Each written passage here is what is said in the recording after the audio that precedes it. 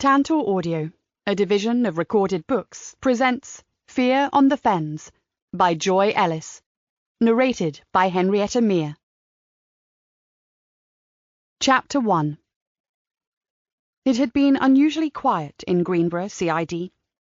Arrest rates were up, and crime rates were down. Even so, DI Nikki Galena noticed that with every passing week, her friend and Superintendent Cameron Walker seemed to develop more worry lines, and he'd lost his ready smile. Today, as she and DS Joseph Easter sat in his office waiting for orders, the lines were more apparent than usual. "Okay, Cam, as it's just us, your door is closed, and as far as I know, your office isn't bugged. What's eating you?" "Straight to the point as ever," said Joseph, rolling his eyes. Cam gave him a weak smile. "Well, she's never one to mince her words." "Then an answer would put us all out of our misery, wouldn't it?" Nikki looked at him hopefully. She liked Cam. He had been a good friend over the years, and was now a good boss, and he was clearly troubled. Cam sat back and gave a long sigh. "Just the usual, really. Sometimes all the red tape gets to me. I miss the days of being active and actually doing something, rather than organising and delegating. But," he threw his hands in the air, "that's my job now. I suppose someone has to do it, so it might as well be me." "Point taken, and we do commiserate." Nikki stared harder at him. "But what's the real reason for the long face?" "Okay, Galena, you win." He leaned forward, elbows on his desk. "We've inherited a bit of a tricky problem, and it might need kid gloves." "That lets me out," muttered Nikki. "Sorry, but you might have to hone a new skill and develop diplomacy for this one."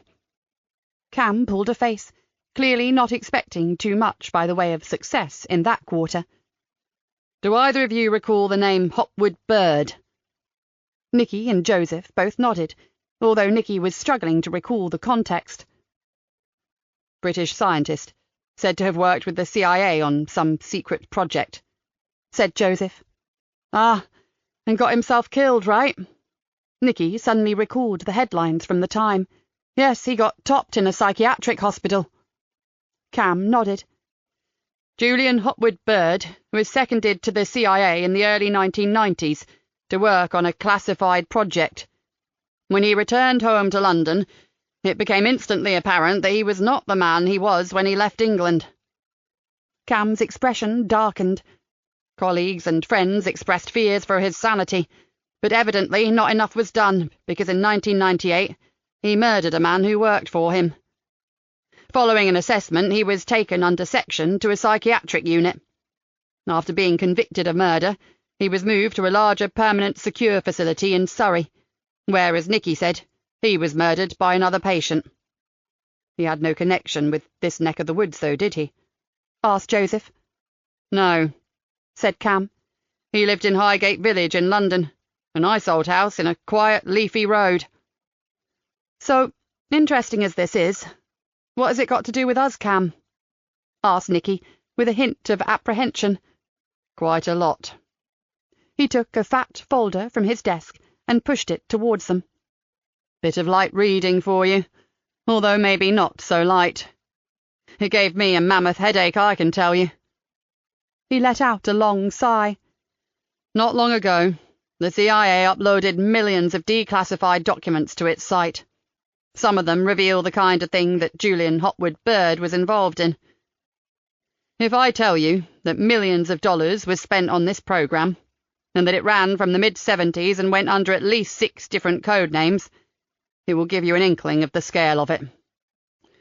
The scariest thing I noticed was that the participant consent form for this project read, 'Potential for injury during some training cannot be conclusively ruled out.'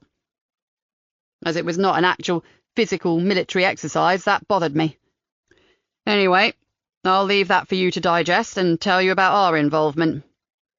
He handed Nikki a memo with some contact details written on it. "This morning, you two are going to visit this gentleman, Harry Bird. He's Julian's son, and he's staying at Crawley Grange Hotel on Saltfleet Road. He's expecting you at 10:30. He's an interesting man, and what he has to tell you could be a massive issue for us." Nikki still didn't understand why they were required to read a dauntingly thick file on some defunct CIA project, but she decided to sort that out after they'd spoken to Harry Bird. "Any clues, Cam, or do we walk in blind?" "Julian had 2 sons, Harry and Lucas. Lucas was a troubled child. He ran away from home at the age of 13. Harry hadn't seen or heard from his brother in 20 years. But now he thinks he's back, on our turf, and he has a propensity for killing." Joseph puffed out his cheeks and exhaled loudly. "Great. Just what we need." "Isn't it?" Nikki breathed. "I was rather liking not having a killer stalking the streets of Greenborough for once." She groaned. "Proves you should never get complacent." "Indeed," said Cam grimly. "I haven't met Harry Bird myself, just spoken to him on the phone. I'm certain this isn't some sort of hoax, and naturally I've checked that he is who he says he is. He's worried, Nikki. Very worried. I'd like you to report to me the moment you've spoken to him, okay?" Nikki nodded and glanced at Joseph. "Here we go again." Joseph gave her an encouraging smile.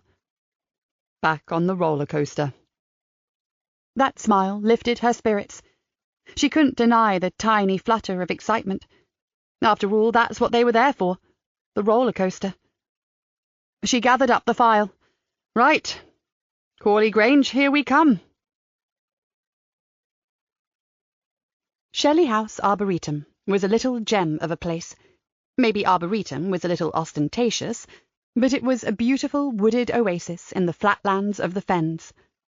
It had been the passion of a wealthy landowner back in the late 1800s, who had visited various grand parks and determined that his own estate would provide a similar setting for native and imported trees and shrubs. It had been a labour of love, often beset with problems, mainly deriving from the unrelenting and often brutal winds that hurtled across the fields from the east.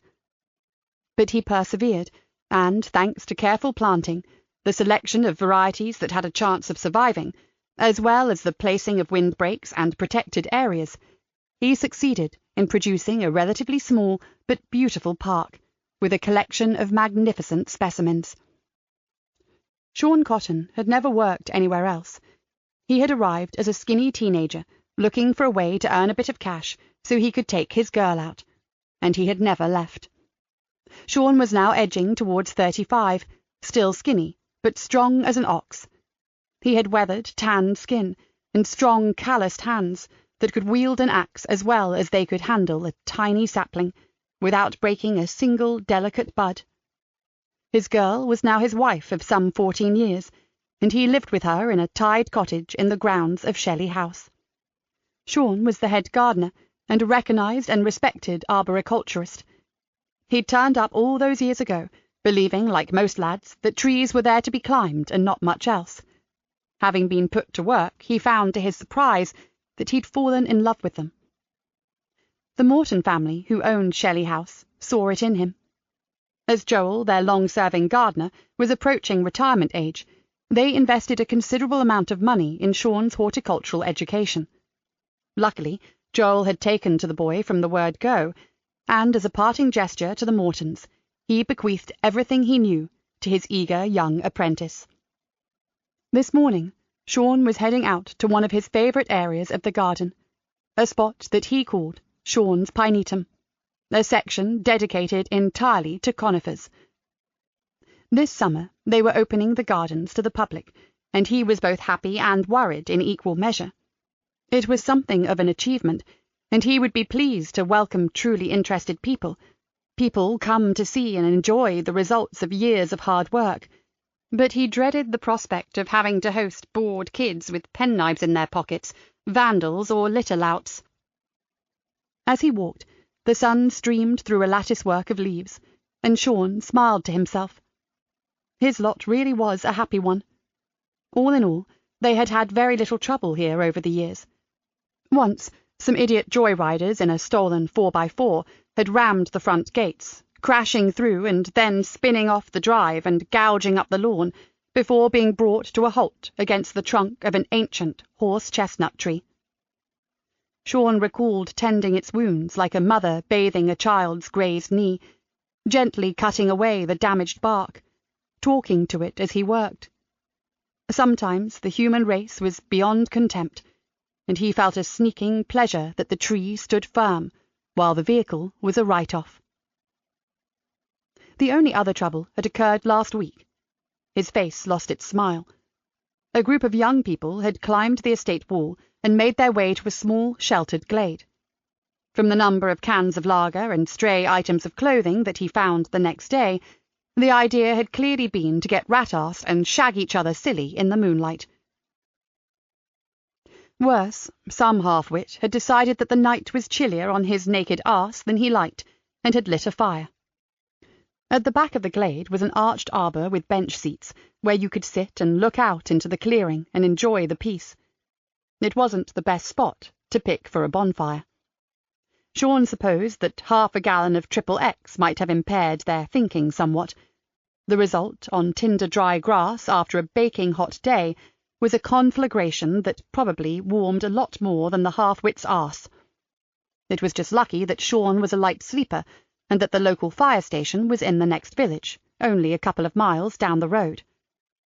The damage could have been much worse, but even so, it pained Sean and his 3 helpers to see the destroyed arbour and the blackened and burnt vegetation surrounding it. The only serious casualty was a beautiful golden-foliaged robinia, a false acacia tree. Sadly, they had had to take it down. It had taken the 4 of them 2 days to clean up, prune the damaged plants, and make the site presentable again. Arthur Morton had ordered another arbour, and hopefully it would be delivered in time for the public opening. He walked along the wide pathway toward the pinetum, then paused at a narrower, leafy lane that led to the clearing. Something had caught his attention. He sniffed, a kind of cooking barbecue smell. At 9 in the morning, out here. Sean veered off the path and headed for the clearing. It wouldn't hurt to just check the area and make sure all was ready for the new arbour. Just before he reached the clearing, he stopped and stared. What was one of their large metal wheelbarrows doing there? He could have sworn everything had been cleared away days ago. They mainly used powered barrows these days. They made carrying the heavier loads a piece of cake, and with the distances they walked on the estate, they were invaluable. But this was one of their old traditional wheelbarrows. He squinted in the early sunlight. Was that smoke? Something was being burned in it. Angry and puzzled, Sean marched up to it, then stopped short. He gave a choked cry of horror. Hanging over the side of the barrow was a hand. At the base, the handle end, were 2 blackened sports shoes. With his hand clasped over his mouth, Sean turned and ran until he was back on the main path. There he pulled out his phone and with a shaking hand dialed 999. Corley Grange Hotel had a relaxed, old-fashioned air to it. Nikki could almost see croquet being played on the lawns, and bright young things sipping cocktails and listening to the latest tunes on a gramophone. Harry Bird met them in reception, and suggested that they sit outside on the veranda since, at present, it was devoid of guests. He was a rather ordinary-looking man, of perhaps 35 years. He had light brown wavy hair and greenish-brown eyes, and was dressed in casual slacks, a pale check short-sleeved shirt, and a light cotton sweater draped across his shoulders. "I took the liberty of ordering a pot of coffee, hope that's okay," he said, smiling at them. Before Nikki could answer, her phone rang. She apologized and checked the display. It was DC Cat Cullen. Cat knew where she was, and wouldn't have rung unless it was important. So Nikki apologized again and said she needed to take it. She would join them in a minute or 2. "Boss, sorry to interrupt, but we've got a murder." Why did she instantly connect it to the unremarkable young man who had just offered her coffee? She had no idea, but the thought stayed with her. "Okay, what do we know so far?" "Ben and I have attended, boss. We have one male, burnt beyond recognition, on the private estate of Arthur Morton. It's called Shelley House Arboretum, not far from where you are now." Nikki nodded, frowning. She knew it. She knew Arthur Morton, too. He was a staunch supporter of the local police and a good friend of the Commissioner, and she made Kat aware of it. Kat was a great detective, but did have a habit of telling it like it was. "We'll do what we have to here, then come over. Will you be okay until then?" "All in hand, boss. Forensics are held up, but should be here within the next 30 minutes. We've cordoned the site off and uniform are with us, so we're all cool." "Unlike your victim," muttered Nikki. "Sure it's not some freak accident? Remember the drunk that burned to death after dossing down in a skip for the night? He lit a cigarette after drinking too much cider and hadn't realised the skip he'd chosen was full of something flammable, poor guy. It's murder, no question." Nikki didn't press the point. "Okay, we'll see you as soon as." She hurried outside to where a waiter was placing 3 individual cafetières on the table. Well, that would make a change from the station vending machine. She had a personal coffee machine for her office, but it needed replacing and was often out of action. They introduced themselves, then, coffee poured, Nikki asked Harry Bird to explain his strange statement to Superintendent Walker. "We know a little about your father's history," she said, "but only what the media tells us." "Well, Di Galena, there is a whole lot more to my father than most people imagine." He stirred his coffee. "But my immediate worry is my brother Lucas." "Okay, from the top," said Nikki, helping herself to a shortbread biscuit. He nodded. "I'll try and keep it succinct, given the complexities. Firstly, I have to say that what you believe or do not believe about my father and what he did in the States is irrelevant. The only thing that matters is that my little brother had absolute faith in our father. Father was God to Lucas, and when he died, Lucas, who'd been psychologically troubled all his life, was devastated. 6 months after Dad's murder, he ran away, and I've never seen him since." He looked at them apologetically. "Filling you in on all the background will take time, but it is relevant. If it would help, I'll come to the station and give a full statement." "That would be brilliant," said Joseph. "As soon as you are able would be good." "I'll come later this afternoon. I have some commitments immediately after this, but I thought you should know the basics as soon as possible." He took a breath. "Lucas has a strangely childlike view of the world, officers, and he also lacks the ability to reason why some things have to be a certain way.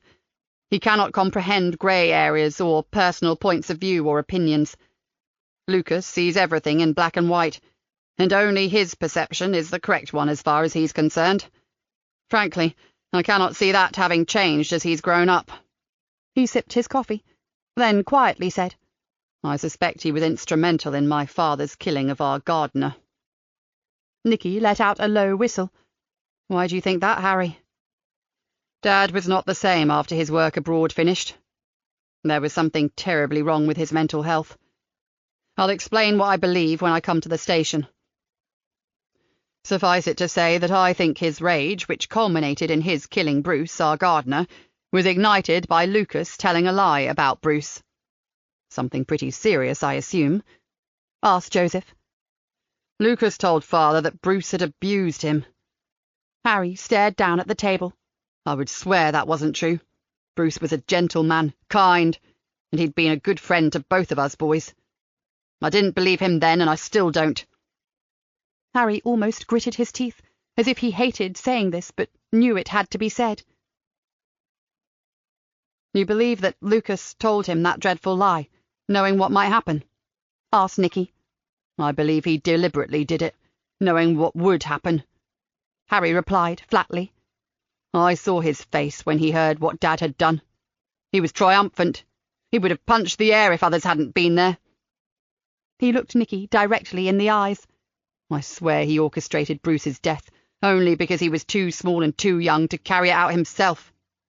What on earth do you think Bruce did to cause Lucas to want him dead?" Joseph sounded shocked. "It could have been something very simple, Detective Sergeant. I told you he had a childlike attitude, but it was more than that. He believed in magical things, especially in the natural world. He saw fairies and pixies and magical beings everywhere he went. He believed in woodland spirits and water sprites. Bruce could have accidentally trodden on a cowslip or pulled up some bluebell bulbs, and if they were special to his fairy kingdom, Lucas would have hated him for it. Simple as that. Did he receive any help for all these delusions, Harry? Or were you the only one who knew about his fantasy world? Asked Nikki. Harry shook his head sadly. Father made sure he saw plenty of doctors, but Lucas always managed to charm them with his little boy routine. He was basically assumed to have some learning difficulties, and a trait that might evolve into fantasy-prone personality disorder. But they always followed this up with, he'll probably grow out of it. And now you believe he's back and in this area. Why? Nikki was impatient to cut to the chase and get over to the Arboretum. I still live in Highgate, Di Galena, in the family home. My mother is still alive and loves the old place, even though some of our memories are less than happy. Anyway, I got a letter from him, completely out of the blue. It was a terrible shock. I had come to believe he was dead. He reached into his trouser pocket and withdrew an envelope, which he placed on the table. It came a fortnight ago, after almost 2 decades. May I? Asked Nikki, indicating the letter. Go ahead, although it won't mean much to you. She slipped some gloves from her pocket and pulled them on. Just in case, she murmured. Don't want to add mine to whoever else's prints are on it. She slipped a single sheet of paper from the envelope and read, I'm going to find the Elf King and slay him. Join my quest, my dearest brother. I'll see you in Shrimp Town. She stared at the paper, utterly perplexed. And that's all. Where's Shrimp Town? We had a special game. I used it to calm him if he got upset over something. I found a big wall map of the British Isles and cut out the shapes of all the countries in plain paper and stuck them onto the map. We then renamed them and transformed the towns and cities into Lucas's own kingdom. Lincolnshire was Reedmire, and its main town, Greenborough, was Shrimp Town, on the River Staghorn. That's how I knew he was here. Dare I ask who the Elf King is? Asked Joseph, tentatively. According to Lucas, he had many faces. He was a trickster, a malevolent spirit who could take on different shapes at will. He looked from Joseph to her. I'm afraid it's anyone who has disturbed Lucas's fragile little world. Anyone who has transgressed against it and committed a cardinal sin. Like treading on a cowslip, said Joseph softly. Nikki groaned. I hate to be so blunt, Harry, but bottom line, you're telling us we are going to be looking for a nutter, and any one of the thousands of inhabitants of the Fens could be his victim, yes? Harry looked pained, but nodded miserably. A little harsh, Di Galena, but yes, that's about the long and the short of it. Chapter 2. Very nice indeed. How come I didn't know about this exquisite property before? Professor Rory Wilkinson gazed about him at the house and gardens of the Arboretum and sighed with pleasure. It's a dream. I first came here a long time ago, said Nikki, who had arrived at exactly the same time as the Home Office pathologist and was now walking with him down a long tree-lined avenue towards the crime scene. The owner, Arthur Morton, had a garden party here in aid of a police charity. I brought Hannah, and she loved it. She could have only been about 6 or 7, and there were stalls and lots of kiddies' games. I remember she won a furry dog, a poodle-like thing, and hell, she adored it, called it Fluffy. Original, commented Rory with a smile. I would have expected something more along the lines of Sebastian or Bartholomew. Nikki laughed. She may well have done that when she reached her deeply misunderstood by the whole world phase, but at 6, what you saw was what you got. She swallowed. Thinking of her darling Hannah was still painful, even after so many years had passed, but at least she could now talk about her without dissolving into tears. She vaguely wondered what had happened to Fluffy. I would love to live somewhere like this, said Rory, tactfully changing the subject. Imagine waking each day to such a vista. It's positively orgasmic. He took on a stern expression. I hope the owners appreciate it. Oh, they do, believe me, Nikki said, They're deeply committed to keeping its heritage going. Arthur was telling me how long it's taken some of these trees to get to maturity. He said that with proper care, some can live for many hundreds of years. And yet someone chose this idyll to commit murder in. Nikki was immediately beset by thoughts of a deranged young man in his fairy kingdom. Wasn't this the perfect place for a man with a penchant for woodland spirits to undertake his murderous acts? Joseph had gone ahead and was now beckoning to her. He was talking to a tall man who managed to look deathly pale despite a weathered, tanned face. "This is Sean Cotton, Di Galena," said Joseph. "He's the head gardener here, and it was him found the body." He hadn't had to tell her. The man's expression said it all. "We've met before, Mr. Cotton. Last year when Mr. Morton was discussing plans to open the gardens to the public and wanted some advice on public safety. You kindly walked me around the lake and the wildlife ponds." Sean Cotton gave her a weak smile. "Of course, I remember. Much more pleasant circumstances than today, that's for sure. Still, I suppose you get used to terrible sights like this on your job." "Not exactly," said Nikki somberly. "Actually, never. You just learn how to deal with it." "All tips gratefully received," said Sean ruefully. "I'm used to, gentler problems in my line of work. This has shaken me to the core." Nikki noticed the apprehensive glance Joseph gave him and knew what he was thinking. Some people coped with horrific sights, others didn't. Joseph was concerned about Sean Cotton. "My sergeant here will have a chat with you in a moment, Sean, and maybe suggest someone you could talk to about this." She smiled reassuringly. "It's shock, and it's perfectly natural. Joseph here can point you in the right direction, so you can handle it in the healthiest way possible." She lowered her voice. "He knows what he's talking about, Sean.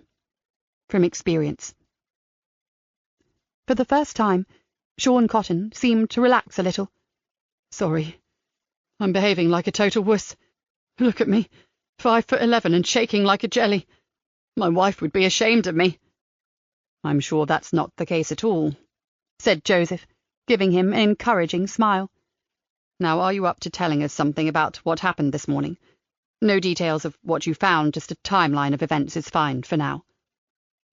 Sean took a deep breath. He described his morning routine and told them what had happened in that same clearing the week before. He returned to that morning and the odd smell that he'd thought was cooking. There he stopped. Nikki steered him back to more mundane events. "You say you'd cleared the site, but someone had left an old wheelbarrow there. Was there anything odd or significant about its position?" Sean frowned. "No, it was just slightly to one side of where the arbour had been." He paused, although, when I think about it, if this had happened before last week's conflagration, it couldn't have been placed where it was. "How so?" asked Nikki. "Because that was where the robinia tree stood, the one I said we had to fell and dig out the root.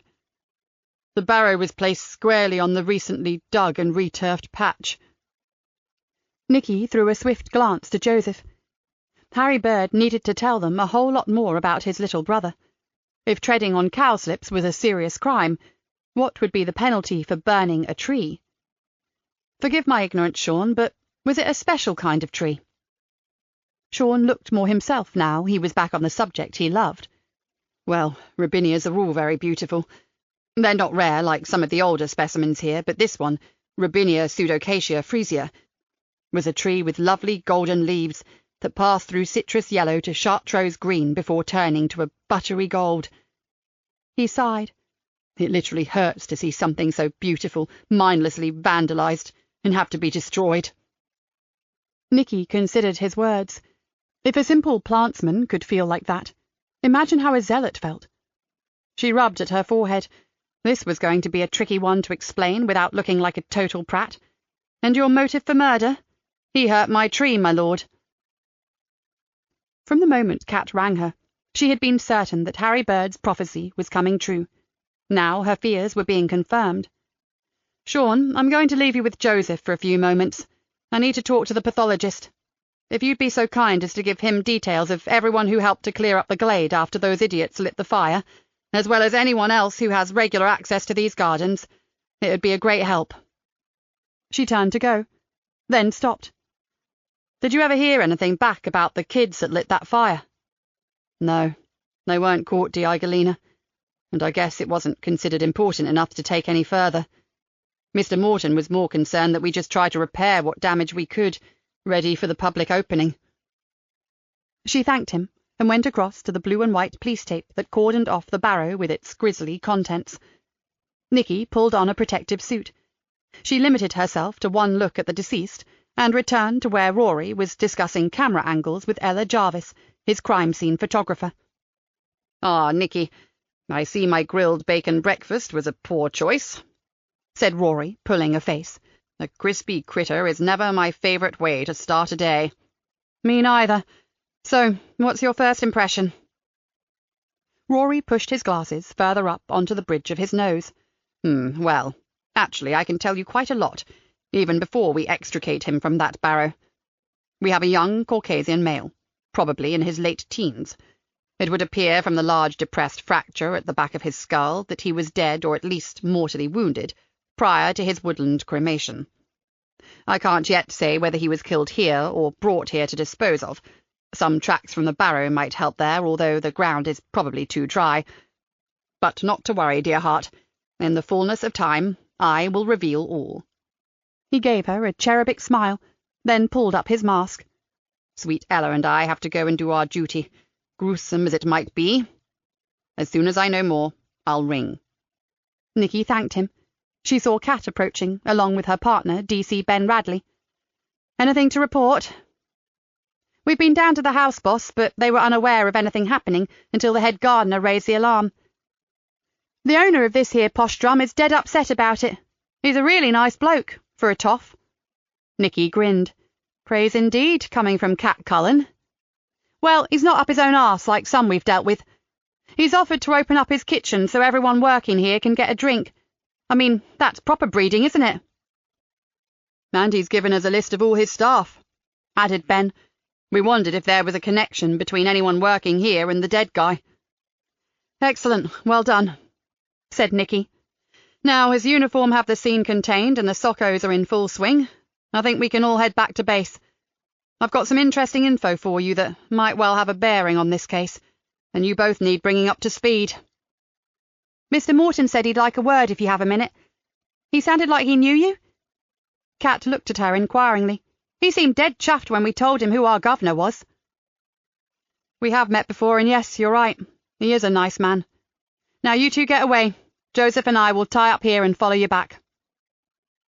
Arthur Morton welcomed them at the house, shaking Joseph's hand warmly. Then he turned to Nikki. "I'm so sorry we have to meet again in such horrible circumstances. Terrible thing to happen, just terrible. This is such a peaceful place. It always has been. It's always managed to avoid the usual shady goings-on and dark deeds that went on in other old houses. Murder and Shelley House just don't go together." "It does have a lovely atmosphere, sir," said Joseph. "And the Arboretum is spectacular. My daughter would love it here.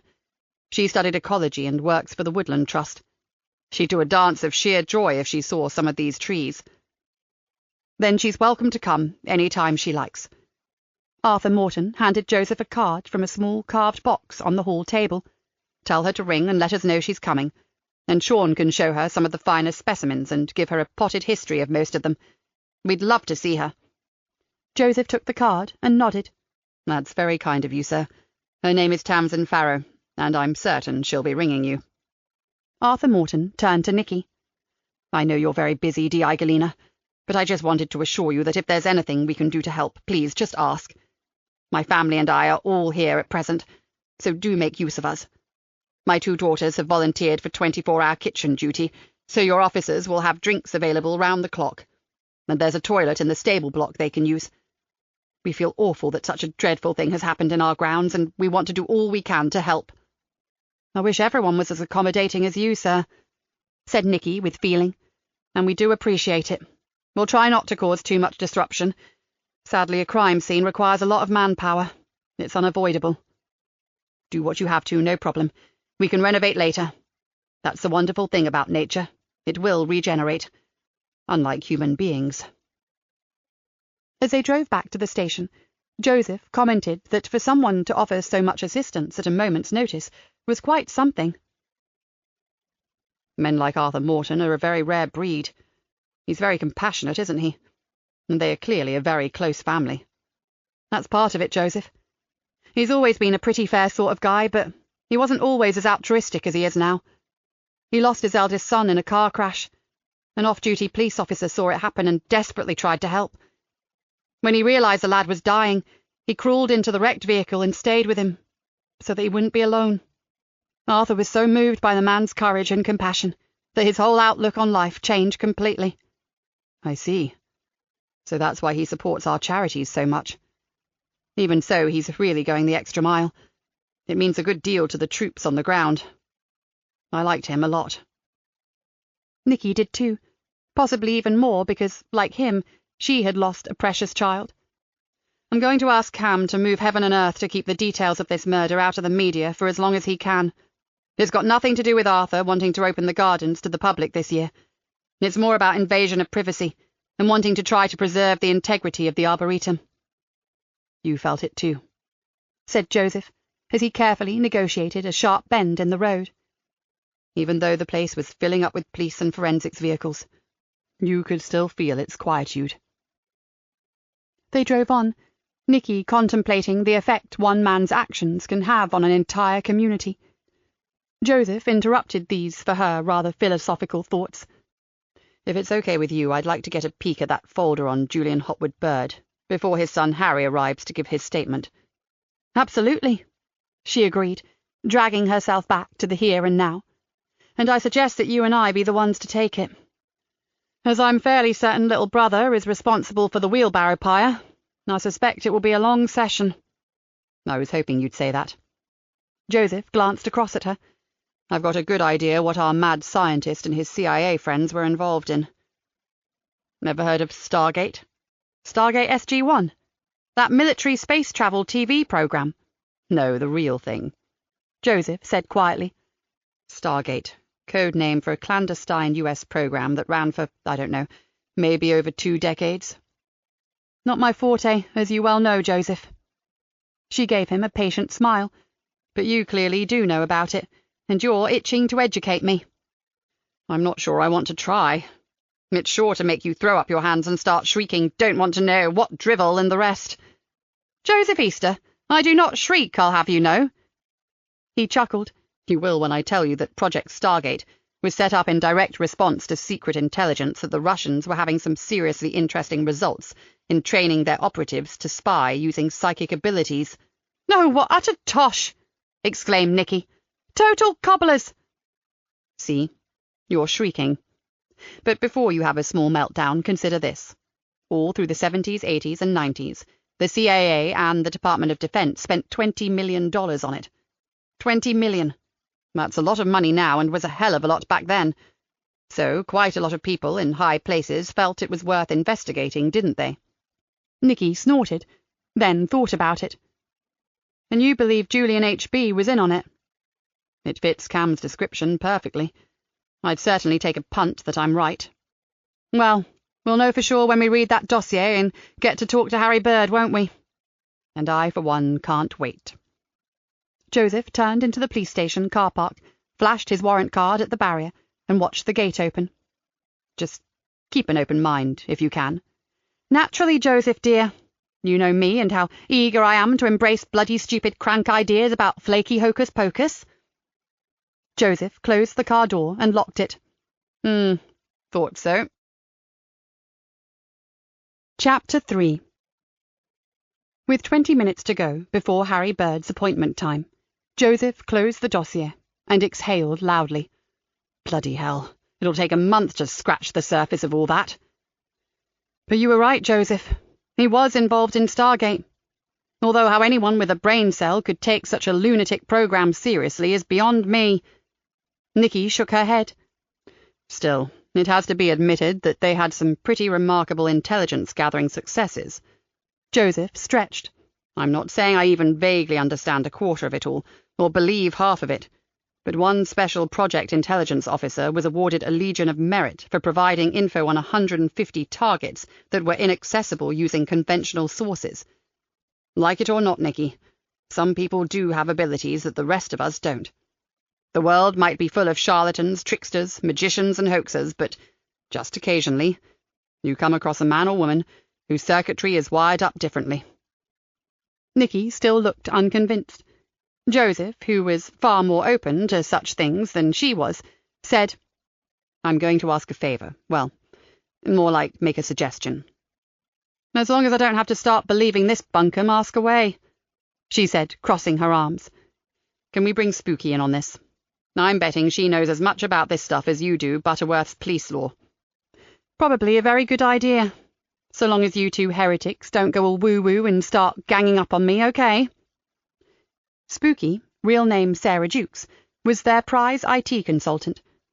A civilian, her company was stationed at Greenborough Police Station and worked pretty well solely for the Fenland Constabulary. Spooky was a good friend of Nikki's. They had started police training together, until Spooky realised that her talents lay in technology rather than on the mean streets of Greenborough. Besides being respected for her expertise in automation, she also had a reputation for being a UFO enthusiast and was very knowledgeable about astronomy. Joseph was certain that she would have more than a smattering of knowledge about the Stargate project. "Go see if she's free, Joseph. At least it'll convince Harry Bird that we are taking him seriously if we have a couple of like-minded souls sitting in on the statement, other than one crusty old die-hard cynic." Trying not to smile at the description she had given herself, Joseph hurried to the IT department. As expected, Spooky had almost fallen over herself to get downstairs to the interview room. Harry sat opposite them, looking relaxed and rather out of place in the austere box of a room, which was usually home to less salubrious characters than the smartly dressed Harry Bird. Having got all the introductions and formalities out of the way, they listened to a potted history of the Hopwood Bird family and its 2 sons. From an early age, we were aware that father was eccentric, but as children we accepted that was just the way he was. He was just Dad, weird and very wonderful to us. Especially to Lucas. He idolised him. Harry's expression softened at the memory. No matter how different to other boys' fathers he was a great dad to us, and we both loved him dearly. "Weird and wonderful. But he was a scientist," said Nikki. "Surely by definition they are very practical. A bit like us, really, in that they deal in proven facts and figures." "That's actually technically incorrect, because science never proves anything. That's not the way it works. It accumulates empirical evidence for or against various hypotheses." Harry smiled. "That was drummed into me from a very early age. My father was meticulous, with a mind like a calculator, but was intensely curious about parapsychology. He quickly moved from quantum biology, his initial field of study, to psi phenomena. This happened before we were born. I was told when I grew up that after he published findings of his controlled experiments, he was contacted by 2 men from Stanford University in the States.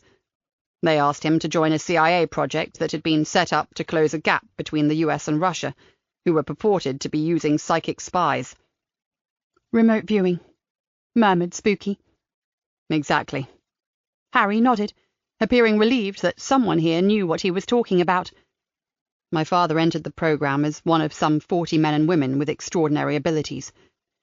They were used for intelligence collection, espionage, finding missing aircraft, hostages, and terrorists. Bit like a cheap radar, really."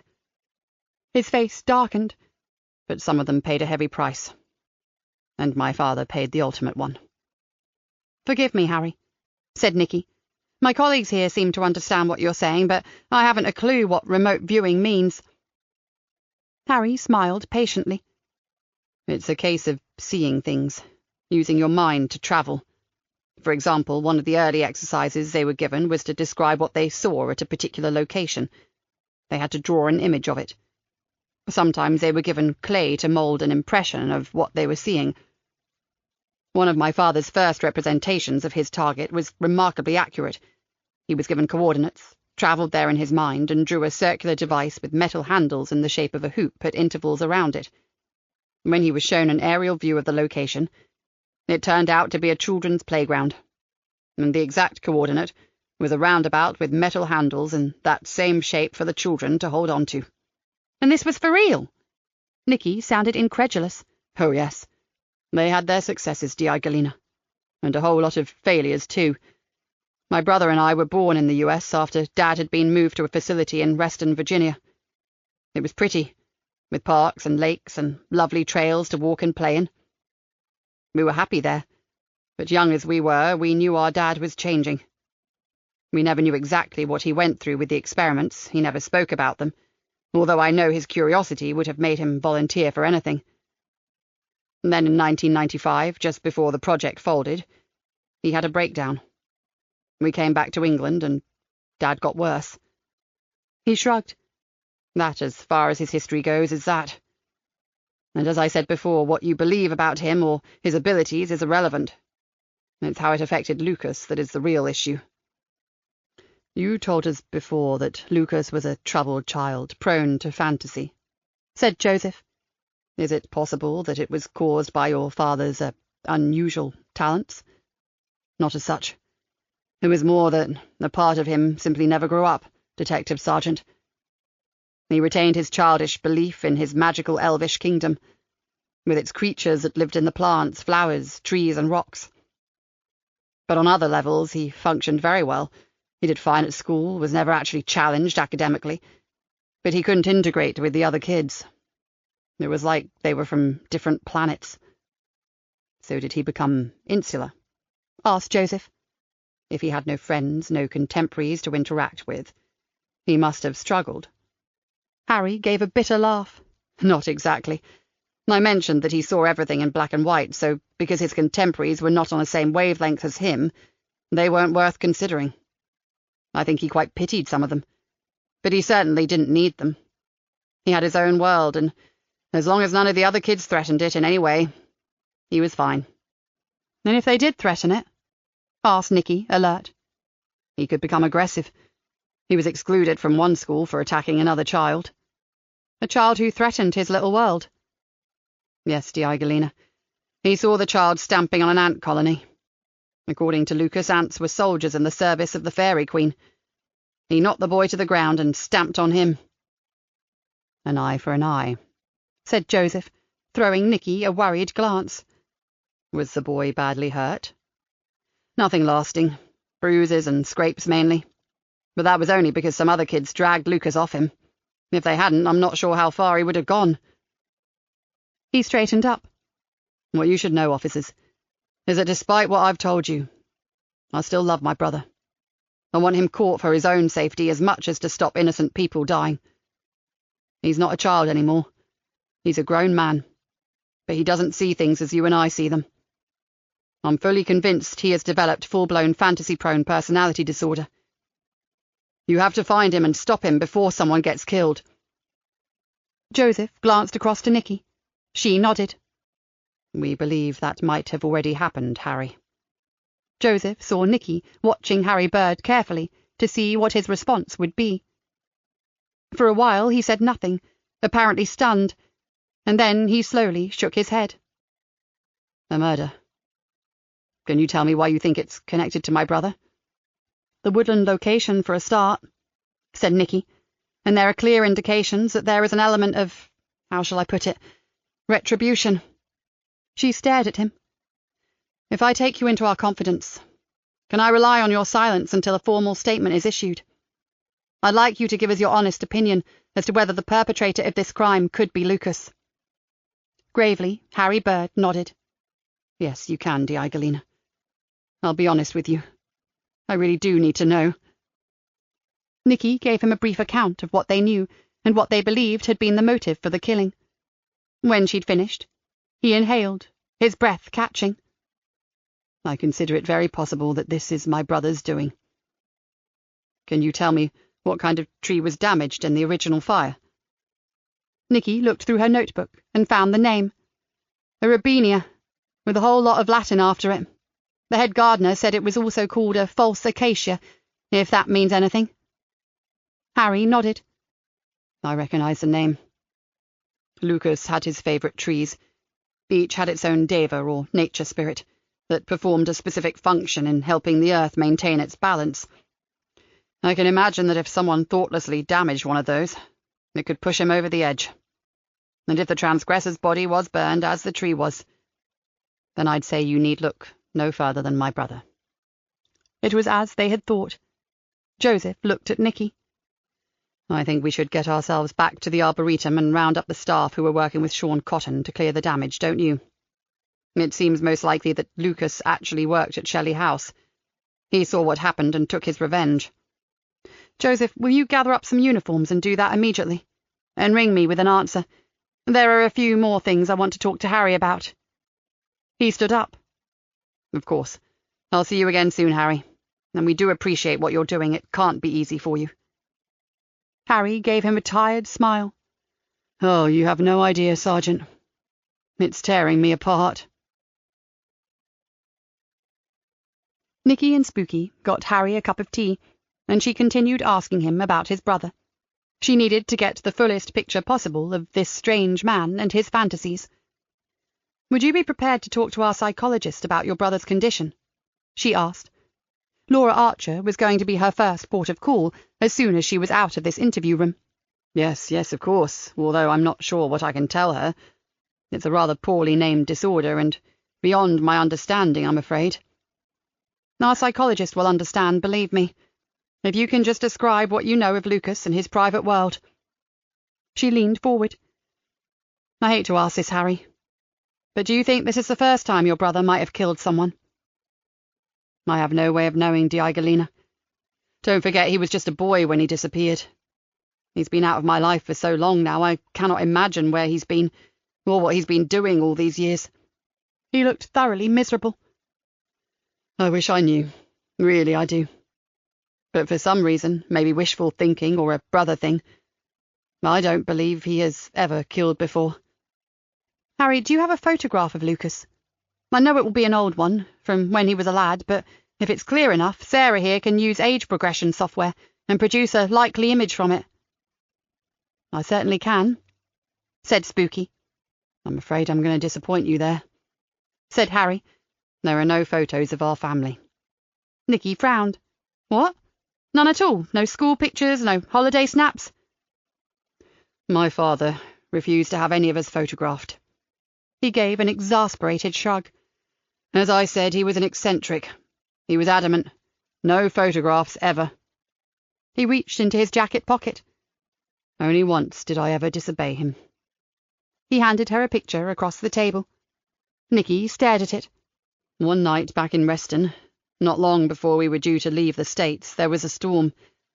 Lightning struck a beautiful blue pine tree and tore it almost in half. The following day it was taken down and sawn up. Just a stump remained, and although they tried to get it out and practically reduced what was left to matchwood, it refused to budge. Lucas was inconsolable. I woke up early that morning to find his bed empty. I found him curled up, like you see him in the picture, in a fetal position in the stump of the tree, surrounded by the tattered remains of its branches. The image was so striking that I ran back indoors to get the secret disposable camera that Dad didn't know I had and took a photograph. To my knowledge, it's the only picture ever taken of Lucas. Nikki stared at the image and shivered. She handed it to Spooky and noted the look on her face. That devastated child, asleep in the arms of the ruined tree. Can I take a copy of this, Harry? He nodded. But I'd like it back. It's precious. I'll do it now if you like, offered Spooky. Then you can have it straight back. Go, said Nikki, and send a copy of it to Joseph. Alone with Harry, she looked hard at him. What puzzles me, Harry, is how any boy of 13 can disappear without trace. His family never hear of him again, but he turns up years later as an apparent fit, employable adult. He would have to have had a good deal of strength to kill. If it transpires that he worked at the Arboretum, he must have had certain skills and maybe even qualifications, so where has he been? Harry seemed to shrink into himself. Since the moment that letter arrived, that question has been burning itself into my brain. But I have no answer. There has been no sign, no sighting, not even a single hint in all the time he's been gone. Just once, when I was walking my dog on Hampstead Heath on a frosty winter's morning, I had the strangest feeling that he was there, watching me. He gave a little apologetic laugh. Ridiculous, I know. But I felt as if I could reach out and suddenly he'd be there beside me. I could feel the closeness of our boyhood days back in Virginia. There was a woodland trail where we used to play hide and seek. And just like in that game, Lucas was there, but I couldn't see him. He shook his head. It never happened again. The day or night that he left, can you describe it? Nikki asked. There's nothing to describe. I went into his room at around 8 o'clock in the morning on my way down to breakfast. His bed hadn't been slept in. Lucas had gone. That was it. Was it suspected that he'd been abducted? No. My mother and I knew that was not the case. He had been almost unreachable for days, completely withdrawn into himself. When we checked, his most precious things were gone, and a few of his clothes. Enough to fill a holdall in a rucksack. They were missing too. You reported this? Nikki queried. Not immediately. My mother refused. She was convinced he was trying to come to terms with his grief. He needed a little time alone and would be back. She was adamant. And I never went against her wishes. Don't forget she was mourning too. I couldn't bear to hurt her further. He looked down. We just knew, Inspector. Neither we nor the police would find Lucas if he didn't want to be found. But he had a plan, didn't he? Insisted Nikki, hoping she wasn't pushing too hard. He took certain objects and clothes, so it's likely he knew where he was going. She narrowed her eyes. You said precious things. What were they exactly? He frowned in concentration. His notebook, first and foremost. It was his record in words and illustrations of his magical kingdom. A couple of books, a compass, a small box of things that were special to him, pebbles, crystals, an unusual pine cone, some dried seed heads, shells, stuff like that. Oh, and we discovered that Father's watch and a pendulum made of amethyst on a silver chain were also missing. That's all I can remember. Oh, that boy had a plan, thought Nikki. He knew exactly where he was going. This was no moment of terrible mental anguish that sent him dashing off into the night with no direction or thought for the future. Lucas Hopwood Bird was in complete control when he left the family home. Spooky returned and handed Harry back his photograph. Would it be in order to ask Mr. Bird a couple of questions, D.I. Galena? Nikki nodded. Bird was only helping them. He wasn't under caution, but she valued Spooky's intelligence and knew her query wouldn't be flippant. Spooky's mind certainly ran on a different track to hers, but maybe for that reason her thoughts would be relevant and possibly valuable. Did your father encourage Lucas in his fantasies? Did he consider his belief in a kind of spirit kingdom here on Earth as being not childish and silly, but maybe special, as in a gift? Harry finished his tea. Let's say he never ridiculed him. He listened with apparent great interest, and, looking back, I suppose, yes, he did seem to endorse a lot of Lucas's stories. Even encourage him. He gave him books to read and sometimes printed off articles and images from the internet for him on such things as earth energies, mythical stories and folklore. I'm sure he believed Lucas had something special. Without wishing to hurt, sir, said Spooky tentatively, would you say that Lucas was your father's favourite? Without a doubt. Lucas was different and therefore special, like him. I was Mother's boy, totally grounded. She and I tried to keep everyone's feet on the ground, not that we succeeded. There was no animosity between any of us. We knew we weren't your typical average family, so we clung together. There was a lot of love. He looked sad. That's why it hurt us so much when my father became mentally unstable. Those experiments had a reputation for damaging minds, sir. Spooky looked angry. Some sensitives were pushed too far, and none of the declassified documents include a record of the unfortunate incidents that occurred along the way. You've studied remote viewing? Asked Harry with interest. In depth, replied Spooky. When I was younger, I took a great deal of interest in some of the more unusual practices initiated in Russia, and then developed further by the Americans to stop the USSR getting ahead of them in the espionage race. And that led you to Stargate. It wasn't originally known by that name, but yes. She smiled. And even after it was debunked, it still goes on, you know. Different name, different locations, though officially it doesn't exist. I can believe that. My father told me his work was far too important not to continue. I simply don't want to know anymore. It killed my father after provoking him into taking what I believe to be an innocent life. Nothing is worth that kind of sacrifice. Spooky sat back, nodding in agreement. Nikki's phone rang, breaking the silence. "Joseph? I'll take this outside. Signal's crap in this room." She excused herself and hurried down to the reception foyer. "Go ahead. I've got you now." "He did work here, Nikki, for a whole year. He used the name Luke Elmore, and Sean said he was the most dedicated woodsman he's ever met. But he's done a runner." "I bloody knew it! We missed a trick there, Joseph. Damn it!" "Yes, but we now have a clear description of him, and can place him here on the night of the killing. We don't have the man himself yet, but it's a massive step forward. It appears he left a message at the house some time before the body was found, saying he had some urgent family business to attend to, and would they apologize to Sean for him and say he'd be back as soon as possible. Before we even knew there'd been a killing, the bird had already flown, Nikki. When Uniform called at his stable lodgings, all his things were gone. I'm gathering all the info I can on him, okay? I'm nearly through here. I'll be with you in half an hour." She hung up, swearing.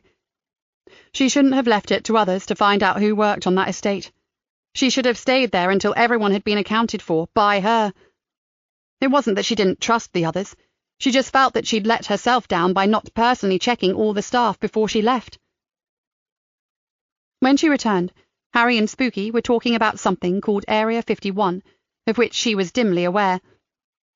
They both smiled conspiratorially and shut up when they saw her, so she decided it was something for later. She filled in a few more blanks with Harry, and deciding not to tell him yet that his brother probably worked at Shelley House, she thanked him and showed him out. "I have to get over to Shelley House, Spooky. Can I get you to ask Zena, my office manager, to run off a load of copies of that picture?" "No problem, Nick, but sadly I won't be able to do anything with it. Those old disposable cameras went out with the Ark. The picture quality is rubbish, and as the child is asleep and lying on his side, facial aging software would be useless." "It's not important now," said Nikki. "We have a whole bunch of witnesses who've been working with him for a year. I'm guessing the next step will be a facial composite. Brilliant. My upgraded EvoFit system will cope with that, no hassle. Just get me a couple of his mates with good powers of description, and you'll have your ID picture. Great, I'll get you your witnesses and leave that with you, Spooks."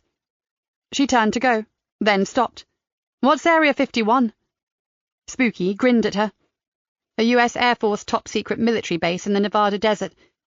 It's a development and test site for military stealth aircraft, and for covertly studying Soviet MiGs, purported to be used to study and store alien UFOs. "I should have known."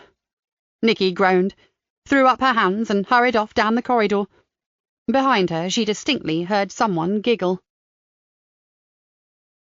Chapter 4. Joseph found Sean Cotton alone in a sunlit clearing in a small plantation that seemed to be composed entirely of conifers. "These are my favourites," he said to Joseph. "I love everything about them. Their constancy, always draped in wonderful forest greens, their shapes, their formation, the fruit they bear in the form of such a variety of wonderful cones, and even their amazing smell. To me, a damp pine forest is the best scent in the world." Joseph stared around. It's not until you see a collection like this that you realize how many different conifers there are. We have a lovely selection. Pines, cedars, spruces, firs, cypresses, junipers, yews, and some real treasures, too. Joseph pointed to a magnificent bluish-green tree. "What is that one?" "It's incredible. An Atlas cedar. A real beauty. There are only 3 true cedars: Atlas, Cedar of Lebanon, and Deodar. You can tell them apart because of the way they grow. Atlas tips are pointing up, so A for ascending, Lebanon are flat, so L for level, and deodar tips point downwards, D for descending. Simple. I learn something every day, said Joseph with a smile. But I'm sorry to say I need to talk to you about the man you knew as Luke Elmore. Sean's smile vanished. You are sure this isn't some awful mistake, Sergeant? Luke is a gentle soul, passionate about nature and trees in particular.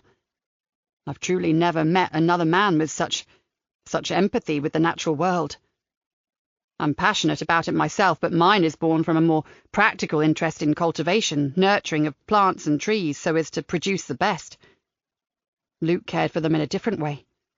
I'd say his love for nature was more spiritual, possibly even mystical. Any doubts Joseph might have had vanished. He knew immediately that Luke was their man. I liked him a lot, Sergeant, Sean said. And work, my God, we gave him single-room accommodation in the old stable block, which meant he lived on site. But whatever time I started, he was already out there. And when I finished for the day, Luke was still finding some vital job he had to finish. He never stopped and, to my knowledge, only left here once a week to shop. Can you take me to see his room? I know Uniform have checked it, but I'd like to see it for myself before the Sockos get here. Joseph knew that Nikki would want to see it too, but by the time they'd walked back, she should have arrived. As they left the clearing, Joseph asked Sean to describe Luke's reaction when he saw the damage the youths had done. Sean looked at the ground, his face crumpled into furrows. I was there first, and Luke arrived shortly afterwards. I felt incredibly angry myself, but Luke's expression was almost unfathomable. Now I think about it, he looked like he was in physical pain, if that makes any sense. Joseph nodded. Actually, it does. Then rage. He was incandescent. I mean, we were all furious, and the language was graphic to say the least, but Luke was boiling. But I'll tell you one thing, Sergeant. I'd forgotten about it until now. When we took the chainsaw to the tree and cut up the trunk, Luke was crying. He swore he got sawdust in his eyes after he took his visor off. But when that tree was finally reduced to logs and branches, Luke was shedding tears. If I told you that Luke saw spirits and fairies in nature, would that surprise you? Joseph glanced at the stoop-shouldered man. Sean pulled a face. That's a new one on me. I know I mentioned mystical, but I meant the sort of spiritual Gaia kind of feeling that this place gives off. You know, a life force, peace, Mother Earth and all that. But fairies? No, I draw the line at fairies, Sergeant. Most do, said Joseph dryly. Certainly policemen. But you see, Luke has a personality disorder, in which the sufferer believes fantasies. He sees a magical kingdom populated by beings inaccessible to mere mortals like us. Bloody hell! I would laugh, but it's a long way from being funny. Sean looked up as if suddenly remembering something. You might do well to have a word with my Mrs. Sergeant. She spent quite a bit of time with Luke. She's a yoga teacher, which is where I get my understanding of the spiritual side of nature. He might have opened up to her more than to us lads. Thanks. We'll do that after we've seen his lodgings. Ahead of them, Joseph saw Nikki drawing onto the parking area at the side of the house. They hurried over to talk to her. Luke's room had police tape across the door, and a young, uniformed copper that Joseph didn't recognise stood to one side, barring entry.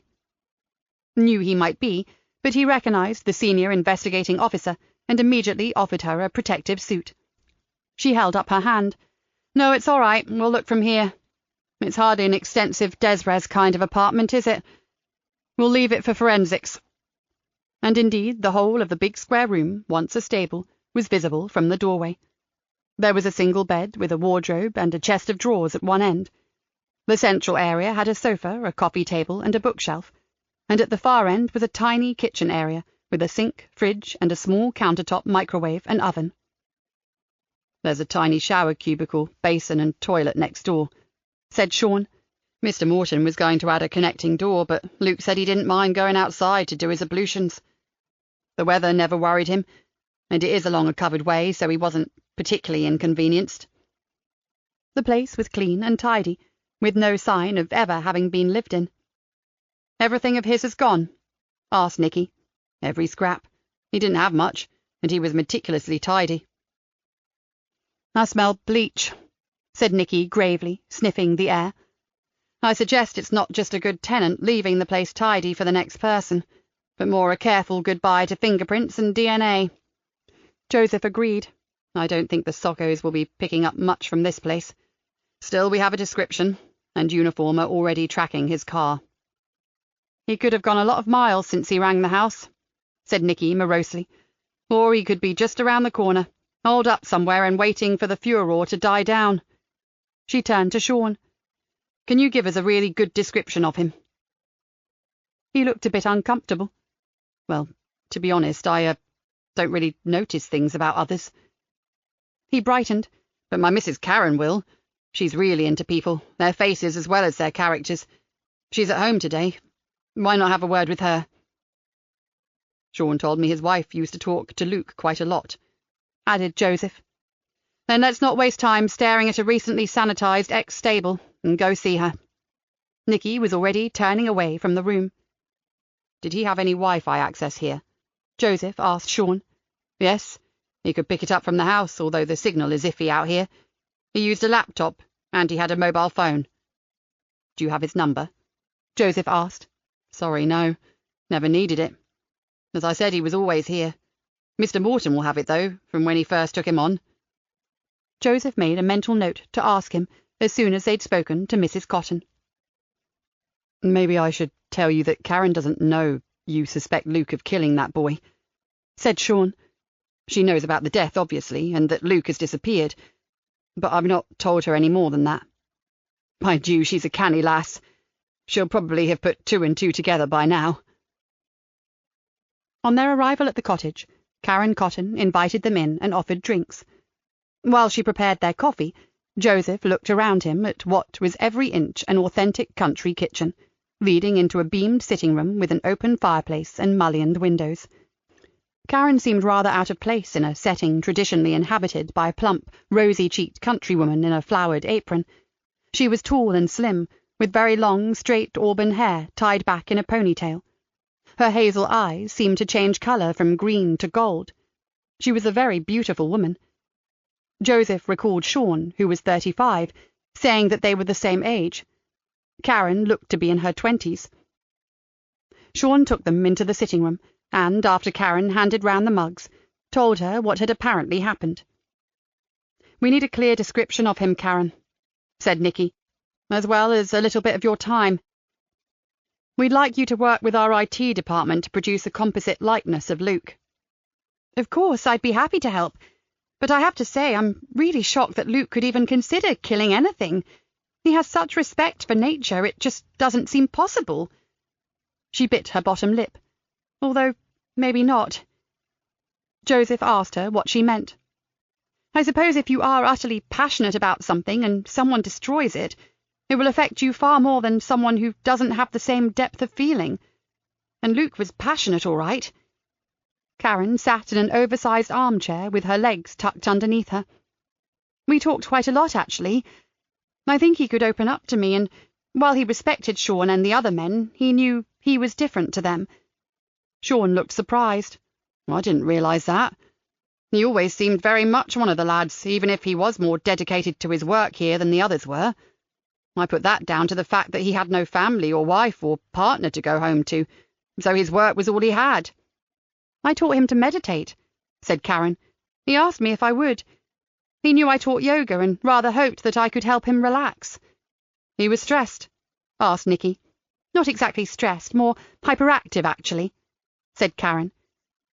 "He said that the energy from the Arboretum sometimes overpowered him." Joseph saw Nikki's look of impatience. She really didn't do esoteric. She was certainly much more comfortable with facts and hard evidence than with earth energies and tree sprites. "Was he able to master meditation?" Joseph asked quickly, before Nikki could say anything. Not everyone can quieten their mind sufficiently. Karen looked at him with interest. "You meditate, Sergeant, don't you?" He nodded. "It can help a lot in this job." He wasn't going to tell her about his travels abroad, and how he had immersed himself in a dozen different techniques that might heal his war-damaged spirit, and how nowadays he rarely practiced the relaxation exercises that had helped him so much. He wanted to talk about Lucas Hopwood Bird. And Luke? He was a very apt pupil, actually. He took to it remarkably easily. Did he talk to you about what he saw in his meditations, or keep it to himself? Joseph asked. Oh, he talked a lot, especially initially. It was like a kind of awakening, and he was keen to share everything he felt and saw. Karen looked pensive, although it usually ran along the same lines and always against the backdrop of a forest or woodland and the creatures that lived there. Nikki's face was getting darker. Not bloody fairies. Oh, yes, Karen said. Joseph looked at her. She had spoken in such a matter-of-fact manner. He talked about fairies. How come you never mentioned this to me? Interjected her husband with a rather hurt air. She laughed fondly. He would never have forgiven me. He was really happy working with you, my darling, but I'm not sure that chatting about his magical kingdom would have done his street cred with the lads too much good. Karen smiled rather sadly. I liked him, and I'm so sad this has happened. He had a childlike quality that was very endearing. I don't think I'll ever be able to equate that with a killer. Tell me how he got you to believe in his utter sincerity when he talked of such things, Joseph said. Karen picked up her mug of tea and sat nursing it. He said that ever since his childhood he had always sensed spirits in natural environments, especially woods, forests, and rivers or the sea. The way he put it was very down to earth, as if he were talking more about life and energy than mystical beings. It was almost religious. He suffers from something called fantasy-prone personality disorder. He is disturbed, Karen, mentally ill, not just exceptionally spiritual or otherworldly, Nikki said. And dangerous, added Karen rather sadly, or so it would appear. Did he tell you anything about his home life, his family, or his past? Nikki asked. Nothing, Di Galena. It was as if, like Rip Van Winkle, he had awoken from a long sleep. She looked at Nikki. Although he did say something strange one day about having to come to Shrimp Town, as he put it. He said he had no choice because this was where he needed to be. She gave a little shake of her head. It was gobbledygook to me. I had no idea what he meant by Shrimp Town or about his having to come. And before you ask, he never explained and never spoke of it again. He and his brother used to make up names for English counties and towns. They called Greenborough Shrimp Town, Joseph explained. Oh, right. He never mentioned a brother. Sounds like he never mentioned much at all, Nikki growled. I'm assuming someone took up references, Sean. I mean, surely Mr. Morton wouldn't just take someone on for their childlike love of trees, would he? He came from working on a woodland project as a volunteer. I know that much. And Mr. Morton would most certainly have made inquiries about him, said Sean. Mind you, his knowledge of the different tree species and their origins alone would have been enough to convince me. He frowned. And up until this terrible incident, he was a real asset to the Arboretum. He'll be sorely missed. Finding someone with his knowledge and commitment will be damn nigh impossible. Joseph could almost read Nikki's mind. She was wondering how on earth these apparently sensible people could speak so glowingly about a deranged psychopath capable of clubbing a man almost to death, then setting fire to him. Maybe it was time to go. We are really grateful for your offer of help with assembling an identikit picture, Karen. Would you be able to come back to the station with us now? We'll have you brought home immediately afterwards. Karen Cotton glanced at her husband. It's fine by me. If Sean doesn't mind, I've not prepared dinner yet. You go, honey. There's always fish and chips, so don't you worry about that. Luke has to be found, and you can help there. Joseph and Nikki stood up and thanked Karen for the tea. While she went to get a jacket and her keys, Joseph turned to Sean. I don't have to remind you, but if you think of anything at all that could help us to track him, please ring me. You have my card. Sean nodded. I'll talk to the other two lads as well. You never know, he might have said something to one of them. After all, they worked together for 12 months. As they drove away from Shelley House, Nikki asked Karen how she liked living there. Karen said it was the best home she could ever imagine. We both came from the Carber estate, you know. When my Sean became full-time deputy head gardener at the Arboretum, Arthur Morton offered him a cottage, and we knew our lives would turn round. I can't imagine anywhere on earth where we'd be happier. Joseph would never have put either of them down as Cabra kids, especially the beautiful Karen. She looked as though she came from money and had a serene and well-balanced air to her, which was certainly not synonymous with Greenborough's infamous Cabra estate.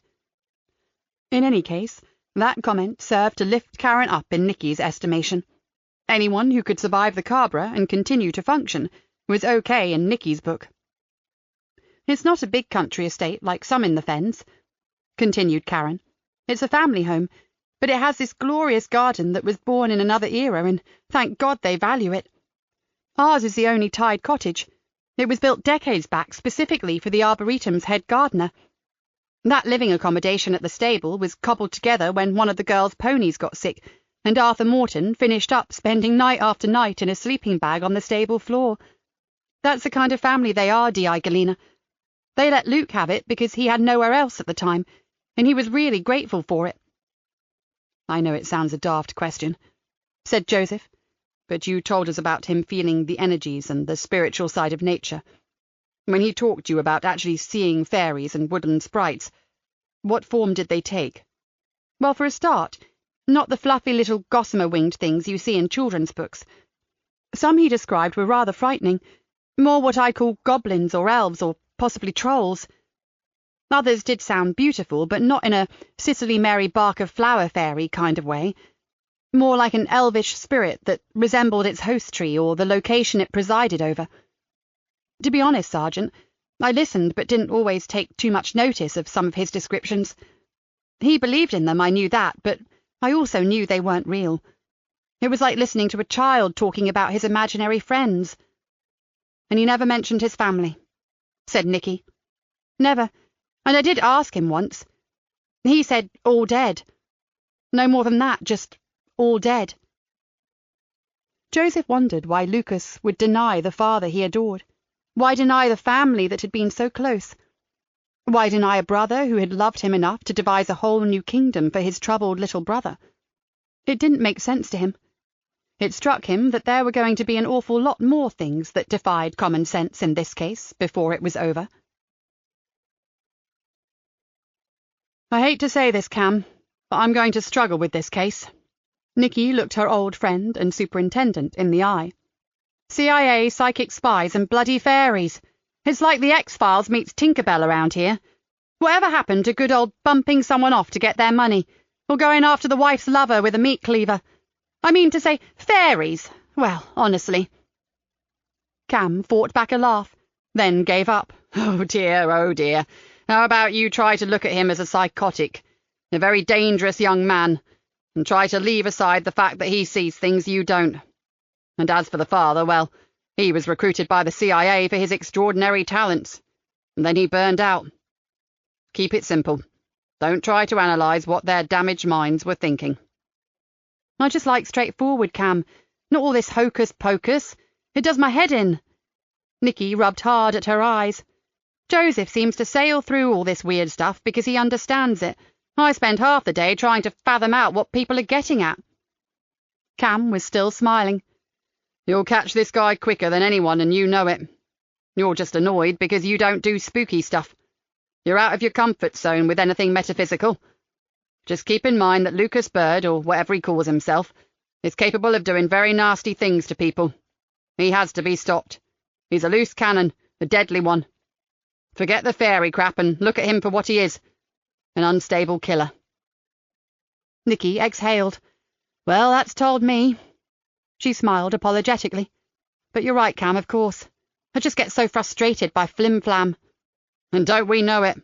Now, what have you got for me?" "Well, I'm just about to call a team meeting, so how about I do that, then come back and update you at the end of play. It's been hinted that Kat and Ben are on their way back to base after chasing up the victim's ID." "Okay, sounds good to me. Now, before you go, do you recall a detective called D.C. Aidan Gardner?" Nikki nodded. "Yes, I worked with him a while back.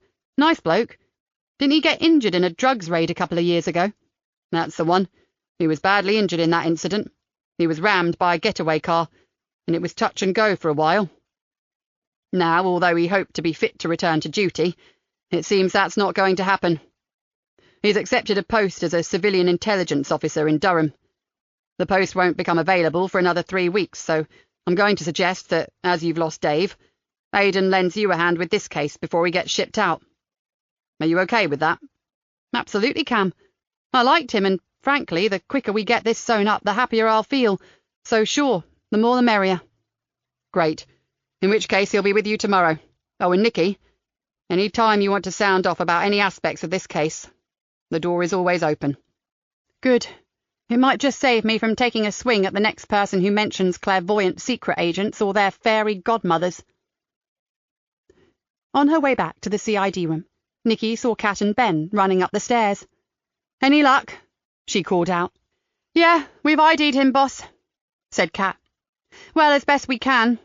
The parents have confirmed certain items of clothing and jewellery that weren't too badly damaged, but the prof decided that the lad was too seriously burned for them to view the remains.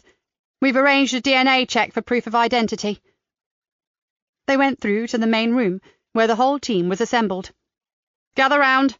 Let's have a campfire and pool what we have, Nikki told them.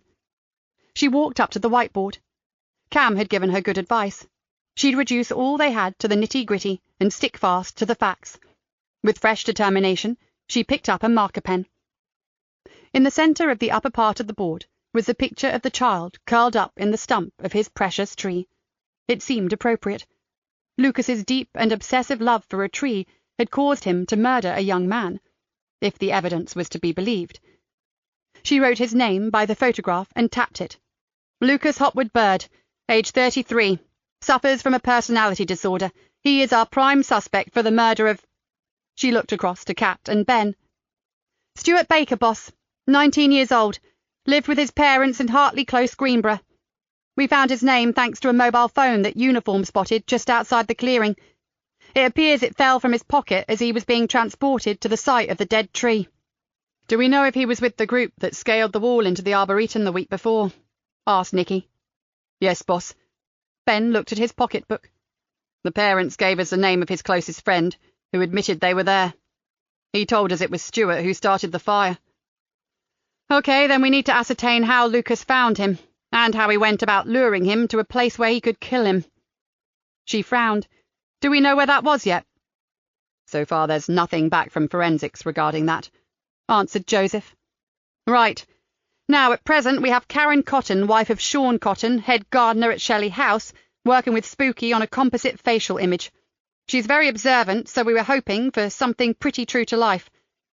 She has also furnished us with an insight into his thought processes, which could be extremely useful. He used her as an outlet for some of his secret feelings, almost like a therapist, so she could be vital to this investigation.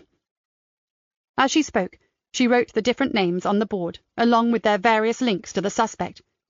She started to relax as she wrote. Seen like this, it was beginning to look like any normal investigation. So we need to find Lucas, known at Shelley House as Luke Elmore. The family there are helping us 100%, which is a godsend. Kat, when you are clear, get back over there and collect all the details that Morton has on file about Lucas. Kat nodded. Yes, boss, no problem. Joseph and I will stick with Harry Bird, Lucas's brother. He's our link to the rather bizarre history of their family. Lucas sent him a letter, saying he would meet him in Shrimptown, which is Lucas's name for Greenborough.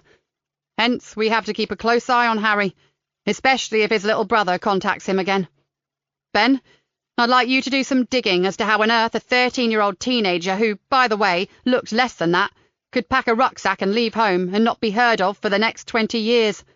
It beggars belief, really, but it happened. You'll need to liaise with Joseph and myself, and also with the brother. The whole disappearance thing wasn't helped by the mother, who didn't report it immediately. According to the brother, they were a tight-knit family, and when the father was murdered, you would have expected them to become even more reliant on each other. So, why walk away? She stared at what they had gathered so far. It was coming on. At least we don't need to try to analyse why Lucas killed his victim in the manner that he did. He was paying Stuart Baker back for damaging a tree. Not logical or sane, but that's it, folks. That's who we are dealing with. A man who avenges on behalf of nature and the imaginary magical creatures who he believes inhabit trees and plants and water. She narrowed her eyes. Cam says he's a loose cannon, a deranged one. That's exactly what he is, so don't get too tied up with the flaky otherworldly stuff. We have no idea in whose direction he'll look next, or for what oddball crime they have committed. The brother Harry said it could be something as simple as treading on a cowslip plant, so be warned, and watch your step." "Could he have left the country?" asked Ben. "We'd know about it if he'd tried. Look, Harry Bird believes he has an agenda in Shrimptown, Greenborough, that is. He wants to kill someone, the person he refers to as the Elf King, whatever that means. So no, Ben, he'll be back, I'm sure of it. If he went anywhere in the first place. This is a big rural county, easy to hide in." She looked at the perplexed faces staring at her, and sympathized with them. "Oh, and this is something separate. We have Aidan Gardner joining us tomorrow for 3 weeks. I think some of you know him already. He was a very good detective, and he's heading up country to work with the police in County Durham in a civilian role. But we've got him for a short while. If he's amenable, I'm going to suggest that he does some research into fantasy-prone personality disorder, and anything else pertaining to the mental disturbances in the Hopwood Bird family, including that of the father. I've asked you all to disregard the creepy, weird side of this, and concentrate on the facts, but we can't ignore what drives our killer. That would be foolish. If Aidan's agreeable, he'll be our go-to man for all things off the wall." "Good idea, boss," said Joseph. "You're right. The more we understand his twisted thinking, the better. Any questions? Anyone got anything else to add?" she asked. Hearing no replies, she said, "Okay, it's getting towards the end of the shift, but if you wouldn't mind that quick trip to Shelley House, Cat, to pick up the info on Luke Elmore from Arthur Morton, then we'll call it a day. We'll pitch in tomorrow and work like Trojans to find this killer, before some unsuspecting soul takes their late summer pruning one step too far for our avenging plant protector." Chapter 5. Standing at the mortuary table, Rory looked at the charred remains of Stuart Baker, and sighed loudly. "It's at times like this that I truly wish I'd become a florist instead of a pathologist." His 2 technicians, Spike and Cardiff Erin Reese, stifled their giggles. They'd heard this numerous times before, but it always made them laugh. "Don't mock cherubs. I'll have you know that my David declared my flower arranging good enough for the Chelsea Flower Show. What I can do with 3 strelitzias and a couple of palm leaves would amaze you." He sniffed and tossed his head back disdainfully. "I'm such a loss to the floristry world." "Well," said Spike with a theatrically straight face, "imagine our loss, Professor, if you'd taken that flowery path strewn with rose petals." Erin spluttered out a laugh and made a hurried excuse to leave the room. "Nicely put, dear Spike, and so true. Which brings me back to the job in hand. It's looking more and more as if our young friend here didn't die from being coshed on the back of the head. It's a sad fact that, judging by the damaged and burnt state of his throat and his upper respiratory system, he was probably still alive when our killer set fire to him. Dead men don't inhale smoke and fumes and burning material." Spike nodded. "The pathological evidence leaves no doubt about it, Prof." "Poor sod." "Indeed, although he would certainly have died anyway, from the blow to his skull. From the kind of injury he sustained, I'd say the killer felled him with the flat of a spade, wouldn't you?" Again Spike nodded. "The stellate fracture certainly indicates that, and considerable force was used to cause the skull to fracture along the lines of stress. He's no wimp, this killer, is he? He meant business, that's for sure. When we remove the brain, I'm pretty sure we'll find serious damage on the opposite side of the brain to the injury site, where the brain bounced against the cranium with the force of the blow.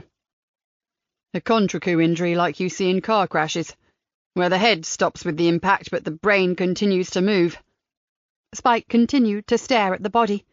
"Yes, I can see that's probably going to be the case." "Right, so go and find your giggling schoolgirl of a Welsh technician, tell her that her untimely exit has cost her the price of 3 coffees, and then, before we all go home and leave this rather gruesome day behind, we'll get to work on the hapless soul that was young Stuart Baker." It was a beautiful end to the day. The wood glowed in the last rays of the sun, and the shadows deepened and lengthened. He lay on the ground on a bed of bracken and spongy lime-green moss. The smell from the soil was intoxicating. He didn't want this moment to end. There were small sounds around him, the cracking of a dry twig, the rustle of disturbed leaves, scurryings and hurryings. But they did not disturb his peace. Nothing here would hurt him. They knew who he was, and accepted him. They welcomed him. He felt something lightly touch his hand, but he didn't move. They were curious, they always were.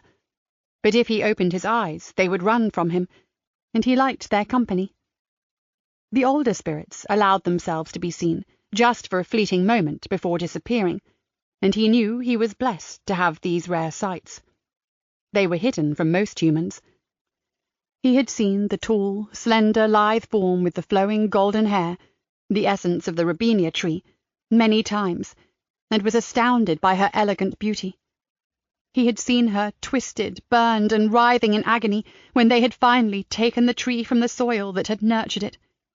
He had wept for her, and silently promised revenge, and she had smiled at him, finally closing her eyes and finding peace.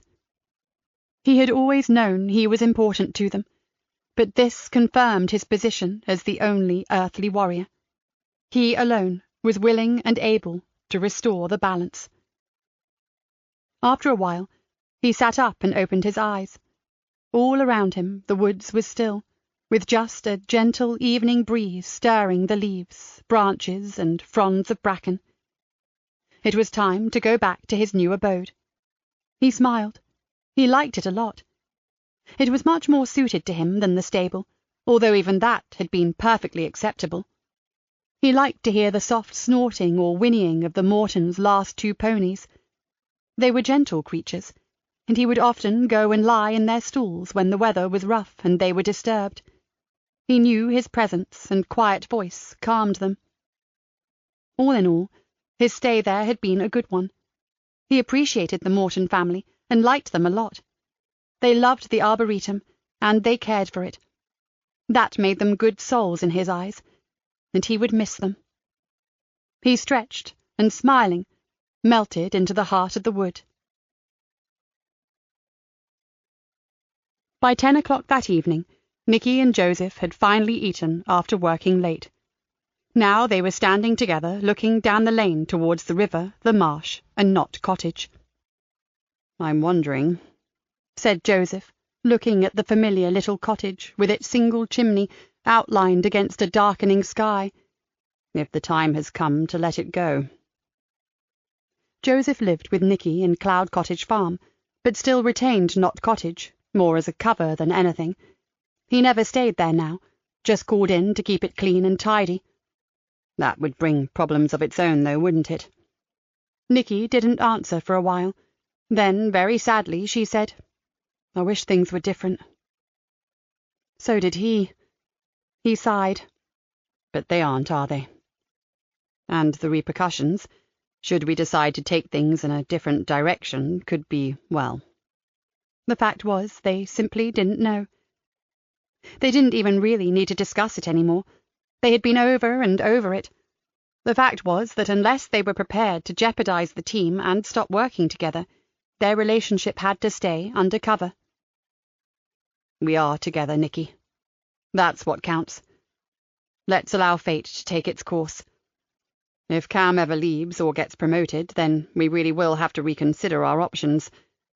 The new superintendent would definitely take a different view. Meanwhile, let's enjoy the best of both worlds, shall we?" She nodded. "You're right. Of course you are. But just sometimes." "I suggest a small nightcap. Then we turn in," said Joseph. "We have a killer to catch, and an early start tomorrow." They went back inside. "Why Shrimp Town?" Nikki asked, as Joseph was locking up. She sounded rather as if she were talking to herself. "Do you mean why call it that?" he asked. "No, I mean, why here? What's so special about this place?" "It's the home of the Elf King, I guess, and our man is out to slay him. Where else would he go?" Joseph shrugged, then frowned. Although Harry said the Elf King was many people, anyone who really upset Lucas, in fact, so that wouldn't fit, would it? He could be anywhere. It's odd, isn't it? We aren't exactly the most picturesque county, are we? It's not full of interesting attractions, quaint picture postcard villages, cities and towns full of culture, the arts, or top-notch restaurants. In fact, Joseph, unless you like flat farmland, lots of water, thick mist and copious quantities of mud, we don't have a lot going for us, do we? So why come here? Joseph handed Nikki her brandy.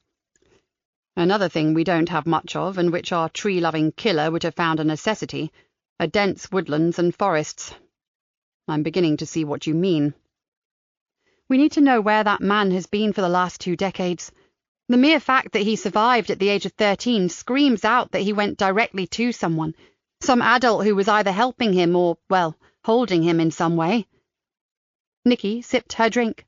Someone could have offered to help him, then kept him prisoner. We know he was vulnerable mentally, so it's a possibility. Who knows? It's fortunate that we have an extra pair of hands for a few weeks, isn't it?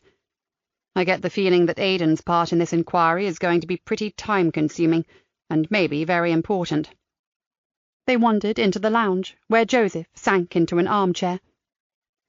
To be honest, it's something I'd have liked to take on myself, but I know we're needed at the sharp end. Don't worry, Joseph. If I hadn't been given Aidan on loan, the research would have been all yours. You're quite welcome to anything weird and creepy, thank you. She eyed him over the rim of her glass. I bet you've been checking out fairy stuff in your lunch break. You have, haven't you? He raised his eyes to the ceiling. Might have. I knew it. Anything a bit fey. You really are a very different animal to most detectives, aren't you? She took another sip of her drink and smiled at him. Not that I'd have it any other way. So what have you found out? I rather wondered about his obsession with nature spirits, and whether he possibly believed in an actual fairy kingdom. People do, you know. They think you can access it through doors or portals. Glastonbury Tor is the most famous, but they can be found anywhere if you know where to look. If I said hogwash, you wouldn't be surprised, would you? Nikki chuckled. Not in the slightest. Joseph said, I'd expect it, and believe me, even I'm not going to be traipsing around the Arboretum hunting for magic portals in a toadstool patch. We just need to try and get a handle on how our killer's mind works, that's all. I've sourced a few informative sites that might give Aidan a kick-start on his mystic journey. He laughed. I wonder if he's open-minded, or more like you in his outlook. A nice combination of the two would be good, but we'll see tomorrow. She yawned and held up her half-empty glass. I'm going to take this up with me, Joseph. I'm out on my feet. He nodded. Good idea. Let's go. We could be looking at some very late nights if we don't catch this psycho fast. As he followed her up the stairs, he was haunted by the feeling that today's horrible death was not going to be the last one to take place in a beautiful garden. Richie fell into bed, totally exhausted and aching all over. He hoped Sandy wasn't going to be wanting him to perform tonight. Hell, he was usually ready for anything in that department, but please God, not now. Though he was physically knackered, his mind was racing, and he was filled with excitement. He was on the last leg now. Soon his Sandy would have the one thing she'd always wanted, a swimming pool. As he lay in the darkness, still hoping his wife would stay asleep, he thought back to all the guys 7 years ago who had laughed at him when he said he was going to marry the gorgeous Sandra Hislop. They'd said she'd never even look at him. Well, he'd proved them wrong. And he proved them wrong again when they said she'd leave him within the year. And best of all, he'd proved them wrong when they said he was a loser and he'd never hold a job long enough to provide for the extravagant Sandy Hislop. Well, he'd worked his fucking socks off for the girl, which hadn't gone unnoticed by her protective and adoring father. Daddy Hislop, coming from humble origins himself, recognised a grafter when he saw one, and had given him a bloody good job in the family business. Now they had their own home. Only one thing remained before his Sandy became the happiest woman in the world, a swimming pool. Luckily, Daddy Hislop was in the construction business and had sourced a reliable company to do the professional work and installation. then the adoring father, who could refuse his only daughter nothing, had seen how Richie was doing all the overtime he could to pay for it, and had chipped in with the cost. The one proviso was that Richie cleared the proposed site in preparation for the work to begin. Result: he was good at that kind of thing. He'd borrowed a mini digger from a mate of his who worked part-time at some private park close by, hired a large skip, and, in the space of 3 days, had done wonders. Richie sighed. One more day, and he would be ready to call in the serious excavation machinery. All that was left was to clear a shrubby kind of flower bed and bring down an umbrella-like tree in the centre of the overgrown shrubs. Then he would be finished. "Job done. Over to you, pool guys, and get your fingers out. My Sandy's bought 6 new swimming costumes already." As sleep seemed a long time coming, he worked out the best way to get rid of the tree. It wasn't too big. In fact, it was more what you'd call a specimen tree, maybe only 15 feet high, but covered in broad, pale, yellowy-green leaves. Luckily, he had a shredder, or it would have taken him forever to get rid of all the leafy branches. It was a shame, really, to have to fell the thing, but it was situated bang in the middle of where they were putting a log cabin to house the pumps and a steam room. Oh well, it was only a tree. To make Sandy happy, he would fell a forest. And with that thought, Richie Naylor fell into a deep, exhausted sleep. Chapter 6. Nikki had met Aidan Gardner many times in the past, and had even worked with him when she first became a detective sergeant. He had always been a bit of a joker, a real glass-half-full kind of man, but with a keen eye for spotting trouble. She wondered how losing his career as a serving police officer would have affected his outlook on life. There was a knock on her door, and she steeled herself. It wasn't easy deciding what to say to him. Nikki decided forthright was best. Just be herself, and see just how much of the old Aidan was left. She shouldn't have worried. He walked in wearing a big smile and held out his hand. "Good to see you again, Nikki. You always said you'd have your own office one day. Bit smaller than the one you described, but hey." If possible, the smile broadened. "I'd better get used to calling you Ma'am, hadn't I? Instead of some of the other more interesting names we used to use." She grasped his hand and returned the grin. She was surprised to see how well he looked, and how much fitter than when they last met. He was broad-shouldered and seemed, well, so much stronger. "Blimey, Aidan, have you been working out? You look great." His eyes lit up. "Comes from marrying my physio. You're looking at a happily married man now."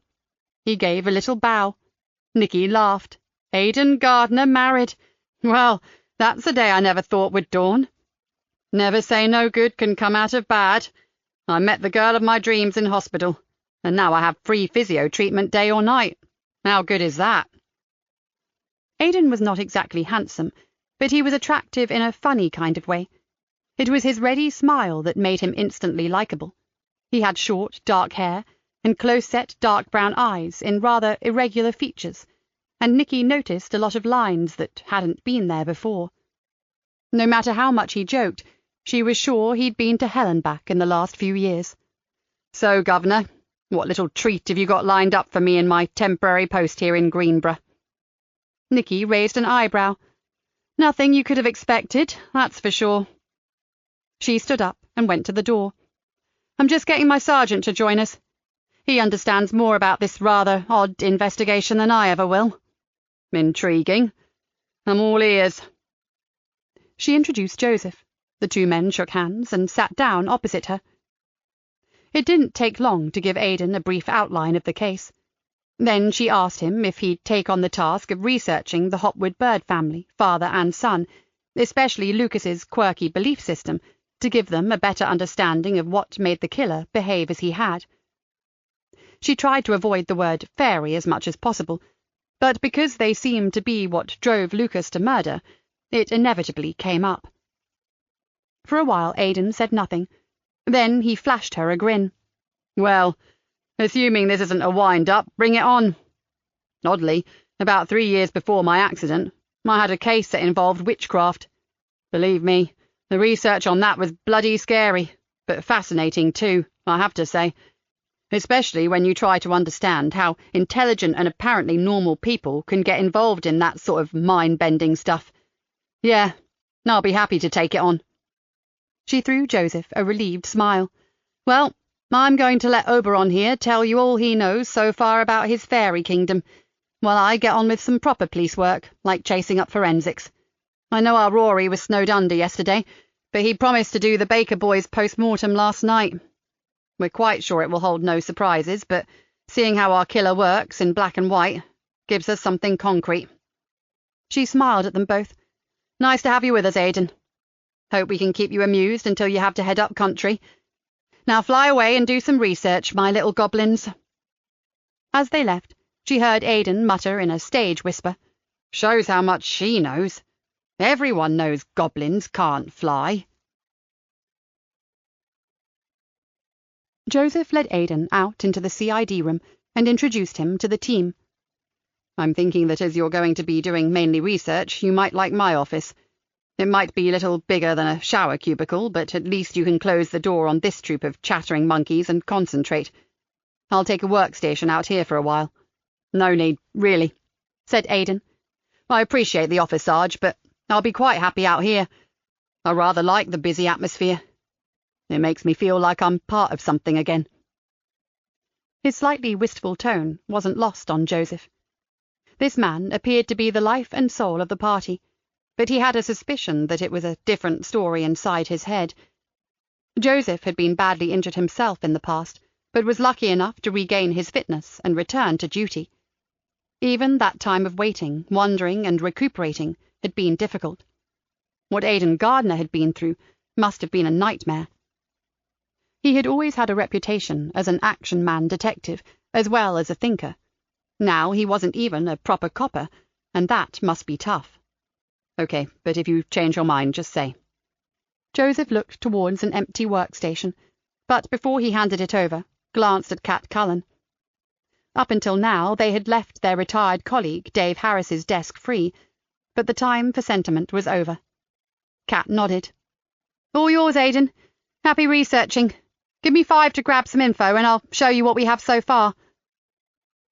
Aidan sat down, a little stiffly, Joseph noticed, and took some pens and other personal things from a small attaché case.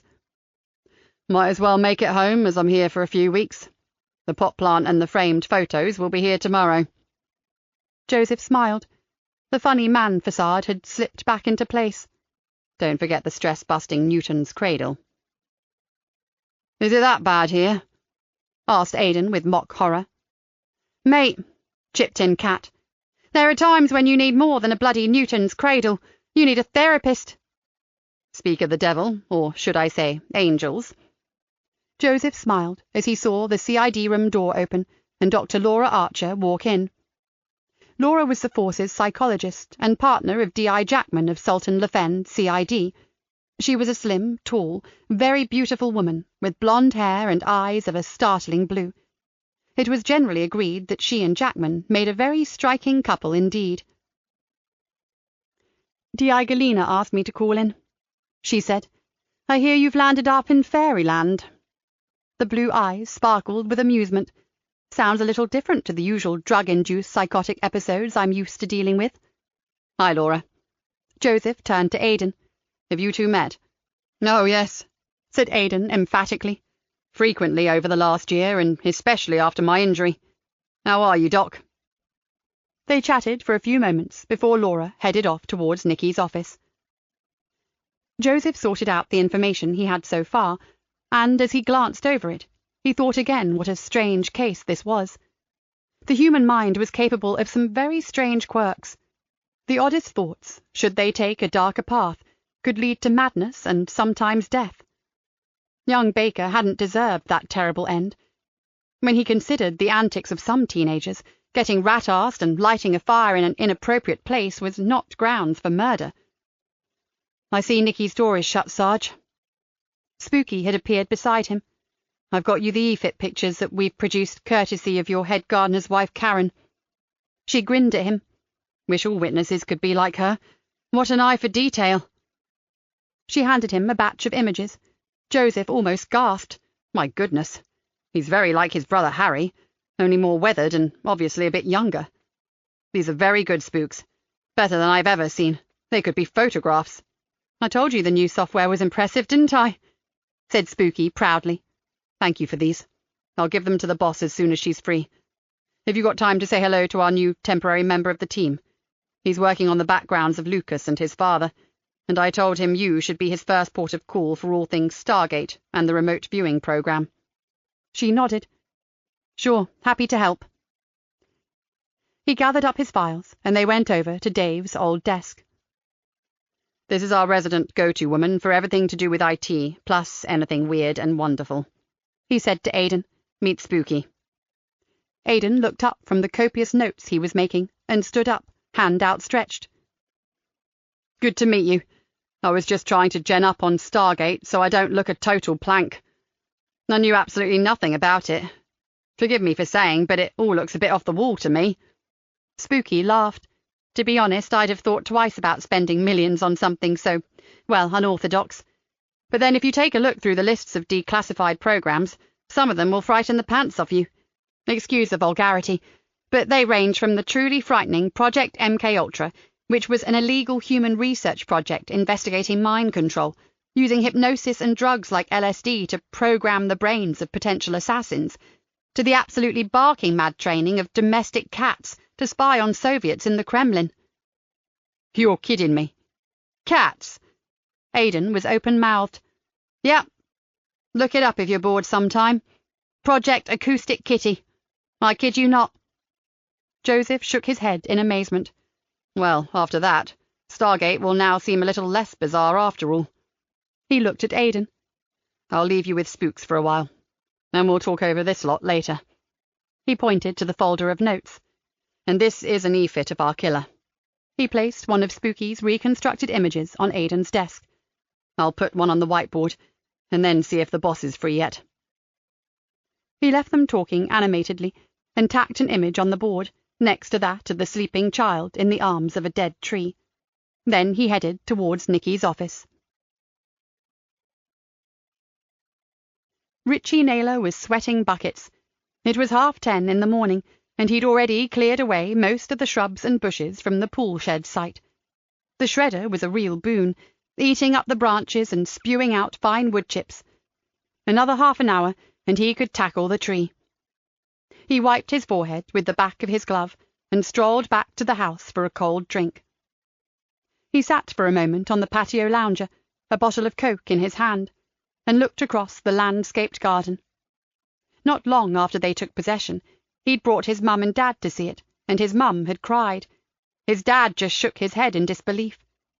Richie knew that Dad was dead proud of him and what he'd achieved. He too had been a doubter, never thought his son would come to anything much. Well, he'd shown him. He'd shown them all. Sandy was out with some of her friends this morning, shopping again, then another lunch at that new snobby bistro restaurant in Greenborough High Street. He smiled. Well, he shouldn't complain. Sure, she liked her treats and the company of her friends, but she was a good wife to him too. If she could just master cooking, she'd be perfect. He stood up and stretched. Better get on. Rain was forecast for later, although it didn't look like it right now. He pitched back into the shrubbery and took down the last of the shrubs with his big, strong loppers, which sliced easily through the stems and branches. Then he fed them into the shredder. He emptied the collection box into the skip and raked over the exposed ground to collect up the loose twigs. The ground was dry, and the roots came up pretty easily. He barrowed them down to the skip and lobbed them in. In no time at all, the area was clear. Putting his tools together by the shredder, ready to cut up the felled tree branches into sections for shredding, he returned to the site of the new pump-house shed with his chainsaw. Right, now for the tree. Nikki looked up as Joseph knocked and entered her office. Laura smiled at him, and then turned back to Nikki. So, you've got no problem with me bringing my old mentor, Sam Page, in on this? Nikki shook her head. None whatsoever. Joseph and I would welcome every possible bit of help with this killer. We're certain that he won't stop with one isolated murder. I agree, said Laura. There is usually one incident or a trigger that moves the fantasist to that next dangerous step, making his fantasies reality. Then there's no telling what may happen. Her expression was somber. It's a complex condition, but even so, this man is very unusual. You can probably guess what a lot of fantasists dwell on, can't you? I can imagine, said Joseph, and it has very little to do with tree spirits. Exactly. I've had to deal with several cases of people who have alleged sexual assault. False allegations of that nature are becoming rather too common these days. And I've dealt with erotomaniacs, too, who stalk people, convinced that their victim is in love with them. They can be very dangerous indeed if thwarted. She looked a little perturbed. Whereas I've dealt with several varied cases, from men who claim to be doctors to military fantasists, one of the most common types being those who do their best to convince people that they are SAS officers, or claim to be hero veteran soldiers or mercenaries. But I've never dealt with a man like your Mr. Hopwood Bird. Nor have we, believe me, said Nikki vehemently, and I'm getting very twitchy indeed about what he might have in mind. I'll give Sam a ring as soon as I've finished here and get his take on Mr. H.B., and I'll let you know what he says. Laura stood up. I'll have a quick word with your new arrival on my way out. She stopped for a moment in the doorway. When you catch him, ring me immediately. I need to see this man. Joseph closed the door. When we catch him. There's been no sign of him anywhere. He's disappeared. Yeah, just like magic, grunted Nikki, and waved an imaginary wand. He laid the images that Spooky had produced on her desk. At least we know what he looks like. I wondered if Harry Bird might like to see these. They are very like him. I know he hasn't seen his brother for years, but at least he'd be able to say if he thought we were on the right track. You're right, Nikki said. I'd like another word with him too. I know he insisted that it didn't matter what we thought about his father and his beliefs, but I think it does. It seems to me that if young Lucas was strange as a child, it probably did him no good at all having an eccentric father. We really need to understand more about that father-son relationship. Why not take Aidan with you? Suggested Joseph. He's really keen to get to grips with the background research. I'll hold the fort here in case anything interesting comes up. Good idea. I'll ring Harry now, see if he's free. She dialed the mobile number he'd given her. Midday at the hotel. Okay. I'll go and warn Aidan to be ready in half an hour. Joseph. She stared at him. Ring me if anything else happens. I mean, like, immediately. He gave a low chuckle. Of course I will. You think I want to deal with the woodsman on my own? That's actually a rather suitable nickname, she said with a frown. It's what uniform are calling him. He said, I think I'll stick with his proper name if it's all the same. It makes him real, not a fantasy character. After all, Lucas Hopwood Bird was all too real. Richie gave the pull cord on the chainsaw a powerful yank. There was a cough and a second of whirring, then a splutter, and it stopped. It was a bit temperamental, so he tried again, and again. Come on, come on! Not now, you sod, it's just the tree and I'm done here, so come on! Richie cursed and tugged on the cord, to no avail. With a final obscenity, he dumped the saw on the ground and stomped off in the direction of the garage. A few minutes later, he returned, carrying a bow saw and an axe. The lower leafy branches he clipped off with the loppers, using the bow saw on the thicker ones. One or two he severed close to the trunk with the axe. It was hot work, but he was getting there. He fed the small stuff through the shredder, then returned to the tree itself. It wasn't a thick trunk. Damn the chainsaw, the axe would do just as well. He swung the blade against the tree, and felt it bite through the bark and into the tree. He pulled it out and swung again, another deep cut, making a wedge of fresh wood fly out. Again he swung, and this time he heard a creaking sound. This would be a piece of cake. He flexed his muscles and prepared to swing the axe again. The pain that erupted through his whole body was little short of cataclysmic and centered in the small of his back. He didn't even remember falling, but was now lying on the recently raked ground, totally unable to move. Maybe he blacked out. He didn't know. The next thing he knew was that a man was standing next to him, leaning casually on a long-handled sledgehammer. He tried to beg him for help, but something had happened to his windpipe and no words came out, just a ragged gasp. He tried to focus. He knew this man from somewhere, but where? And why was he here now? Tears welled up in his eyes. That first excruciating pain had dulled down, but he still couldn't move a single limb. Richie was frightened. More, he was terrified. The man let the hammer fall to the ground and hunkered down on his haunches just inches from Richie. He gave the saddest of sighs. "Oh, Richie, Richie, what were you thinking? How could you?" He looked across to the lone tree and shook his head. "I should have got here earlier. But now you've inflicted such terrible wounds, ones that I cannot heal. Not with all the love in the world." What shit was this? Richie wanted to scream at him to get an ambulance. He was the one with the terrible injury, for fuck's sake. "You really don't get it, do you?" He tutted. "I'd better explain. You see, you've committed a crime, Richie, so it stands to reason you have to pay. That's the way it is, simple." He stood up and looked forlornly at the damaged tree. "Now, it's my belief that the punishment should fit the crime." Richie watched the man, whom he suddenly recognized as one of the men who worked with his mate at that private park, move across to the chainsaw and pick it up. "You didn't use this, did you? Had to bother starting it? I thought I heard you trying as I ran through the woods at the back of your garden." He looked at him tolerantly. "You have to be patient with these things, Richie. Treat them sweetly. Look, I'll show you." Richie didn't think he could feel any more scared than he was already, but those calm words and the man's horrific, unspoken intention had notched that fear up 100-fold. "You turn it on, Richie. Then you open the choke. Then you get a nice rich mix of fuel to your engine as you start her, see? Oh, good, this one has a primer, so you press it a few times until you see the fuel flow into the bulb. So easy, Richie, like tickling a nipple. And then—" He pulled the cord, and almost immediately the saw roared into life. "See? More haste, less speed, my friend." Richie stared up at him in horror. He mustered a croak, a cry, a plea for help. The man turned off the chainsaw. This might have indicated that the man had relented, but Richie had seen his face.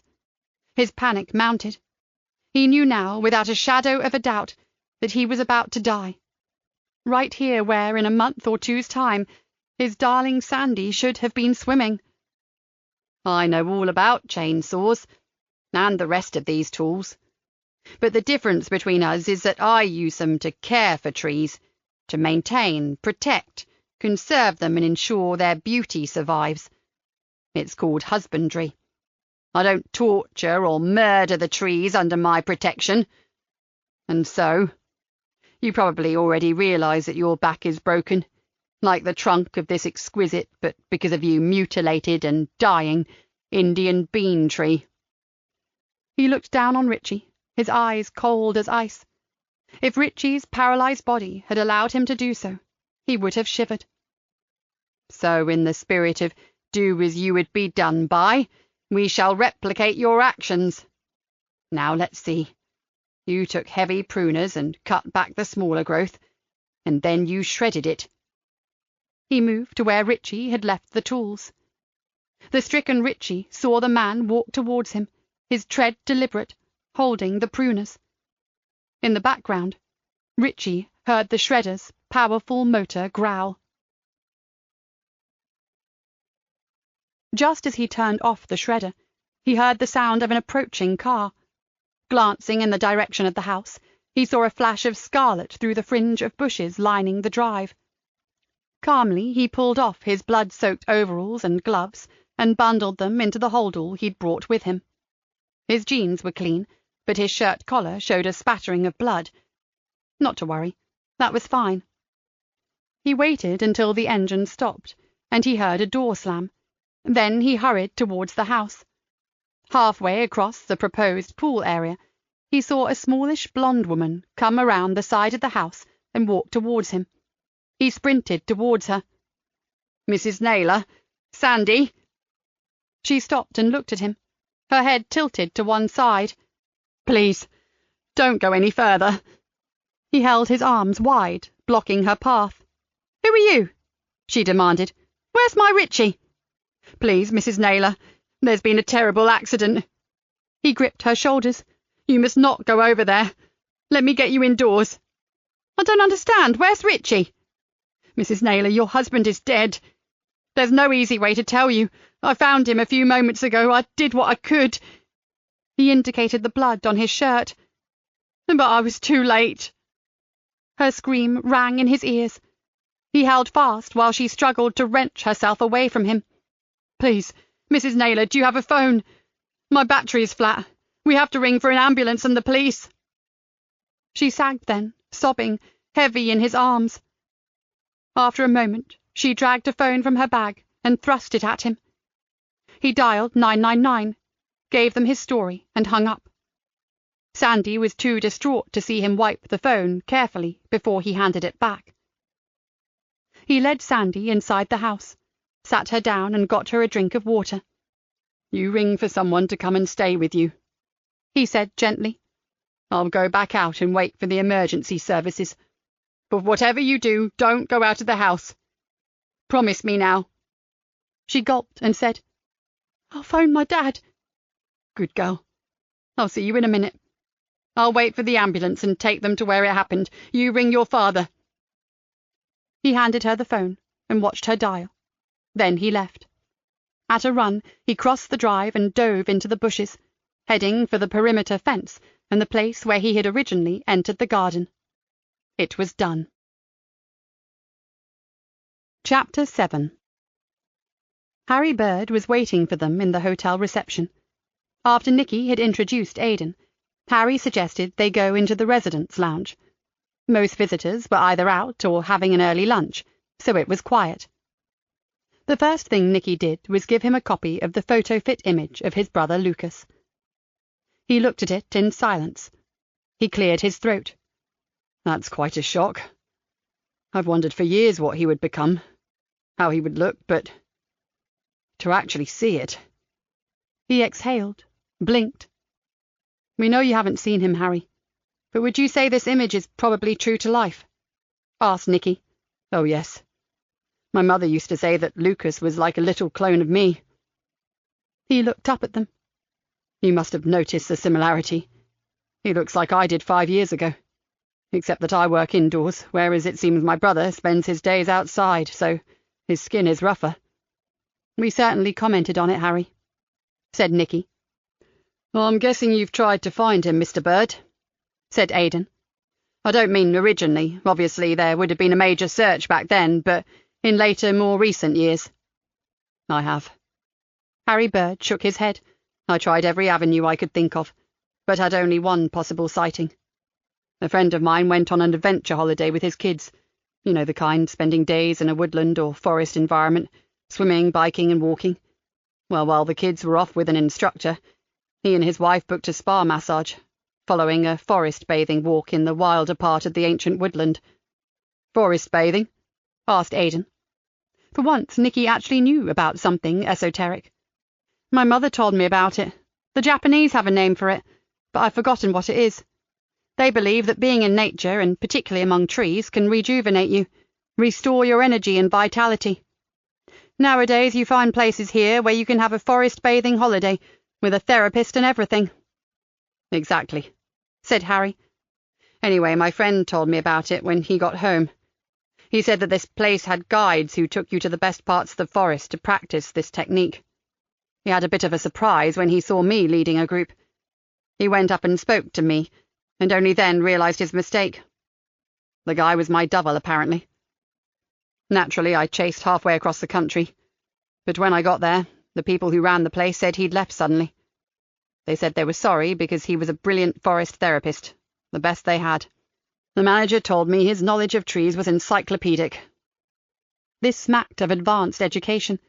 This man had studied somewhere, and to that, he had to have had some sort of stable background, maybe even a home life. It affirmed her belief that when he ran away, Lucas had gone to a benefactor who cared for him. She said as much to Harry. "I've wondered that, Di Galena," he said thoughtfully. "I've racked my brains, but I can't think who it could be. After all, we were still teenagers. Lucas was only 13, and we were very close. Surely I would have known if there was someone outside the family that he was attached to."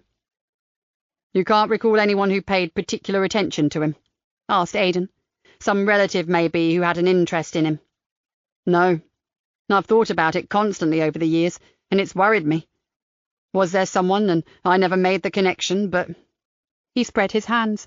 "Try as I might, I can't think of anyone at all." Nikki returned to the reason for their visit. "Harry, we need to know more about Lucas's relationship with your father, particularly how he might have been affected or encouraged by your dad's particular, talents. And maybe you could expand a little on your father's, if you'll excuse the term, peculiarities," added Aidan. "Where do I begin?" Harry scratched his head. "The best way I can describe father and son is as the Grand Magician and the Sorcerer's Apprentice. Apart from Dad's eccentricities, which were many, he was first and foremost a scientist, and that meant conducting experiments, mainly on himself. He believed that it is possible to train the mind to have influence over matter." He looked at them intently, and I don't mean mind over matter in the usual sense, taking control of one's emotions rather than being controlled by them. Dad believed you could use the power of your mind to do far more than that. "Which is why he joined the CIA project," said Aidan thoughtfully. "Sadly, and to his detriment, yes." Harry sighed. "But back to Lucas. My dad once told me that little Lucas was like an open book, waiting for Dad to write on the pages. As for me, he rather fondly said that my book was already written, too set in stone for him to edit. I didn't understand at the time, but I took it to mean that Lucas was like Dad and I was like my mother." "Did you ever personally witness something that made you believe he had some kind of extrasensory talent?" asked Nikki, not for one moment thinking this to be the case. "Oh yes, regularly. He was capable of going into very deep, trance-like states that scared the shit out of me." Taken aback, Nikki said, "Could you explain?" "He believed that while he was in this state, he could travel to a different plane, in which time and distance didn't apply." Harry shrugged, and unless he had some strange way of reading people, places, and happenings, there had to be something in what he claimed. He once told Lucas and me that there had been an accident of some kind, and that someone we knew was mourning a terrible loss. We heard later that day that our teacher's son had been killed cycling along a main road. I think that particular incident cemented Lucas's belief that his father had what he called magical powers." "So where did this belief in nature sprites come from?" asked Aidan. "Father believed that all living things contained an energy force, something apparently proven by Kirlian photography, which shows auras or brilliant halos of light shining around plants, animate beings, and objects." He gave a little laugh. "You can actually produce these photographs yourself. They're not supernatural at all, just a trick of the light. It's a natural reaction of photographic film to the corona effect of high-voltage electrical energy. Great fun to produce and very beautiful, although not quite what my father believed. But Lucas began to see these energy forces in trees and plants. As he grew older, instead of shedding these beliefs like children shed a belief in Father Christmas, they escalated, probably due to his psychological problems, and he started to see them as actual spirits of nature." "And he still does," said Nikki flatly. "It would appear that way," said Harry glumly, "and I blame myself for it. If he'd remained as a therapist in the forest where he was so happy, he might never have taken this next step into, well, madness, I guess." "It would have happened at some point," said Nikki. "It's certainly not your fault. He's unstable. You know that." "Sir?" Aidan looked up from typing notes into his iPad. "If it's not too painful, could I ask about the circumstances of your father's death? Were you ever told what happened?" Harry looked into the distance. "Being in that psychiatric secure unit broke my father. but he still had a considerable reputation among the other patients, or prisoners, whatever you want to call them. He spent most of his time in seclusion, but there was one man who was particularly aggressive towards him whenever they met out of lockup. He swore that my father was trying to control his mind. One day he just flipped, and before anyone could get to him, he'd strangled my father to death with his bare hands. Aidan thanked him. I'm sorry to ask, but it's helpful to hear your side of the story too. The presence of Julian Hopwood Bird hovered over the rest of the discussion, and Nikki decided they'd get no more information on Lucas. She stood up to leave. I have to return home tomorrow for a few days, Harry said. I have a carer with Mother while I am away, but I ought to get back and see how things are at home. If you wouldn't mind using my mobile to contact me, and I'll get back as quickly as I'm able. Nikki put his number into her phone, and just as she was saving it, a call came in. It was Joseph, so she excused herself and hurried outside to the foyer. Joseph, has something happened? Can you meet me at an address just outside Greenborough, close to the golf course? Another one? I'm afraid so. And it's not pleasant, Nikki. Prepare yourself. Oh, great. She exhaled. Give me the address. We're finished here, so we'll be with you in 15. Nikki hung up. She decided not to say anything to Harry about Joseph's call, and they took their leave of him. As soon as they were in the car, she told Aidan. I wonder what he's done this time, said Aidan grimly. Best not to speculate. We'll know soon enough. And from Joseph's tone, I'm glad we haven't had lunch yet. Joseph was discovering that it could be very difficult working so closely with someone you loved. This was an occasion where he would have done anything to spare Nikki the sight of the body. But although she was his partner, her role as the senior officer in charge of the case obliged her to see it, and there was nothing he could do. He'd rung Rory the moment he'd reached the scene, even before calling Nikki, and he hoped that the pathologist would get there before her. His presence always helped alleviate a really harrowing situation.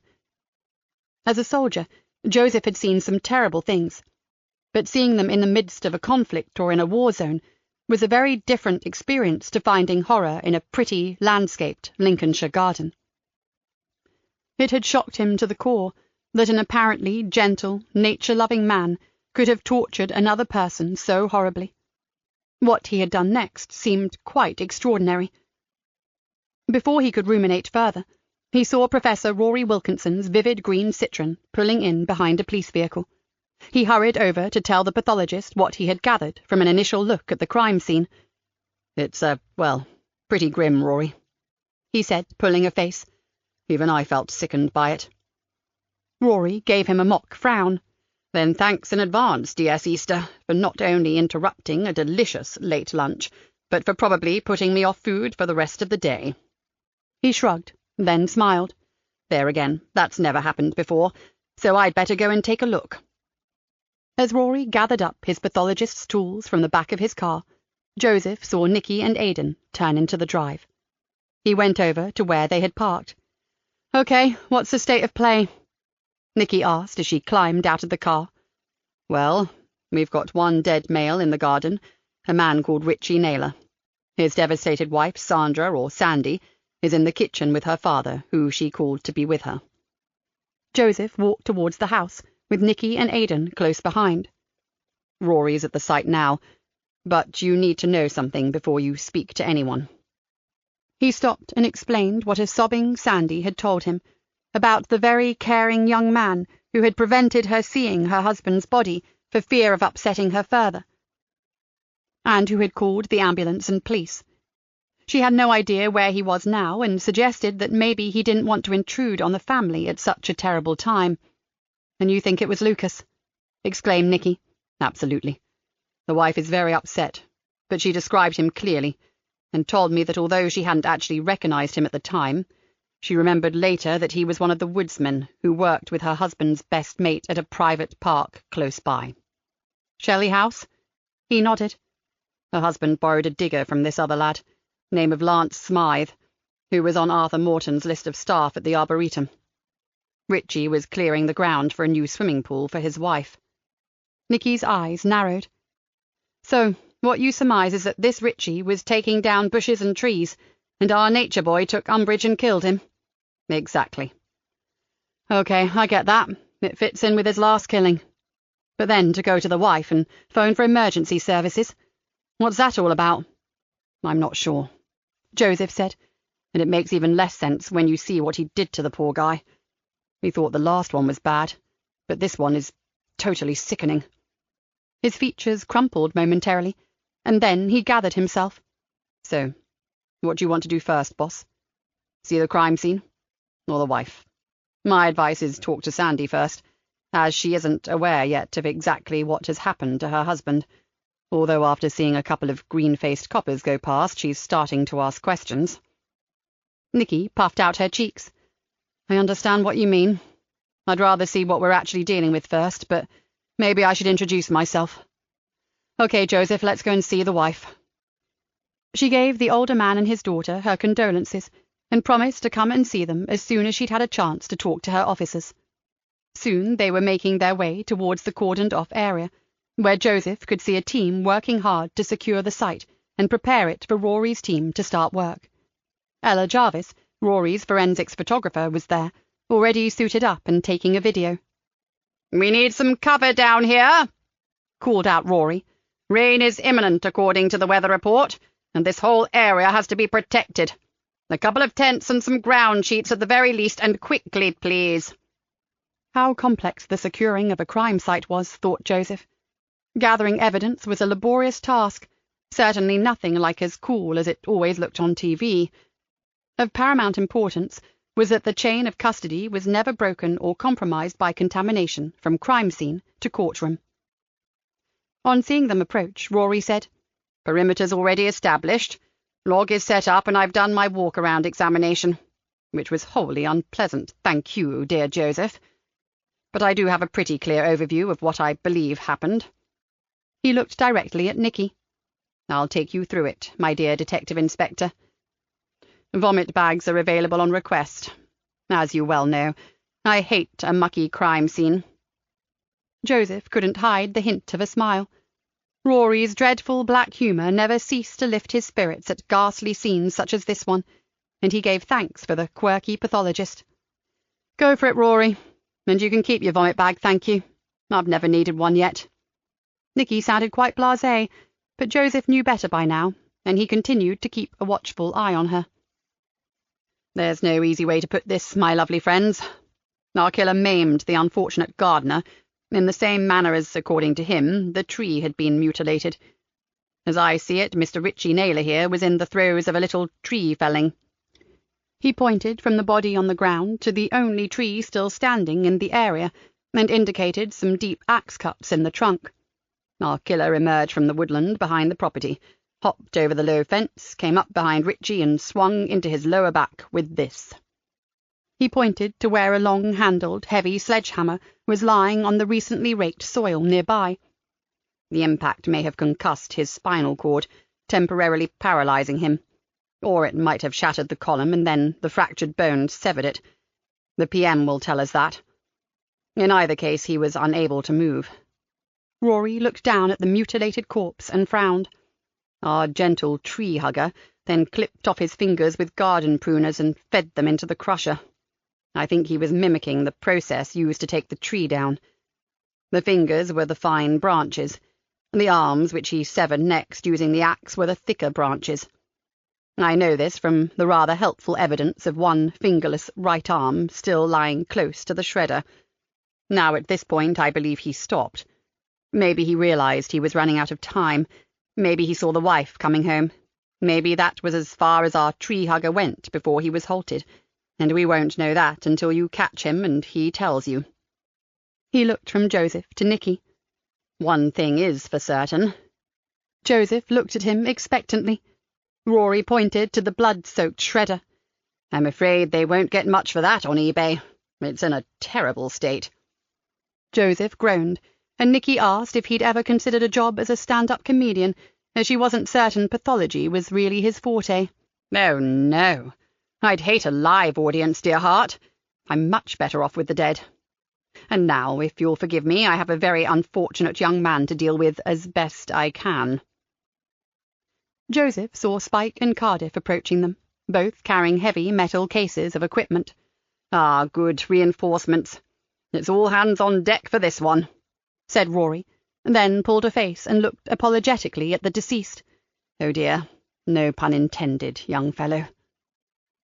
Aidan, who had said nothing during the whole exchange, threw Joseph an anxious stare. "Is this guy for real?" his expression seemed to say. "Take no notice, Aidan. Fortunately, the prof's one of a kind. But believe it or not, he's the best Home Office pathologist there is." On their way back to the house, Nikki said, "He must have been covered in blood, Joseph. Did the wife mention that?" "She said he had some blood on his shirt collar. He told her he'd tried to help Richie, but it was too late. Then he was wearing some kind of coverall. So where is it?"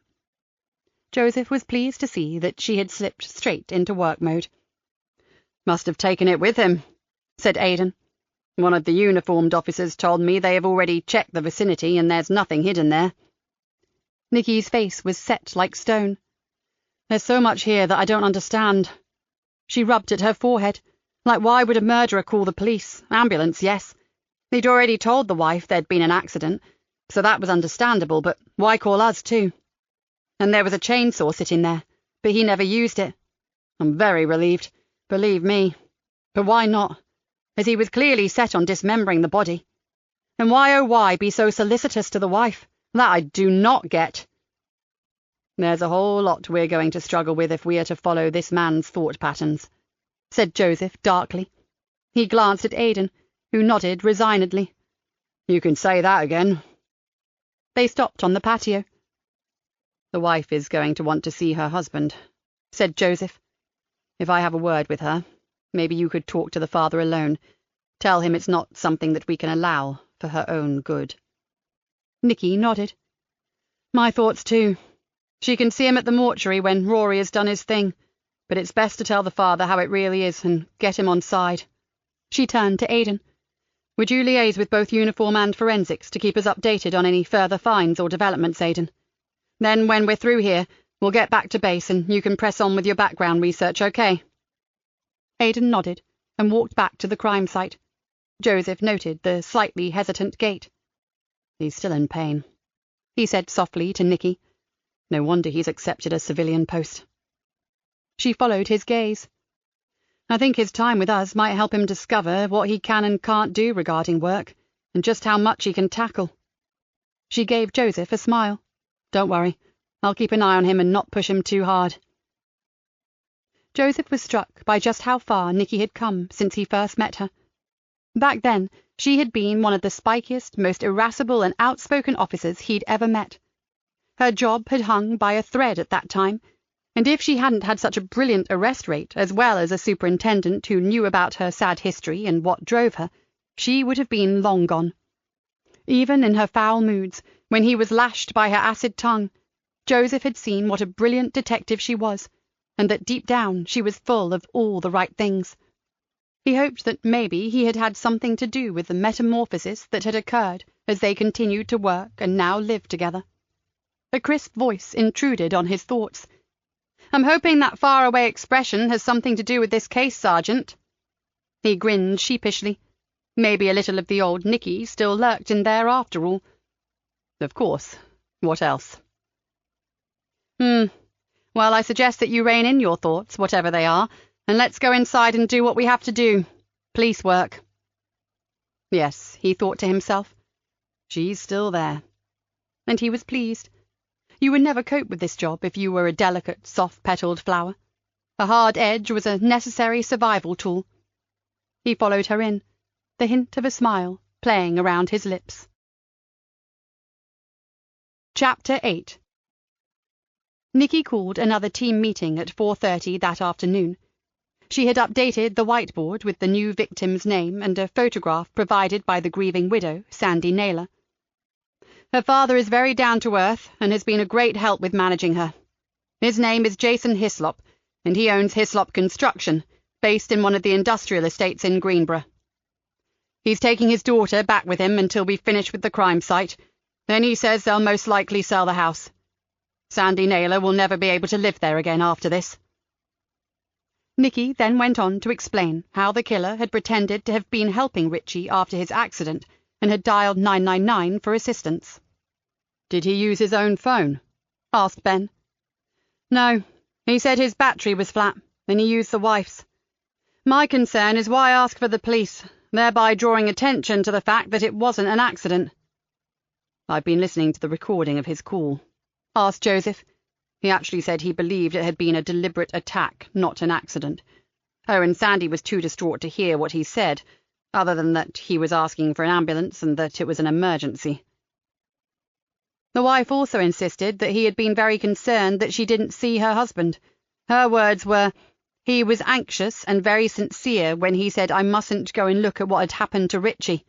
He made me promise to stay in the house." "We need Laura for that one," said Kat. "It's well beyond me." "He's way beyond all of us," said Nikki. "But I think we can now assume that our nature-loving boy is a serious threat to the safety of the whole community. He's not gone away. He's right here, somewhere in the Fens, most likely in the vicinity of Greenborough. I'm going to speak to the super and get him to ask Uniform to step up the local search. I'll get Laura to suggest places that he might feel safe in, and we'll ramp up the whole investigation. We need to find him, and quick. He's totally unstable, and we are all very much aware, as you will be when you see forensics photographs of our dismembered victim, of just what horrific acts he's capable of." She looked around at the team. "I realise you've had no real time to do any ferreting yet, but has anyone got anything to add or to ask?" Aidan stood up. "One small thing, and it's probably too early to mention, boss. Before we went to visit Harry Bird, I did a swift search on Julian Hopwood Bird, with reference to his ideas and his later career. There was nothing at all, other than his early stuff on quantum biology and a bit about his college days. No mention of any of his later work and experiments, nor any of those papers that are purported to have brought him to the notice of the CIA." Nikki frowned. "I'll mention that to Cam Walker. There's a chance the security services lifted everything when he joined that project. Keep looking, Aidan, but stop if you hit anything with warning signs on it. We were advised that his side of the investigation was a kid gloves affair, so it looks like Harry might be your best bet for info on our psychic scientist. Ring him before he leaves and ask him to let us know the moment he gets back, then go and visit him again." Aidan said he would, and sat down. "I'm trying to fathom where the kid Lucas disappeared to, boss, but I'm wading through treacle," said Ben, sounding irritated. "My next step was Harry Bird, but you say he's leaving. Only for a couple of days. He has an elderly mother being cared for at home, and he says he needs to check in on her. I suggest you keep at it, Ben. Then as soon as Aidan hears that Harry's back, both of you go and see him." She could have done with having the man on hand at this early stage of the investigation, but she couldn't make him neglect his mother. "To be honest, Ben, he's already told us that he has no idea who Lucas could have gone to. It's been bugging him for years, but he has no clue. I still need to talk to him. Maybe I can pick up a thread that he's missed. When you are emotionally involved and very close to something, sometimes you do miss things." She nodded. Ben was right. A detached professional detective was best placed to see the whole picture. "Anything else?" Kat raised a hand. "I've got the number Arthur Morton had for Luke Elmore, as he knew him, but it's no longer in service. If he has a phone, we have no details on it at all. But I have traced the volunteer woodland project that he was working on prior to the Arboretum. I'm going to see the ranger first thing tomorrow morning, if that's okay. It's in the Wolds, not far from Alford. I spoke to him, and he seemed to think Lucas had been to a horticultural college. He was going to try to hunt out the old files on volunteers, and he too knew our man as Luke Elmore. Yes, go and see him, Kat. Has anyone had any luck with his car or a driving licence?" Kat pulled a face. "There's no record of any Luke Elmore, or Lucas Bird, or Hopwood Bird, or anything vaguely like that, boss, and no one ever took the registration number for his old car. Sean, the head gardener at Shelley House, said it was a bit of a rust bucket, an old dark blue Vauxhall, but he didn't know the model. Cars aren't his thing, apparently. If Lucas has a driving licence, it's in a different name." "There's nothing at all listed on the PNC," added Ben. "He's never been in trouble under any of the names that we know him by." I'll be interested to see which college he attended, Kat. He would have to have had given full details to enroll, so push on with that one." Nikki looked around. "Okay, if that's it, I'll go and see the super now. Joseph, come with me, please." When they walked into his office, Cam Walker was putting the telephone receiver down. He indicated 2 chairs and quickly scribbled a note before looking up at them. Nikki saw how tired his eyes were.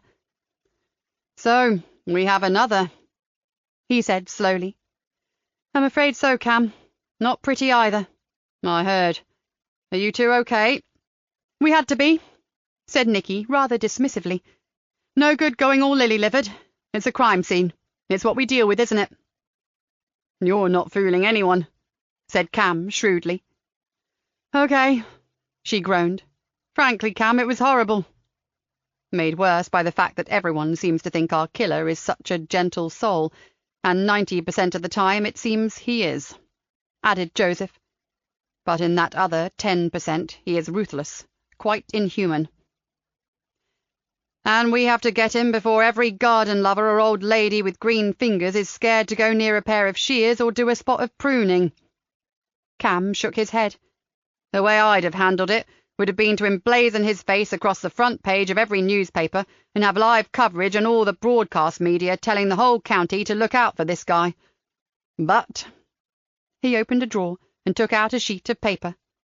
"This arrived just before you did, followed by a confirmation call from somewhere so high up the ladder they probably need breathing apparatus to survive." Nikki saw the official stamps when he turned it towards them.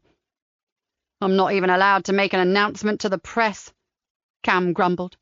"It's being handled by someone else, and that faceless, nameless person is on his way here now from HQ. I'm afraid the whole station has to be made aware that, from now on, the man we are looking for is not to be named outside the station. As far as the world is concerned, we are hunting an unknown male, believed to have psychological problems. We urge the public to report any suspicious incidents, and if they think they have seen such a person, they must not, under any circumstances, approach him." Nikki frowned. "But you could have said that. Why send a muppet from HQ?" "I'm clearly not trusted to do their bidding. Or maybe they intend to say something very different when the cameras roll," said Cam angrily. "This is all because he's the son of Julian Hotwood Bird, isn't it?" said Joseph. Cam nodded. "Undoubtedly. Julian, a scientist, an eccentric, a psychic, a murderer, and a victim. I wonder which one of those descriptions is causing all the flutter in the corridors of power." "Put all of them together, and I'd say you had a very dangerous combination," said Joseph seriously. "But he's bloody dead," said Nikki. "So why all the cloak and dagger nonsense? It's all old history now, yesterday's news. What's the point?" Cam shrugged. "I've no idea, Nikki, unless things aren't quite as we are led to believe." "As in his history was doctored for the media?" asked Joseph. "Things do get hushed up. Sadly, that's a fact," said Cam. "But this is all speculation. We may never know the truth of anything. We just have to catch a killer." "Yeah, not knowing half the facts and with one hand tied behind our backs," muttered Nikki. "I've already given the brother Harry Bird one of the images, and I should think everyone within 10 miles of Shelley House Arboretum knows we are looking for one of their employees, Luke Elmore. This is going to be Greenborough's worst-kept secret." "Then they should have acted earlier. Told us from the word go that his identity was to be kept under wraps. My only directive was kid gloves, not top secret for your eyes only." "And talking about that, Aidan's finding that all info on dear Julian seems to have fallen into a black hole. There's a sad lack of anything of interest, unless you like quantum biology, whatever that is." "Why am I not surprised, Nikki?" Cam grumbled. "Tell him to tread warily. There's probably nothing left to find, but just in case he digs a little too deep, make sure his inquiries don't ruffle too many feathers." "Already done, Cam. Will you let us know how you get on with this man in black after you've met him?" asked Nikki. "Of course. He might even want to see you." Joseph snorted. "Bad move on his part if he does, poor guy." At that moment, Cam's phone rang, and Nikki and Joseph slipped out of the office. "All right," said Nikki. "We should all get home and rest while we can. Who knows what tomorrow will bring?" She grimaced. "I keep seeing that chainsaw and thinking thank heaven for small mercies." "I know what you mean," said Joseph, as they walked into the CID room. "Oh, I'd booked tomorrow off, if you remember. I was going to give Vinny a hand with a friend's houseboat engine. I'd better cancel." Nikki thought for a moment, then shook her head. "No, we owe Vinny, don't we? He's been there when we needed him in the past. You go help him. If it all goes totally tits up here, I can always ring you." He smiled. "Good point. And it will be good to catch up. Just get all the goss you can about him and that lovely Sheila Pearson. It's about time they tied the knot, and you can tell him that from me." Nikki disappeared into her office. She liked Vinny, and she liked the fact that he and Joseph were still so close. They had been through such a lot together in special forces, and, despite a few ups and downs, they were best friends, as well as old army comrades. Yes, for Vinny Silver's sake, she'd cope without Joseph for one day. Lucas basked in the warm, golden light from the trees around him. He could feel their gratitude seeping into him from every side.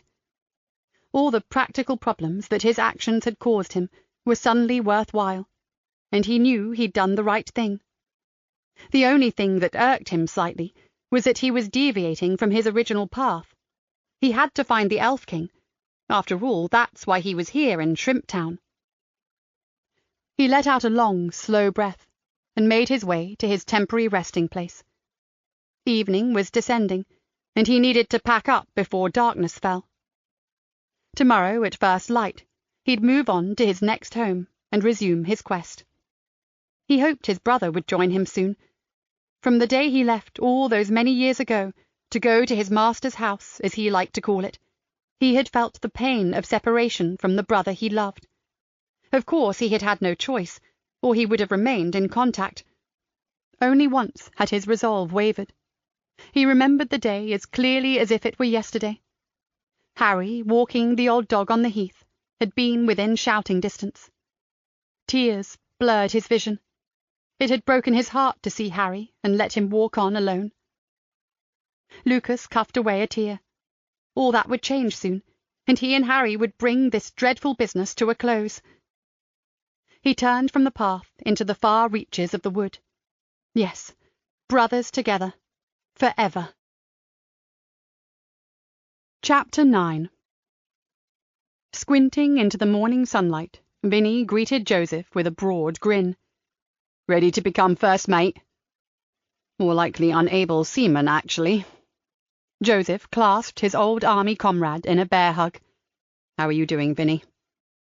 He didn't really need to ask. Vinny Silver looked better than Joseph could ever remember.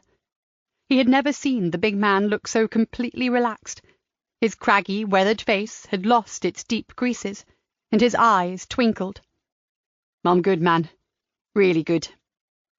He glanced behind him to where Sheila Pearson was emerging onto the stern deck of their narrowboat.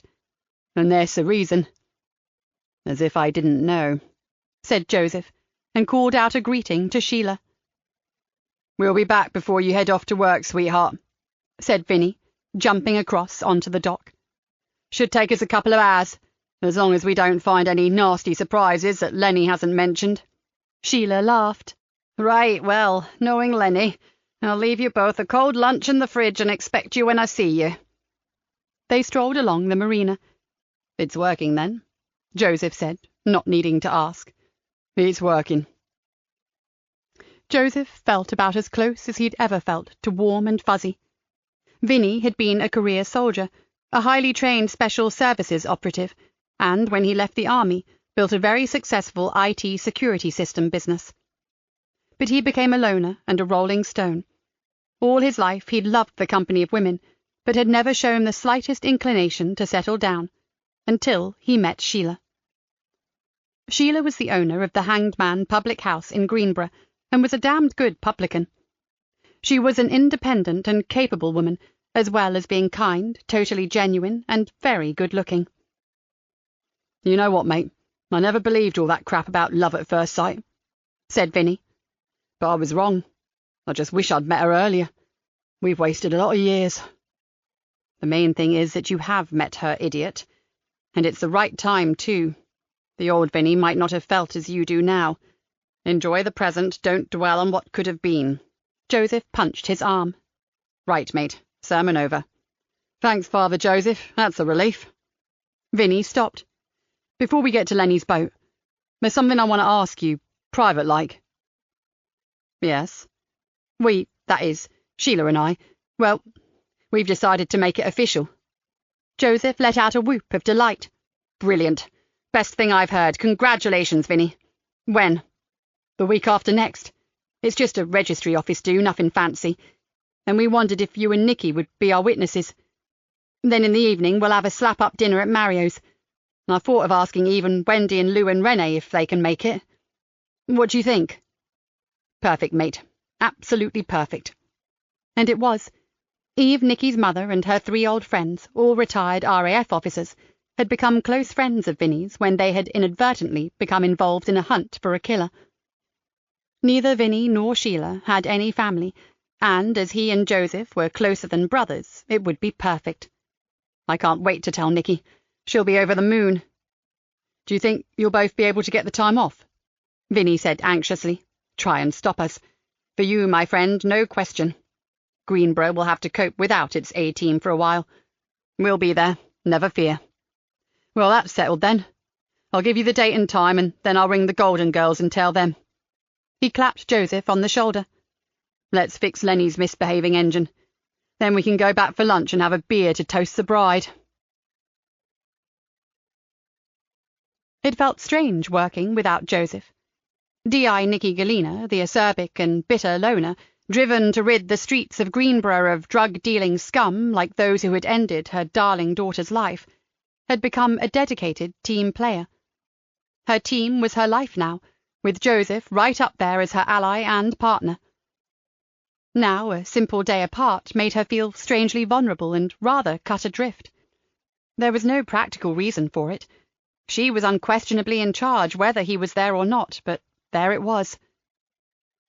The night had thankfully been quiet, with no reports of any untoward incidents. Uniform were extending their searches to every woodland, public and private, and were even finding their way into overgrown farmland copses. After a fairly recent case involving one of these tightly wooded areas left uncultivated for the sake of its wildlife and ecology, she was very anxious to rule those out. She knew from experience that such little overgrown patches could harbour all manner of secrets. She was now waiting for their reports, if any, to come in. Outside, the main office was quieter than usual. Kat had gone straight from home to see the ranger, who had taken on Lucas as a volunteer in his woodland project. Aidan had his head down researching. Ben was down in IT getting help accessing something that had beaten him. The place felt like a ghost town, not the hub of a murder inquiry. When she heard a knock on her door, she was pleased to see another face, no matter whose. "Well, Sergeant Farrow, what brings you up to these heady heights?" She smiled broadly at him. "Grab a pew, Niall, and sit down." Niall Farrow, married to Joseph's daughter Tamsin, was the nearest thing to a son-in-law Nikki would ever have. She adored them both, and off-duty, they considered her as family. "I need your help." He spoke in a low voice, despite the closed door. "Go on." "It's Yvonne Collins, Ma'am." "Niall, we are on our own, so drop the ma'am, please, just for once. It makes me feel 100 years old." He grinned at her. "Sorry, but we did agree that at work we follow protocol. It's only right." She raised her eyebrows. "OK, Sergeant, tell me about our Vonnie." "Well, as you know, she's applied to work beyond her compulsory retirement age several times, and it's always been accepted. But I've just had a memo saying that by the end of the year she has to go. They think she won't be able to continue to meet the necessary health criteria to cope with ordinary duties. I'm afraid her time is up." He pulled a face. "It won't be the same without Vonnie, honestly it won't. She taught me everything. She was the best mentor and crewmate a rookie could ever have. Now she has young PC Carl Adams with her, and in 6 months she's made that kid into a first-rate copper with all the right values." He sighed. She's got more local knowledge in her little finger than some of my guys have got in the whole of their bodies. She's going to be a massive loss to the team." "You don't have to tell me, my friend," Nikki exclaimed. "I know exactly the value of experience. We lost our Dave, didn't we? And lost something very valuable at the same time." "Well, that's what I was thinking, Mom. He looked at her ruefully. "Is Boss any better?" "It'll do, but go on." "Bonnie can't stay on in uniform, but she could come back as a civilian.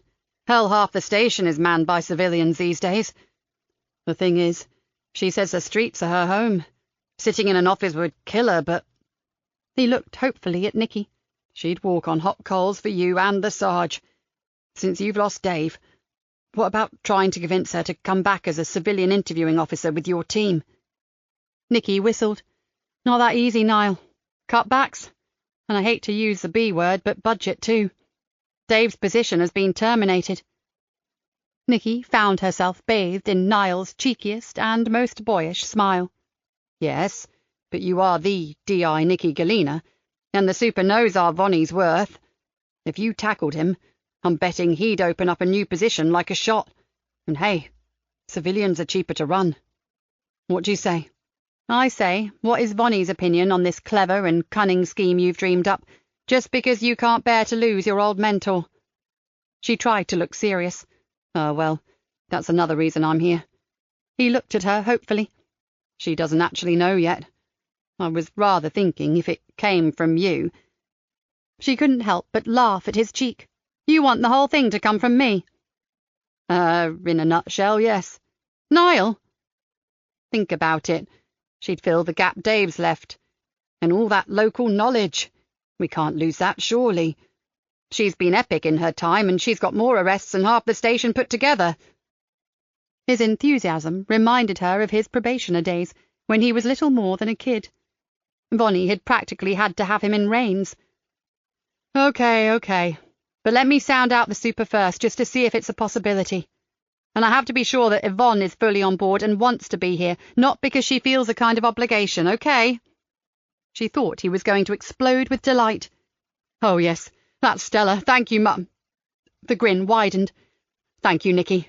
You won't regret it." "I'd better not. I know I'd not regret Vonnie being here, but I could regret the ear-bashing I'm likely to get from the super. And if that's the case, I'll be certain to pass it down the ranks to you, Sergeant Farrow." He stood up, but she motioned him back into his seat. "While I've got you here, is there anything filtering through from the officers on the ground regarding Lucas Bird or maybe his car?" "I'm expecting some of them back." He glanced at his watch. "In the next half hour. I'll be sure to get anything of interest directly to you." He was back in work mode in an instant. "We're working in teams. I don't want anyone out there alone, knowing his tendency to assassinate people who injure nature. With their great feet, coppers can crush a whole load of bracken in one short search, let alone half a field of buttercups. No one is safe on their own, and I've made a very strong point of that." "Sensible," said Nikki. She smiled again. "Okay, thanks for that, and I'll keep you updated on Operation Keep Our Vonnie." This time he did leave. She hadn't told him, but it had been in her mind to approach Yvonne Collins anyway, when the time came for her to go. On several occasions, Vonnie had said she would welcome retirement, but on others she had admitted to being terrified of leaving what had been her whole life for 35 years. It could swing either way. Nikki just hoped that by the end of the year there was a chance that Dave's desk would become Vonnie's, and that wealth of local knowledge would not be lost. Kat enjoyed her drive to the Wolds. They were really very pretty. Some woods, rolling hills, and fields with hedgerow boundaries made a refreshing change from muddy watercourses and reed-lined ditches. As she pulled into the car park of Owlsmere Woods, where she had arranged to meet her ranger, she decided that she and Ben really ought to get out more. How long was it since they had just thrown some walking shoes in the back of the car and driven somewhere quiet, away from the station and all the crap they had to deal with day after day? As she locked her vehicle, she determined that they would make some changes. They spent far too much downtime crashing in front of the TV with a pizza and a box set. James Court was waiting for her, leaning against a mud-spattered Land Rover Discovery. He was a gangling, skinny man, in his mid-30s, she guessed, with longish, fair hair and a tanned face. He was wearing olive-green cargo pants, whose pockets were clearly stuffed with necessary items, workman's boots, and a dark green sweatshirt with a logo on it. He seemed friendly enough, yet with an anxious air about him. After introducing himself and shaking Kat's hand, the worried look returned. "I'm struggling to believe what you told me about Luke, D.S. Cullen. He was so passionate about ecology, one of the most dedicated volunteers we've ever had." "So you're a countryside ranger, is that right?" asked Kat. "Yes, I started by volunteering with the National Trust, then went to college and obtained all the relevant qualifications. Now I cover 3 areas of woodland here, and also liaise with local landowners and businesses whose activities might affect the environment." "And when did you knew him as Luke, join you?" she asked. James took a folded sheet of paper from one of his many pockets and handed it to her. "This is all the information I could find on him, which isn't much. He joined as one of a group of regular volunteers. He'd already studied countryside management and dendrology. That's the science and study of wooded plants like trees and shrubs." He looked at her earnestly. He knew far more than any of us, including me, about trees and their history. With a brief flash of humour, he added, "A couple of his fellow workers called him an arbor anorak." Kat looked at the paper. "He's listed as having attended a university in Lancashire." "Yes, he said he had an undergraduate degree, and I believed him. His knowledge of tree biomechanics could only have been gathered in an academic setting. He was purely volunteering, and had obviously filled in a normal application form, but we never checked up on the finer details. Most of what is on the list is what he told me when we were working together." He frowned. I have to say, in retrospect, he was rather driven. I would think he didn't suffer fools gladly. He had rigid ideas, especially about the care and management of trees, and wasn't exactly open to other suggestions. Not that he argued. He just kind of dismissed them as irrelevant and carried on doing things his way. "That certainly fits in with what we've been told about him. Did he get on with the other helpers?" "He was happier working alone, or with just 1 or 2 other dedicated souls, of which there were several. I mean, you don't do this just to get out of the house. You do it because you care and want to make a difference to the environment." "Did he have a particular friend?" she asked. He frowned. "You'll see a name at the bottom of that list, with an address and phone number. He's an older man who only gave up helping us quite recently because of arthritis. His name is Ed Shipley. I wouldn't call him a friend exactly, but Luke liked to talk to Ed because he was real old school. His family lived for generations on the edge of some ancient woodland somewhere, and his grandmother was a kind of natural healer, possibly a herbalist. Ed was very into the medicinal properties of plants, and this fascinated Luke, so I thought you might find Ed more useful to talk to than me." Kat thanked him for his help and headed for her car. She rang Nikki and told her she was going to try to speak to one of the other volunteers, who might know more about Lucas Hopwood Bird. On getting the OK, she rang Ed Shipley, who said he was free, and she was welcome to come over. Ed lived in a small bungalow that had seen better days. However, the peeling paint and uncleaned windows faded into the background when she saw the picture-perfect cottage garden. It looked like one of those old-world jigsaw puzzles that were a mass of impossibly colourful flowers. The only things missing were the thatched cottage and the wishing well. Ed was a real old-timer, with a florid, chubby face and bright eyes. He wore a cloth cap and a short-sleeved check shirt, and his grubby gardener's trousers were held up with old-style braces. "Kettle's on, me doc," he called out as she closed the gate behind her. Eyeing the peeling paint, Kat wasn't too sure whether she wanted a drink, but it was impossible to refuse that wrinkled, winning smile. "Smashing! Tea would be lovely." She was glad she had accepted.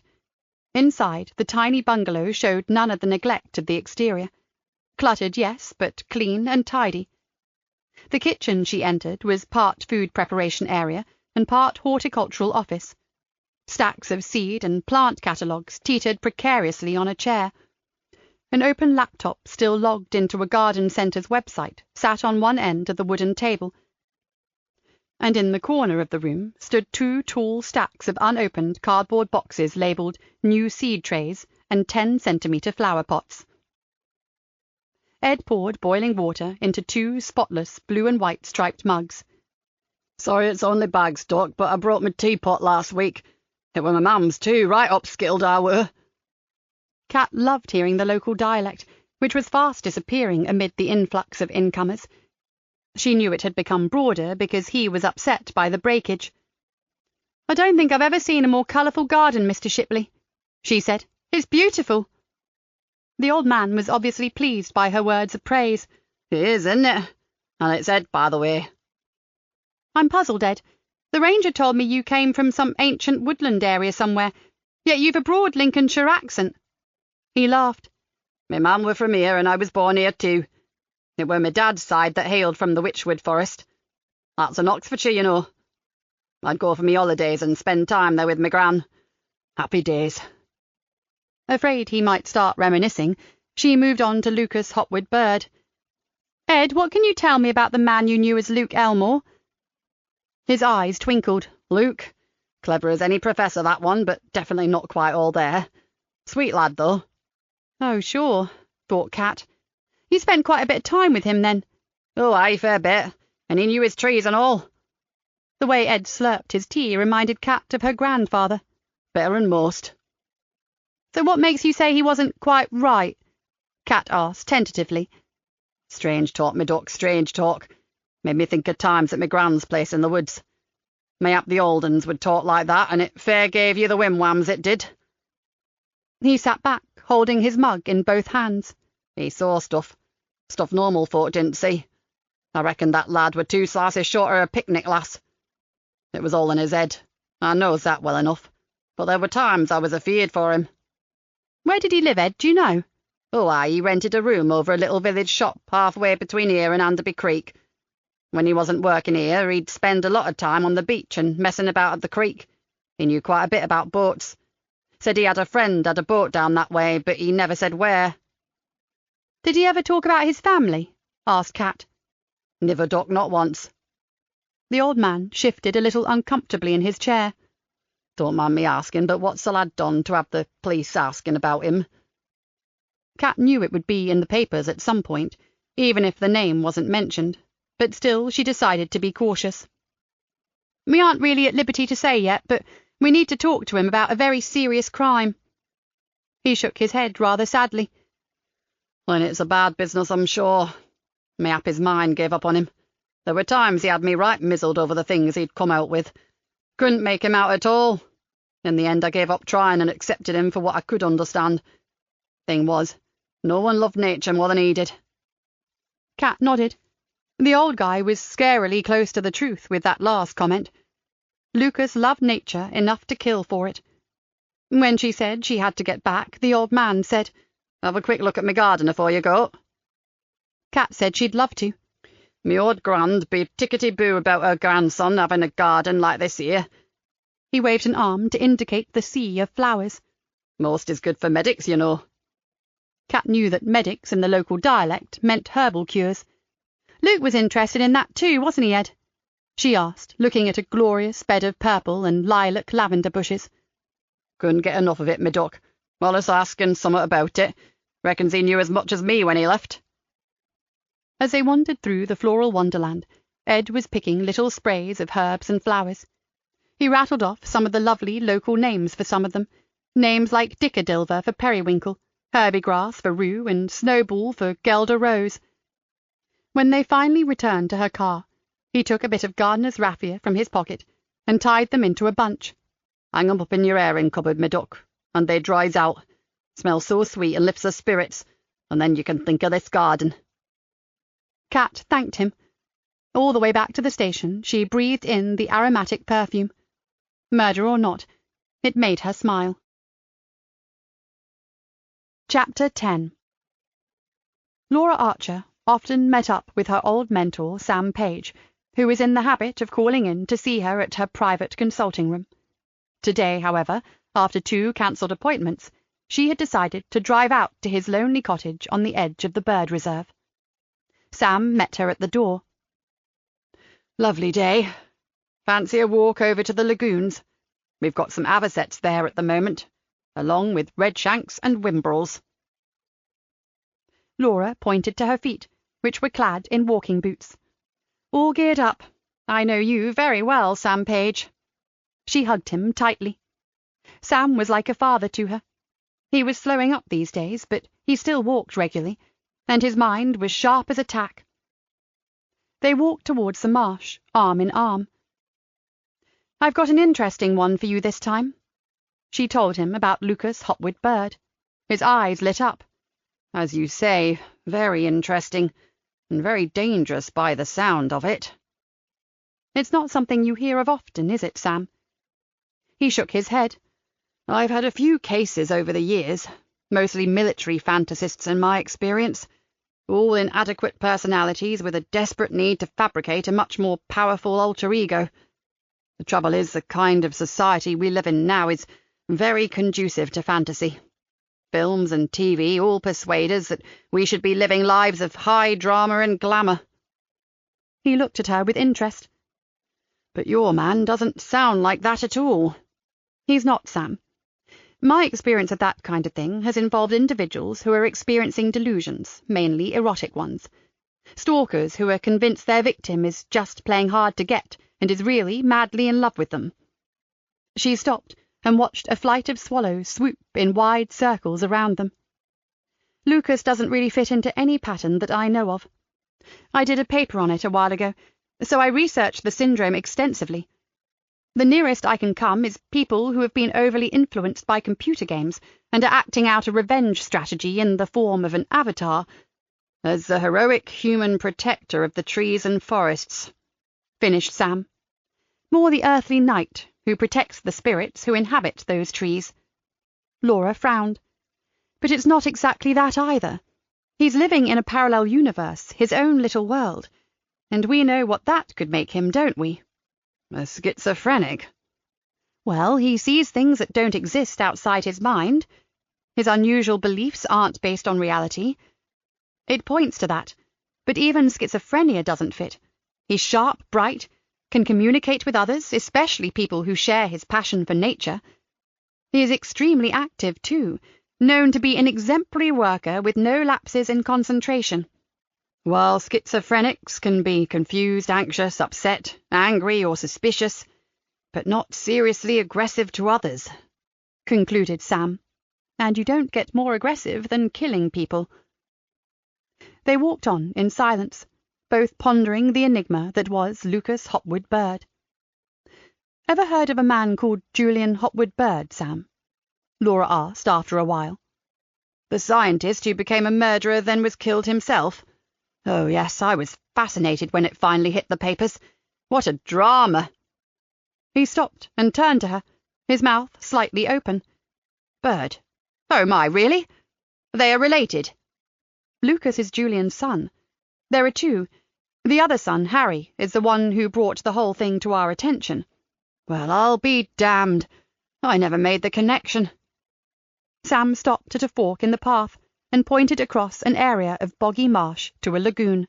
"Look, avocets. Aren't they beautiful?" Laura smiled. There they were, the now rare, distinctively patterned black and white waders with the long upturned bills, feeding in the shallow waters. "Nikki rang me earlier, Sam.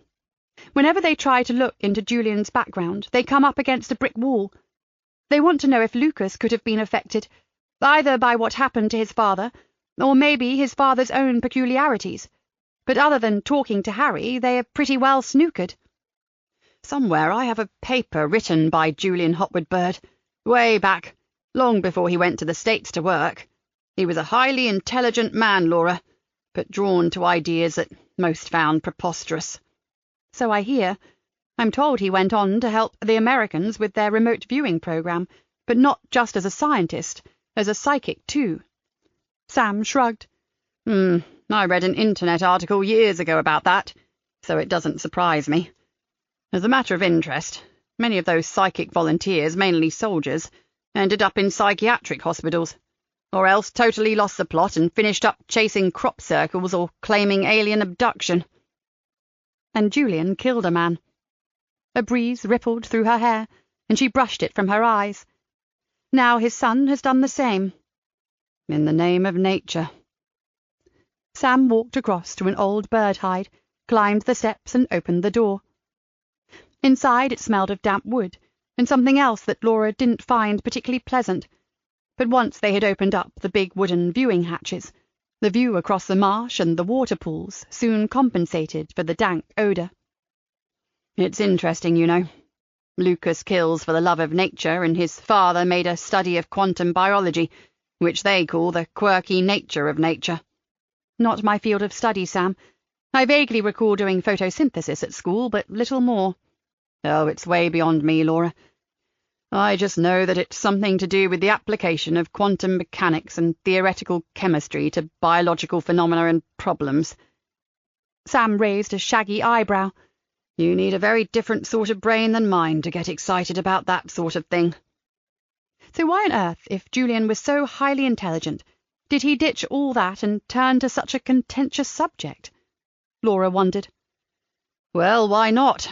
After all, the paranormal has fascinated the greatest minds for centuries, and as we psychologists say, there's nowt so queer as folk.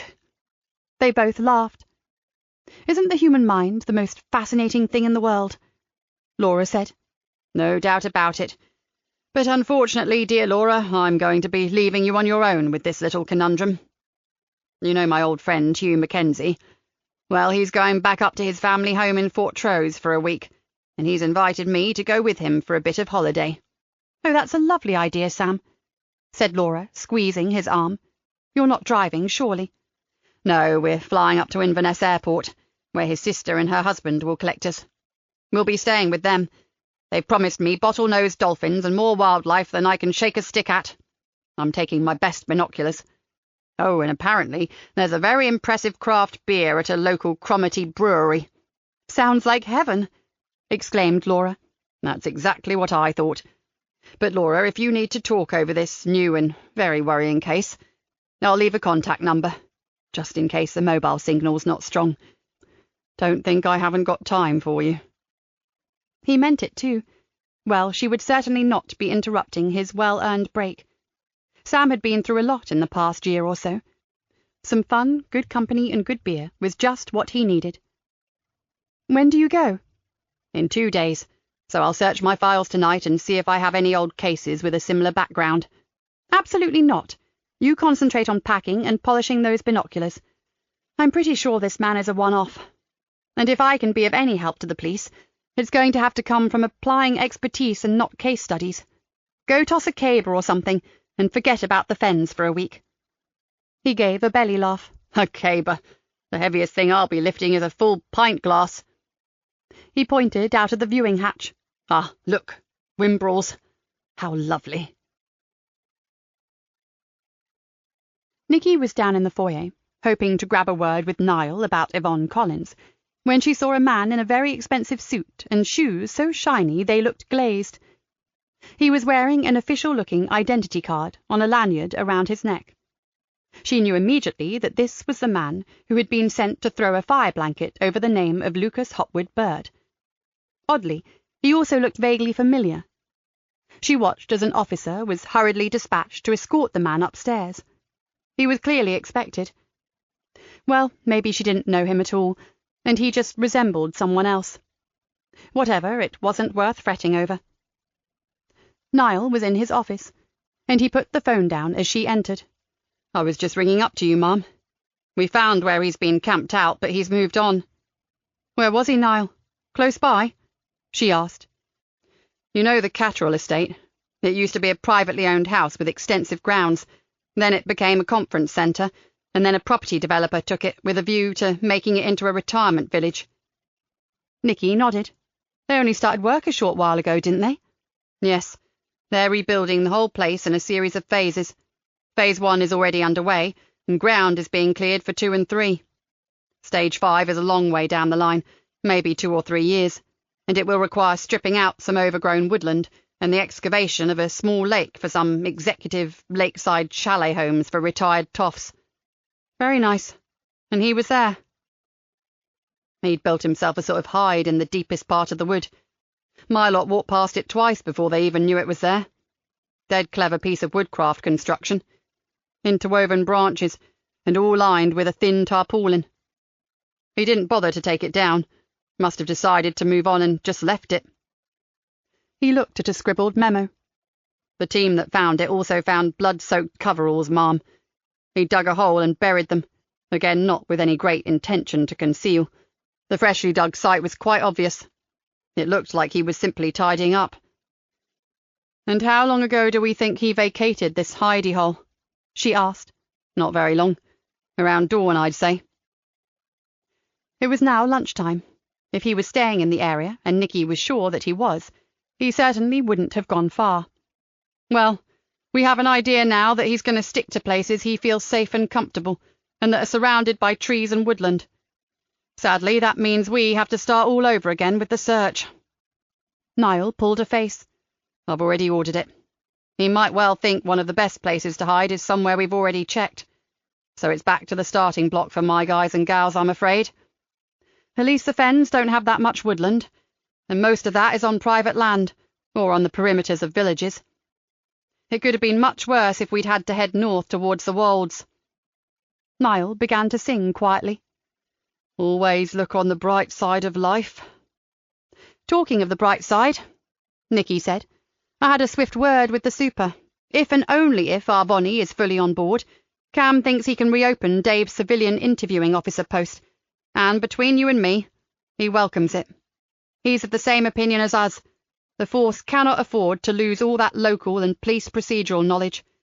Apart from which, Bonnie is a kind of matriarchal figure, someone the younger officers can go to for advice. Some of the more senior officers, too, unless I'm very much mistaken. I'll throw my hands up to that. Whenever I'm a bit out of my depth, she's the one I turn to. His smile broadened. I appreciate it. Really, I do. Hold up, we haven't got the lady herself on board yet. I have every faith in you, Mum, said Niall, quite seriously. Nikki wished that she felt the same. All of a sudden, she appreciated the breadth of the gap left by Dave's departure, which would only be made worse by the loss of Yvonne Collins. Their two heads contained knowledge and histories of criminals in Greenborough, and the crimes they had committed, that even she had never heard of. She prayed that Yvonne wasn't making plans to join the WI or the local rambling society, play bingo or knit blankets. She made her way back upstairs, planning what to say to Vonnie, and then found her mind wandering back to the man in black. Who was that guy? Naturally, there were some unforeseen problems with Lenny's engine, mainly due to lack of maintenance and timely repair. But Vinny had started his army life in the REME, the Royal Electrical and Mechanical Engineers, and he'd dealt with far bigger problems than an unloved narrowboat engine. Lenny was a local character thereabouts, a bumbling, smiling older man with little money, 2 cats and a rescue mutt, and a Micawberish view of the world that believed firmly in never worrying. Something would always turn up. It certainly had this time, in the form of newbie narrowboat owner Vinny Silver, and his valuable training, plus the close proximity of a marine engine spare store and chandlery, and Vinny's God-given ability to talk people into giving him a good deal for the cash-strapped Lenny. Wiping grease from his hands, Joseph decided it had been a good morning's work. He had thoroughly enjoyed doing something practical for a change, but more than that, he had loved working alongside his old buddy again. His memories of the old days were both good and bad, but the camaraderie they had shared made them all treasured. They had been a special team, and their rapport had been the saving of them on more than one occasion when they'd come under fire. "Time for that beer." Vinny collected up his tools and grinned at Joseph's pensive face. "Thinking about the old days, huh? It was another world, but sometimes it feels like yesterday." Joseph smiled. "And look at us now. Who'd have thought it? Both settled down, and in a few days you'll be even more settled than me. Now that's a turn-up for the books. Yep, life still has a few surprises to throw at us, even at this stage in the game." Vinny let rip with a raucous laugh. "Come on, soldier. That beer awaits." They found Sheila cleaning the narrowboat windows. "He's told you our news?" Joseph duly hugged her, Best thing I've heard in a long time.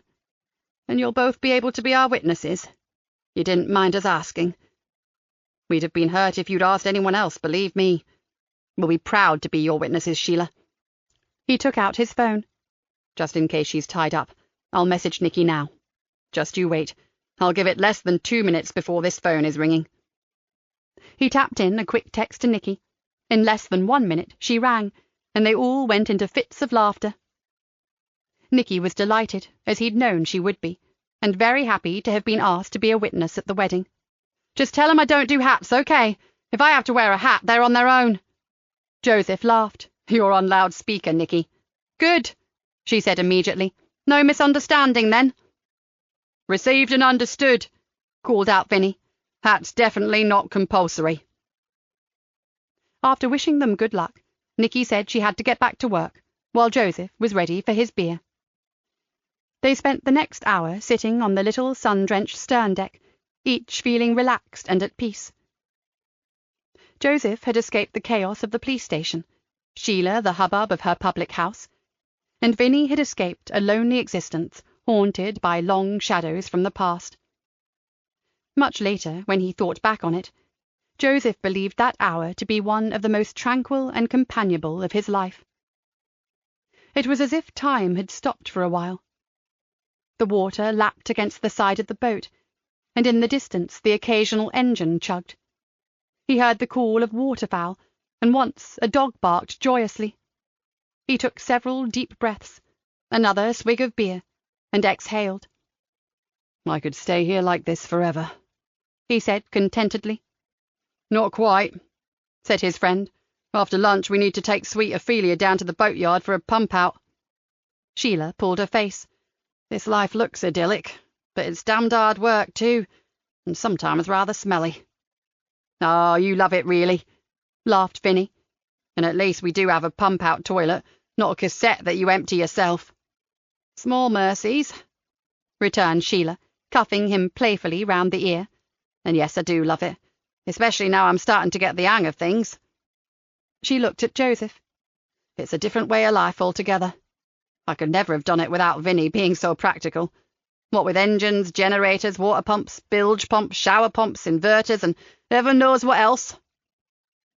We're lucky to have a permanent mooring. Most boats here are continuous cruises, meaning they have to move their boat to another area every 14 days. With Sheila still working part-time and generally looking after the hanged man, we'd never have been able to buy this baby if we'd had to keep on the move." It was plain to Joseph that Vinny had taken to this life like a fish to water. He looked so happy here. It suited both of them, him and Sheila. It was a complete step to one side, away from what they both had known before. A new start together in a completely different environment. Joseph thought it was perfect for them.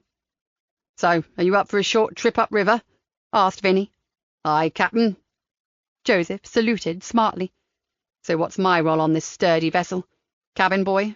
Ship's cat? Please, anything but Master Bates." Their laughter could still be heard over the gentle chugging of the engine as they pulled out into the river.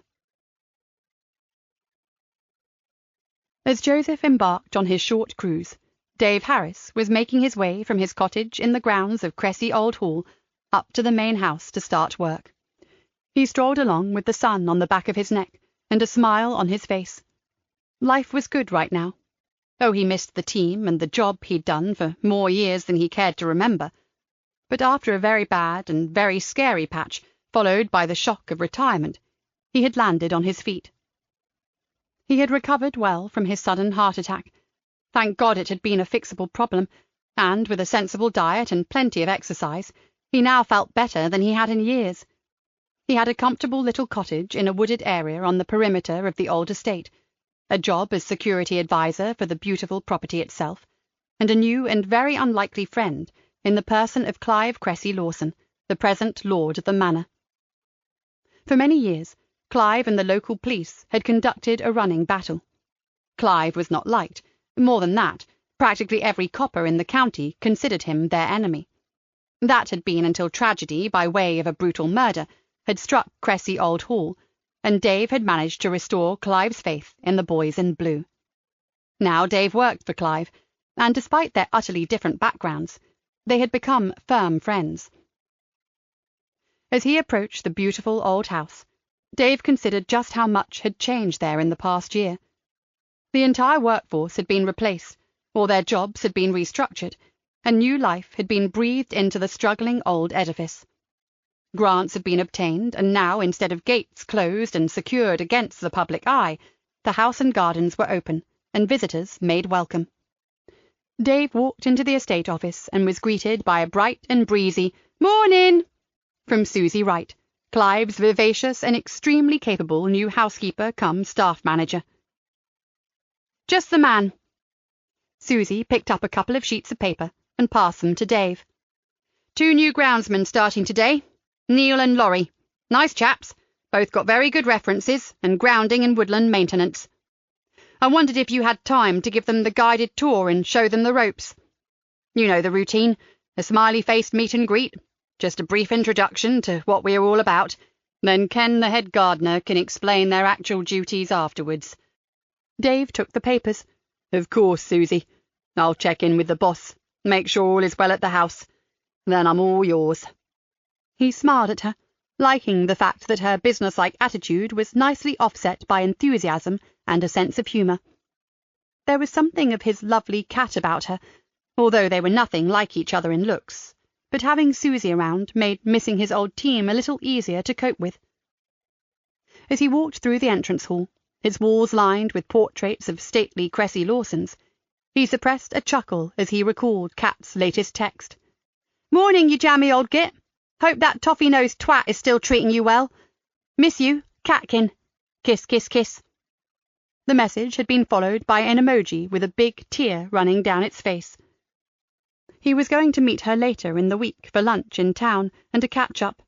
Well, that had been the plan, but she had sent a quick message later saying they could be heading into another murder inquiry, so time yet to be advised. He wondered what would be coming their way this time. It felt strange to think that, for once, it would have nothing whatsoever to do with him. Chapter 11.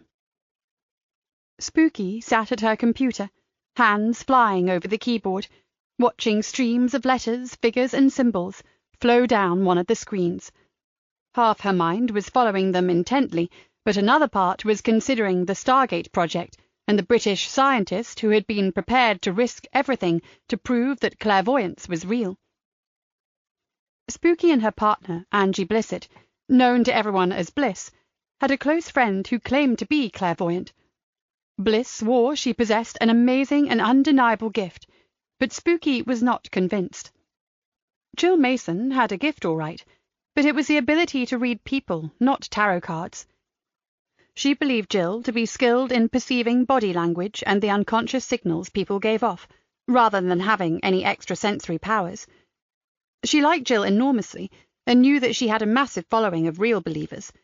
Sometimes she wished that she could believe too.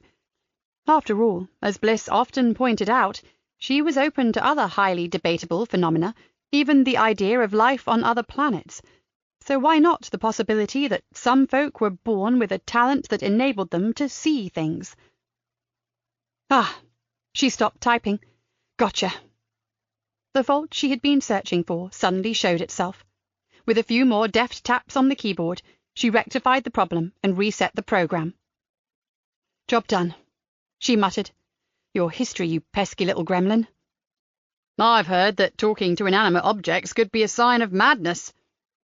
Aidan Gardner had come into the department without her noticing. She turned to look at him. I'm fully aware of that, thank you. When you've been here longer, you'll learn that pretty much everyone knows I'm barking mad. He grinned at her. Oh, right, that's okay then. Have you got a moment, Spooky? Sure. She pointed to an empty office chair. How can I help you? Another trip to Fairyland?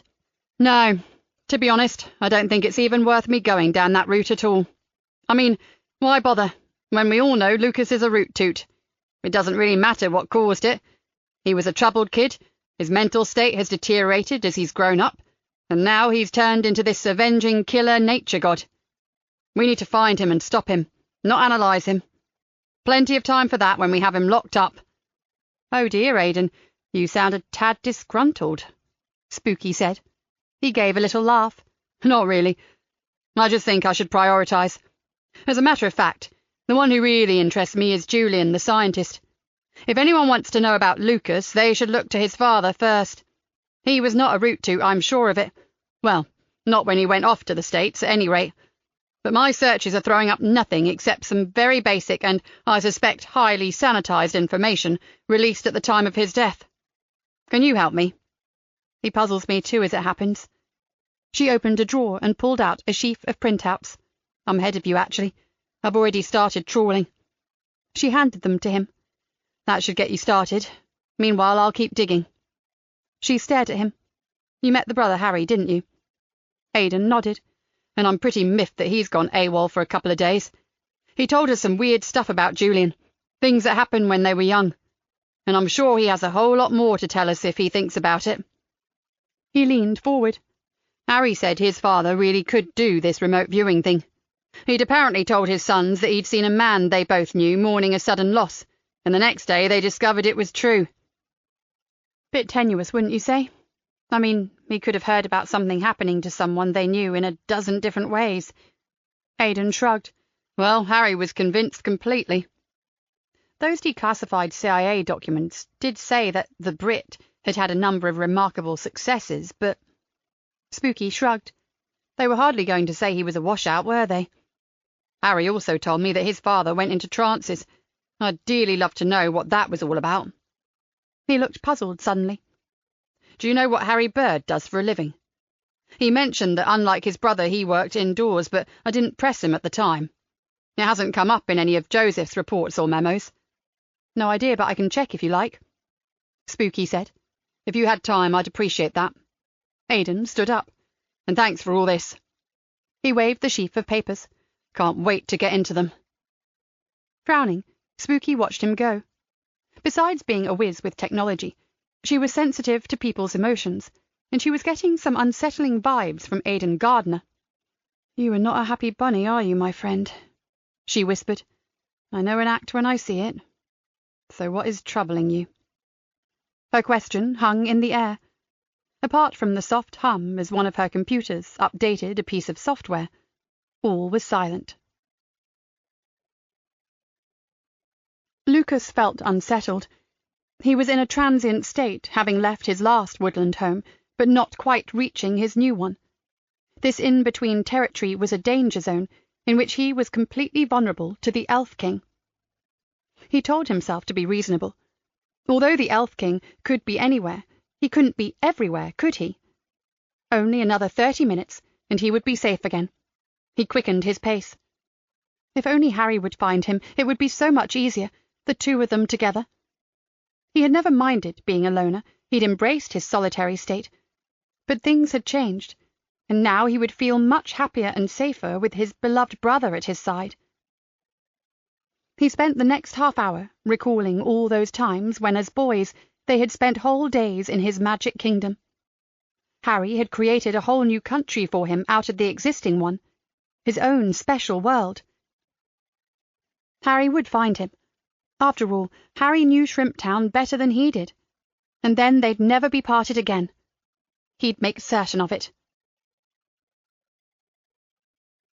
At 4 o'clock, Nikki received a phone call from Harry Bird. Di Galena, things are okay here. I think I worry too much over Mother. She has assured me that she has all the help she needs at home, and her younger sister is arriving tomorrow morning to stay for a while. Corinne is one of those incredibly practical and well-organised women, and I know my mother will be safe in her hands. Finding Lucas must take priority. You coming back, then? Asked Nikki, hopefully. First thing in the morning, and I'll be bringing some things with me that might help us to locate my brother. Nikki perked up. This was good news. What sort of things, Harry? He gave an apologetic little laugh. Well, this will sound silly, but it's games we used to play as kids. A bit like an old-fashioned version of a computer game, but instead of technology, we used books, maps, and plans to hunt for hidden treasure and battle dragons, goblins, and monsters. Ah, and how will that help us exactly? The games were set in the Fens, in Greenborough or Shrimptown, as we called it, in the county of Reedmire on the River Staghorn. I got Dad to buy us street and OS maps of the area. There's not an inch we didn't explore, despite never setting foot in the county." Harry sounded positively excited. "I kept them all.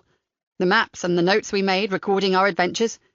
I'm betting he'll be in one of the places we used for hidey holes and camps." Nikki nodded, her optimism returning. "That sounds a real possibility. Could you bring them straight here as soon as you arrive, Harry? I'm very, very anxious to find him. Of course. But would it be possible to copy them and let me have the originals back?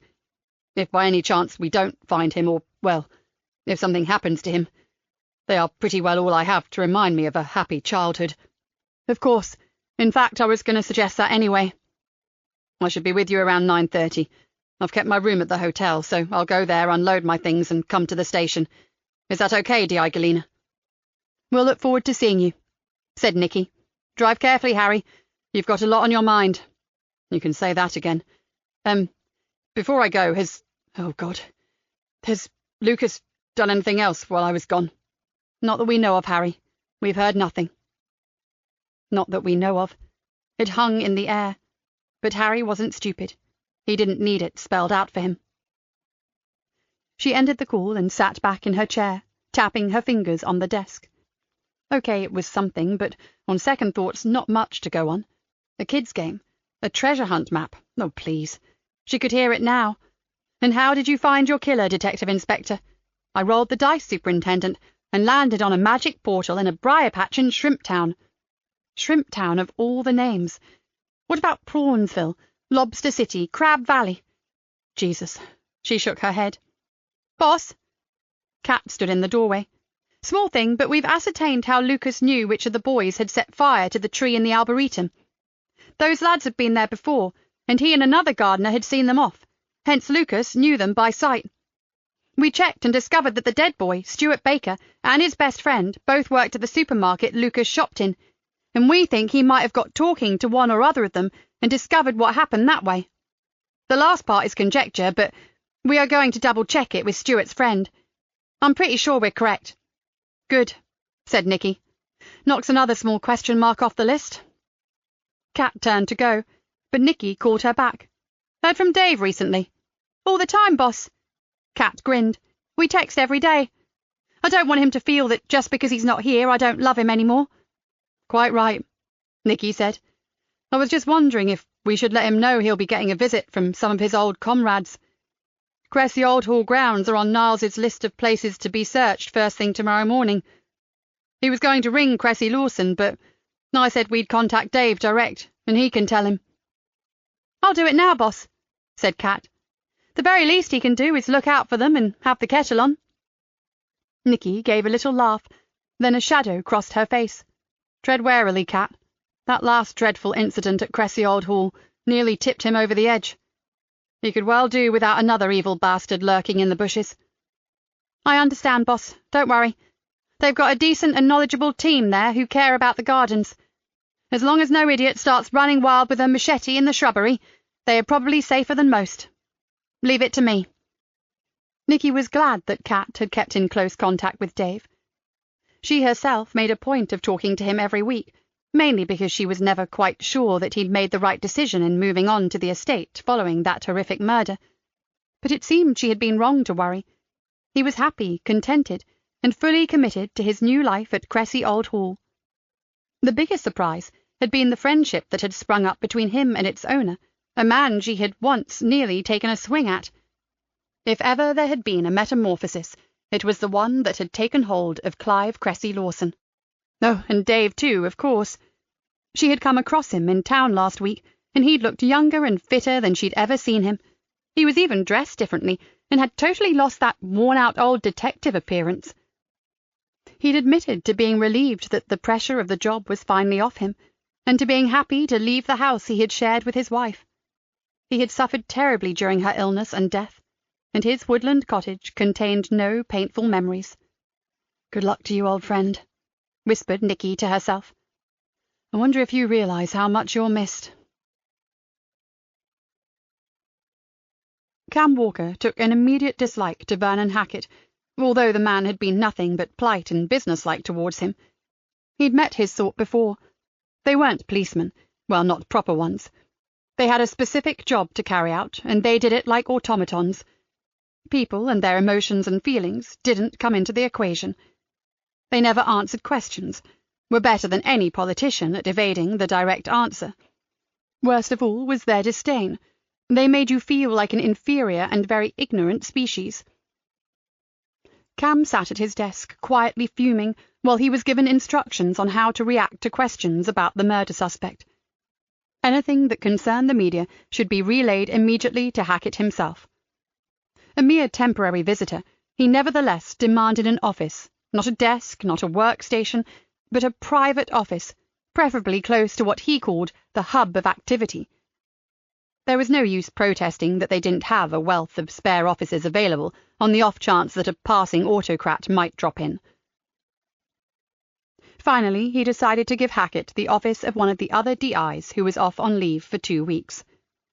"I shall be giving an update to the press at 5 this afternoon on the station steps. You will be with me, of course." Hackett glanced at an expensive gold wristwatch. "In 15 minutes' time. It will be brief, and I won't be taking questions." He looked at Cam over a pair of heavy, dark-framed glasses that accentuated his heavy, dark eyes. "It's unfortunate that the suspect's image was released. I'm assuming you have done all you can to retrieve the copies, and that you have also warned anyone who is aware of the suspect's identity that it goes no further. As per your previous orders," Cam muttered. "Good." He gave Cam a cold smile. "Then all that's left is for you to show me to my office before we go downstairs." Hackett had said brief, and he'd meant it. The update, lasting mere minutes, told the clamouring mass of journalists and cameramen absolutely nothing they didn't know already, reiterating that they hadn't yet discovered the suspect's identity, and that they had no one in mind. More details would be released as and when appropriate. Cam had neither been introduced nor asked to say anything. He felt like a stony-faced dummy, wheeled out to stand beside the mouthpiece so as to make it look more official. The only thing he found interesting about the briefing was Nikki Galena's perplexed frown when she looked at Hackett. He reminded himself to ask her about it the next time he saw her. Back in his office, he drenched it in room spray. Hackett had worn a cologne, no doubt desperately expensive, which, in more than one way, got up Cam's nose. He wasn't aware of Nikki standing in the doorway until she said, "Either someone has farted right royally, or you're trying to get rid of something or someone unpleasant." He smiled. "The latter, as it happens. Come in and sit down, Nikki." "We're just off home, Cam, but I came to offer my commiserations on your having drawn the short straw and being obliged to accommodate the man in black. He's sitting downstairs in Colin's office watching the detectives in the CID room like some black-eyed venomous snake." "You've got the right word for him. My God, Nikki, he's a cold one." Cam shuddered. "Have you met him before somewhere? I saw that look you gave him during the press briefing." Nikki frowned. "I'd swear I've come across him before, but I have no clue where or when." She paused. "Or why, for that matter. By the way, you know old Terry Seymour, don't you? The hack who works for the Greenborough Rag. I heard him say, 'Oh, great, it's bloody Hackett. They only drag him out of his hole for something serious.' So I went and had a quiet word with him. He reckons your Mr. Hackett is, or was, from the security service." Cam frowned. "MI5? Not what I was told, but then nobody's told me much at all. I was led to believe that he was something to do with internal affairs. I'm starting to think that there's a whole lot more to Julian Hopwood Bird than we've been told. This is no way to conduct a murder inquiry," she said angrily. "We have enough trouble trying to extricate the truth from the villains, let alone have our own people keeping us in the dark." He agreed with her wholeheartedly, but if the security people had closed ranks on them, they hadn't a snowball's chance in hell of finding a way through the barrier.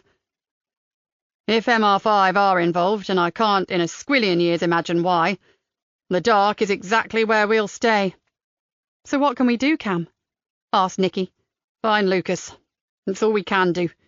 Just do our job, sticking to those parameters I told you about, and hunt down the killer. Keep it simple and try to blot out his father and his cranky escapades. It's a murder investigation, and we've handled those rather well in the past." Let's do it again." It was meant to be a rallying cry, but Cam wasn't deceiving himself. One look at Nikki told him that his friend wasn't fooled either. His words had no real enthusiasm behind them. "Okay, Cam, it's just you and me and the end of the day. If we could slip back a decade or so, this is where you would open the top drawer of your desk and take out 2 glasses and a bottle of scotch and we'd talk." She looked him straight in the eye. "I can still do the talking bit, even without the whiskey. What's wrong?" He screwed his eyes tight shut for a moment, then seemed to slump. "It's Kay, Nikki. She's not very well, and she keeps putting off going to the doctor. It's become a really touchy subject. I'm worried sick, but she keeps brushing it off. It's not like her, Nikki." "What do you mean when you say not very well?" she asked. "Tired to the point of lethargy. Headaches and a lot of other symptoms she's not telling me about. Hell, Nikki, she's one of the fittest people I know. I hate to see her like this, and frankly, I'm frightened." Nikki gave him a reassuring smile. "Hey, it could be something as simple as overwork. I'm assuming she's still at the college. She could be really run down and maybe not sleeping properly." "True. She is very busy at the university. They're short-staffed and she's covering all manner of other jobs. But she's always thrived on her work. It's never affected her before." He sighed. "And she's never refused to listen to me either. We're a team, you know that, and we discuss things, compromise. Normally, if she thought it was worrying me, she'd go just to put my mind at rest. But not this time." Kay was a wonderful woman, the best wife a man could have, easygoing, very intelligent, but with no side to her. Cam adored her, plain and simple. And he was hurting. "Well, Cam, it sounds to me as if she's scared to go. If she's snappy about it, I'd be pretty certain that's what it is." She looked at him. "I'll ring her and suggest a coffee and a catch-up. We often do, so it's nothing out of the ordinary. She won't suspect we've talked, I promise. Would you, Nikki?" He looked relieved. A problem shared and all that. "And if you think I'm being an old woman, I'll drop it. I'll text her tonight," Nikki said. "And if I'm worried too, I won't mess around. I'll tell you, Cam." "I appreciate that. No problem. It's just a pity we couldn't have talked over a nice glass of malt. My, how the force has changed." That night, after supper, Nikki and Joseph sat out in the garden of Cloud Cottage Farm and watched the sun go down until the mosquitoes started to bite. Then they sat for another half-hour in the kitchen, sipping brandy and telling each other about their respective days. It was rather nice, Nikki decided, having different stories to tell. Joseph waxed lyrical about the trip on the narrowboat, even if it had just been to pump out a waste tank, but most of his talk concerned his old friend and the fact he was actually marrying and settling down. Nikki told Joseph about Kay being unwell and Cam's anxiety over it. "I thought the excuses he gave us the other day were a bit lame," Joseph said. "So you're going to talk to her?" "Already arranged. I'm meeting her the day after tomorrow for a coffee, and I managed to do it without dropping Cam in it. Apparently she's really touchy about the subject." She grinned at him. This could be one of those occasions when being blunt actually helps. If I said, "Blimey, Kay, you're looking a bit rough," it wouldn't exactly be out of character. "Very true." Joseph rolled his eyes. Then Nikki told him about Hackett and her feeling that she recognized him from somewhere. Cam disliked him so much, she said, that he'd actually fumigated his office after the man had left. And something else. I had a word with Spooky as I was getting ready to come home. She mentioned a few things that make me think Aidan might not be sticking to the agenda. Joseph looked concerned. "As in?" "He seems to be rather more interested in Julian than Lucas and his problems. Given the warnings we've been given and the sad lack of info about our mad scientist, I'm concerned he's going to wander into deep waters. I'd hate him to incur the wrath of Hackett and bring that man down on us." She trusted Spooky to tread carefully when searching for information. She knew how to cover her digital footprints and had some very high-tech equipment, but that wasn't the case with Aidan. "Are you up to a friendly word to the wise tomorrow?" Joseph nodded. "Absolutely. First thing." Sleep proved elusive that night, and at 2 a.m, those dark eyes still haunted her. If only she could recall where she'd seen him. She had considered doing a computer search, but dismissed the notion. You couldn't Google a man like that. No, she was going to have to rely on her memory, and until it finally coughed up what it knew, those shiny shoes would just have to tail her. As Nikki lay in bed craving sleep, Aidan Gardner was fighting it off. His wife Becca had turned in hours ago, but he sat up reading over what Spooky had printed off for him. How had she managed to trace all this interesting stuff? He was no slouch when it came to computer searches, but she seemed to have used search engines he didn't even know existed. 2 hours into the sheaf of papers, it was clear that Julian Hopwood Bird had been a truly remarkable man, and Aidan was beginning to wish he hadn't died. Julian had written papers on controversial subjects that mainstream scientists considered spurious, but had managed to sow seeds of doubt in the most skeptical. Most importantly, others had managed to replicate his experiments, empirical proof that psi phenomena, telepathy, precognition, clairvoyance, and remote viewing, were real. Aidan stretched. He needed sleep. Returning to work after such a long absence was draining him, and although he told no one, being on his feet for much longer than he was used to had intensified the pain in his legs and lower back. He had taken painkillers tonight, but he feared they'd wear off long before morning. He picked up another printout. Just one more article, then he'd turn in. Half an hour later, he returned them all to their folder, but the content of the last one was still going around in his head. Spooky had downloaded a fascinating and very up-to-date article from Time magazine, in which the author found that the US military was accepting sailors and Marines who possessed spidey sense, heightened powers of intuition that meant they could detect an impending attack or a dangerous situation before it happened. Julian had written about this years before, at a time when the technology was rudimentary compared to today's.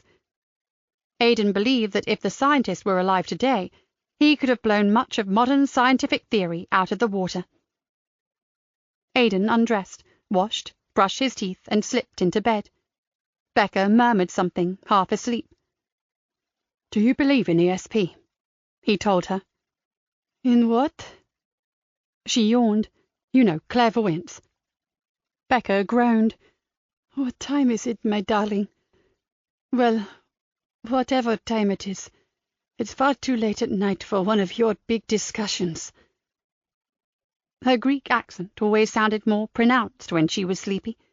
He never tired of listening to her. "I suppose not. Sorry, babe. Night-night." He kissed her hair, turned his back, and closed his eyes. "My great-grandmother had the gift, or so my parents told me," she murmured, still half asleep. "But then superstition abounded in our part of the country." "So, do you believe in it?" he asked again. "No, I don't. Now go to sleep." He turned to her and kissed her again. He was just slipping away when he heard her say, "And you? Do you believe in it?" Aidan pretended to be asleep. He really didn't know. Chapter 12. Lucas awoke before sunrise. He was calm and settled now, contented. He was warm, comfortable, and, most of all, he felt safe. There were different sights and sounds and smells around him now. With every move he made, different voices spoke softly to him. Other faces swam in and out of his peripheral vision. Each time it was like stepping into yet another world. He watched the sky slowly turn grey, until suddenly the rising sun split it asunder in a gash of fiery scarlet light. There was something very special about the start of the day. It was all about new beginnings. He sprang to his feet. Would it be today? Would Harry find him? He sensed his brother moving closer. He knew that Harry had been in Shrimptown. He would have come as soon as he received his letter. Then, for a day or so, his brother had seemed to be absent. Today he was back. Lucas knew it. This amazing sunrise spoke to him of hope. He would have gone and found Harry himself. In any other place he would have done so, but not Shrimptown. Shrimptown was far too dangerous. This was the home of the Elf King, and here, away from his safe places, he was in grave danger. The journey here had terrified him, but his nature spirit friends had been with him every step of the way, guarding him, urging him on until he made it. The first rays of the sun touched his bare chest. There was no warmth in the golden light yet, and in the slight breeze it felt crisp and chill, energizing him, sending ripples of excitement through him. Lucas looked around and liked what he saw. This place was very different from the Arboretum, but nevertheless a good place to be. Apart from his adored trees, he missed only one thing from Shelley House, and that was Karen Cotton. He smiled. She was the nearest thing to a kindred spirit he had found in the whole of Reedmire. They could have been soulmates. He had felt it the moment they met, an affinity. He had reached out to her through meditation, and felt how much they shared. If he had only had a little more time with her, they could have been inseparable. He could have shown her so much among those majestic trees under the starlit sky. Karen could have been a goddess. Oh, if only he had not had to leave so hastily. He sat down on the dew-soaked grass, oblivious to the damp. If only those vile idiots hadn't injured and killed the robinia tree. It wasn't that he disliked Sean Cotton. In fact, he liked him very much. The man cared deeply about the land and the trees. But he was on a different plane to Lucas and Karen, a more earthy, basic one. He was sure they were happy together in their way, but the thing was, Karen was like a royal princess who needed to be awakened to the powers she possessed. She was being held down by staying with a materially minded man like Sean. It was a waste. Lucas lay back, his hands clasped behind his head. He shivered as his bare back met the wet grass. If he didn't have this important mission to fulfill, he would go back for her. Perhaps that was another reason to get this dreadful deed done as swiftly as possible. Then, with no Elf King to pursue him, he could go back and rescue his goddess. He imagined taking her by the hand and leading his auburn-haired beauty into the forest. He leaped to his feet. This would not do. There would be time for that later, but not now. He slowed his breathing. He had much to do.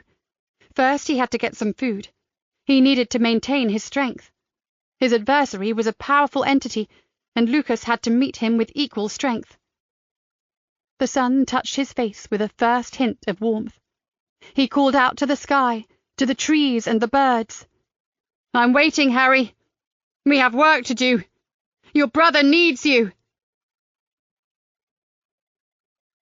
Nikki and Joseph were in early, and by 8:30 were on their second cup of coffee. "I've been going over the same question half the bloody night," said Nikki grumpily. "Where did a 13-year-old boy go that he remained unfound for donkey's years, then turn up having acquired a wealth of horticultural knowledge? It beggars belief." Joseph pulled a face. "He walks off into the night with a little rucksack of treasured possessions and disappears. He was going to someone, or someone was waiting with a car to take him away. It has to be that way. But who? And why can't Harry think of anyone if they were so close? How could that kid have had someone who cared that much for him, and his brother not know? Harry will be here soon, Joseph. It's time to get him to dig deeper if that's humanly possible." Nikki stared into her coffee. "I'm going to play devil's advocate here, and be the distrusting police officer that I am. We only have Harry's word for all that went on in their childhood. I think it's time we went up to London and talked to a few people who knew the family. I'm not saying that Harry is necessarily lying, but he was part of a family that was disintegrating because of the father's mental health collapse. He might not have seen things exactly as they were." Joseph nodded. "Perhaps we should talk to the mother, too. From the way Harry spoke, the old lady seemed very happy for him to try and find Lucas. Maybe she knows something she's not shared with Harry. Good point. However, we need to do it without upsetting Harry. We need him on our side more than anyone at present. He's more or less all we have. Other than Karen Cotton. She knows the adult Lucas, our killer. Harry only remembers his kid brother. I think she's very important." Joseph said. "You're right, but we still need to keep Harry sweet." Nikki drained her coffee. "As soon as Cam's free, I'm going to ask him what checks were carried out on Harry Bird prior to the powers that be throwing this one at us. I'll feel happier in my mind if I know that Harry's recollections are all kosher. And I'll check with Kat and Ben about how their look into Lucas's background is going. They were trying to corroborate what the countryside ranger said about Lucas attending a Lancashire university. Yes, that's good, Nikki said. I'm tempted to leave the hunt for our happy camper to Niall and his army of uniforms and throw everything we have into building a picture of him. If we can understand something of what was going on when he was younger, we might be able to anticipate what he's planning and who this elf king might be. She looked at Joseph intently. I know I'm a pain in the arse when it comes to all this superstitious crap, but even I realise that Lucas is planning to kill someone in particular, and even if his deranged brain wants to turn his proposed victim into some fairy freak, bottom line, he's still hunting a human being, so someone is in grave danger. We have to know who that person is. Absolutely, Nikki. Joseph nodded. And as you say, we'll only discover that if we go back into his past, because I'm certain it's to do with that, and not someone who has upset him recently. If his latest behaviour is anything to go by, he acts very quickly when he perceives that someone has seriously transgressed the rules he believes in. True, especially in the case of Richie Naylor. Lucas actually tried to prevent him touching that tree. He was only minutes too late. Nikki picked up a report. Uniform have confirmed that the mate Richie borrowed that digger from, Lance Smythe, one of the groundsmen from Shelley House Arboretum, has confirmed that he did tell Lucas that he had loaned the equipment out to a friend and who he was. Apparently Smythe used to be a self-employed garden landscaper, and now he's working for Arthur Morton. He hires out his old machinery rather than let it rot in his garage. He says his mini digger is well in demand. She pushed the report away. We can guess that our tree avenger took a peek at exactly what area poor Richie was clearing and had no objection to a few shrubs and the grass where the pool was to go. But when he saw the fancy tree was going to have to come down, it was too much for him to take. And Richie paid the price. Joseph exhaled. So we have to hope and pray that no one else upsets him and that he concentrates entirely on slaying the dragon. Meanwhile, we move heaven and earth to find out who that dragon is and get the poor bugger to safety. Nikki glanced at the wall clock and stood up. 30 minutes before Harry gets here. I'm off to talk to Cam. You grab Kat and Ben and see if they've dredged up anything of use. She stopped abruptly. Oh, Aidan, I forgot about him. Will you have a word with him first? Already done it. He was in before us this morning. While you were checking the overnight reports, I had a fatherly chat, and he said he's doing nothing other than using Spooky's info, which is far more in-depth than anything he could produce. She nodded. Okay, but watch him, Joseph. Oh, I will. Never fear. Too impatient to take the lift, Nikki ran up the stairs and found Cam already ensconced behind his desk, writing furiously. Nikki tapped lightly on the door and went in, closing it behind her. Before we get down to work, Cam, just in case Kay didn't mention it, we're meeting up for a coffee tomorrow. She sounded really pleased about it. She didn't mention anything specific, but I got the feeling she might want to talk, so you hang on in there. He gave her a tired smile. I appreciate it, Nikki, very much. She tried to sound encouraging. It's nothing. We're all friends, and if something's troubling her, Joseph and I want to know just as much as you. Leave it with me. She dragged up a chair. Now, have you got a few minutes to answer a couple of questions? Cam Walker replaced the top on his precious fountain pen. Fire away. She explained her concerns about the veracity of everything Harry Bird had told them. Cam wrinkled his brow, then turned to his computer. After a while he said, Here we are. Well, he is who he says he is, no question. He does live in Highgate Village, and his mother is still alive. But it seems all further in-depth investigation was directed at the father, Julian. The whole security issue has come about because of him, and is why we have your man in black fixing his eagle eye on the CID room. Nikki gave Cam an irritated look. Oh, yes, he's a right bundle of laughs, watching over us like a bleeding hungry vulture. Great for morale, he is. And am I right in assuming you still can't recall where you know him from? Cam raised an eyebrow at her. She gave a grunt. I'm beginning to think I don't know him at all, and maybe I just saw something similar on a trip to the reptile house in the zoo when Hannah was a kid. Cam unsuccessfully suppressed a grin. That or I watched some dark dystopian film about Big Brother." "I didn't know you watched dark dystopian films," said Cam. I didn't even know what the word meant until Joseph explained it to me. But it sounded good, didn't it?" "Very apt," agreed Cam, smiling briefly. "But going back to your question, when Harry brought the information about his brother to us, it flagged up immediate concern right across the board, which is what brought Hackett out of his tomb. Julian is basically access denied, except for what has been deemed sufficient information to satisfy the public. Go any further, and alarm bells ring in some dusty office somewhere in the bowels of SIS. "And nothing exists about the Hotwood birds as a family?" Nikki asked. "Not a dicky bird," confirmed Cam. "If you'll forgive the pun." "Then that's where we need to go. We need to play happy families, although that's probably not what we'll find. It's a time when they arrived back from the States that interests me, just before Father murdered the gardener, then died himself, and the boy Lucas walked away from his mother and brother." Nikki paused, thinking hard. It's rather odd that a man Julian murdered was a gardener. It does smack of like father, like son, doesn't it? Yes, I'd really like to know more about that murder, and Harry's claim that his brother caused an innocent man to die. Cam leaned back and steepled his fingers. "I know why you have to do it, but do be careful, Nikki. We can't attack this investigation in the normal manner. So watch who you talk to, and the questions you ask, okay?" "Tough one if you have a gob like mine." Nikki grimaced. "But I do appreciate the situation, and that my ground rules will need to be somewhat adapted. I'll be careful. Don't worry." As she walked back downstairs, Nikki wondered how true that statement was. "You look pensive, Ma'am." She had been lost in thought and hadn't noticed Yvonne Collins approaching. "Bonnie, got a minute?" Busy or not, Nikki decided it was time to talk. She had 15 minutes before Harry was due to arrive. Just nice time. "Just popping a report into the super. Won't be a moment."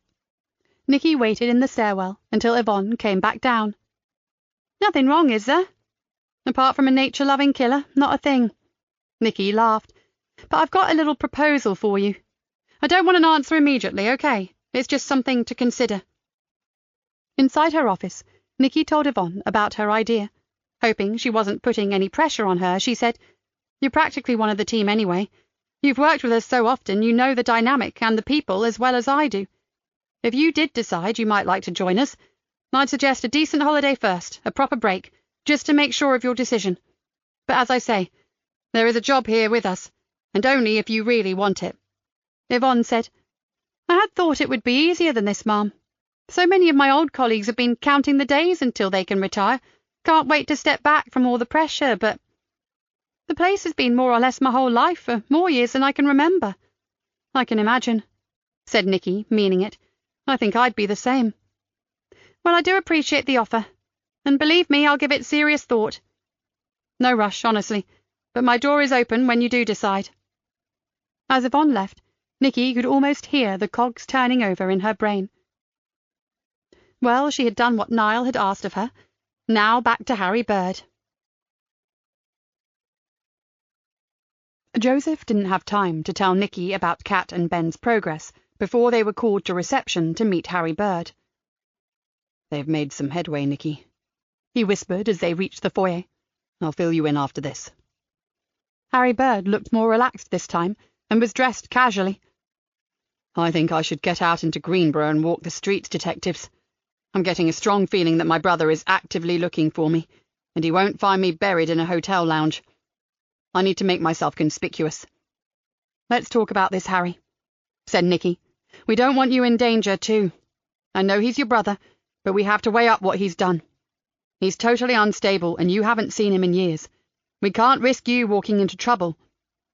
She opened the door to an interview room. "Forgive the less than comfortable surroundings, but it's private and a lot quieter than upstairs, I promise you." And out of earshot of Hackett, thought Joseph. Kat and Ben had told him that no one was immune to the man's questions or that steely, unblinking gaze. "We can offer tea or coffee, however," Nikki said. Harry asked for tea, and a uniformed officer hurried off to get it. Once they were settled in the bare room, Harry opened the sports bag he'd been carrying and produced handfuls of books, drawings, and maps. He piled them on the table and began to sort them out. "I was surprised at how many there were," he said. "I found them in the attic." He unfolded a large map of eastern England and pointed to what should have been Lincolnshire. "The county of Reedmire." He spoke almost reverently. The map smelled musty, and it was a little faded, but legible enough. "This was some labour of love," exclaimed Joseph. "It must have taken hours of work. More like weeks, probably months to do the whole of England, but this was by far Lucas's favourite county." Harry looked at it rather wistfully. Joseph noted that the county borderlines, the positions of the cities, the towns, villages, and other places of interest were all in the right positions, some even illustrated by sketchy drawings. Only the names were different. "Why was Lucas attracted to this county in particular?" asked Nikki, staring at the town of Shrimptown, or as she knew it, Greenborough. "Because it's a perfect place to access fairy realm." Harry looked up. "Sorry, but I have to explain this as my brother saw it. It will sound wacky to you as it does to me, but it's the only way I can help you to understand him." He looked directly at Nikki, and Joseph was sure he saw the hint of an amused smile on his lips. Harry Bird, it seemed, had correctly identified Nikki as a dyed-in-the-wool skeptic. "Right, well, Lucas used visualization to travel into his fairy kingdom through doors, portals, and gateways, as something like an avatar, an imaginary self. The portals he preferred were situated anywhere there was water, in marshes, a spring, a pool, or the sea. And this county is Water World. Openings in old trees were good too, so I can understand why he went to the Arboretum." "Hold up," said Nikki, frowning. "We are talking about a little kid here, aren't we? A kid who can actually visualize a spirit self sauntering off into a magic kingdom. Is that possible?" Harry looked at her patiently. "Absolutely. His imagination was boundless. He had no human friends, Nikki Galena, so he built himself an entire world where his friends were of a different species. This started at a very early age. And your father encouraged him," Joseph said. It was not a question. "I believe our father recognized all sorts of things in Lucas, both positive and negative. He knew the boy was destined to follow a less trodden path, no matter what anyone said or did, so he guided him towards what he believed was at least a harmless one." Harry gave a little laugh. "One day, my little brother, completely seriously, described to me the psychic protection that he activated before travelling into the fairy realm. He said that if he travelled there unprotected, he would be set on by mischievous tricksters who would threaten his safety." He looked at Joseph. "That could only have come from father. He was always going on about protecting yourself when working with spirits." There was a pause as the constable entered with tea. Then Harry continued. "He had rituals too, certain practices that he said built up trust with his fairies, and he once told me that the greatest thing he could do would be to dedicate himself to caring for trees. I had no idea that he would actually carry that ambition through to his adult years, although on reflection, perhaps I ought to have known him better. He wasn't ever going to grow out of his otherworldly beliefs." Joseph noticed that Nikki was getting impatient.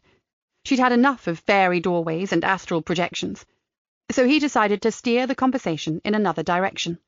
"Harry, you said there were some specific places that would have been of interest to Lucas. Can you point them out on your map?" Over the next 10 minutes, he identified around 20 of these places, including, uncannily, the Arboretum at Shelley House.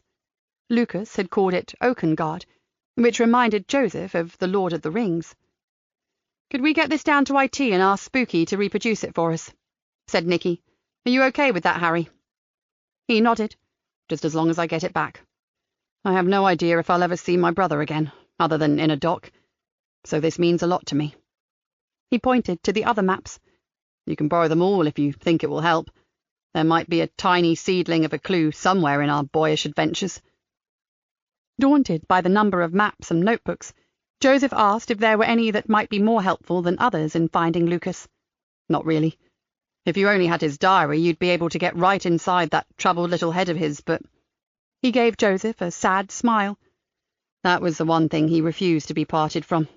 In fact, when you find him, I'm certain he'll still have it, including a record of what really happened to those poor people."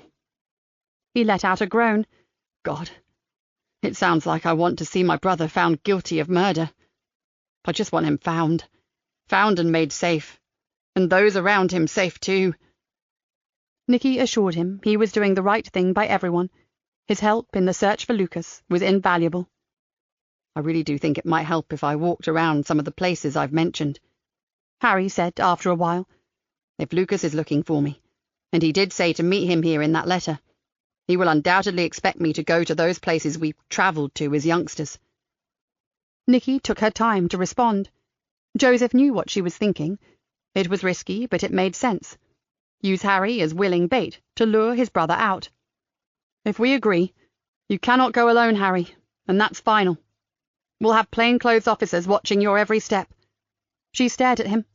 "That's the deal, and it's not negotiable. And if he does show himself, Lucas won't notice our officers. They are very good at blending in, believe me." "I understand your reasoning, Di Galena. So okay, I'll work with you on this," Harry said. "Then I'll introduce you to Sergeant Niall Farrow, who heads up the uniform section, and he'll suggest the best officers to go with you. Between us, we'll plan a route and a schedule, and there will be one detective present at all times. We have to be very, very careful with you, but you have to appear quite natural. Do you think you can do that? No matter who is around, I'll still be looking for Lucas, and that's exactly what I'll do," he said. "I'll probably forget about your people. Just don't forget to stick to the route and the timetable. They are crucial. We need to ensure we have eyes on you at every moment," Nikki said. "Now I suggest you go back to the hotel. I'll need to get this okayed, but if all is well, I'll ring you the moment we have a green light." After Harry had left with an escorting officer, Nikki looked at Joseph. "What do you think?" "He'll go anyway, we both know that. This way, if our killer makes a move, we have a chance of catching him. I'm with you, and I think Cam will be too." "Let's hope that's the case. I'll go right now, then I'll meet you in my office and you can bring me up to speed on Cat and Ben's progress." Joseph remained behind, collecting up the books, notepads and maps, pausing every now and then to skim through one of them. They were almost works of art. He must ask Harry, he thought to himself, which one of the two brothers was the artist. He opened one notebook and found a beautifully decorated description of the life and times of a woodland sprite. With the maps, it would have made a superb illustrated children's book. Considering that it had been created by a couple of youngsters, it was most impressive. He took them all back to his office and rang the IT department to say he was bringing them down. "Actually, Sarge," Spooky replied, "I've got to come up to the back office and check on a glitchy IT connection. I'll call in on my way and collect them." A few minutes later, she was perusing the maps and the history of Lucas's fairy kingdom. She laughed. "I must say, this makes a refreshing change from mugshots and crime scene photos. And this is the work of a kid. I wish I could draw like that now." "One or two are very dark and sinister, which shows another side to his vivid imagination," said Joseph. "It's the main map that we'll be needing ASAP, Spooks. It's pretty big, but can you sort us some copies?" "No problem, Sarge. I've got a smashing wide-format printer scanner that will deal with that easy peasy." She grinned at him. "Hell, I could even produce it on canvas if you want to frame it and hang it on the wall." "Just a couple of copies will be fine, thanks." Joseph grinned. "What about the rest of the stuff?" She frowned at the books heaped on the table. "Skip all that for now. I'll sort through it, and if anything seems relevant, I'll pop it down to you." After Spooky had left, Joseph opened another book and turned to a page with a strange pencil drawing that reminded him of woodcut pictures from old books. It was simply a tree, with a sturdy, straight trunk. Within the deep grooves of its bark, you could make out a hidden figure. Its arms were raised and travelled the root of the lower branches, making it seem like an integral part of the tree itself. It appeared to be a woman, possibly wearing a flowing gown, or maybe nothing. It was hard to make out from her diaphanous, cobweb-like appearance. "The Dryad," he whispered to himself. "Is this what you see, Lucas? The tree spirit?" He pictured an axe hacking its way into the trunk. It would have severed that almost transparent figure in two. For a brief moment he felt the pain of hard steel on flesh. Joseph shut the book, feeling oddly uncomfortable. He had caught a glimpse, had a flash of understanding of what Lucas felt when Richie Naylor took an axe to that tree. He was quite relieved when he heard Kat's voice. He looked up and saw her standing in his doorway. "You look like you've seen a bloody ghost, Sarge." "A spirit, actually, Cat. But let's not go there right now. What can I do for you?" Chapter 13. Aidan Gardner didn't appreciate Hawkeye Hackett watching his every move. In fact, he resented it. He was certain that Hackett was paying more attention to him than anyone else. He suspected that the man in black was using his very high-spec computer to track and monitor every site he accessed. Aidan was beginning to feel paranoid. He had some interesting contacts lined up, but couldn't decide whether to risk speaking to or even emailing them in case Hackett swooped in and pulled the plug on him. He glanced up and saw Hackett checking his watch, getting to his feet and leaving his office. The moment the door closed behind him, Aidan picked up the phone. "Mr. Payne? Stephen Payne?" Aidan quickly explained the reason for his call. "I'm trying to build up a picture of Julian Hopwood Bird, sir, from before he left to work in the States." "Let me just stop you there, young man," Stephen Payne said. "You're some journalist trying to rake up old history, aren't you? Well, I have nothing to say about Julian. Sir, please ring the number I gave you. It's the Greenborough Police Station switchboard, who will put you through to CID where I work. It's important. And, sir, I'm very much interested in Julian's work, and I'm no skeptic, I promise." Aidan waited, praying the man wouldn't hang up on him. "How did you get my name?" "From a paper that he wrote, sir. Illusion, Trickery, or the Real Thing on Psychokinesis. He credited you for your assistance, and then I tracked you through your college." Aidan heard a laugh. "My goodness, that old thing. It's still available? I thought it had been lifted with everything else." He stopped abruptly. "Sir, I'd dearly love to talk to you. Could you possibly spare me half an hour of your time?" "Can you tell me why you want to know about Julian?" asked Stephen Payne cautiously. Aidan decided to go out on a limb. "His son is in serious trouble, and I have to get to the truth. To do that, I need to know more about Julian. But please don't tell anyone I told you that. I moved from London to Ely after I retired. I suppose I'm about 2 or 3 hours from you. Can you come this afternoon?" Aidan silently cheered. "Result! Certainly, Mr. Payne. If you could just give me your address." Pleased with himself for having made a big step forward, and without Hackett knowing, he just had to get the okay from Nikki, but he doubted that she'd object. It would cripple his injured leg, driving for over 2 hours. But damn it, what were painkillers for? He had a good feeling about this man. He'd seen several mentions of him in Spooky's printouts, checked him out, and discovered that he was a friend of Julian's from their college days. He'd liked the way the man had jumped to Julian's defense when he believed Aidan to be a journalist. That spoke of loyalty. To be loyal to someone, you had to know them well, or admire them. Nikki was not in her office, so he approached Joseph and told him what had happened. Initially, the sergeant had looked unsure, asking if he thought spending so much time on the father's somewhat bizarre beliefs was going to help them find Lucas. Aidan thought fast. "Actually, I wasn't thinking so much about his work, Sarge. More about whether this old friend knew the family, especially the 2 boys. Payne seems very loyal to Julian, and that does point to a close friendship. What do you think?" "Put like that, I doubt the boss will object. We're trying to chase up people who might have known the family on their return from America. She'll be here shortly, so run it past her." Despite what he'd said, Aidan did want to know about Julian's work. It fascinated him. He was even beginning to wonder if there really could be something behind what most of the world considered nothing but bunkum. According to Spooky's reports, Stephen Payne had been a regular and enthusiastic assistant to Julian in his experiments, so who better to talk to? He returned to his workstation, hoping that Nikki would get back before Hackett. When, a few minutes later, she hurried in, he leaped to his feet and caught her before she'd opened the door to her office. "Nikki Galena, I've found a man who might have known Harry and Lucas as boys. Is it okay to drive to Ely after lunch and speak to him? He's an old friend of the family and perfectly happy to talk." "Certainly," Nikki began, then stopped and frowned. "Ely's a bit of a drive, Aidan. Are you sure you're up to it?"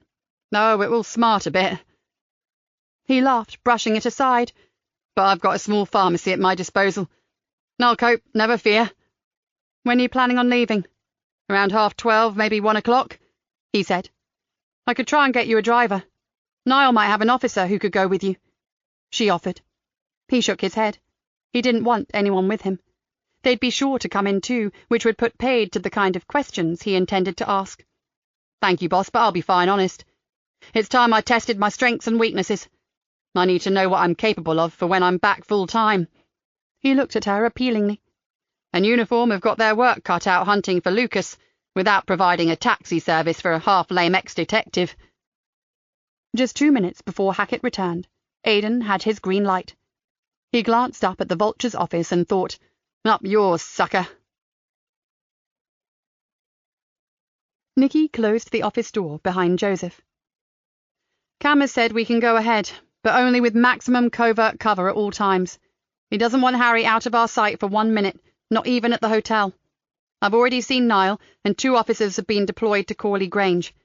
They'll book in as a married couple and monitor his every move." Joseph nodded. "Cam believes that Lucas will seek him out. He's sure of it. After all those years, he invited his brother here to complete a lethal task. He will have to find Harry, or he might not be able to finish his mission. He'll make contact at some point soon, and we'll be watching and waiting." But Nikki was concerned that Harry Bird might not comply. His desperate need to find his long-lost brother could easily make him forget the police investigation and the fact that his little brother had already killed twice. "I'm totally with you there," Joseph said. "The slightest hint of where Lucas is and he'll be off. He won't be deliberately avoiding us. Rather, the urge to find his brother will kick in, and he'll forget everything else. Niall is fully aware of the situation, and is already arranging a couple of teams of plainclothes officers ready to instruct as soon as we've planned out Harry's route. Uniformed backup will be available in the area whenever Harry is on the move." She paced around her office. "That's all we can do for now, but we mustn't give up on getting to grips with the family history. There's always a chance that Lucas will go it alone and try to murder the Elf King without his brother's help. So we need to find out who that is, and fast." "Which brings us to Cat and Ben," said Joseph. "They might need to take off to London to visit the Hopwood birdhouse." "Okay, fill me in." Nikki flopped down in her chair, facing Joseph. "First, the university Lucas said he attended.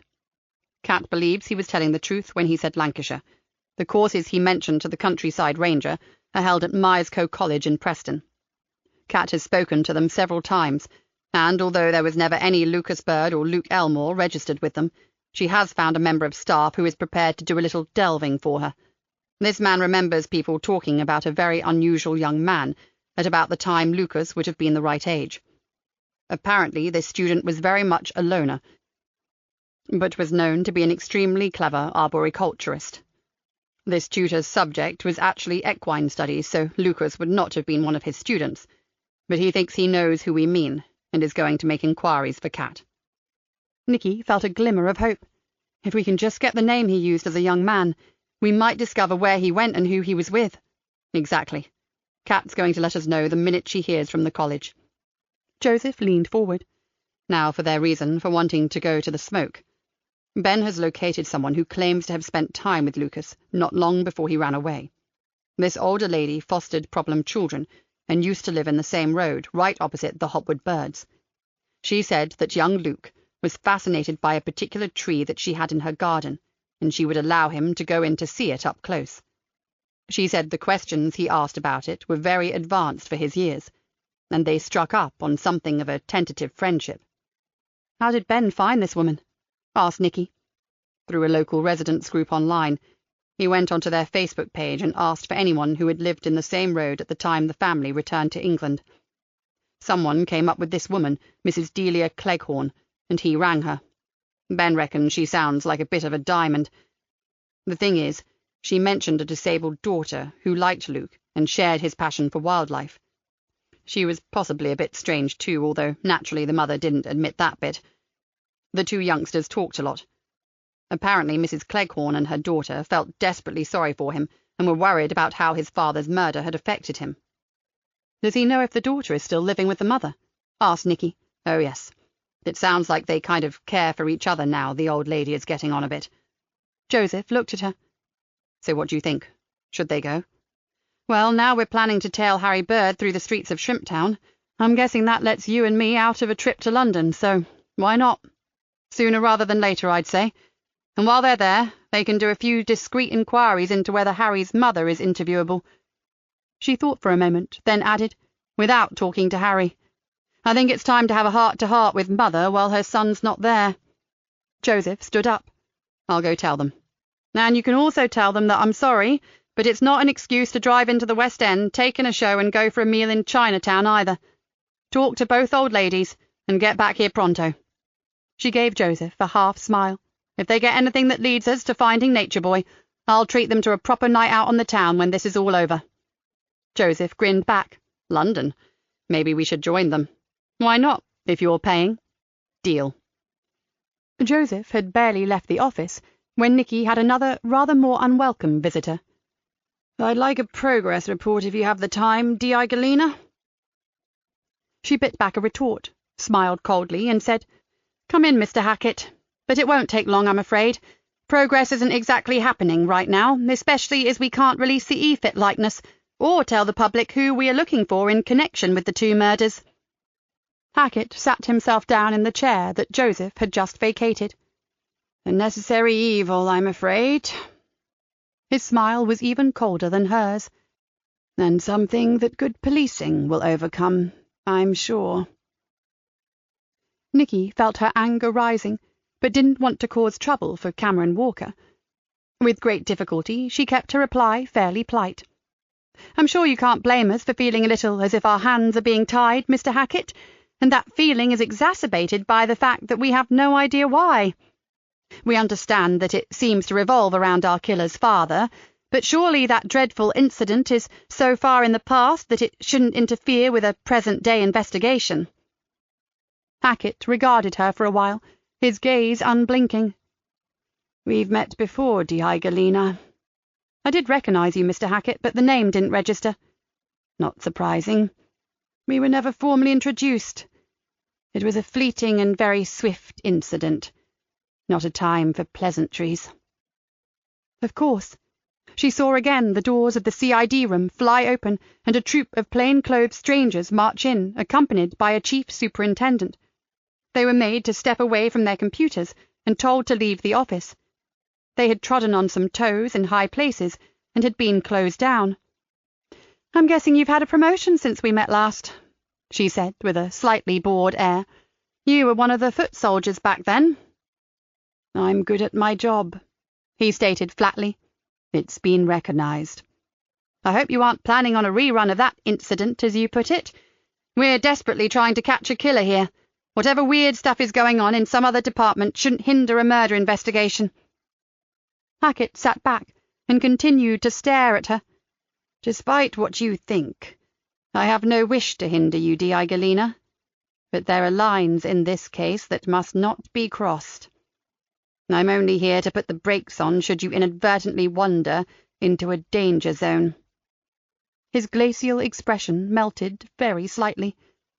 I'm afraid I'm not at liberty to give you any details, but believe me, it's in both our interests to get this man caught as quickly as possible, and not just before another victim dies. Lucas Hopwood Bird needs to be neutralized, and this whole affair satisfactorily closed as expeditiously as possible. Nikki frowned. Had there been a hint of genuine concern? If we knew where the line was, we might be able to comply a little more easily, she said evenly. After a moment or two's consideration, he said, Keep the inquiry away from Julian Hopwood Bird, and confine it to Lucas. That's your red line. Mr. Hackett, I assure you our inquiries are directed at the two sons. Finding Lucas and keeping Harry safe, that's my priority. I'm sure it is your priority. Just make sure it's that of your whole team. Hackett stood up. Thank you for your time, Di Galena. I'm glad we understand each other. Nikki was left staring at an empty chair. Joseph had passed on the message about London to Kat and Ben, and they were now checking with Mrs. Cleghorn about when they might visit. It was midday. If they left almost immediately, they could be there by around 2:30. Joseph went to tell Nikki that they were losing no time, and would be heading off as soon as they had contacted the old lady. Before they go, Joseph, tell them to be wary of asking direct questions about Julian, the father, and, the worry lines on her face deepened, get them to make sure that anyone they talk to understands the importance of keeping our investigation a secret. We don't want this Cleghorn woman telling the entire community about it. Joseph didn't ask why. He didn't need to. He'd seen Hackett leaving her office a few moments before. He did as she said, then hurried back into her office and closed the door. She told him exactly what Hackett had said. So he implied but never actually said that we're not all singing from the same hymn sheet? He asked. Exactly.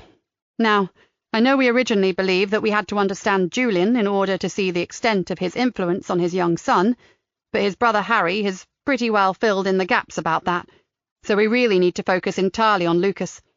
Our new directive, should we wish to hold this case together and not get shut down, as we were once before, if you remember, has to be to find Lucas and identify this bloody elf king of his, hopefully getting to him before Lucas does. Joseph nodded solemnly. I'll never forget that case. Being told to step away from your computer and leave your office, and knowing it was all totally out of your hands was just an experience I don't want to replicate. Well, it could happen. Joseph, you know we could have a weak link, don't you? Aidan, and I hold myself entirely to blame. I told him to look into the spooky side of the case, and they don't come much spookier than Julian. We have to get him to back off from the father. Spooky, too. She's provided him with all manner of stuff. I'm sure she's used untraceable pathways, she's no fool, but she's very interested. She knows quite a bit about Stargate and the rest of it. I'd better go warn her. I'll speak to Spooky. Joseph, you go and talk to Aidan before he heads off to Ely and inadvertently opens a can of worms. Nikki was already on her feet. Kat and Ben were just leaving. The old lady will be there, so will the daughter, so we're going to hit the road, Sarge, called out Ben. One thing before you go. Joseph hurried across and told them what Nikki had said. Kat looked dubious. But his name will come up, Sarge. It's bound to. You can't talk to someone about an old neighbour and not even mention his name.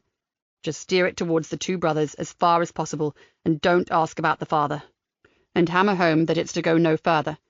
Do your best. Joseph looked around. Where's Aidan? Oh, he left early, Sarge, said Kat. He said to tell you he didn't want the boss to change her mind and take a valuable officer off the hunt. He said he'd take it steady, and he'll be fine on his own. Joseph cursed inwardly. You two take care, all right?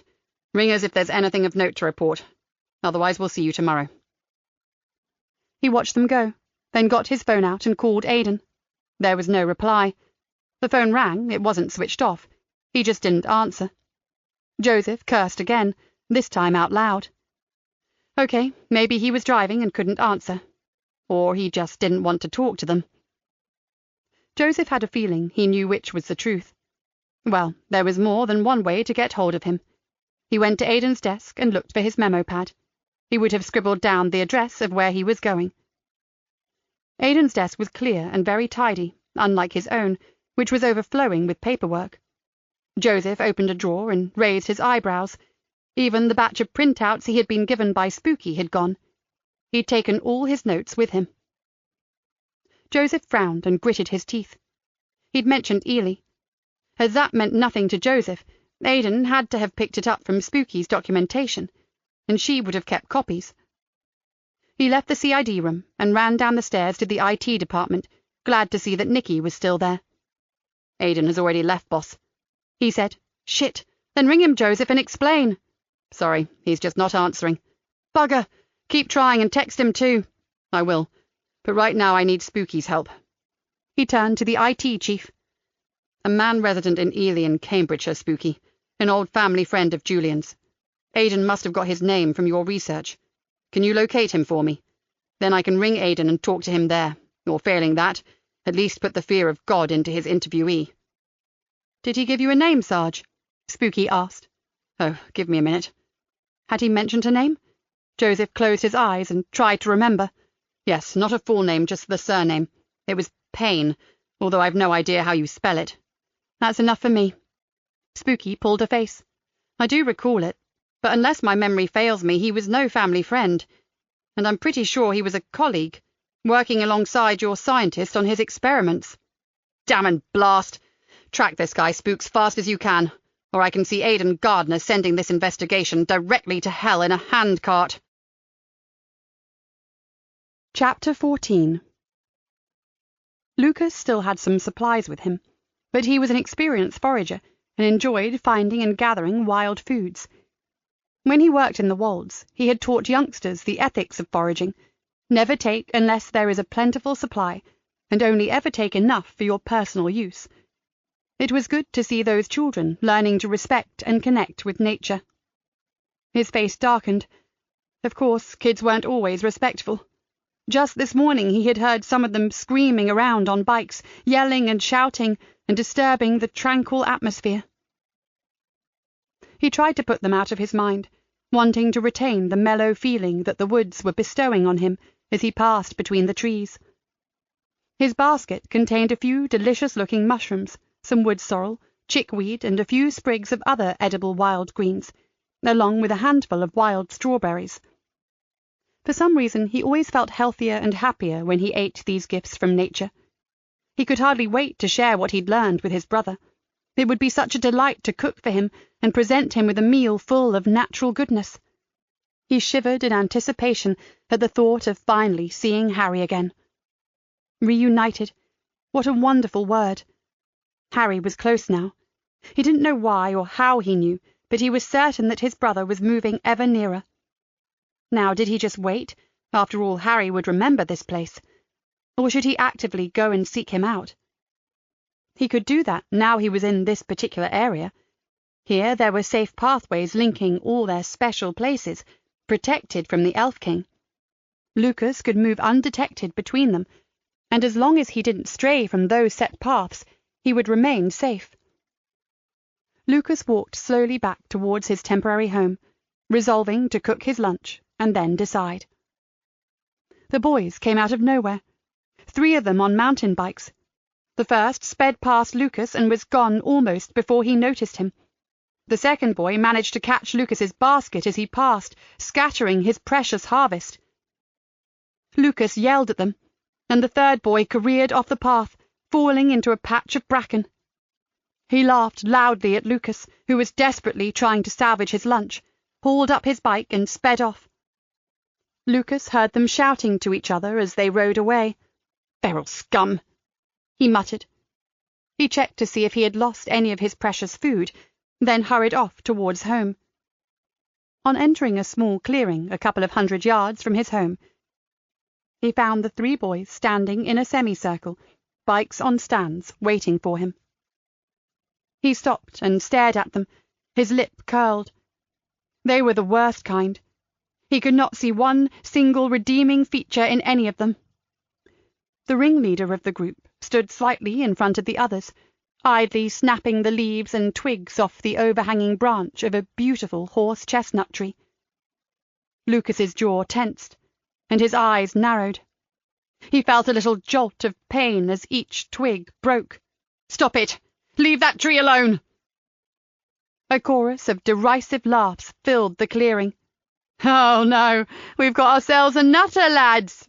He wants us to leave the tree alone." The older boy was grinning evilly at Lucas. "Maybe we don't want to, do we, lads?" He grabbed the graceful branch and snapped it in 2. The other 2 joined in as if on cue. Lucas screamed. The boys laughed and started to dance around him, taunting him and waving the damaged branches in front of his face. Cold and very, very angry, Lucas placed his basket carefully on the ground and lunged at the first boy. The speed and sudden aggression of his action took them all by surprise.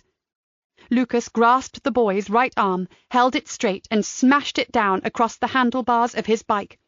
The bones in the elbow shattered audibly, and an agonized scream rent the air. He pushed the boy to the floor and hissed, "So how do you like it?" The boy screamed, begging Lucas to leave him alone and not kill him. Lucas picked up his basket.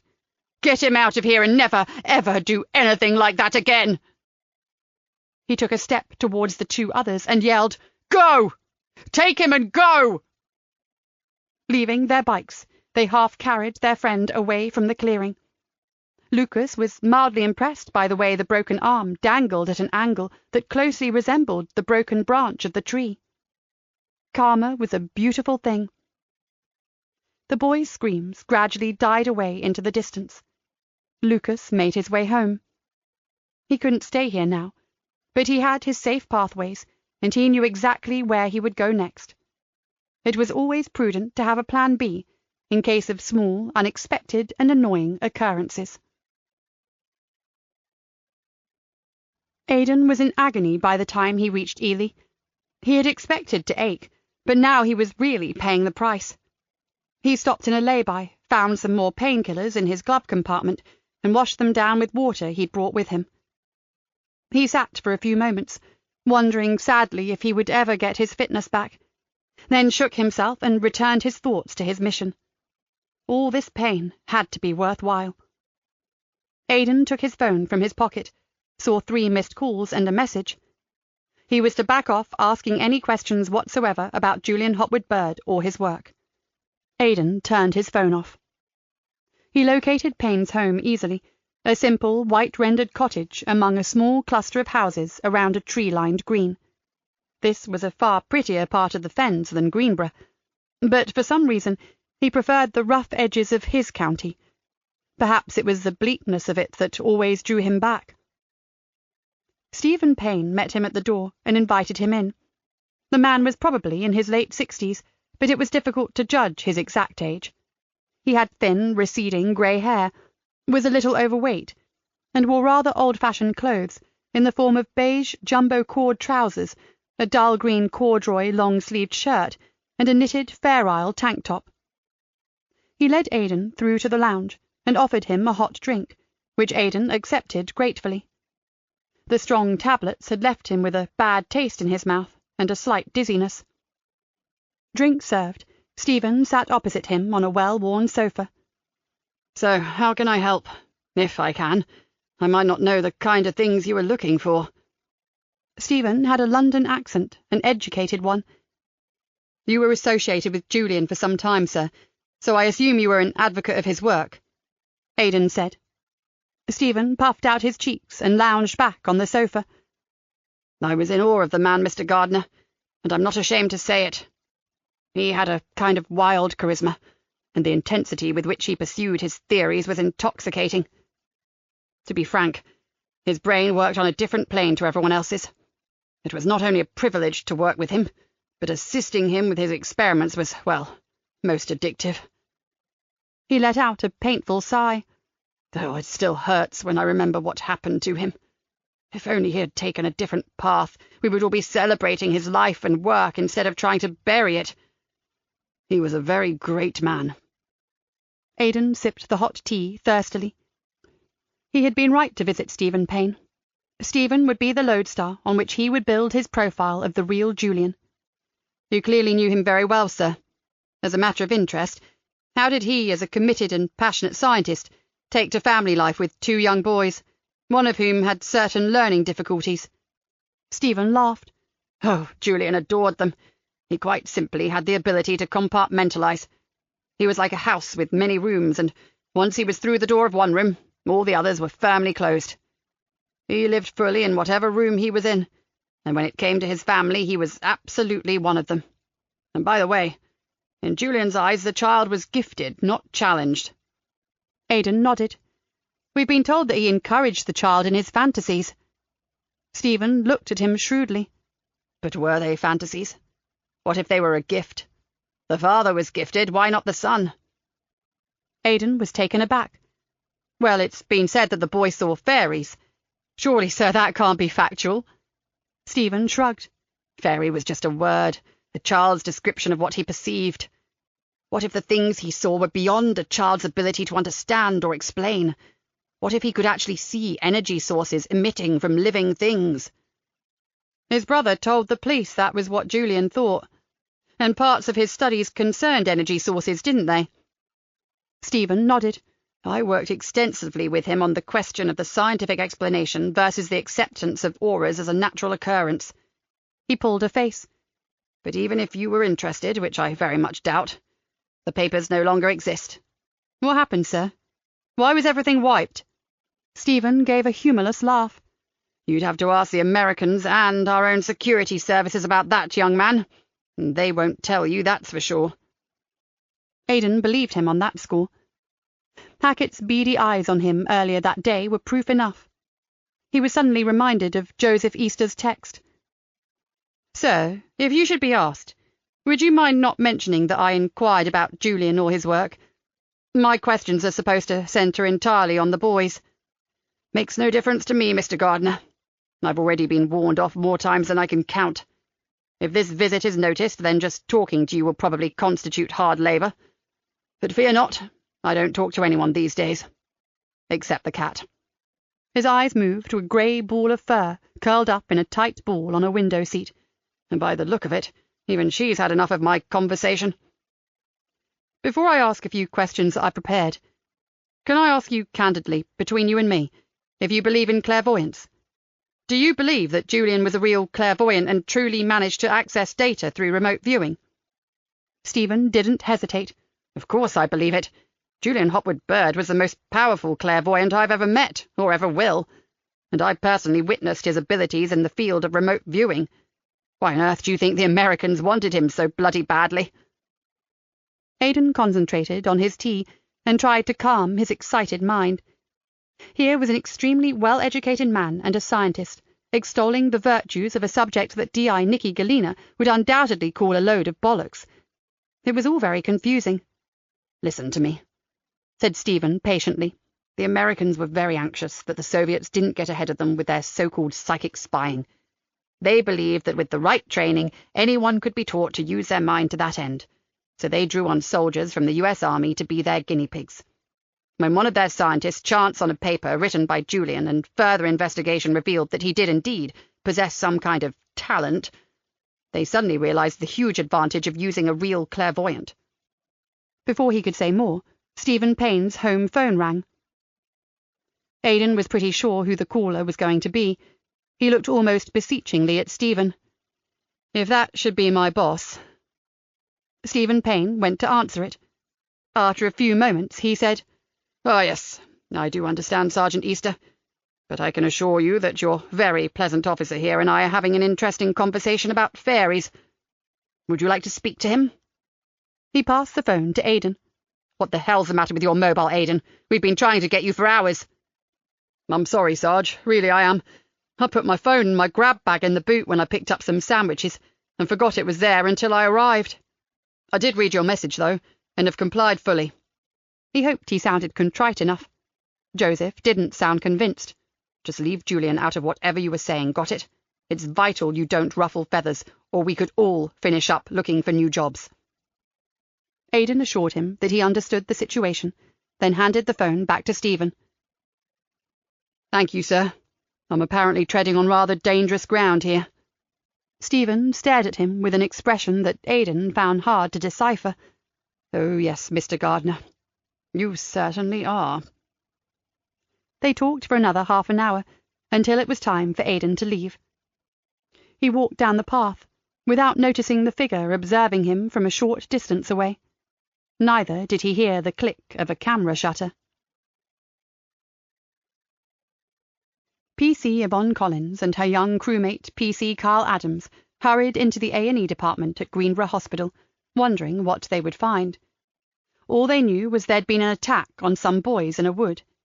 Boys and woods were not a good combination, and they were already mentally ticking off the likely perverts in the area. Inside, they found one of their colleagues, a newbie called P.C. Johnny Little, 2 anxious-looking adults, and 2 boys of around 10 years old. "What have we got?" asked Yvonne. Johnny Little rattled off what he knew so far. "The boys, 3 of them, were playing on their bikes in the wood when a man came out of the bushes and viciously attacked the eldest boy. He broke the boy's arm, Vonnie. Really severely." "What, for no reason?" Vonnie looked from one child to the other. Since neither boy could meet her gaze, she guessed there was more to it than that. "And these people?" She nodded to the couple sitting with the boys. "Mr. Andrew Tompkins, Jimmy Tompkins's father." The young policeman pointed at the smaller of the 2 lads. And this is Lucy Brown, Kieran, the other boy's mother." "And the injured lad, how is he?" Yvonne asked. "The doctor will come and talk to you shortly, Vonnie. Both his parents are with him. It's not life-threatening, but it could be life-changing." He looked at his notepad.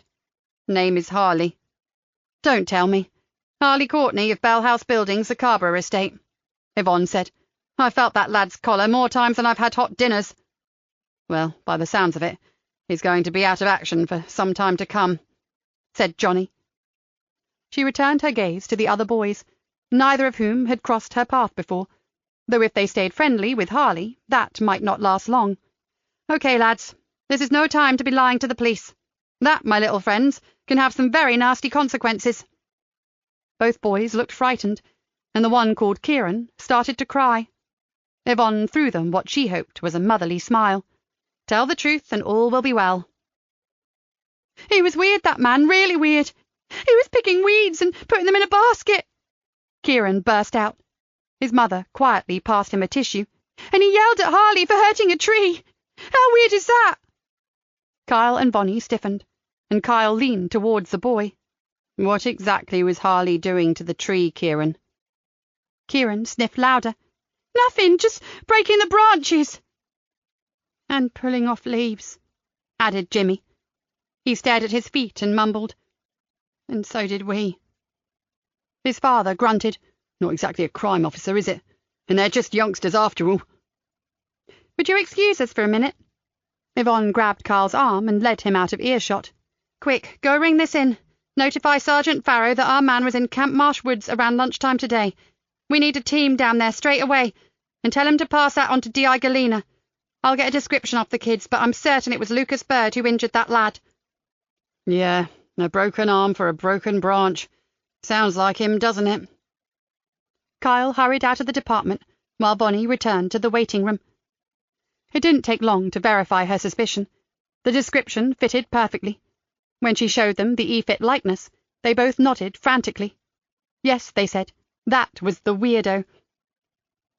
Having confirmed that neither boy had been harmed, she asked if they would be willing to take the police to the exact spot where it had happened. Both agreed to go back to the woods. "I need to stay here and see the doctor about Harley, but I'll arrange a car to come and get you," Yvonne said. "With blue lights and sirens?" asked Jimmy, earning himself a cuff around the ear from his dad. "Maybe. We'll see," whispered Yvonne, hopeful of keeping the boys on side. She radioed in a request for a car to be dispatched urgently. The faster they could discover where the attack had occurred and which way Lucas was heading, the better their chance of apprehending him. This was important, a confirmed sighting, and only a short time ago. Kyle returned just as the orthopedic doctor arrived. He took her aside. "I've never seen such injuries," he said. "There are multiple fractures and a lot of tissue and nerve damage. I've got a top orthopedic surgeon coming in from another hospital to operate on him." "Will he regain the use of that arm?" Vonnie asked. The kid was a bad one, and probably heading for a life of crime. But he was only 11, and he didn't deserve this. "That will depend on what we find when we get in there. It will come down to the surgeon's skills. He may get considerable movement back, or—" He pulled a face. "Very little. There's no guarantee." "Can we talk to him yet?" Yvonne asked. "Sure, just for a bit. He's been given very strong pain relief and he's pretty woozy, but he is conscious. I'll just go and inform the parents that you'll be talking to their son." "I know them, I'm afraid." Now Vonnie pulled a face. "I've had some arguments with them in the past over Harley's conduct. Mr. Courtney isn't fond of coppers and can be a little, colourful in his language. I'll try to keep it low-key." The doctor raised an eyebrow. "He's already slagged off the doctors and nursing staff, along with the whole NHS in general. So do what you will with him. My priority is the injured boy, as his father's should be." She followed the doctor into the cubicle and took a deep breath. "Ah, Mr. and Mrs. Courtney. You remember me, I'm sure." Chapter 15. "Oh, just great. No one in the office and we get a bloody sighting." Nikki threw her arms up in the air. "What a bummer." "It doesn't need both of us out in that wood, Nikki," said Joseph, reading the memo. "You stay here.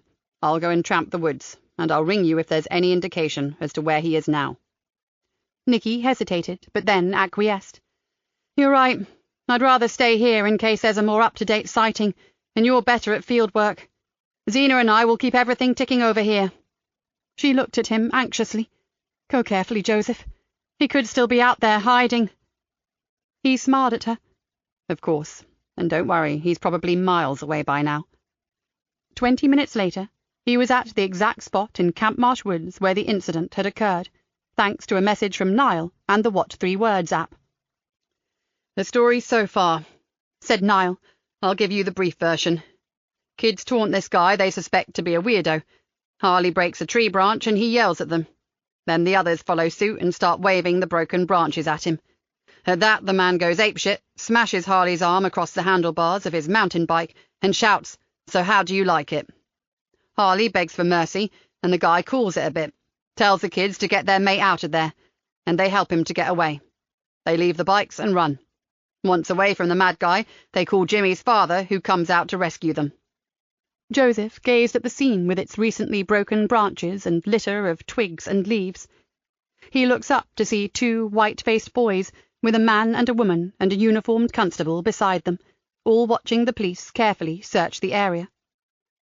The bikes were still there, 2 on their stands and 1 on the ground, which had splashes of blood on it.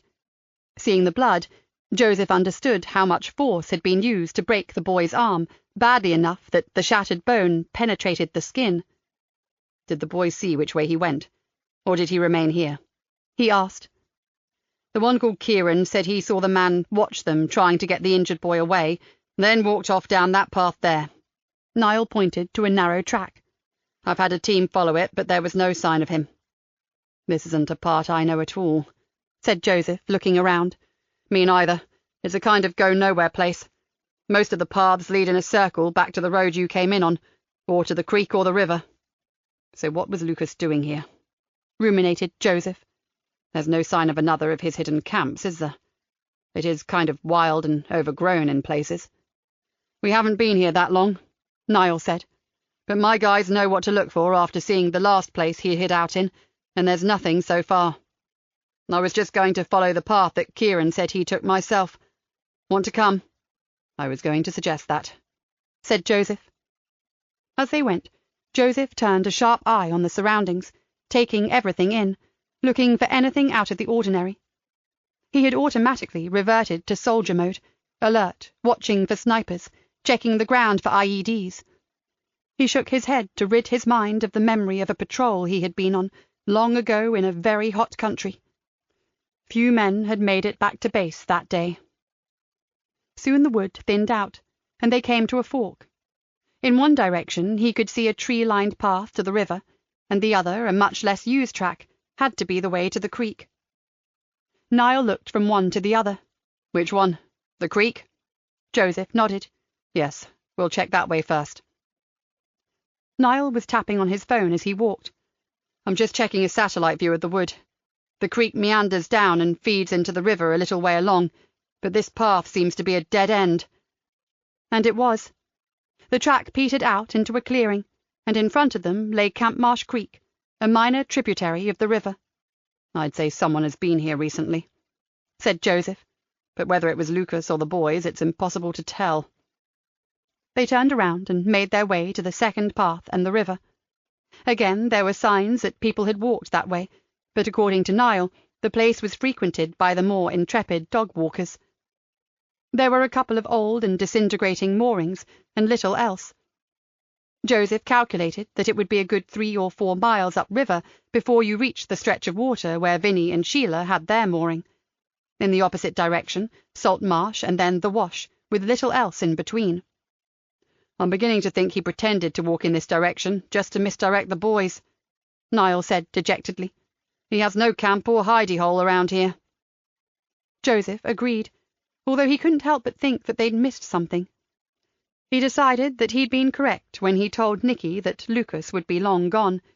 There was no trace of him. "Niall, I suggest you leave a crew concealed somewhere where they can watch the road entrance to the wood, just in case I'm wrong. But other than that, I'd clear the area and send everyone home. We know it was Lucas. He's an experienced woodsman, so he won't be leaving us any clues.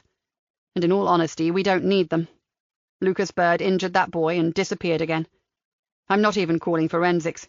It would be a total waste of time, money, and resources. You're right, Niall said. I'd do better to deploy officers further out and see if anyone matching his description has been seen leaving the area. Good idea. Well, I'm going back to base. We're thin on the ground this afternoon, and right now Nikki's flying solo. Niall grinned. What? No one to yell at? She'll have some catching up to do when everyone gets back. You're so right, son. I can hardly wait. Their trip had been remarkably easy until they hit the M25. "The sat-nav says 29 minutes, said Kat. "We take the M1 and the Barnet bypass, then the Bishop's Avenue and Hampstead Lane." "With this traffic we can double that," said Ben gloomily. "Now I know why I love the Fens." As it happened, it took exactly half an hour, plus another 5 minutes, to locate the house they were looking for. "So, this is where the Hotwood Birds live," said Kat, slightly in awe. "Very nice," breathed Ben. "There's money in this road, isn't there?" Kat looked again. "Maybe there used to be, but I think that's changed. I'm betting most of these lovely old houses are split up into flats and bedsits by now." "I guess. Easy access to the city and the West End. Yeah, and a snobby address in a nice area. I think you're right." Kat undid her seatbelt. "Right, let's go and see what Mrs. Delia Cleghorn's like, shall we?" "Could we just take a peep at her neighbour's house first?" The Hotwood Bird residence, called Arcadia, was a genteel and elegant house, if somewhat tired. "It seems that house maintenance isn't very high on Harry's list of priorities," commented Ben. "It's not exactly a ruin, but it's crying out for a lick of paint." "Maybe having to have a carer for his mother and the overheads on a big London property like this are draining him. We have no idea of his circumstances, do we?" Kat stared at the house, wondering what it would be like to have more than 2 bedrooms. "And I keep forgetting to ask what he does for a living." Ben narrowed his eyes. "I reckon he's loaded. And you know what? I don't think he works at all." "OK, Detective, how do you work that out?" asked Kat. "I'll tell you on the drive home. Right now we should look up our old lady, and I hope she has the kettle on." The Cleghorn property was very different.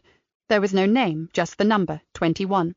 It was smaller than Arcadia and semi-detached, with a black and white gable and a front door with the shiniest brass knocker and letterbox Kat had ever seen. Inside it was just as well cared for. The black and white Victorian tiles on the hall floor gleamed, and the walls were unmarked. Unlike Arcadia, this house was loved. Mrs. Cleghorn, who insisted on being called Delia, was not quite what Kat had expected.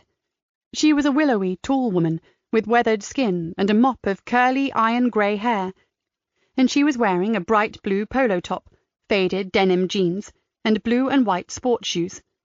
Kat calculated that she must be in her mid to late 70s, but in those modern clothes she could have been any age. She smiled at them warmly. "Come and meet my daughters, my dears, and then I'll make some tea. You must be gasping after that trip." She spoke in a strong London accent. "This is my Mandy," she said proudly, ushering them into a light, airy conservatory. The doors opened onto a colourful and generously planted patio, where a woman sat in a wheelchair. She smiled and, laughing, said, "Hello! Forgive me for not getting up." Kat liked her immediately. She and Ben shook her hand. "Let's sit out here. It's still lovely and warm." Mandy pointed to 2 garden chairs with thick, padded cushions. Some of Mandy's movements and her speech reminded Kat of the sister of an old friend from school. She wondered if Mandy, too, had cerebral palsy. "Mum makes good tea, and I'm betting there'll be warm scones, too. She likes to make visitors welcome." When the promised scones arrived, Kat eyed them with relish. "You really shouldn't have gone to so much trouble," she said, "but I'm glad you did."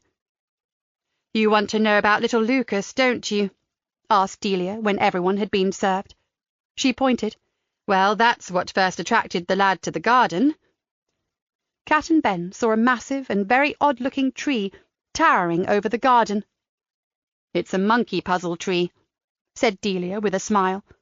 "Araucaria araucana," added Mandy smoothly. It's said that these trees can live for 1,000 years, and were around at the time of the dinosaurs, 200 million years ago. People call them living fossils." Delia smiled at them.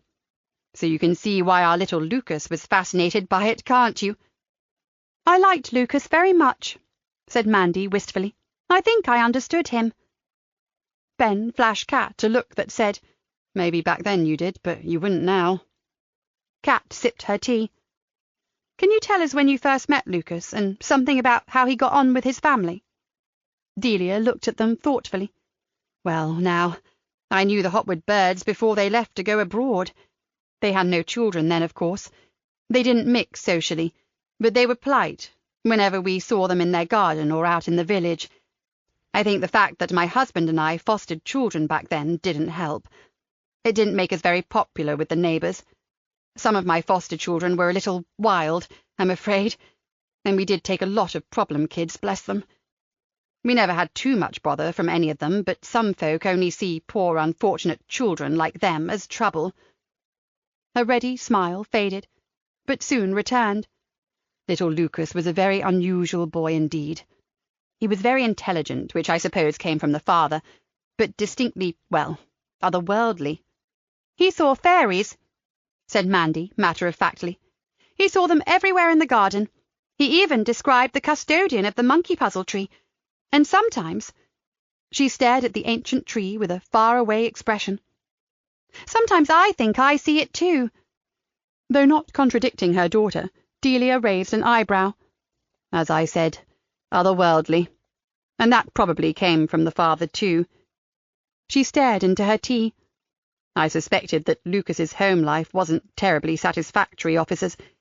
It was far from stable, what with the father so deeply into whatever he was studying, something metaphysical, I believe. And I'm not sure that the mother was aware that her son Lucas was quite severely impaired in some areas." "And Harry, the other son?"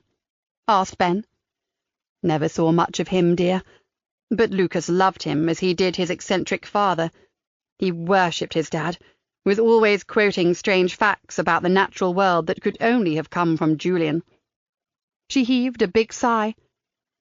"I'm afraid the Hopwood birds had a bit of a reputation around here. People even called them cranks and nutcases. And they had some very odd visitors, coming and going at all hours of the day and night. No wonder they were considered strange." "And now?" asked Ben. "Now? Well, that terrible business with the gardener put the fear of God into people, and everyone kept well away. Then, when he was put into that hospital or prison or whatever it was, people still kept their distance. That kind of thing hangs over a neighbourhood. It taints it, sometimes makes it notorious. Some folk moved away after it happened, and house prices dropped for a while. It's all right again now, and we do see Harry occasionally, but he's as private as his parents were." "And the mother? I understand she's disabled," said Kat. Mother and daughter exchanged a glance. "She doesn't come out at all now," Delia said. "Anita never even sits in the garden anymore. People whom we assume are carers come and go every day. Personally, I think Julian's death finished her off, and she took to her bed." "There's a lady staying there now," added Mandy. "She's got funny hair. I saw her taking cases from her car, and then Harry went off with bags and stuff." Delia looked between them. "What's happened, officers? Why are you so interested in a boy who ran away so long ago?" Before either detective could answer, Mandy swung her chair around to face her mother and said, "Because he's killed someone, just like his dad." Kat and Ben had no idea what to say to this. Delia, however, made up for it. "Amanda, what on earth do you mean by saying something dreadful like that? Lucas would no more kill someone than fly to the moon." Mandy shrugged. "Oh, Mum, it's obvious. CID detectives don't drive all this way for a nice chat about the neighbours. And I saw the news last night. There have been 2 murders in Lincolnshire where these police officers come from, so it stands to reason." Delia looked at them helplessly, clearly waiting for them to deny what her daughter had just said. Ben chose his words carefully. "We need to find Lucas, Delia. He's missing, and Mandy is right, inasmuch as there have been 2 deaths and we need to talk to him." "Oh, my God," Delia whispered. "Whatever happened?" "We aren't at liberty to say at present, I'm afraid, but we do think Lucas can help us," Kat said. She turned to Mandy. "Aside from that very smart piece of deduction, why do you accept so readily the fact that Lucas is capable of killing someone?" Mandy didn't answer immediately. "He believed that he had inherited many of his father's abilities. He tried to be like him. He told me he wanted to be the living embodiment of Julian after he was gone. Of course, then he was talking about the future, his father dying of old age. When Julian was killed, Lucas was devastated. He never got over it. What we really want to know is where he went, or more importantly, who he went to when he ran away." Delia shook her head. "It was a terrible shock when it happened. At the time I racked my brains to think where that lad could have gone. I would have helped him if I could, but I didn't have a clue." She looked across to Mandy. "He never told you, did he, my darling?" As before, Mandy took her time to answer. "I never saw him again.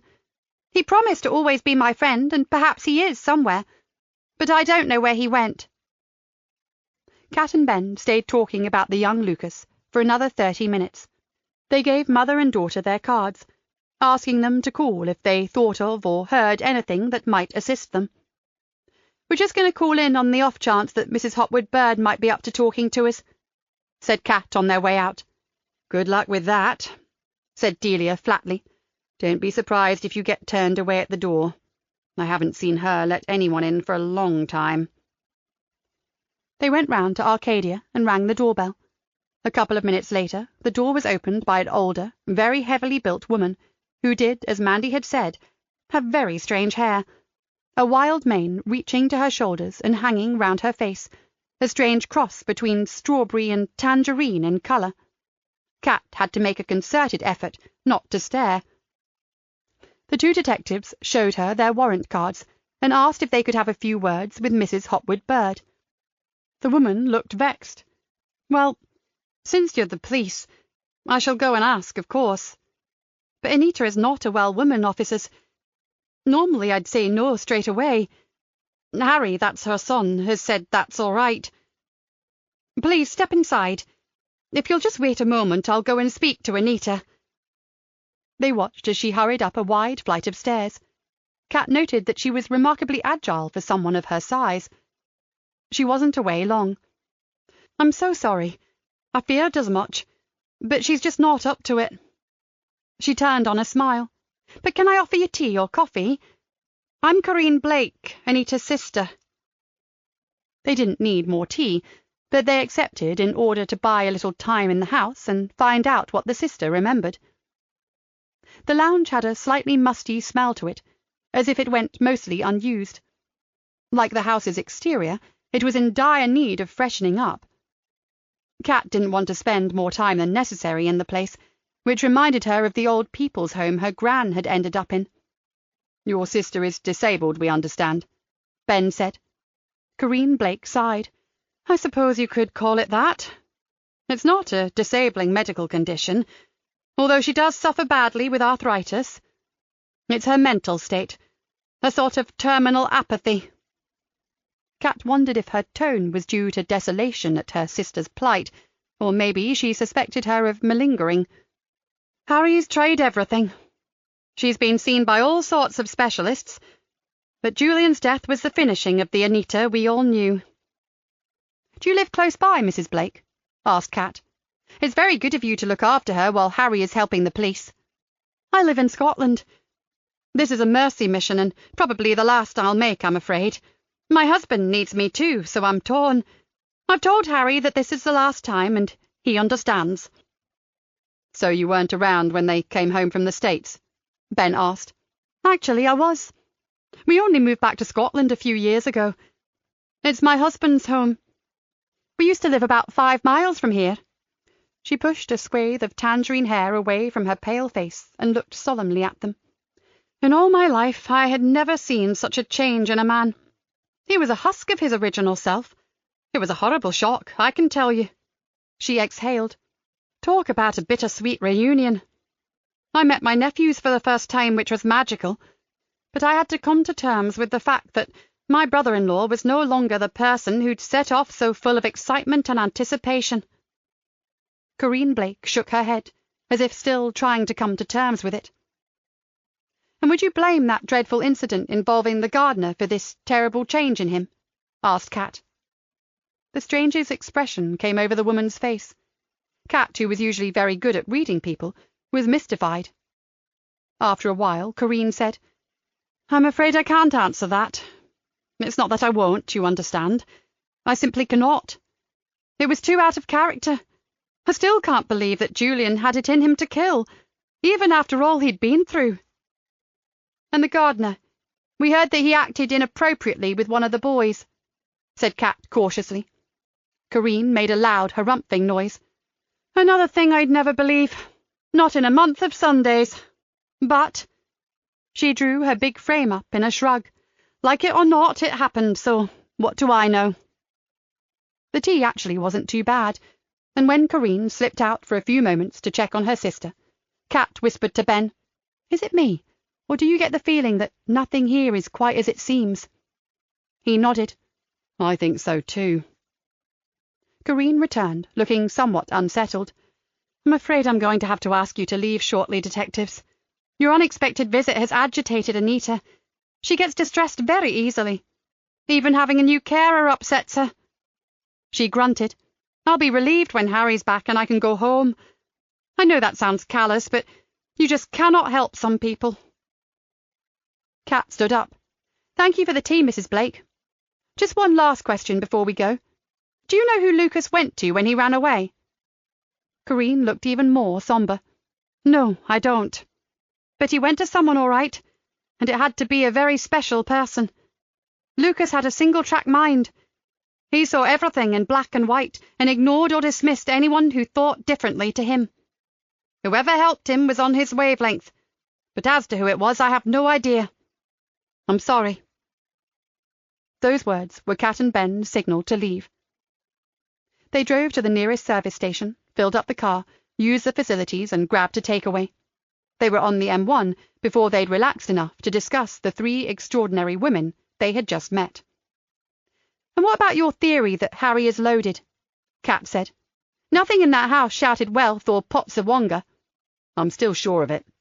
Ben stared ahead, his eyes on the traffic and the road snaking ahead of them. "And I'd still swear he doesn't work either. Regarding money, think about what happened, Kat. I reckon that if we get spooky to do a bit of careful sleuthing, we'll find that the US government paid Julian a massive amount of compensation, and possibly even hush money as well, for the damage that project did to him. Lucas is long gone. Mother is incapable of making decisions, so he'll have power of attorney. So, who holds the purse strings now?" "Harry," murmured Kat. "You know what? I'd go as far as to say he doesn't even live in that Arcadia place." "But what about Mother?" Kat said. "She's bedridden." "Is she, though? We never saw her. According to Harry, she categorically stated that finding Lucas was their #1 priority.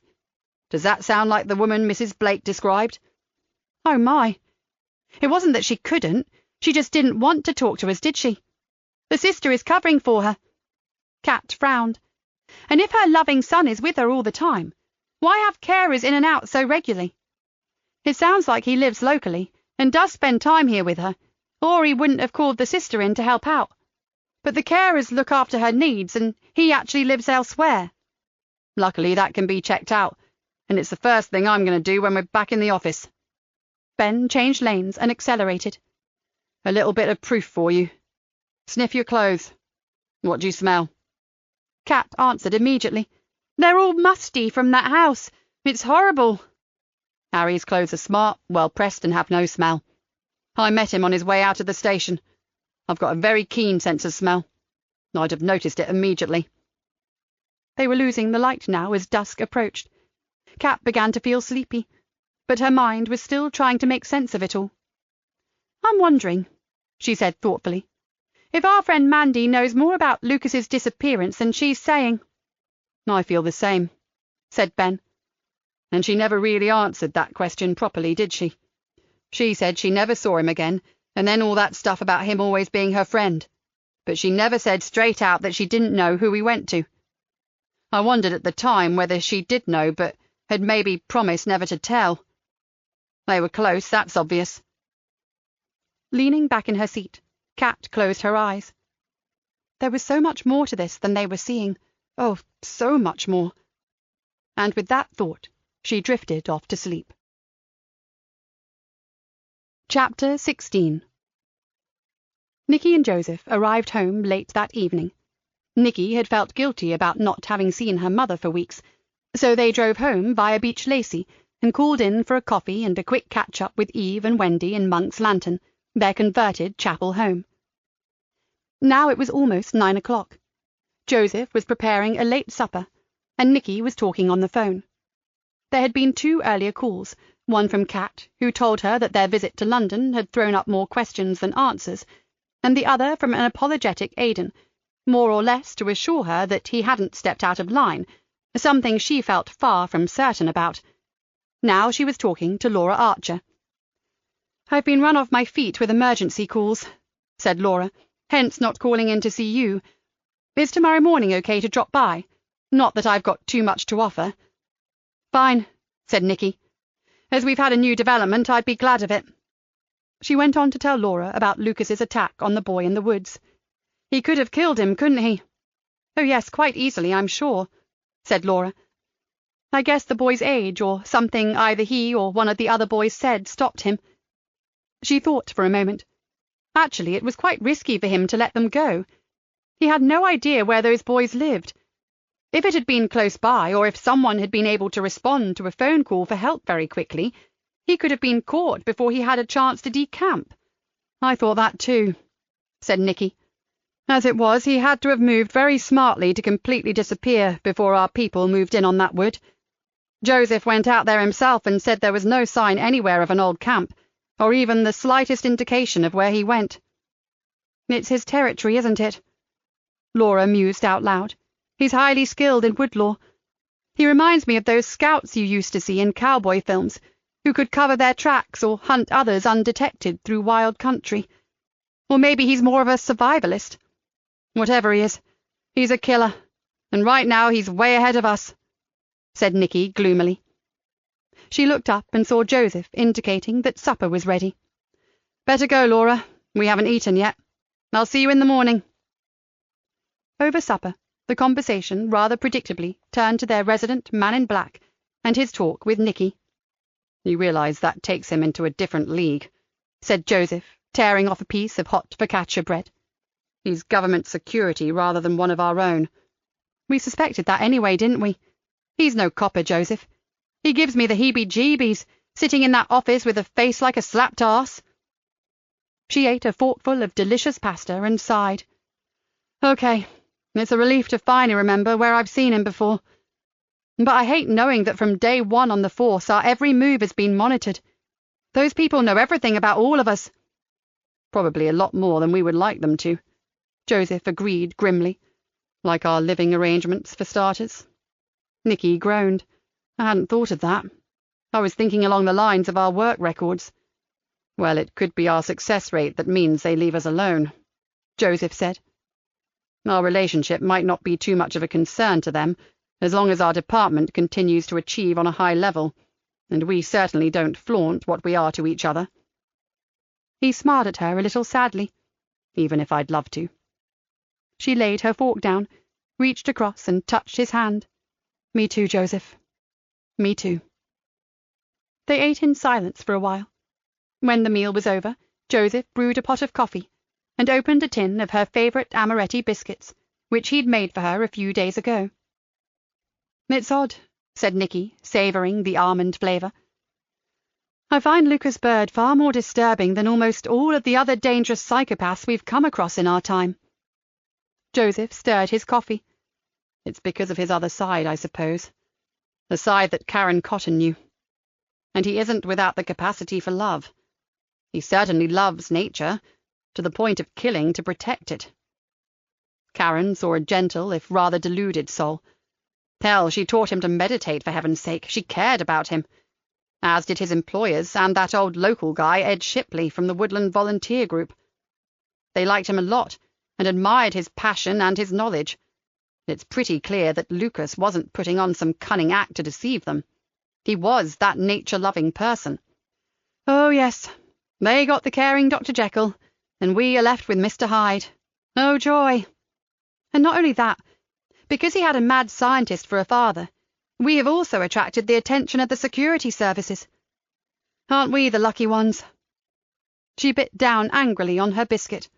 Excuse me, but they are meant to be savoured, not annihilated, admonished Joseph with a grin.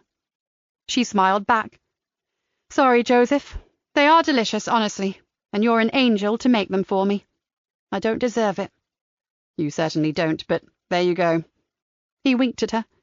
Now, let's put murder on the back burner for a while, and talk about something nice, like Vinny and Sheila's wedding, and maybe why you won't wear a hat.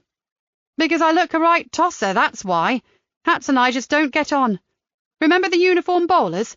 Well, most of the other PCs looked great in them. I looked like Charlie bloody Chaplin. All I needed was the moustache and the cane. Ah, I'm beginning to get the picture. But as it's a wedding, I thought maybe something pretty and flowery would be more fitting. Nikki threw him a withering look. Joseph Easter, do I look like the pretty flowery type? I just thought. No hats, got it? How are the biscuits?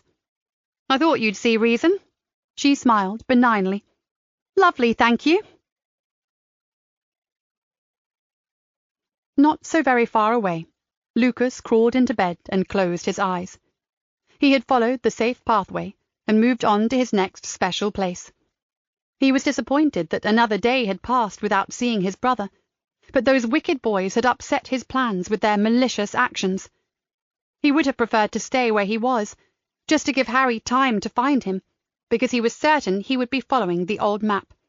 Still, this place was just as good, and probably even more powerful than the wood by the creek. He hoped he'd dream about meeting Harry again, but his dreams hadn't been good ones of late. He feared that although he was safe from physical harm, the Elf King might be causing bad energies to seep into his sleeping mind. It was possible. The Elf King was very powerful. Lucas turned over onto his side. For the first time since he'd left his master's house, he felt lonely.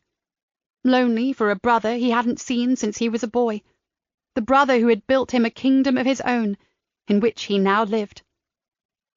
Sounds from outside floated into his shelter and soothed him. He loved what he called the night music, the sounds of nature, a reassuring unseen presence, although it was also a time for mischief and dark forces to be abroad. But tonight Lucas felt safe. He thought about tomorrow. Maybe Harry would come. Maybe. Karen Cotton struggled to sleep. It was now almost 2 o'clock, and all she had achieved was a few minutes of restless dozing. Next to her, Sean slept soundly. His breathing, not quite a snore, but almost, was usually soporific. But still sleep would not come. She felt restless and a little anxious. She knew the reason for it, but that didn't make it any better. Luke Elmore was the problem. She felt confused and not a little guilty. She had given the police his likeness, and in doing so had handed him to them on a plate. She should have felt good about it, but she didn't. She had liked him, felt they shared something, a spiritual quality. She had come across this kind of affinity in the past, but usually with healers or other teachers like herself, not someone with no prior knowledge of meditation or mindfulness. She had been sure that, although his beliefs were not hers, they had been genuine, which of course left him open to being labelled as delusional. Trying not to disturb her husband, she eased herself into a more comfortable position. What chance did Luke have of growing up to be a Mr. Average? From what the police had told her, none at all. So he saw spirits. Well, so did good Christians, many of whom saw angels. What were they if not beautiful winged creatures? She was drawn to him, too, by his belief in powerful spiritual energies. Through her work with yoga, meditation, and other healing techniques, she had come to believe that positive energy and a hopeful outlook aided the healing process more than any medicine. She understood his belief that being surrounded by nature and allowing it to flow into you like warm sunshine empowered you. It was a simple and proven fact that most people felt happier and more peaceful in nature. Why else would we flock to the sea, the mountains, the lakes, and the forests for our holidays? Luke had just taken it to another level, and a tiny bit of her envied him that. Karen moved closer to Sean and the comforting warmth of his body. Coming from the Carberry estate to this beautiful place had been the making of them both. For Sean it was like coming home. He was at his best working in the gardens, nurturing and maintaining them. And for her it had been a revelation. Her career as a holistic teacher had blossomed, for here she had found an inner peace that she wanted to share with others, bringing balance to their lives. Negative energy was a destroyer, she firmly believed. When you hate, the person who most suffers is you. It always turns inwards in the end. Karen finally understood why she had been watching the night hours pass so slowly. It was Luke's capacity to do terrible damage in a moment of hate that was frightening her. He should have been a shining light, a beacon of calm and tranquility. He should have risen above anger at what he saw happening and seen it as an opportunity for change, an opening to bring enlightenment to others. He could have been an example, but he had become a destroyer. It just didn't fit with what she had seen in Luke Elmore. She experienced a sudden urge to get up and go and look for him. He needed to know this, to understand that he was so much more than these flashes of negative energy that caused him to do terrible harm, to know he had the power to stop it if he chose. She closed her eyes, then opened them wide. She had just visualized him in a prison cell, his bright light fading, his energy depleting. He would die in there. She couldn't allow that to happen. But oh, the things he had done! How could she condone murder? It went against nature, everything good that both she and he cared for. If only she could find him, speak to him. Maybe she could stop him committing more terrible acts. It was all too much to consider at 2:30 in the morning, and at last Karen Cotton fell asleep. It wasn't peaceful or restful, but it was oblivion of a kind. Chapter 17. The next day they hit the ground running. Nikki needed to debrief Kat and Ben, and also Aidan, but before that she wanted to liaise with Niall.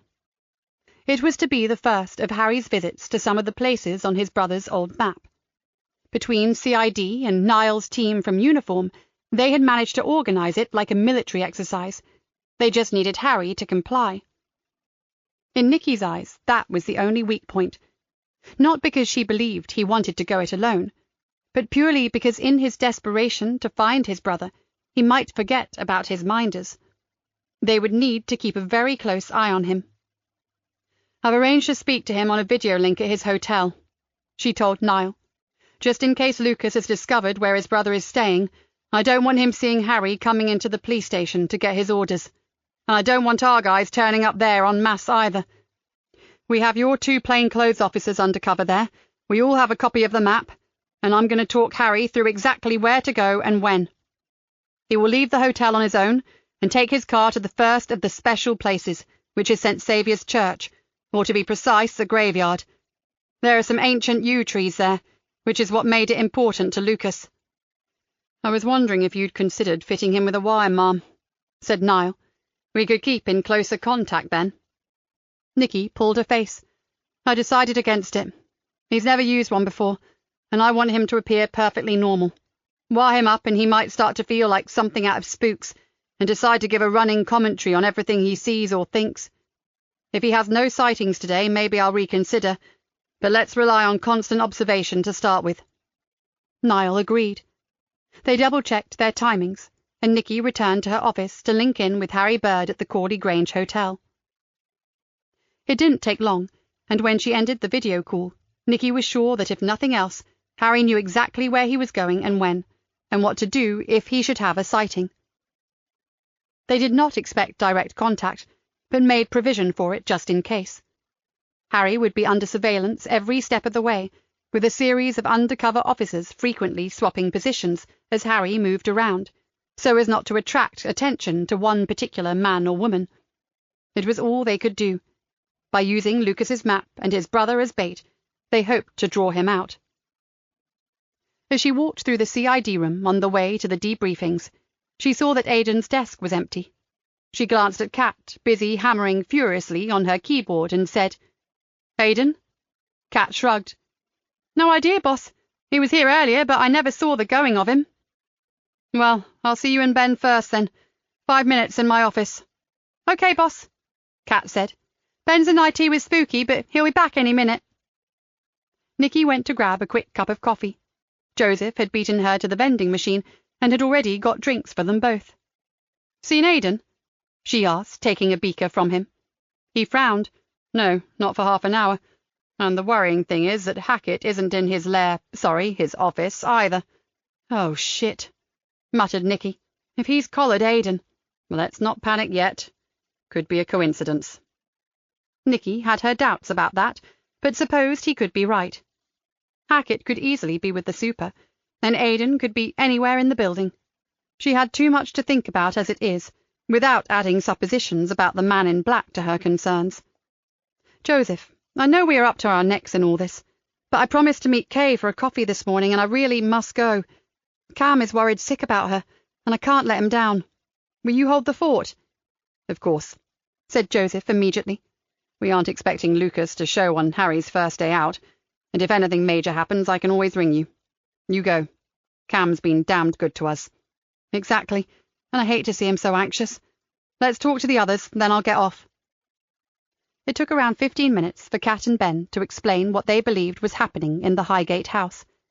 They told Nikki and Joseph that they suspected Mandy, Delia Cleghorn's daughter, knew more than she was prepared to share about where Lucas had gone when he left home. "The mother is straight as a die, I'd put money on that. But I'm wondering if her daughter might open up more if we made our inquiries more official, rather than over tea and scones," said Ben. "We could bring them here. It might make Mandy think about being so loyal. Seeing the inside of an interview room could change her mind." Nikki frowned. "She's disabled, you said?" "I think it's cerebral palsy," said Kat. "She had the occasional spasm, and some of her movements and her speech put me in mind of an old friend's sister. She had it too, poor thing." "Wheelchair?" "Yes, but they have a specially modified vehicle. I saw it parked outside," answered Ben.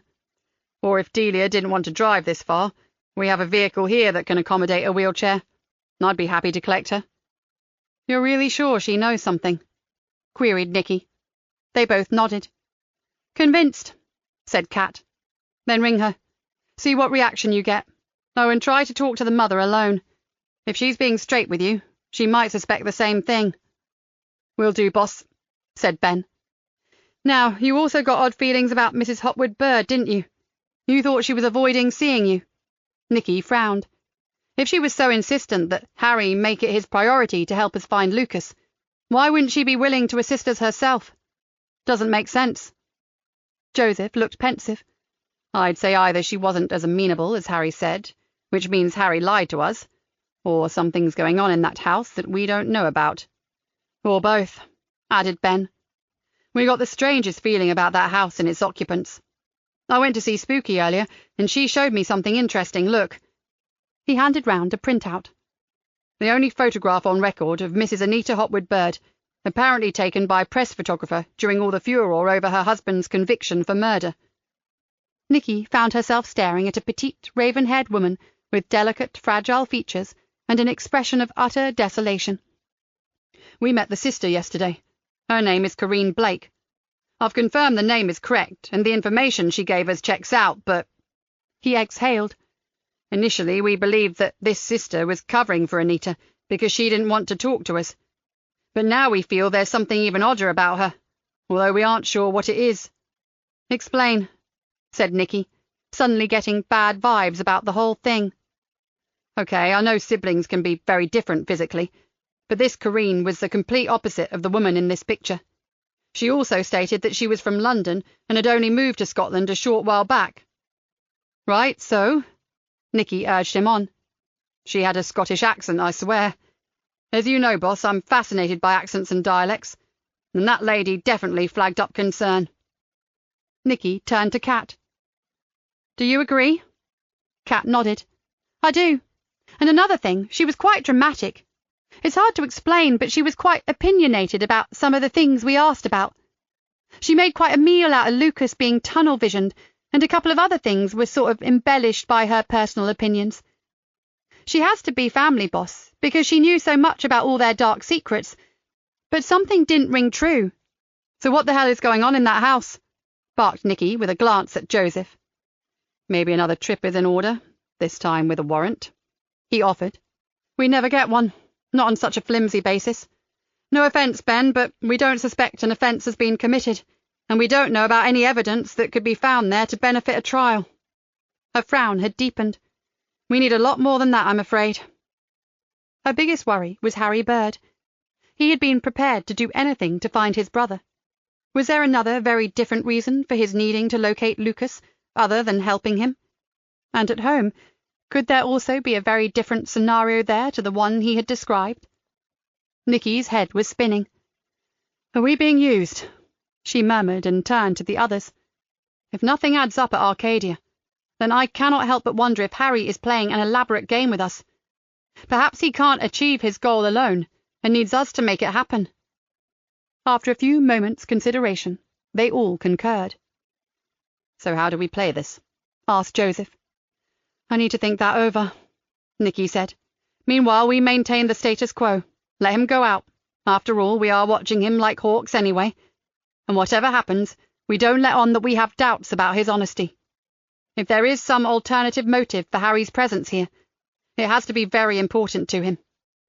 He had no idea we were going to Highgate Village yesterday, yet the elaborate cover was already in place. If he is covering up something shady, he's done a whole lot of preparation." She shrugged. "And you could be wrong, of course. Corinne could easily be chalk and cheese to her sister, and she could have picked up the accent from her Scottish husband. It has been known to happen. Until we know more, say nothing, but keep digging, and start with ringing Mrs. Cleghorn.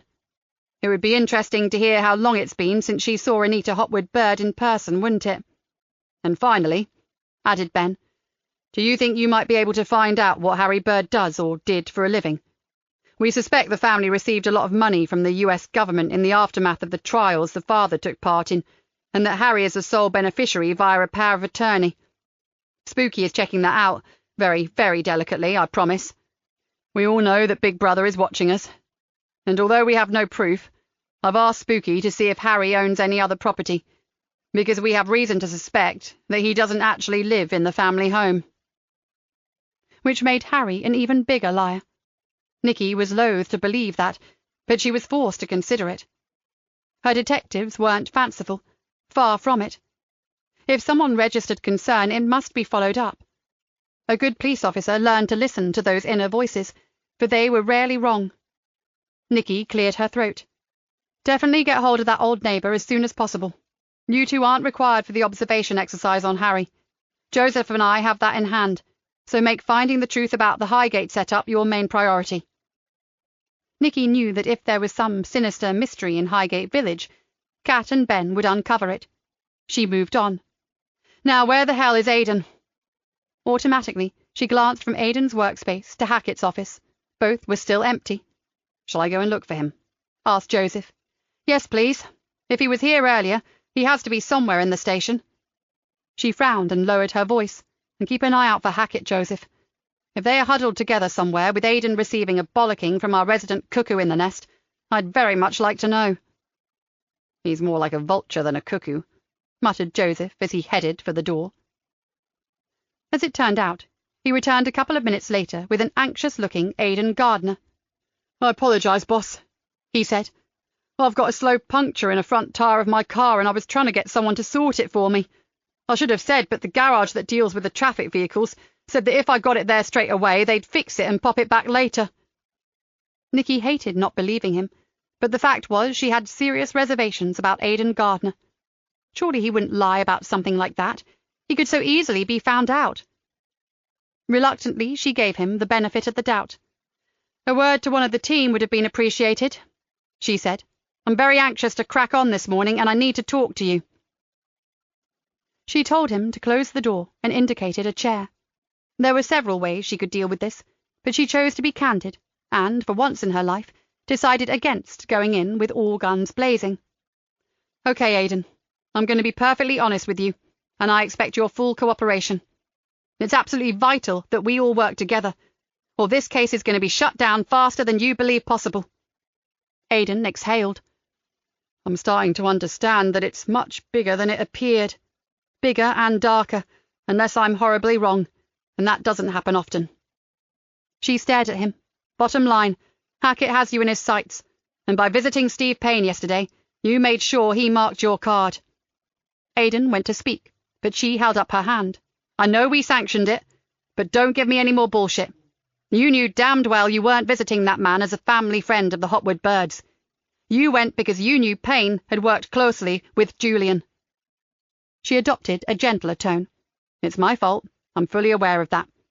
We asked you when you started to check out his background and all the weird stuff he was researching. But now I'm asking you to drop everything that relates to Julian. It's been made very clear to me that Julian is a red line. If we cross it, it's over. Finito." She stared at him. A whole range of emotions crossed his face, and then he sighed. "I'm sorry, boss. I got fascinated by the man. I believed, and still do, that he was extraordinarily talented. Maybe if he had never joined Stargate and simply kept on with his own research, he would have been acknowledged as one of the greatest scientists of our time. That's what Payne believes, I know." He looked down at his hands. "I believe that discovering more about Julian would help us understand his son Lucas. I thought that was the route to take, and I'm sorry I overstepped the mark. But when you discover a complex and exciting man like Julian, you want to know everything about him. The research becomes a compulsion."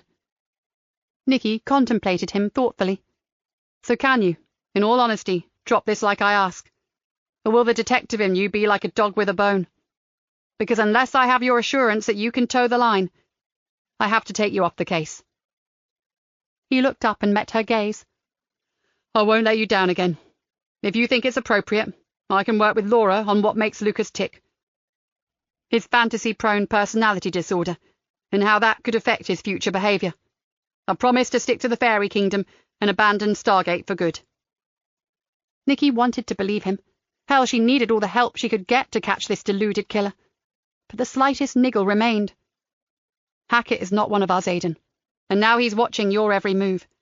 If the damage isn't already done, and I pray it isn't, we need to make him believe that our only aim is catching Lucas, and that we are all completely committed to that end, and that end only."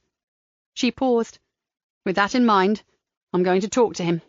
I'm going to tell him you were following a bona fide lead with a man you believed to be a close friend of the family, and therefore someone who might give us an insight into Lucas's history.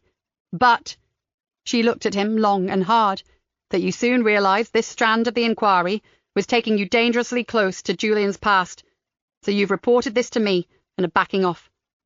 I want you to corroborate this if questioned and show no further interest in Payne, okay?" Had there been a moment of hesitation? She hoped she'd imagined it. "Absolutely, boss. It's Fairyland all the way from now on." He smiled apologetically. "And thank you. I swear I never meant to jeopardize the investigation." After he'd left, Nikki drew in a long breath and sat for a few moments in silence. Her idea of openly admitting that Aidan's trip had been a mistake seemed the only way to move forward. She stood up. If she could pull this off with the man in black, she deserved a bloody damehood for services to the acting profession. That, and maybe a fresh coffee and a Danish. Harry Bird kept a constant eye on his phone. At an allotted time, he would receive a text, after which he was to leave his room and venture out on his first sortie in search of his brother. He was impatient, but also a little apprehensive. It had been so long since they had seen each other.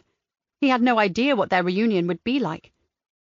He'd played out scenario after scenario in his head, but could never decide how Lucas would react when he saw him for the first time after so many years. Lucas had always been an enigma, and there was no reason to believe that he'd be any different now. The fact was, he didn't even know what his own reaction would be. Finding his brother had been his raison d'etre from the moment Lucas disappeared, and now his long crusade was nearing its end. He looked again at his messages. It was far too early, but he didn't want to miss any change in the schedule. He had not wanted his visit to Shrimptown to be like this. It had become grotesquely reminiscent of some bad spy novel. Nevertheless, it was a means to an end. Lucas was no fool. He could never have evaded discovery for so long if he hadn't been absolutely alert. By now, Lucas must have developed the keen senses of a hunted wild animal, or more aptly, the qualities of one of his ethereal beings, simply melting away before they could be captured. Harry knew that by his mere presence in Shrimptown, by walking the streets and alleyways, visiting those precious, safe places on their map, he was doing the right thing. Lucas would be watching and waiting for him. That was all he had to do, simply be visible.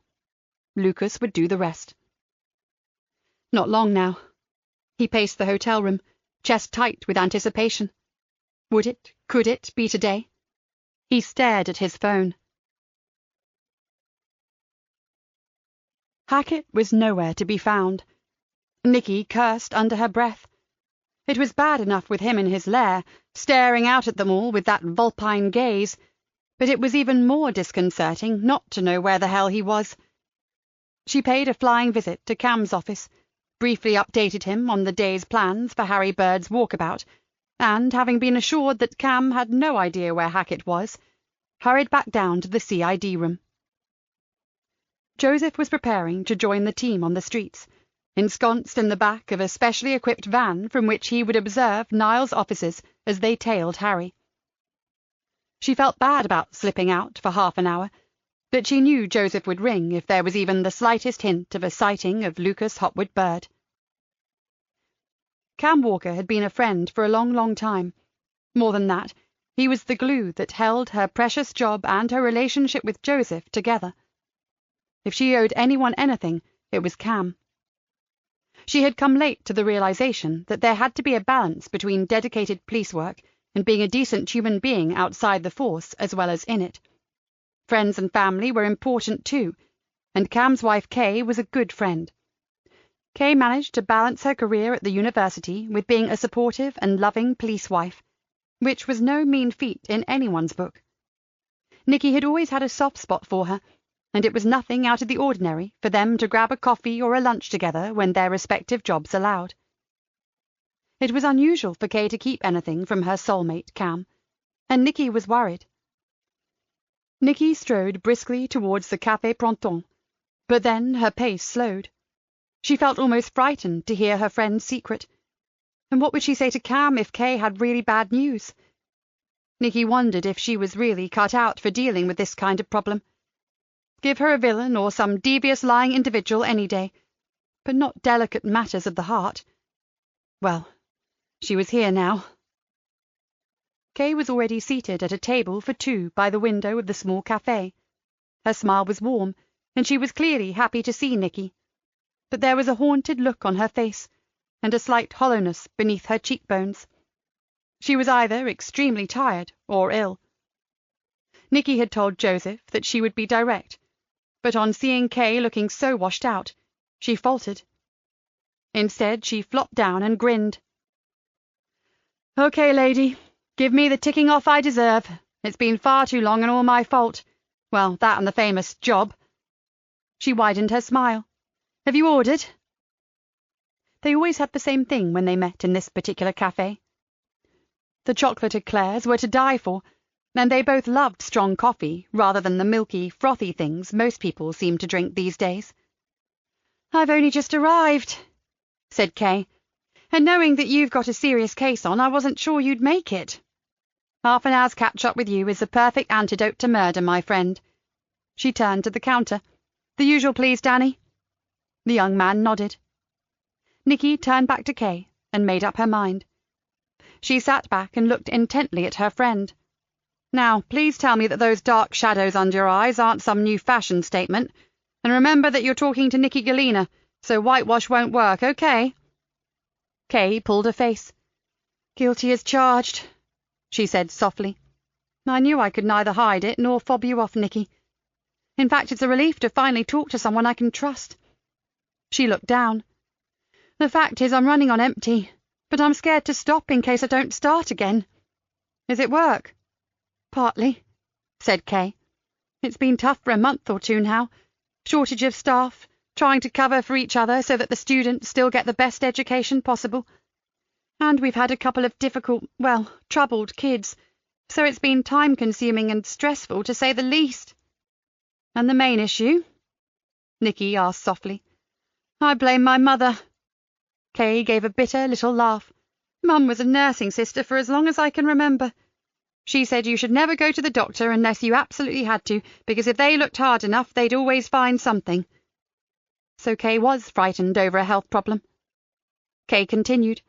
I've been lucky, really. I've always had very good health, and I do my best to make sure that Cam and I eat well and get some exercise. But just recently... Something's wrong and you're scared of knowing what it might be, prompted Nikki. Scared? I'm terrified. Danny arrived with the drinks. Then Kay resumed. It's not just Mum's warning, Nikki. You see, she finally had to see a doctor herself and found she had cancer. She died shortly afterwards. Oh, bugger, thought Nikki. The mother had probably left it far too long before seeking help, and if she wasn't careful, Kay could do the same. But if she was that anxious, it could be a problem. You know what I'm going to say, don't you, Kay? Oh, yes. And I know that's what I should do. I just can't cope with actually doing it. She stared down into her coffee cup. And I can't cope with seeing Cam all stressed out either, but... She shook her head sadly. I just can't talk to him about it. It's not logical. I love him dearly and I'd never intentionally hurt him, but I just can't bring myself to tell him. Because it would make it real. She nodded. And then I would be forced to act, wouldn't I? Nikki sipped the hot coffee. I have noticed a change in him at work, Kay. He says it's pressure from management and that we have a complex case running, which is true. But I know you both better than that. I know it won't help you if I say he looks worried sick, but it's a fact. It's affecting his work. She knew that Kay took Cam's work very seriously and hoped this could make her realize that the time was coming when she had no choice but to face her demons. Did he ask you to speak to me, Nikki? Kay was still staring into her drink. No, he didn't. I promise. But I do throw my hands up to wanting to ask you what's wrong, as a dear friend. She reached across and touched Kay's hand. So, what's been happening with you? Kay looked thoroughly miserable. Mainly it's that I'm so tired all the time, Nikki. I mean exhausted, really fatigued. Not like when you've overdone it. More a real sick exhaustion. And dizziness, too. And sometimes a nagging pain in my upper back and across my shoulders. She shrugged. To be honest, I feel awful all over, and I'm starting to recognize the same symptoms as my mother had. And that is really scary. Nikki frowned. Kay, those symptoms could indicate a dozen different illnesses, some probably really easily sorted. You have to speak to your doctor, you really do. She sat back and smiled at her friend. You know, a little while ago, my mum admitted to being terrified that something terrible was wrong with her, and it turned out to be anemia. Now she takes iron tablets, and she's fit as a fiddle again. It could be something as simple as that, but you need to know. Nikki could see that Kay was struggling. She obviously knew exactly what she should be doing, but her fear was stopping her in her tracks. Nikki drank her coffee and waited, but still Kay said nothing. I'll go with you if that would help, Nikki asked. You don't have to go alone. You must think I'm such an idiot acting like this. But I loved my mother so much, and it was such a shock when she died. I don't think I've seen a doctor since. All the more reason to go, urged Nikki. At least he or she'll know that you're not a hypochondriac. She stared at Kay. And you do have Cam to consider. Can you imagine what's going through his mind? Kay looked up. You're right, Nikki. I love my husband dearly. I really can't do this to him. She picked up her phone. I'm not even sure if I've got the doctor's number. I think I put it in when Cam was poorly at some point. Oh, yes. She heaved in a breath. Here goes nothing. As Kay waited to be put through, Nikki noticed that her hands were shaking. This was no easy thing for her to do. Kay was saying, Oh, right, well, yes, that's fine, thank you. See you then. Well done, you.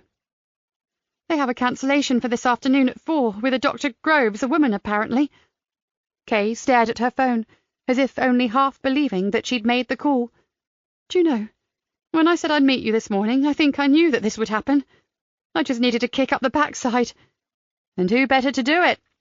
Nikki beamed at her. And I'm happy to go with you, even if just to make sure you don't chicken out. No, Nikki. Now I've made that appointment, I will go, I promise. And I'll let you know what this Dr. Groves says. You'd better. She didn't want to rush off immediately, but Nikki was starting to get anxious about Harry Bird walking the streets of Greenborough, hunting for his killer brother. Or was the killer brother hunting for him? Kay must have sensed her impatience, for she said, I'm holding you up. You must get away, Nikki. I really appreciate you coming, but you'll be needed at the station. You have a very dangerous man out there. She smiled warmly at Nikki. You get off. I'll settle up here. This is my treat. So it's mine next time. Nikki stood up. Ring me later, without fail. Guide's honour. They hugged. Nikki hurried back through the side streets to the station. At the main door, she noticed a familiar figure talking to 2 others in a car parked in the visitors' bay, a man and a woman, both looking severe. So Hackett wasn't working alone in Greenborough.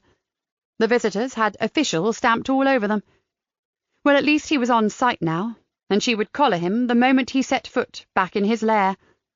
She wanted him to hear what she had to say before he could bring the subject up himself. As they had agreed that Kay would ring Cam and tell him about her appointment herself, she hurried into the CID room and pitched straight back into work. Okay, everyone, anything happen while I was out? When no one spoke up, she added, Well, don't all answer at once, will you? Chapter 18. Joseph watched Harry Bird on the monitor inside the back of the recon vehicle. He wore earphones through which he received reports from the officers on the streets who were observing Harry and anyone else in the vicinity.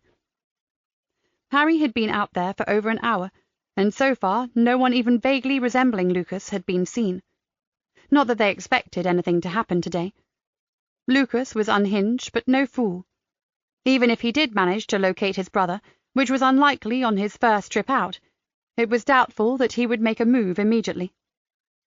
Joseph had received a message from Nikki, saying she was back at the station, so he decided to contact her with an update. Nothing to report, as expected. Bored yet? Asked Nikki. Not yet, but it'll come, he replied dryly. And Harry? How is our human magnet shaping up as a lure? Joseph thought for a moment. He's either taken to it like a duck to water, or he's so committed to finding his brother that he's forgotten about us altogether. His every move is that of someone looking for a lost loved one. He's observant and has an air of expectancy, tinged with desperate hope and a sort of sadness, as if he realizes that his search could be fruitless. Blimey, Joseph, you can tell all that from a figure on a computer screen. That's impressive, and I have to say, pretty deep. It's not me, Nikki, it's him. He's a deep person and not one to underestimate. I'm certain Harry Bird has his own agenda. I'm just hoping Cat and Ben can shine a bit more light on him. Me too, and his weird family. She paused. Ring me back in 10, Joseph. I have to go. I've just seen Hackett come in. Joseph ended the call and returned to Harry Bird. Now he was sitting on a memorial bench in the grounds of St. Saviour's Church, gazing across at the old yew trees, as if remembering when he and his little brother had played there as children, constructing their imaginary place. Joseph wished he could feel sorry for this lonely-looking man, but there were so many unanswered questions about him and what Nikki had described as his weird family that it was hard to sympathize. The truth was, he wasn't quite sure how he felt about Harry Bird. Sir? The IT technician sitting next to him pointed to another screen. I've linked into a CCTV camera at the church, and we have a possible sighting, look. Joseph spun around and stared in the direction the man was pointing. A slim figure, partially obscured by trees, was standing in the shadows and apparently watching Harry. Joseph grabbed his microphone and spoke to 2 of the officers on the street. Jim Caron, inside St. Saviour's churchyard, 100 metres from the main gate to the right, beneath a cluster of trees. Male suspect. Investigate and report, please, and softly, softly. Damn it, he's gone. Curse the IT operator. And there isn't another camera in that area, Sarge. Larry, anyone exiting the churchyard from the west gate? No one, Sarge. Negative result, Sarge. PC Jim Price's voice echoed in Joseph's ear. Just some kid taking a leak in the shrubbery. He's not the target. With a sigh, Joseph told the others to stand down and resume observation. It would have been ridiculously lucky to have got a sighting this early. He rubbed his eyes. It was going to be a very long morning, but at least Harry had stuck to the prescribed route and timetable. The next part of the walk would take him along a couple of cobbled alleyways that led to the river. There were very few cameras there, so Joseph would have to rely on the plain-clothes team for updates until he could pick him up again on the screen. Harry stood up, looked around, and began to walk slowly out of the churchyard. Bang on time, Harry, Joseph murmured to himself, and he passed on the information to the others. On the move again, going west towards Blackman's Alley and out of camera coverage. He's all yours, guys. The moment Hackett set foot inside the CID room, Nikki accosted him.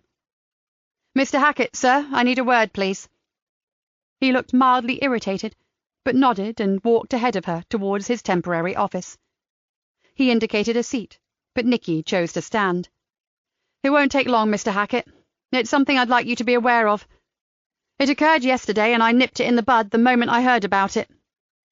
She explained that an interview had been held on the erroneous belief that a man, Mr. Stephen Payne, was a friend of the Hopwood bird family, and therefore might have been able to shine some light on Lucas's background and possibly even his disappearance. It soon transpired that this was not the case, and that Payne was actually a colleague of Julian Hopwood Bird's, not a family friend. Naturally, my officer aborted the interview and immediately reported this to me. She raised an eyebrow, and I thought it prudent to let you know too. Hackett gave her a long and oddly blank stare, as if he were unsuccessfully trying to calculate something. "And which of your officers was this?" "You know bloody well which one it was," she thought, "you little rat." "Aidan Gardner, but you have no need to worry. He's dropped that line of inquiry completely and moved to a different area, that of Lucas's mental health issues." Again she was treated to that enigmatic stare. She swallowed and went on. "This case is complex enough, Mr. Hackett, and as it involves a family, there will be times when there is a crossover between family members. It's inevitable. The best I can do is steer us away from Julian and his work or his history every time this happens, and let you know that I'm aware of it and have prevented any further inquiries in that particular direction. I think it would be even more prudent if you make sure that all your officers look a little more closely into the backgrounds of those people they intend to interview before they do so. Don't you?" Hackett gave her a cold smile. "I know all about Payne, Galena, and it should have been plainly obvious to Gardner that the man was a work colleague, not a family friend." "Sorry, but we don't have the wealth of background knowledge that you seem to have, Mr. Hackett, and as no one is being exactly forthcoming, we are left scratching about in the dark. That, and we don't have the luxury of time. We have a cold-blooded killer out there, so we aren't holding a moratorium on every man-jack we want to interview." "Calm down, Nikki. You're going to lose it with this shit if you aren't careful." She took a deep breath. "It's frustrating when there are restrictions on you and you know lives are at risk. I hope you understand that." "Actually, I do." She detected a hint of apology, or maybe it was empathy in his words. "It's not my intention to obstruct. I've told you that before, but sadly it's not in my remit to explain anything to you either.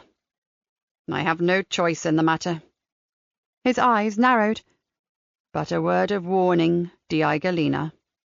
Rein in Gardner and keep him in check. Watch him carefully, as I will continue to do. He's your weak link. One wrong move and he's out, with the possibility of serious repercussions for your whole investigation. Understand?" Any sign of softening, if it had indeed been there in the first place, had gone. Nikki feared he was right, but she wasn't going to admit it.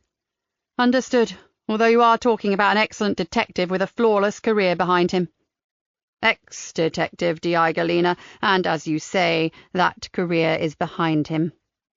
I hope he doesn't blot his copybook and blight any future opportunity to work within the police force as a civilian."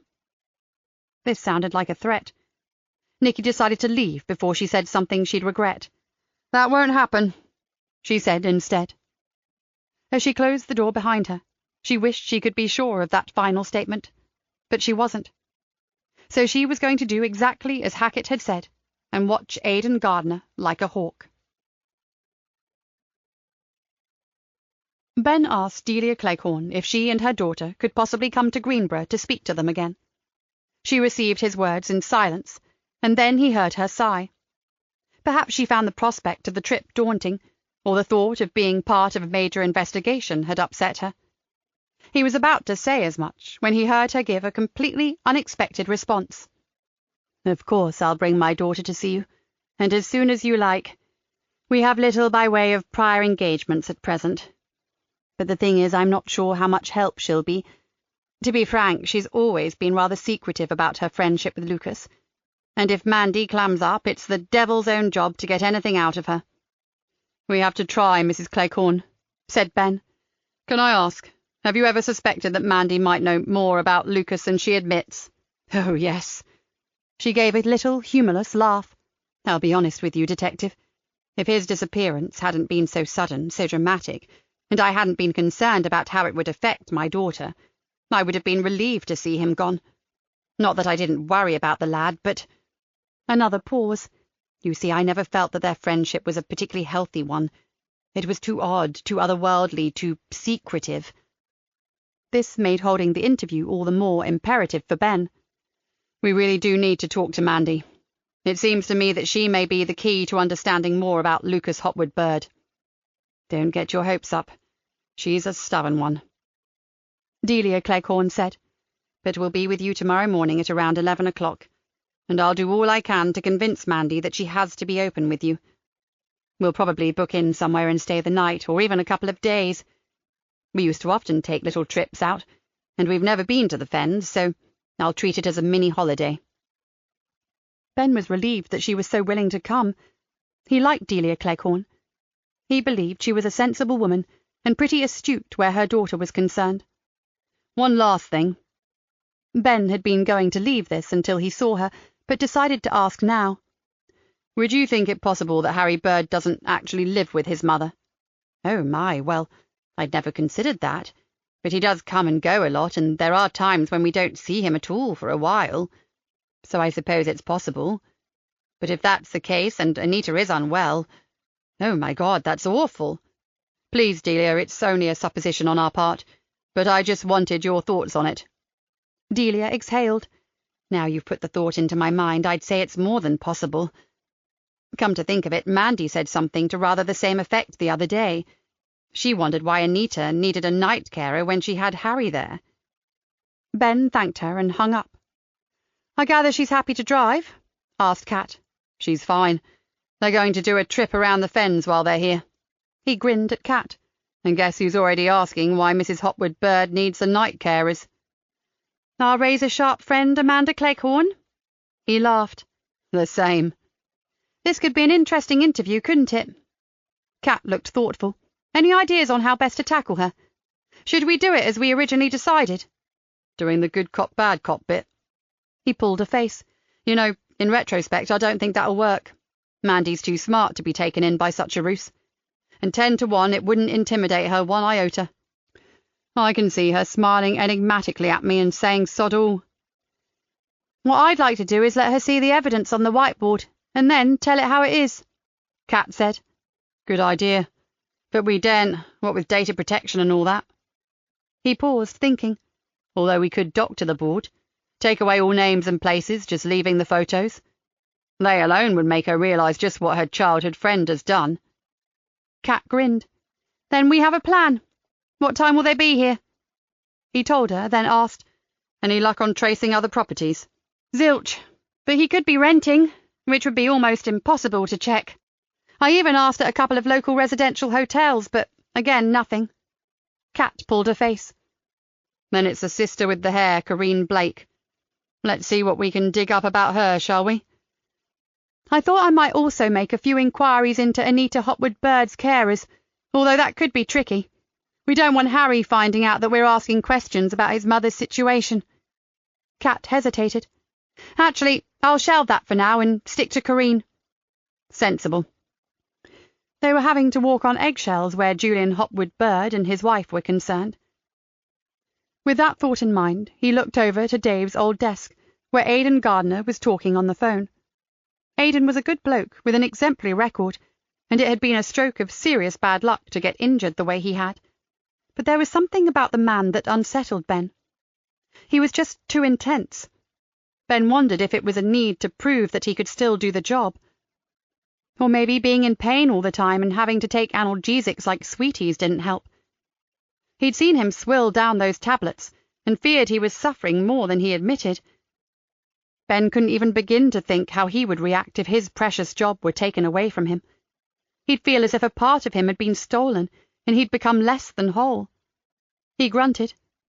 Worrying about a guy who was probably just trying to make the best of a piss-poor situation shouldn't be his concern right now. With Lucas Hopwood Bird waiting in the shadows of his beloved trees, there was no time to waste in idle conjecture.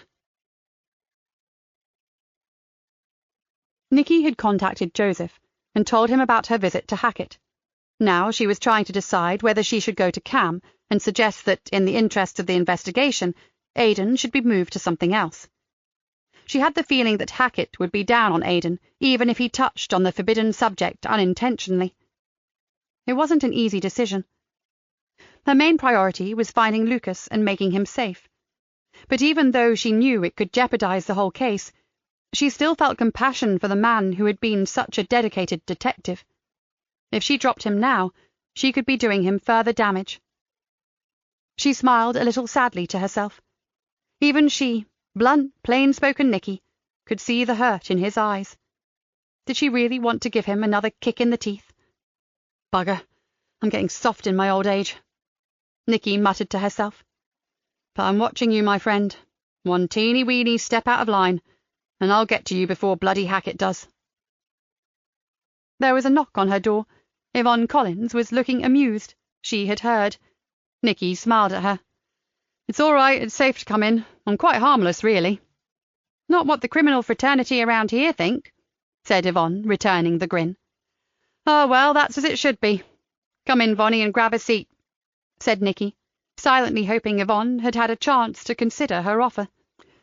I went out to Cressy Old Hall early this morning, Mum. Dave had notified Niall that there were 2 new woodsmen starting there, and was worried in case one of them turned out to be Lucas Bird.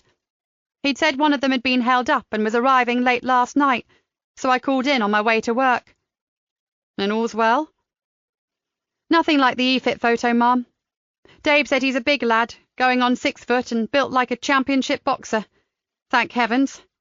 Dave and Mr. Cressy Lawson have had enough trouble out there to last them a lifetime. She seemed to be about to say more, so Nikki waited. While I was there, I grabbed a few words with Dave about your offer of the civilian post here.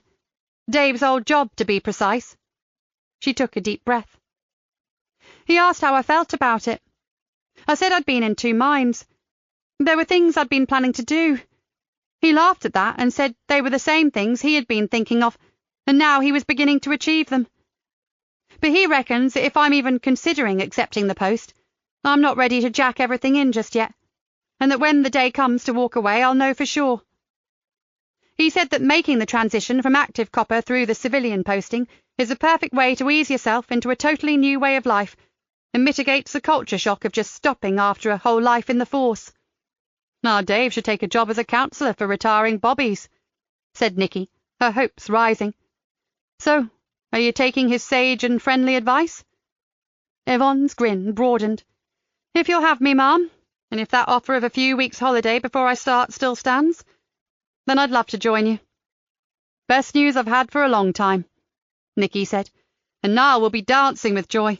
That lad's been worried sick about you leaving. You are his lodestar, Vonnie. Always have been and always will be. She laughed. That lad, as you put it, is a damned good policeman in his own right. He doesn't need me any more. But as I consider him to be the son I never had, I still need to keep tabs on him and tick him off when appropriate. So Niall had 2 surrogate mothers, because Nikki felt very much the same about him, especially as he was practically her son-in-law anyway. The one who worries me most is young Carl Adams. I'm anxious that when I leave uniform, he gets a really good crewmate. That young man could go far, but he needs someone to encourage and teach him, not a job's worth." She pulled a face. "And there are a few of them, unfortunately. The ones that have all the excuses to get themselves out of actually working." "Sadly, every station has some of those," said Nikki. "But a word in the right ear will ensure that a promising young officer doesn't get shafted with a bongo." Nikki liked that term. It meant books on never goes out, and was wholly appropriate for a lazy copper.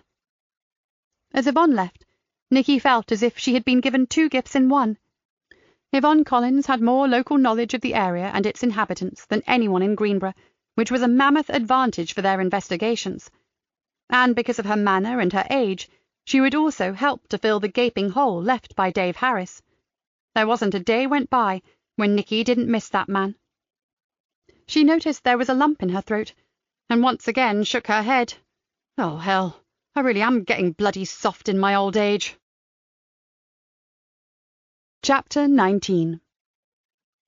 Quite content, and feeling safe from the Elf King in his new home, Lucas grew more confident. He finally got out his copies of the old maps and began to work out a plan of action. He didn't know why, but since early that morning he'd been calm, able to think more clearly than he had in a long time, possibly not since the days he'd spent with Karen, his beautiful kindred spirit. With a little grunt, Lucas pushed all thoughts of Karen away. She was a distraction, a lovely one, admittedly, but he needed to focus on his goal, the one that would lead him to his holy grail, the death of the Elf King. Lucas shivered with excitement. He was so very close. After all these years, almost close enough to touch him. He closed his eyes. He could hear water trickling, and knew that was why he felt so at one with himself. He belonged beside water, which was why he loved this place, his glorious shrimp town, with its rivers and drains, ditches and dikes, the marsh and the sea. He sighed in delight. The perfect, perfect place for the final chapter. And freedom. If only he hadn't had to delay his plan while he dealt with those transgressions against the fairy kingdom. He had had no choice in the matter. Those terrible people had to be punished, but he wished they hadn't disrupted his search for his beloved brother. But thoughts of Harry soon caused him to forget them. He was back on track now, just as long as no other wicked destroyer crossed his path from now on. His finger traced the walks they had shared, the lanes where they had played. Their names all evoked fond memories, prepared him for his planned walk along one of those hallowed paths. He wondered if Harry would be doing the same. The thought was almost intoxicating. The loud roar of an engine brought him to his feet. Wound up to a full throttle, it screamed, shattering the peace of his refuge. He heard shouting. A white-hot anger overcame him, and he seethed with rage. Yet again he had been diverted from his work. Lucas left the shelter and ran towards the source of the commotion. He watched in horror as a black-clad youth rode a quad bike through the meadow that flanked the lane he was standing on. With a whoop, the driver flung his bike about, cutting a swathe through the wild flowers and green pasture of the field, sending great clods of earth and grass high into the air. Lucas could barely breathe in his fury. Then, before he could even move, a big, tall man raced past him and into the field. "Sod off, you asshole! This is private land and you're wrecking it! Fuck off out of here!" The bike coughed, then stalled, and Lucas heard the youth curse loudly as he tried desperately to start it again. The tall man didn't break his stride. Just before he got to the bike, the engine caught, and the kid gunned it and roared off, waving 2 fingers as he went. Lucas stood transfixed in anguish at the screams of pain coming from the depths of the soil, from every crushed blade of grass and every broken petal. "Second time this week. Last time he was racing along the towpath and nearly hit my friend's dog, little bastard." The cries of agony still resounding in his head, Lucas tried to focus his attention on the big man who was now standing next to him. "I wish I'd got my hands on him. But then again, perhaps it's best I didn't."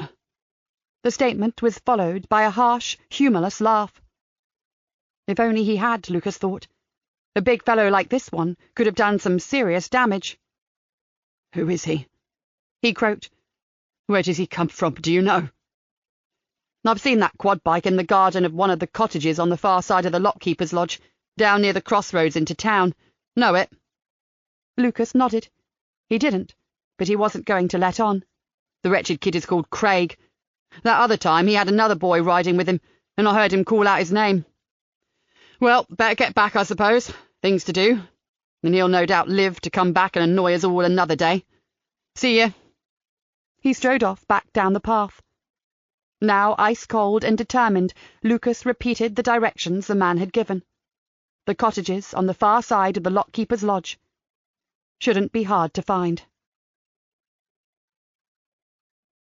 Spooky sat staring at her screen and feeling guilty.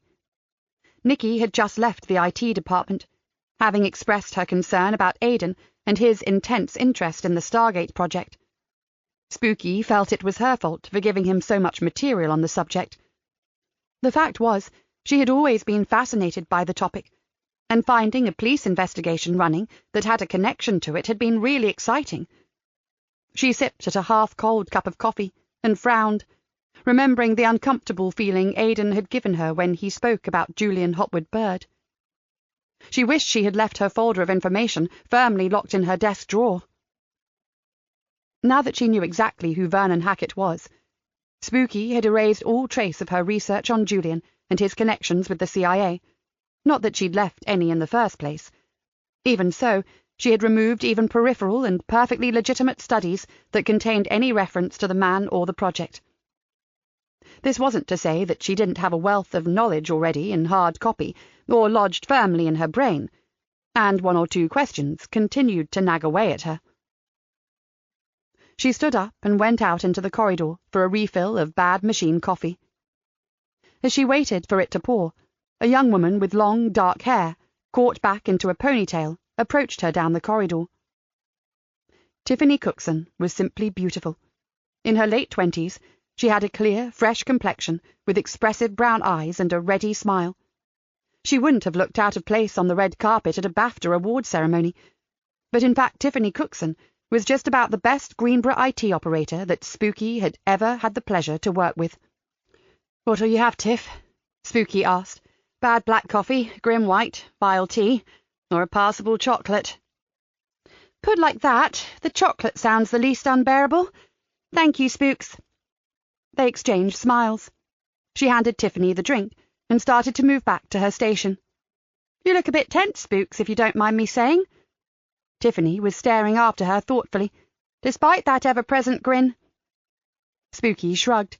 "Oh, I'm just processing a bit of a conundrum, and not quite coming up with a satisfactory answer. Can I help? Sometimes a different viewpoint makes things clearer." "Wish I could, Tiff, but it's a sticky one, wrapped up in red tape." "Oh, one of those. Well, we're all on the same team here. You know where I am if you need a sounding board." Spooky thanked her and went back to her computer. It was frustrating, not being able to talk to Tiffany or anyone else about this case. She sat and stared at her screensaver, an image of some far-off nebula that usually soothed her and helped her concentrate. Today it reminded her of Stargate. She swore softly and replaced it with a photograph of her dog, Fox, occupying the entire length of the sofa and sleeping soundly with his tongue hanging out. Of course, there was someone she could talk to, but Nikki had a massive weight on her shoulders with the murders, and Spooky had no intention of adding to her burden. Meanwhile, she would keep scratching away at those nagging irritations, because she had a feeling they were important, and, if ignored, they might have dire consequences somewhere along the line. She would have to find a way to do it that even Hackett's eagle eyes wouldn't spot. Spooky took out her mobile phone. "Hey, Kurt. Long time no see. I think it's time we met up for a drink." After chatting for a while, she said casually, "Remember you still owe me one? Yeah, well, guess what? It's payback time." She listened. "Oh, yes, it's tasty, all right, but more what I'd call, well, forbidden fruit. How about a lunchtime beer in the Hanged Man?" After she ended the call, she felt a whole lot better. Kurt was one of the few computer nerds who was actually cleverer than she was. Even better, they went back a long way, and she trusted him completely. She was not about to contravene any laws or break any oaths, because what was bothering her was kind of outside the investigation, more of a separate thread altogether. Plus, to her knowledge, Kurt had more official clearance than anyone on the planet. Her secrets would be safe with him, no matter what. Cam listened intently to what his wife was telling him.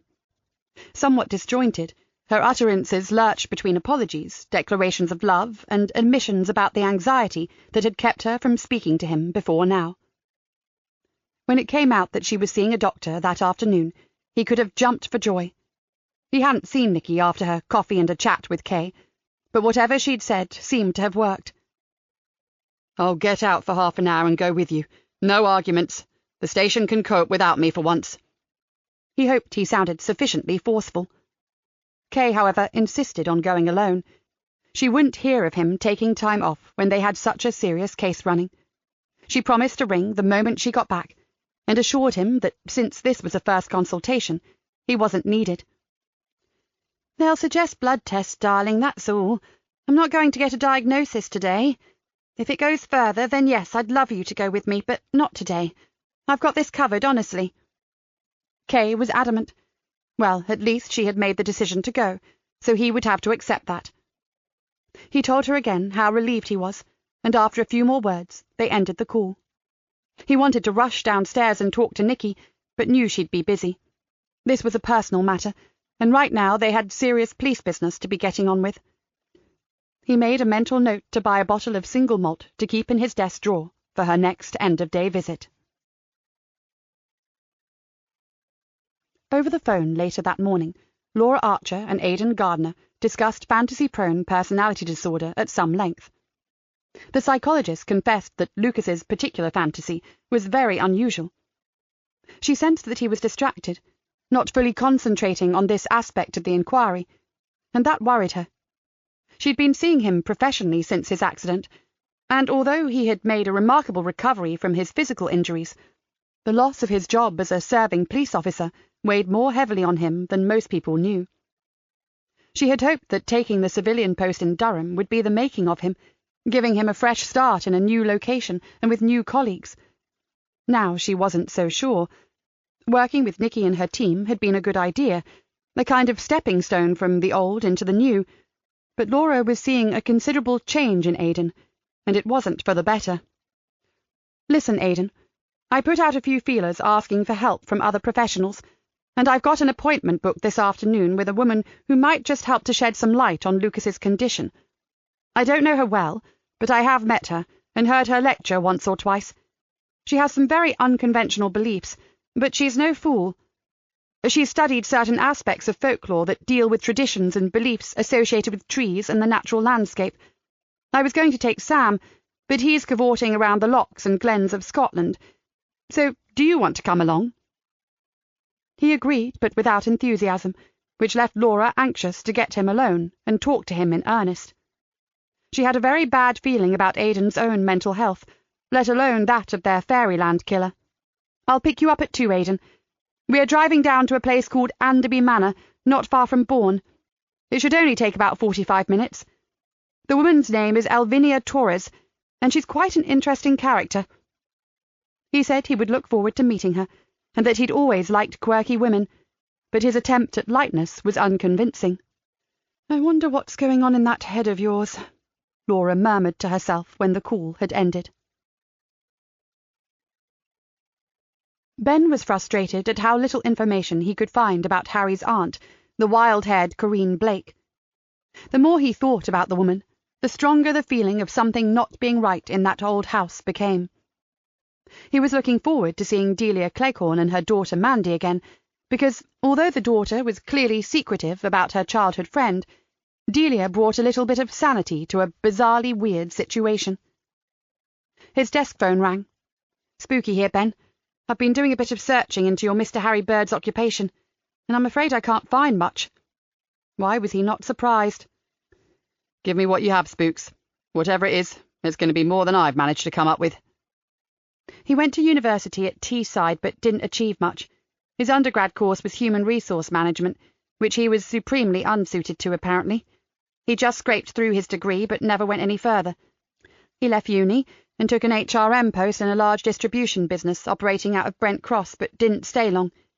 He must have realised that he had taken a wrong career path, because the next thing I found him doing is working on a daily paper as some kind of researcher. He stayed there for practically 3 years, after which it all gets murky. He seems to have dropped out of the system, probably doing cash-in-hand jobs, or maybe he just gave up work and looked after his mother. That rather confirms our suspicion that he isn't working, said Ben. We're desperate to know more about Harry's personal life, and that of his mother and aunt, but the restrictions regarding the father have made it almost impossible. Nikki gave me the lowdown earlier, and the fact that we're all sailing dangerously close to the wind regarding Hackett. Spooky said, we have to be mega careful that we don't cross lines. She paused. Stay where you are, Ben. I'm coming up to the CID room, okay? Ben stared at the phone. Spooky was clearly not happy about talking on the phone. Surely they were being tapped. Right here in the police station? My God, if they were, then Julian Hopwood Bird was even more of a hot potato than they'd thought. What the hell had that man done to warrant this kind of cover-up? He was still hypothesizing when Spooky hurried into the room. She pulled up a vacant chair and plonked herself down. Okay, what specific area are you wanting information on? She said in a low voice. Almost under his breath, he said, We need to find out whether the US government made a settlement on Julian when he was retired from their services. Plus, the mother, Anita, is something of an enigma. Is she physically disabled, mentally damaged, both? And if so, does Harry hold power of attorney over her property and financial affairs? She looked at him with interest. How come this brother Harry, who is ostensibly your ally and who came to you first, is of such interest to you? We've visited the house, Spooks, and nothing adds up. Without a clear picture of the people involved, we'll never unravel the truth about Lucas Bird. We have to get some actual facts. He quickly lowered his voice.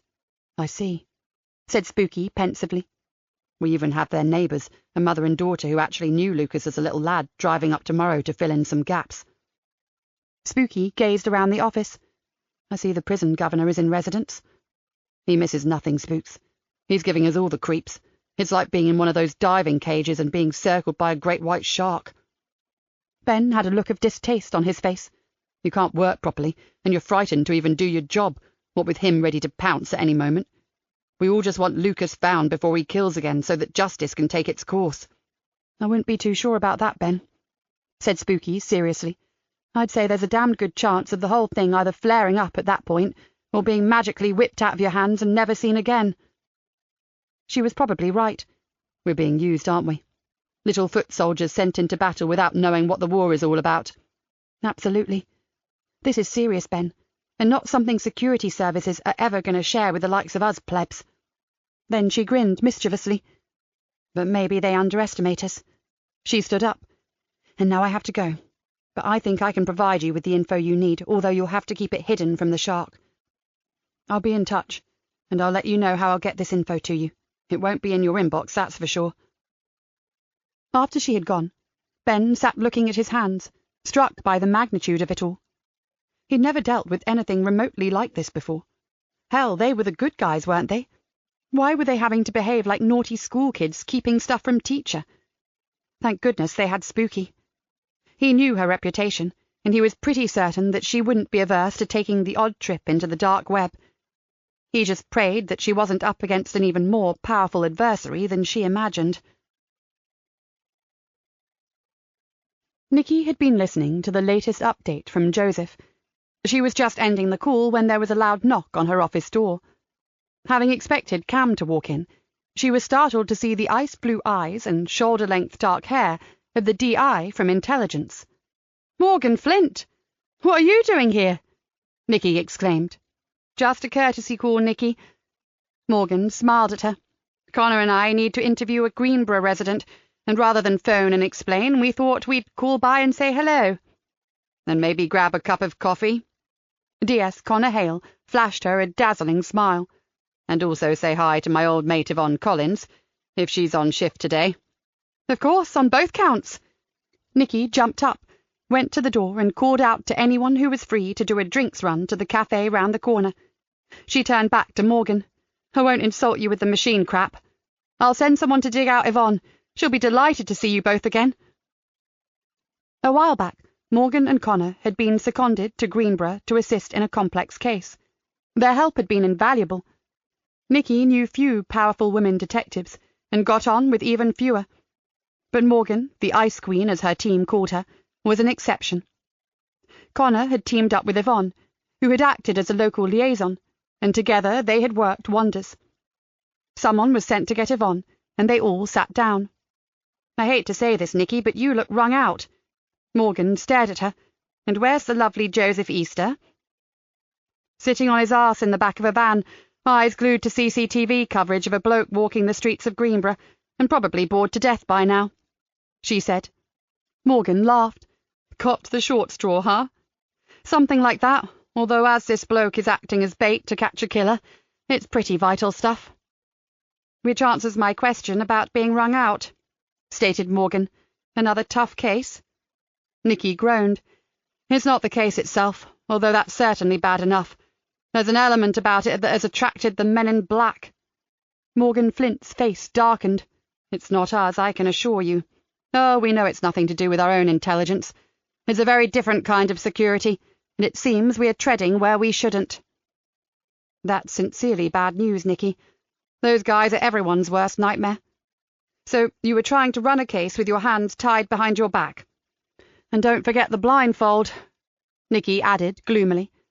"How can you investigate a member of a family, and it's a family with problems that you just would never believe, when one of them is totally off limits? And I mean off limits to the point of one wrong word in a certain area and they'll pull the plug on us. Bloody impossible. How on earth can you work like that?" Morgan shook her head angrily. She lowered her voice. "Can we help in any way? I mean, off the record?" She smiled innocently. "Like today's interview should wrap up the investigation we have running, so we'd be happy to do a bit of undercover sleuthing for you." "We suspect that our every move is being scrutinized, Morgan. Every phone call and every email. I'd dearly love to say yes to your offer, but I don't know how we can." "There are ways," Connor said quietly, "and we have been involved with these people before, so we know how they work." At that moment, Yvonne knocked on the door. "You wanted to see me, Mom?" "Oh, Connor and D.I. Flint! Oh, this is unexpected. How lovely to see you again." "Leave the door open, Vonnie," said Nikki softly. "I'd like Eagle Eye to witness this joyful reunion." A few minutes later, the coffees arrived. To anyone who happened to glance through the open door, it must have looked very casual and unplanned, as of course it was, or had been. Now Nikki saw an avenue opening up, a lifeline being thrown her way. Morgan Flint had more resources at her fingertips than the whole of the Fenland Constabulary put together. "So how do we do this?" she began. Hackett knocked on Cameron Walker's door and marched straight in, rattling Cam intensely. "Yes?" "There are 2 officers downstairs from intelligence. Exactly why are they here?" Cam narrowed his eyes, picking up a memo and thrust it at Hackett. "A courtesy call, actually. Detective Inspector Morgan Flint and D.S. Connor Hale are interviewing a witness for a high-profile case they are working on, and this witness happens to reside in Greenborough. That," he pointed to the memo, "is the case number and the witness's name and address. Having helped us on a serious case early last year, they've taken the opportunity to call in and speak to the officers they worked alongside. Satisfied?" Hackett read the memo, then pushed it into his pocket. "Check it out, please do. It's kosher, I assure you," added Cam sourly. "I don't like coincidences," Hackett said flatly, "and in my book intel officers turning up in D.I. Galena's office constitutes an unlikely coincidence." "Think what you like," growled Cam, "but it's exactly what it seems. A courtesy call as they are working on our patch. It's called good manners. It's what we do. Now, if that's all, I have work to get on with." Hackett seemed on the verge of replying. Then he tightened his lips, turned on his heel, and left. Cam reached into a drawer for the can of air freshener. Chapter 20. Karen Cotton took a walk out to where her husband Sean was working. She called out to him, and he waved back. "You left your lunch behind, sweetheart." She sat down on a carved wooden seat that looked out across Sean's pinetum. "It's supposed to rain this afternoon, and I'd really like to get this area finished." He sat down beside her. "I know I shouldn't say it, but I miss Luke. I know he's not the man we thought he was. There's little doubt that he did the terrible things they said, but, hell, Karen, he was a grafter. He did so much of the hard work here, and he really loved this place." "I know he did," she said sadly, "but it's the depth of that love that has driven him to kill." She missed him too. Luke had seemed to belong here, among the trees and the wildlife, as if he were an integral part of it. Now, looking around at all the various shades of green, it seemed as if something was missing. What a strange young man he was. "Well, chances are we'll never get another worker like him, so I'd better get on." Sean stood up. "Thanks for bringing the sandwiches. I'll eat them as soon as I finish clearing this patch." He kissed her lightly and returned to his work. She sat for a minute or two more, then wandered back towards their cottage. There were no more classes today, so she had some time to herself. She walked slowly, enjoying the warm breeze on her bare arms. She was really blessed to live in such a lovely setting, and never ceased to marvel at how she got here, from the Carver estate to heaven. Karen paused at the entrance to the glade, where the boy had set fire to the robinia tree and set Luke off on his killing spree. Where was Luke now? Despite herself, she couldn't help feeling guilty for enabling the police to produce his likeness. It felt like she had betrayed his trust. They had been friends of sorts, and even now, when she thought of him, she didn't see a monster, but the otherworldly young man who seemed to embody the whole of nature. Back home she made a drink, sat at the kitchen table and opened a notebook. She wasn't sure if she was doing it to help the police or herself, but she had decided to recall anything Luke had told her that might point to where he was now. She took a few deep breaths, closed her eyes, straightened her back, emptied her mind, and concentrated entirely upon the time she had spent with Luke. It was a kind of meditation, and through it she was able to direct herself back to some of their conversations. She wrote down anything that came into her mind that seemed relevant. She had done this before. You didn't look at your hand as it wrote, but simply allowed the pen to flow over the page and record whatever thoughts arose. Reading it afterwards often came as a surprise to see both what you had written and how. Karen's mind drifted to a particular conversation they had had concerning relaxation techniques and places you could go to in your mind to feel safe and at peace. "Mine is a beach," she'd said dreamily, "white sand fringed with palm trees. I lie in this lovely canopy tent filled with soft cushions and watch the sea, listening to the waves breaking on the shore or watching the stars over the water. A friend of mine has a magnificent waterfall with a cavern behind it as her safe place. Where would yours be, Luke?" "I already have one," he said surprisingly quickly. "But it's a real place that I went to once, a long time ago. Now I go there in my mind." "Where is it? Where'd you go for peace?" "Inside the oldest oak tree in England. It's hollow. You can sit inside it. It's over 1,000 years old, and its spirit is the wisest I've ever met." He whispered the last few words. "The Bowthorpe Oak." She smiled. "That's here in Lincolnshire, out near Bourne. I visited it too." He clearly liked the thought that she knew the place, and said he felt happy that he could share it with her. Her mind moved to another conversation, this one about putting down roots, and places you'd choose to live if money were no object. She'd admitted that she was exactly where she wanted to be, and would change nothing until old age made it difficult to continue. Luke, however, listed various locations, names and places she'd never heard of. He said he would be happy living anywhere where the nature spirits were safe and happy. He would need somewhere close to a portal to the fairy kingdom, so that with their permission he could go through and spend time with them. "Where are these portals, Luke? And how do you get in?" she'd asked. "Oh, just doors. he said quite casually. Then he talked about something called pathworking, a means by which your spirit self enters through the gateways. It seemed to her that he was talking about visualization and imagery, but not as she knew it. He hadn't learned it as a form of therapy. It was natural to him. You learn very quickly to spot them. A circle of mushrooms, an opening in a rock or a tree, sunlight forming an archway through the branches of trees. They are endless. He sighed.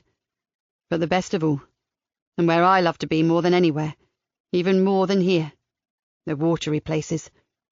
They are the magic ones, marshes, lakes, rivers, a pool, or even the sea. He smiled at her gently. I can teach you, just as you taught me to meditate. You could come with me. And you know the most wonderful thing?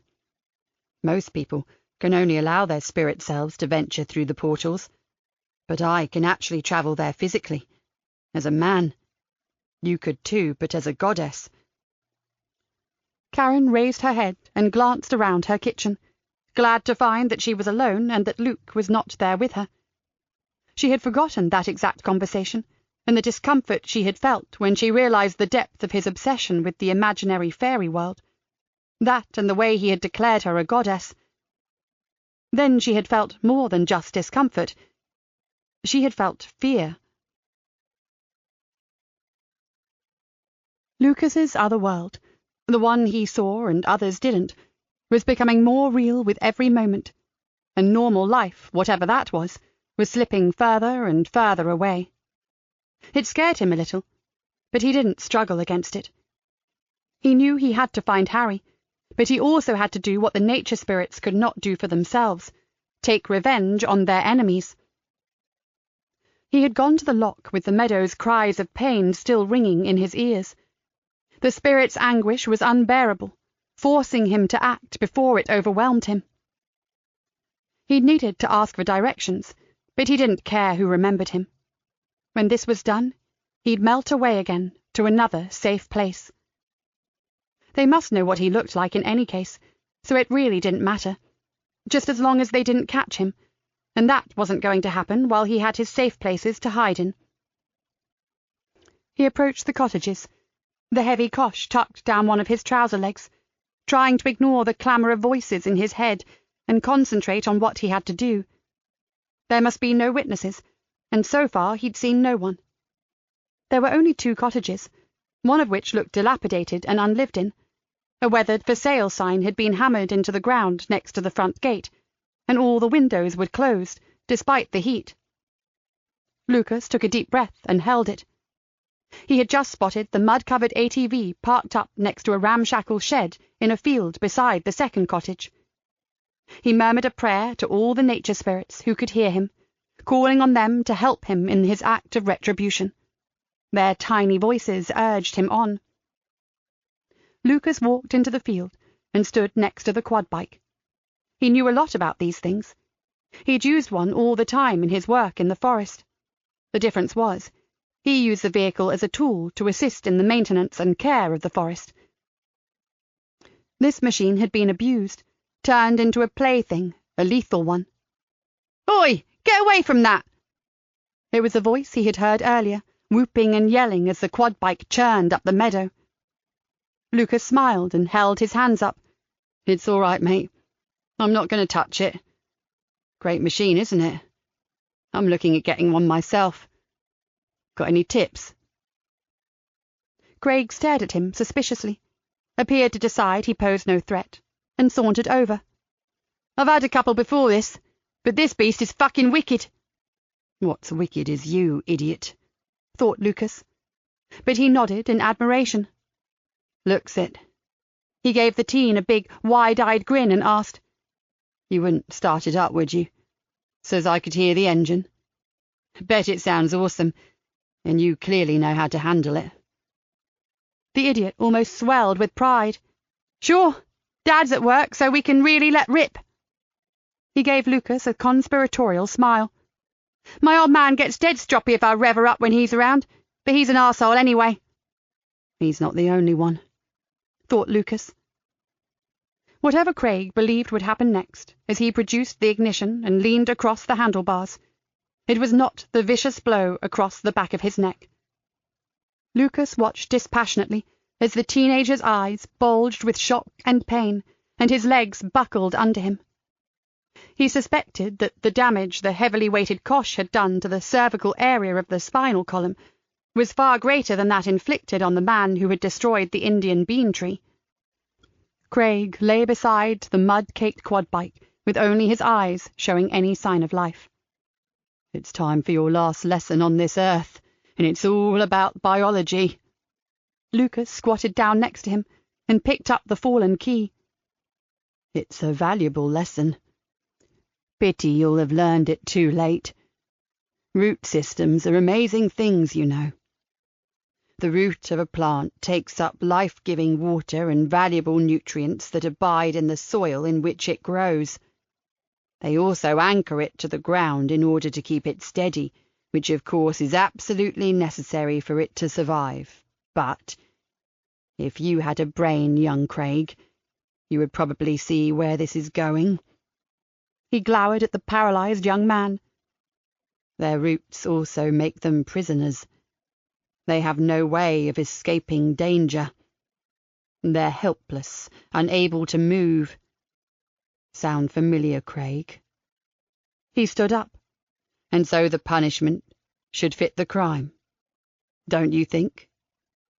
This is for all the beautiful things you destroyed in the meadow down by the river." Lucas climbed onto the quad bike and started it up. "Do as you would be done by would have been a more sensible creed to live by, Craig. Then this would never have had to happen." He spun the bike away from the helpless boy, then turned it round to face him. The powerful machine leaped forward.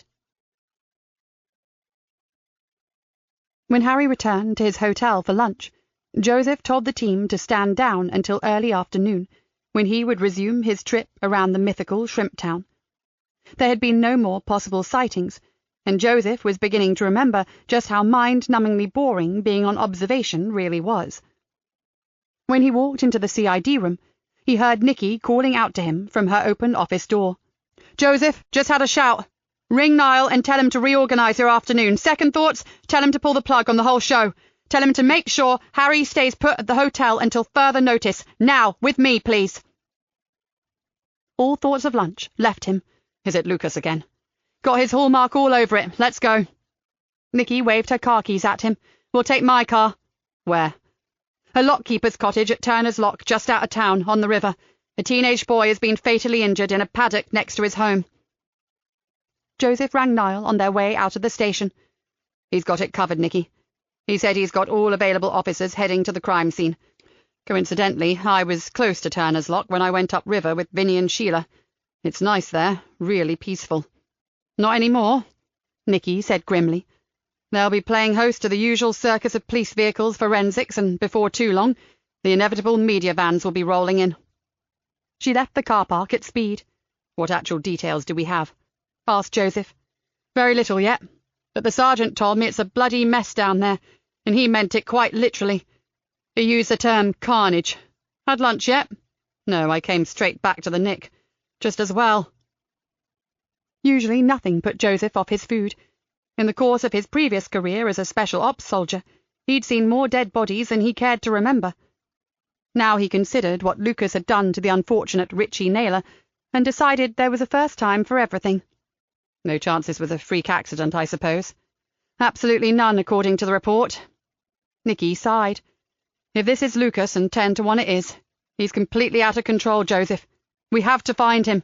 Hell, he's somewhere right under our noses, isn't he? This place is only 10 minutes from the bloody police station." "He's like one of his own spirit wraiths, in plain sight, but no one sees him." "Sounds like someone saw him this time, only they didn't know he was a killer hunting his prey. Uniform are chasing that up already. A local guy said a pleasant young man asked directions to the cottages. A guy who sounded a lot like Lucas Bird." Nikki slowed down and turned into the side road that ran down to the river. "I wonder what on earth this victim did to get himself slaughtered." "I dread to think." Joseph meant it. "But I'm guessing we're soon going to find out." "Well, we have one thing in our favour," said Nikki. "This only happened a very short time ago, so he can't have got far, and uniform will have officers all over the area in no time. It's the best chance we've had of picking him up." "So, who discovered the, carnage so quickly?" asked Joseph. "Amazon delivery driver, delivering a parcel to the bloke's address. Unfortunately, there was no one able to sign for it." She threw him a sidelong glance. "Sorry, bad taste, but I need something to help me cope with what I think we're going to find in that pasture." Joseph understood that completely. They were there in under 10 minutes. Already cars and vans and men and women were everywhere. "Here we go again," muttered Nikki. "Deep breath." There hadn't been sufficient time to erect a screen or a cover to prevent prying eyes from seeing the victim, but 3 uniformed officers were attending to that as Nikki and Joseph approached. "They look a little green around the gills," commented Joseph darkly. "I reckon your sergeant was right about the bloody mess." He was. Joseph had seen this kind of thing in war zones, but in the peaceful Lincolnshire countryside, it jarred even his battle-scarred senses. He closed his eyes for a moment and gathered himself. If he felt this way, how did Nikki feel? He glanced across at her. She had pulled on her professional mask and looked totally impassive. Whatever she really felt inside, it did not show. She was looking backwards and forwards from the blood-spattered ATV to the crushed and torn flesh and bone that had once been a human being, and tried to calculate exactly what had happened. "I've seen some things since I first started in this job," she said slowly, "but this one takes a bit of a beating." "If it helps, it equals anything I've come across, and that really is saying something." He breathed. "How many times do you think he ran over the victim?" she asked. "That's one for Rory to answer. I couldn't begin to guess." This went so much further than premeditated murder. It was destruction on a grand scale.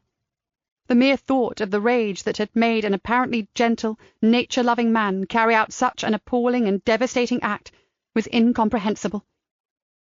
Nikki shook her head. "And somewhere forensics have to deal with this. I wouldn't know where to begin. It's no worse than some train or air crashes, I guess, but even so, I'm not sure how Rory copes." He paused.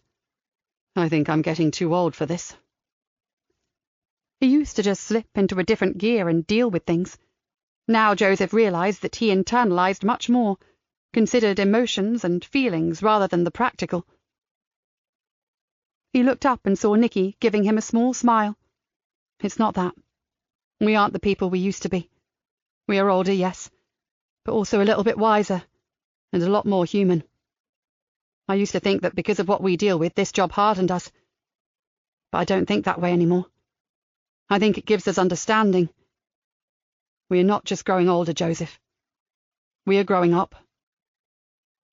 He stared at her. He'd never heard the irascible Nikki Galena speak with such gentleness and insight. "I know that's not the case for everyone," she added, "but it is for me. And you too, I believe." Before he could reply, the old Nikki was back. "Right, rambling's over. We'll do what they pay us for and get our asses into gear and stop this crazy psycho from massacring half the population of Greenborough. Come on, this one is way past anything we can do for him, poor sod." She turned away from the gruesome scene and shouted to the uniforms, "Quick as you can, please. Get an awning over the area. I don't want one single member of the public seeing this, understand?" Forensics arrived 15 minutes later, and after a swift appraisal, Nikki decided to leave them to their unpleasant task. Even Rory seemed unable to muster more than a few words, so after making sure that all the crime scene protection and health and safety measures were in place, Nikki liaised with the crime scene manager and decided to return to the station. They found Cam in the car park in deep conversation with his uniformed counterpart. He called them over when he saw them and asked for a brief update. Nikki was remarkably succinct. "It's a manhunt now, but not like any we've had to organise before." Cam looked very angry. "Mainly because of the bloody directive from about as high up as it gets that we cannot under any circumstances allow our killer to be named." Superintendent Mike Forshaw shook his head and growled. "It's madness. We know who he is, and we have a very good likeness of him, but we have to damn well sit on it." or they shut us down," concluded Nikki. Before she could say more, a civilian who worked on the front desk approached them. "Di Galena, there's a lady in reception to see you. She asked for you by name, said you know her. She's a Mrs. Karen Cotton." Joseph glanced at Nikki, interested. Now there was someone who really knew the killer, and better than most. "Shall I go and get her, boss?" "Yes, and take her up to my office, not an interview room, okay? I'll be there in 5. She suddenly reached out and touched his arm. "Cancel my last, Joseph. I don't want Hackett jumping to the wrong conclusion if he sees her in my office. Go grab an interview room after all." He hurried off, leaving Nikki with Cam and Mike. He was very anxious indeed to hear what had brought the gardener's wife down from her little piece of heaven. Chapter 21. Karen Cotton looked as immaculate and beautiful as ever, making Nikki feel like a total ragbag. Then she reminded herself of how she spent her days. She didn't need to look like a movie star, just a dedicated copper. This could be a waste of time, but I don't think so. Karen looked from Nikki to Joseph. If you can make any sense of it, that is. She unfolded 2 sheets of A4 notepaper covered in spidery handwriting and pushed them across the table. "I used a technique we sometimes use in meditation to clear my mind and focus entirely on conversations that I had with—" She stopped abruptly, looking helplessly at them. "I was warned along with everyone else at Shelley House never to mention his name. What shall I call him, Di Galena?" Nikki had heard that Hackett or some of his cronies had swarmed all over the Arboretum, issuing what amounted to threats. "In this room, Karen, you can call him Lucas. Outside, he has no name." She nodded. "Well, I used a kind of automatic writing to invoke names of places that Lucas mentioned when we talked, and I was amazed at what my subconscious mind had retained. I know my memory is accurate, and I remembered those names just as he pronounced them, but I don't recognize any of them. I wondered if they mean anything to you. Why I wanted to do this is because I'm sure they're what he used to refer to as safe places, so he could be hiding in one of them now." She shrugged. "I wish I'd questioned him further, but I didn't. He could be unnerving sometimes." Nikki noticed how she shivered slightly when she used the word unnerving. She picked up one sheet, Joseph the other. She stared at the writing, wondering why some of the names sounded vaguely familiar. But while she pondered, Joseph was on his feet. "Excuse me. Be right back." And he was out of the door. Karen looked mildly surprised, so Nikki said, "I could be wrong, but I think Joseph could be on to something." She eyed Karen thoughtfully. "Tell me, how do you feel about those long talks you and Lucas had, now you know what he's capable of?" Karen looked at her lap. "I have mixed feelings. Part of me still finds it hard to believe, but now I'm also starting to see other meanings in the things he said to me. I don't know why I didn't worry more at the time, but I saw him as just a simple soul, not a deranged psychopath." She raised her eyes to Nikki's. "Now I'm frightened." At that moment, Joseph returned, a look of triumph on his face. "Thought so. Look." Nikki saw that he was carrying one of Harry's and Lucas's childhood maps of Shrimptown, so that was why the names were vaguely familiar to her. Joseph laid it out on the table, then pointed to some of the names on Karen's papers. "See here, he mentions Merlin's Marsh Path, and it's right here on their map. And this one, Heron's Hideaway, it's marked on the map as being down by the estuary. He was talking about the names that he and his brother invented for real places in and around Greenborough." It didn't take them long to link the names that Lucas had mentioned to Karen with the ones Harry had painstakingly superimposed on Lincolnshire. "So let me get this right. These are what he believes are his safe places, his favourite ones?"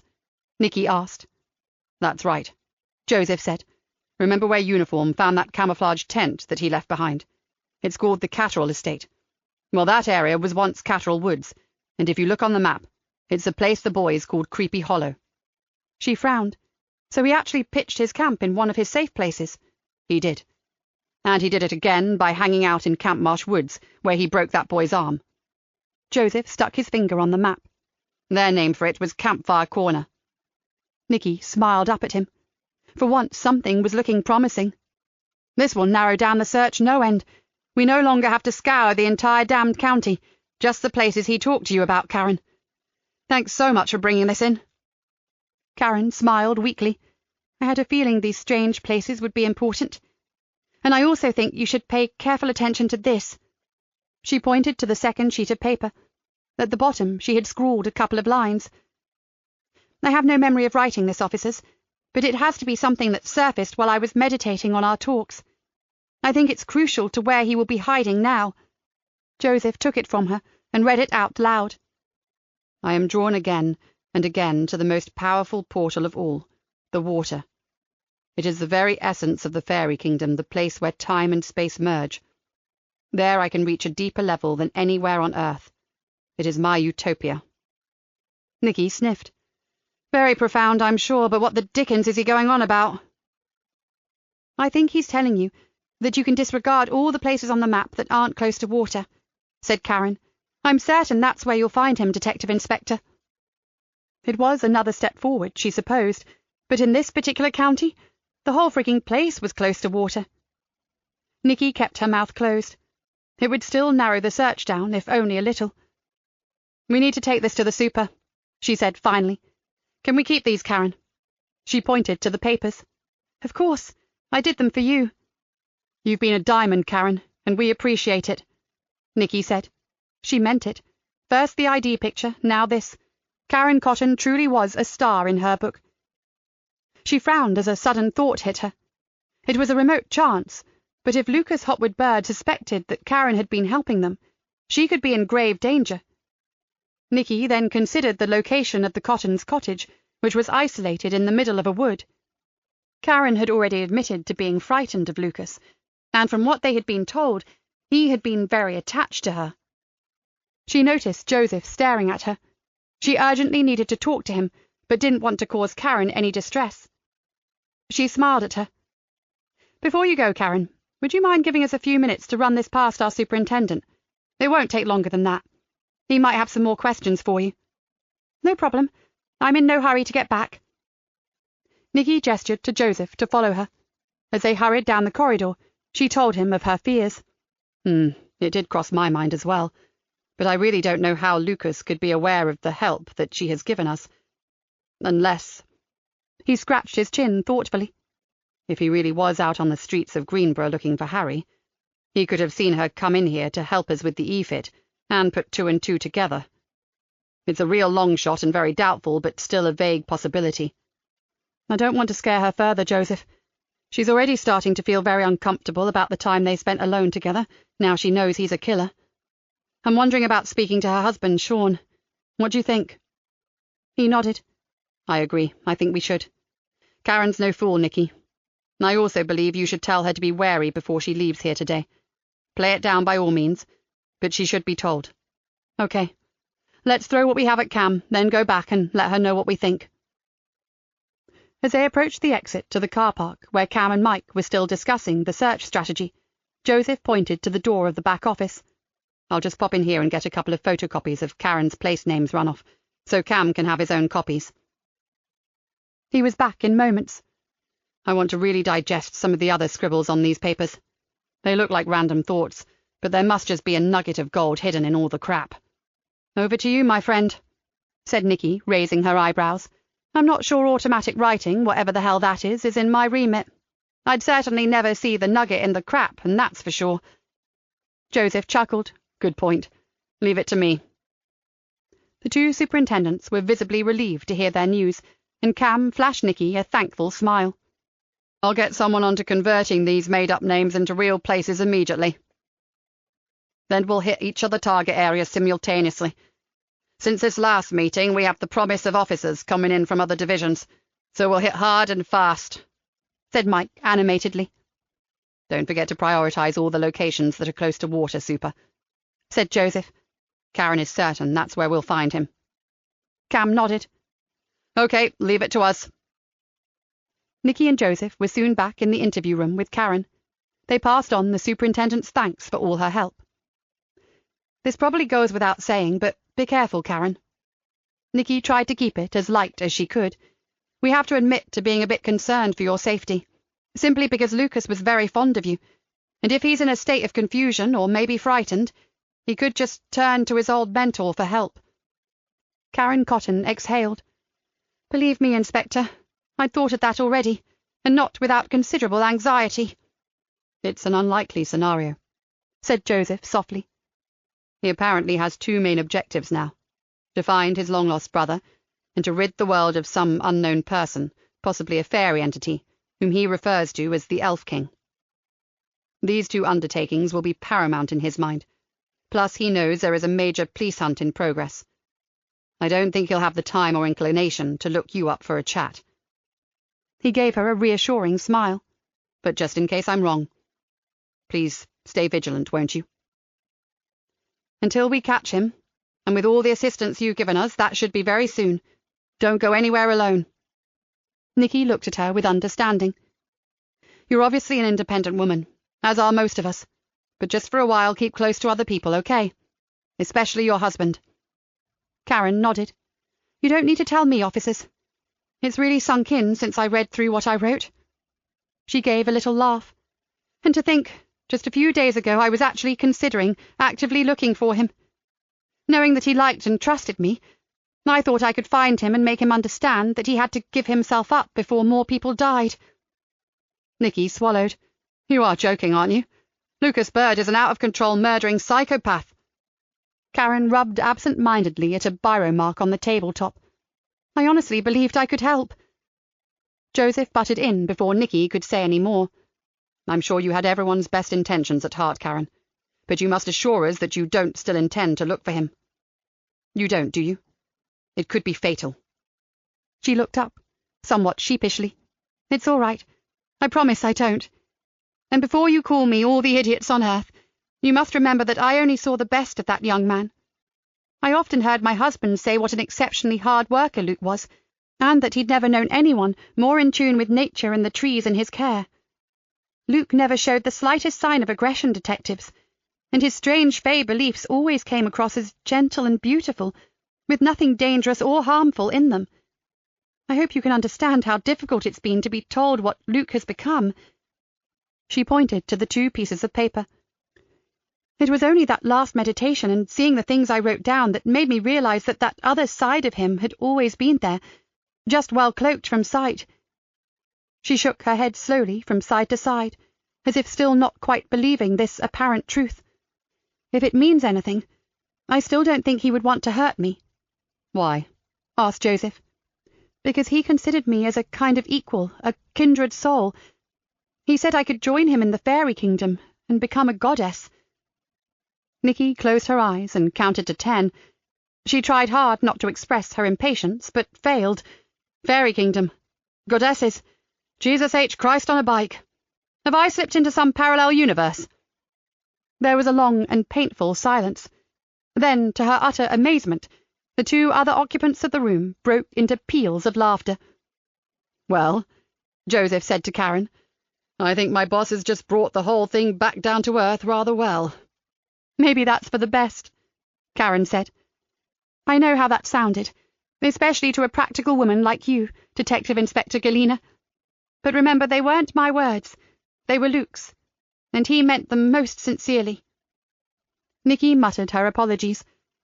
Cam Walker's advice to stick to the science was all very well, but they kept coming back to avenging murdered triads and nature spirits.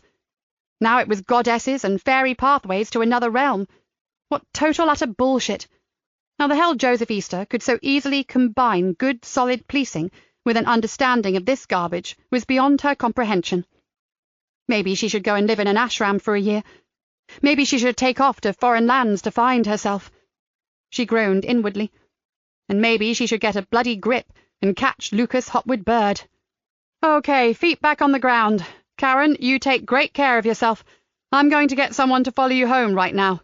No protestations. The more I think about sweet Lucas and his warped mind, the twitchier I get. I hadn't wanted to frighten you, but I'm sorry. I'm taking no chances. Where is your husband working today?" "In the Pinetum, at the far end of the gardens, but I can ring him. He can meet me at the gates." "Do that and don't make light of it to Sean. Tell it like it is. Lucas, or Luke as you knew him, is barking bloody mad, and I want your husband to watch you very closely indeed." Rain beat down as they pulled out of the police station car park. When Aidan saw all the marked vehicles and the crowds of officers wearing protective vests, he felt very lonely. In his time in uniform, he had loved the buzz of a big shout, pulling on his stabby and getting tooled up with as many gizmos as he could stuff into his equipment belt just in case. That feeling of excitement continued after he became a detective. He still relished every case, every investigation, and being an integral part of a team. Now the only part he played was a spare one. When he'd first set foot inside Greenborough CID room, he'd believed he could do it, work happily as a civilian officer. Now he had begun to doubt it. "You're quiet, Aidan," remarked Laura as they pulled onto the main road out of town. "Sorry. Bad night. I think the leg is trying to tell me it's not used to working full-time yet." Laura nodded. Aidan began to regret having agreed to visit this woman. He was conscious that Laura seemed to have her psychologist's hat on today, and the last thing he needed right now was a professional consultation. He decided to try to steer the conversation away from himself. "So, tell me about this quirky character we're going to see." "Alvinia Torres," Laura said, "is actually a well-respected author on esoteric and obscure subjects. She is also an expert on Earth-centered religions." "Then how can she help us?" asked Aidan, wondering if he was wasting his time on a wild goose chase. "I'm treating the conversation with her as a tool to assist me in building a psychological profile of Lucas Bird. Earth-centered religion is also called nature worship, and I reckon our Lucas fits into that rather well." "You said she knew about folklore that concerned trees. Now that sounds very much more to the point." Aidan tried to sound bright, but he was struggling to concentrate. Sure, he'd taken some heavy-duty painkillers to cope with the drive, but it wasn't that. His mind seemed to swing constantly back to Julian Hopwood Bird. Laura was talking again, but he was only half listening. His heart sank when he heard her say, "Right, Aidan Gardner, I want to know what's troubling you. Whatever you tell me won't go any further. There are only the two of us in this car, and I'm not taking notes, so talk to me." He started to deny having any problems. Then he let out a long, exasperated sigh. "It's a case. Well, sort of. It's him, the man who must not be named, the Voldemort of Highgate Village." "Ah, I see," breathed Laura, "and you can't cope with being told to walk away from your line of inquiry." Aidan massaged his aching leg. "It's much more than that. I have to know everything I possibly can about Julian, and the only person who can help me is strictly off-limits. He was a colleague of Julian's called Stephen Payne. I believe I was getting somewhere with him, but if I even picked up a phone, Hackett will close the whole thing down in the blink of an eye. That man has got me in his crosshairs." "And if he pulls the plug on her, D.I. Nikki Galena will be a very unhappy bunny," Laura concluded. "She'd be incandescent, and I wouldn't blame her.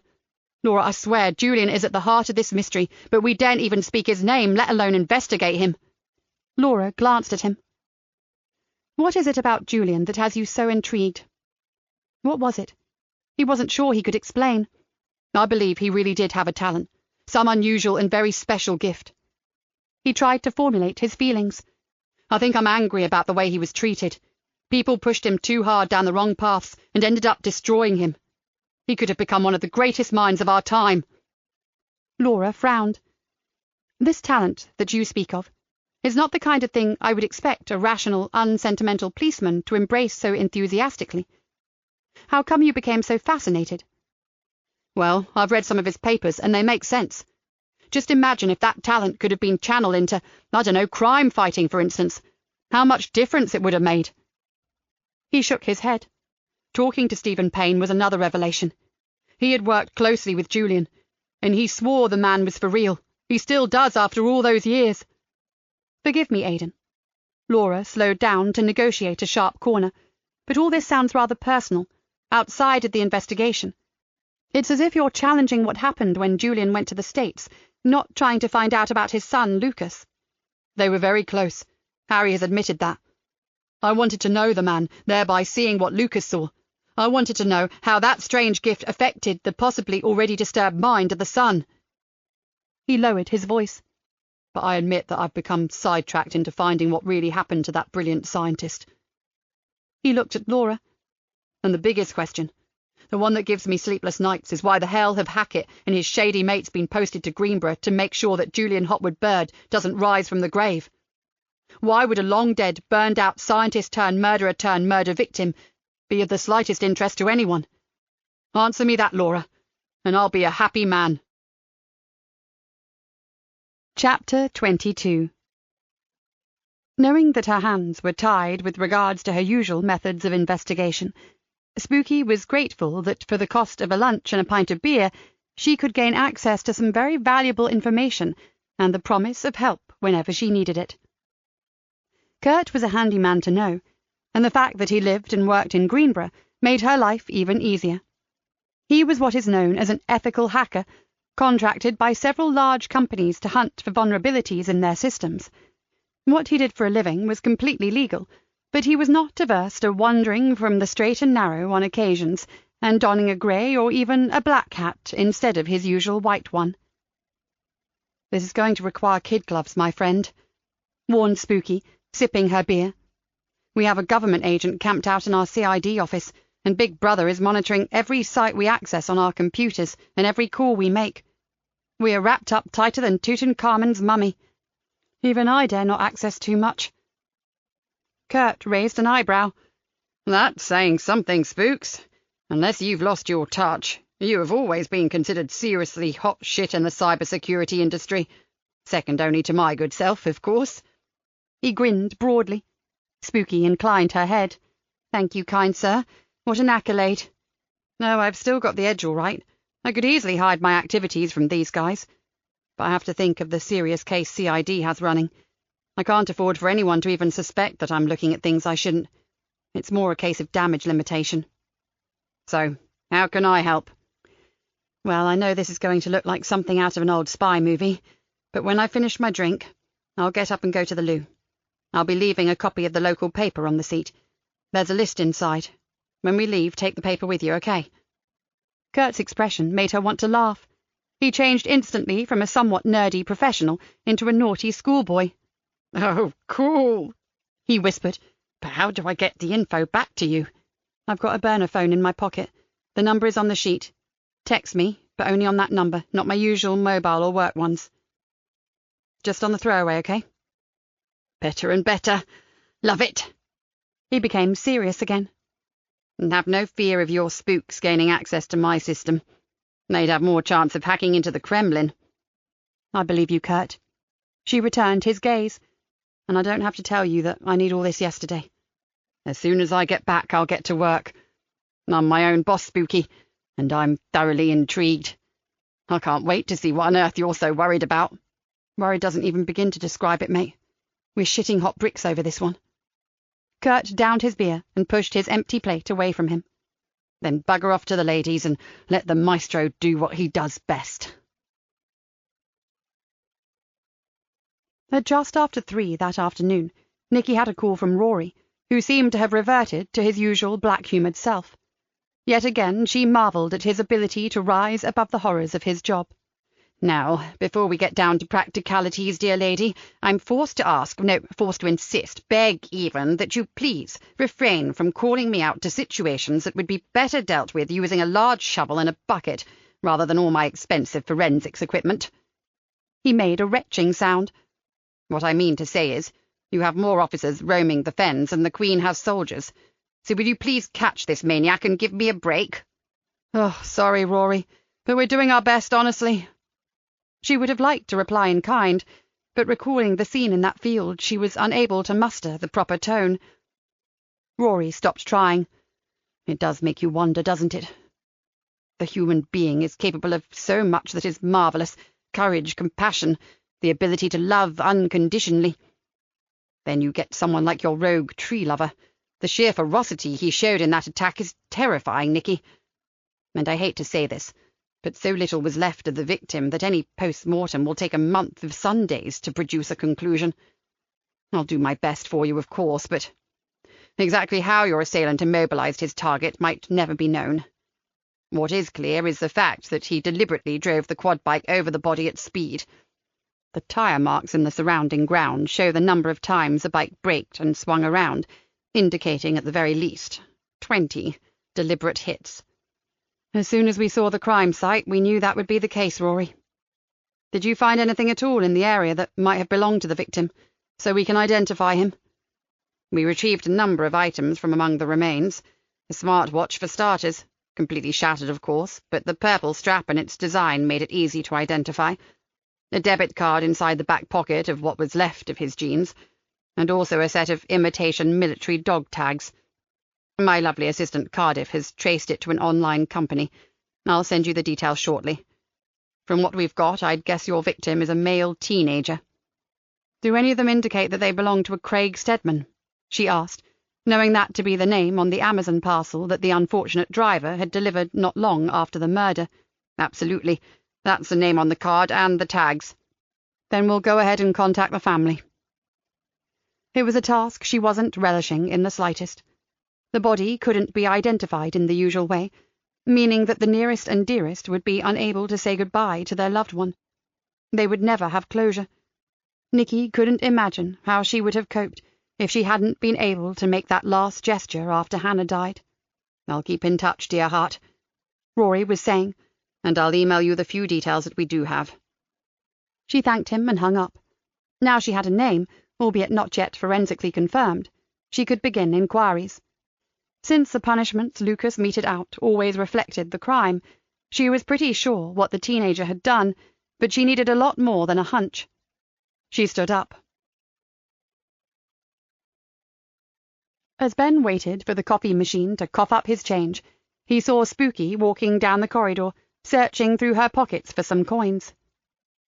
"It's on a go-slow today," he muttered, giving the overworked machine a hearty thump. "Nothing new there, then," said Spooky, and lowered her voice. "I should have some news for you before end of play today. But one thing is certain, Julian H.B. did get a payout, a massive one. That's all I know at present. But check your jacket pocket when you get home tonight. If the criminals can use burner phones, why not us? Now, what shall I have, tea or coffee?" Smiling at her, Ben retrieved his change. "I'd go with the coffee. And thanks, Spooky, for everything." He walked slowly back to the CID room. Compensation on a massive scale, Spooky had said. Exactly how massive? He pictured the old house in Highgate. Well, they certainly hadn't put any of Julian's payout into the property. It had looked way beyond tired. "So where is all that money?" whispered Ben to himself. He wandered casually up to Kat's workstation. "You look pensive," she said. He leaned against her desk, conscious of Hackett watching. "Keep it to yourself. But our Lucas's father did get a payout from the US government, and it was a big one. I'm wondering where it is now." Kat lounged back in her seat. "Well, fuck my boots, and how did you find that out, my little cherub?" He went back to his desk. "I've joined the underworld for starters. More to follow. Now, what are you on at present, Catkin?" "Pondering the still unresolved mystery of where the hell Lucas went when he left home, and how the devil he got to become such an expert on trees." She let out a long, low sigh.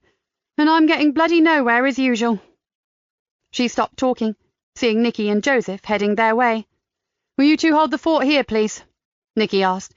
"We need to get back out to Turner's Lock and find out what provoked Lucas into carrying out his last vicious attack." Ben and Kat nodded. "No problem, boss," said Ben. "We'll get in touch if anything important comes in." "Is there anything you need to update me with before we head off?" asked Nikki. Ben decided not to mention what Spooky had discovered until he knew more, so he shook his head. "Until we get to talk to Delia and Mandy tomorrow, we're hitting our heads against brick walls." Nikki pulled her face. "Aren't we all? But do me a favour, give Harry Bird a ring, will you? Don't give him any details, just say we believe that his brother has committed another crime, and we might have to reschedule his walks." "I'll do that now, boss," Kat said. "But we can't really let him go out again, can we? It's just too risky now that Lucas has upped the ante." "Of course not," said Nikki. "But I don't want Harry to know that we've pulled the plug just yet. I don't trust him not to go it alone, and that could be disastrous. Keep him on side, Kat. Make him think that today is simple logistics, and tell him to wait for another call from me on my return." "Shall I alert the team at his hotel, boss? Make sure they keep a close eye on him?" asked Ben. "Certainly, and tell them to be extra vigilant. It could be my nasty, suspicious nature. but I suspect Harry could well give them the slip if left to his own devices. Ben watched them go, almost aching with the desire to know the real story behind that very strange family from Highgate. Things were no longer so clear to Lucas, and it made him angry and upset. He couldn't afford to lose his focus, yet there were all these people harming the spirits. Why did they do it? He knew that others were unable to see what he did in the natural world, but even if the fairy beings were invisible to them, there was still the beauty of nature. Why destroy it? He collected himself. It didn't matter. People like that would never change. But at least he had been given the power to show them the error of their ways. It was an inconvenience, and it delayed his mission, but this was a cross he'd have to bear. What he needed to do now was regain that wonderful clarity. If only Karen was here. She would help him free his mind and restore his sense of purpose. But she wasn't, was she? So he would just have to cope alone. At least he was in a safe place. He relaxed just a little. Despite the police swarming over half the county, they would not find him here. He was protected. The drive leading up to Anderby Manor was lined with huge rhododendrons. Aidan was impressed. "It's not quite as it appears," said Laura. "I've never been here before, but Elvinia told me that the cost of the upkeep to her family home made it impossible to keep it on. She compromised by having it split into apartments, and she retained the top floor." "Even so, what a glorious setting. My wife would love it here. She loves older properties. I think she must have been a lady of the manor in some previous life." They walked up the steps to the porticoed front entrance. The door stood open. "Laura! And you must be Aidan. Lovely to meet you. Come in." Elvinia Torres was an imposing figure, tall, heavy, but not quite overweight, with wavy, shoulder-length salt-and-pepper hair and strong, well-defined features. She had to be in her late 60s, maybe older, and she wore navy linen cargo pants, scoop-necked white T-shirt, and loose, open-fronted shirt with the sleeves rolled up. Aidan was a little taken aback, having imagined some fey little thing with flowing, colourful skirts and strings of beads. She led the way up 2 wide flights of stairs to her apartment, where once again Aidan had made the wrong assumption.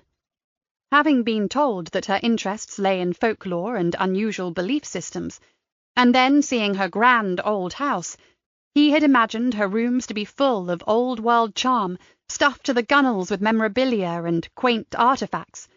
It proved to be elegant, light and airy, designed in a contemporary style that did nothing to detract from the original building's charm. Aidan looked around in awe. In fact, he saw the modern furniture and carefully chosen decorations actually enhanced the space. "Let's go to my study," said Elvinia. "Actually, it's not really a study, just my favourite room, the place I spend most of my time in." She strode ahead of them. It was easy to see why she loved it.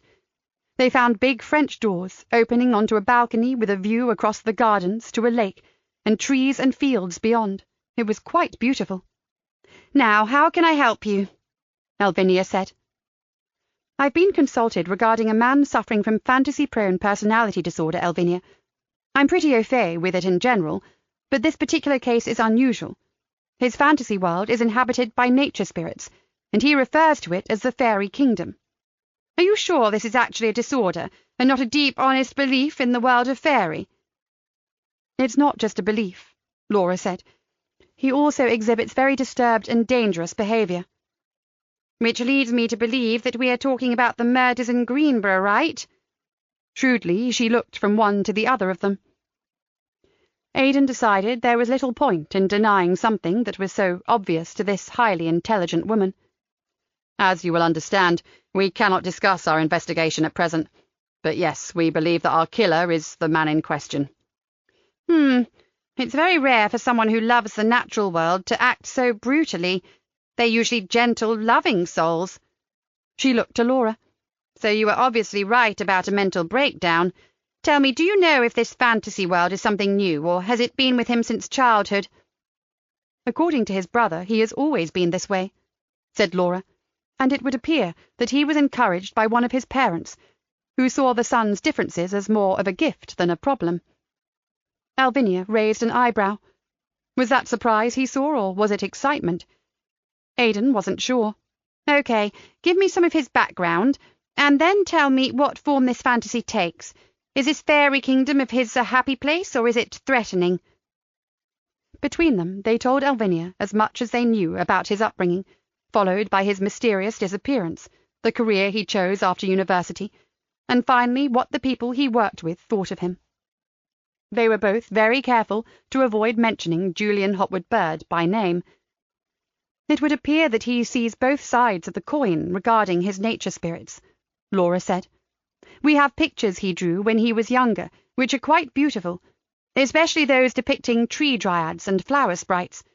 But a couple of our detectives interviewed someone who told them that his sprites were a long way from Cicely Mary Barker's and much more sinister." Alvinia was silent for a while. "I can only explain beliefs of this kind as a form of religion, like nature worship. Nature is at the very heart of our spirituality and forms the keystone of so many religious beliefs, like paganism and shamanism, Gaia philosophy, among others. This man's love of trees is nothing unusual. It is far more common than you would believe. Hindus, Buddhists, Jains all venerate trees, like the banyan and the sacred fig." She smiled at Aidan. "I realize that this is a long way from crime-fighting and policing, but it may help you to realize that tree deities are present in many, many cultures, and tree spirits abound in folklore. Read up on Celtic tree lore sometime. It's fascinating. And, as with everything, there is good and bad, so your man seeing both beautiful creatures and malevolent tricksters is perfectly understandable." "You sound as if you accept his beliefs," said Aidan incredulously. "I do," she said, "but that doesn't mean I accept what his damaged mind has done to them. To take a precious, sacred life is unthinkable. I don't know any of the circumstances surrounding his crimes, but from what the media didn't say, I can guess that what he has done is absolutely beyond the pale." "You can say that again," murmured Aidan. "The police are desperate to find him," said Laura, "and I'm trying to build a profile on him, using my knowledge of his particular personality disorder, so that they may understand what this crusade of his is all about and, hopefully, locate his hiding place." She frowned. "The thing is, we only have one indicator, which is the fact that he told a woman who befriended him that he needs to be close to water. Would that seem possible to you?" "Without a doubt," said Alvinia. "If his beliefs are as strong as you say, he will want to access a fairy portal, join his spirits in their realm, and leave this world behind. I gather that he is devolving, becoming increasingly out of touch with reality." "Oh, I believe so," said Laura. "Then, when he's finished with his crusade, whatever that is, he'll seek to escape. The most powerful portals are to be found in water. That's where he'll be, no question about it."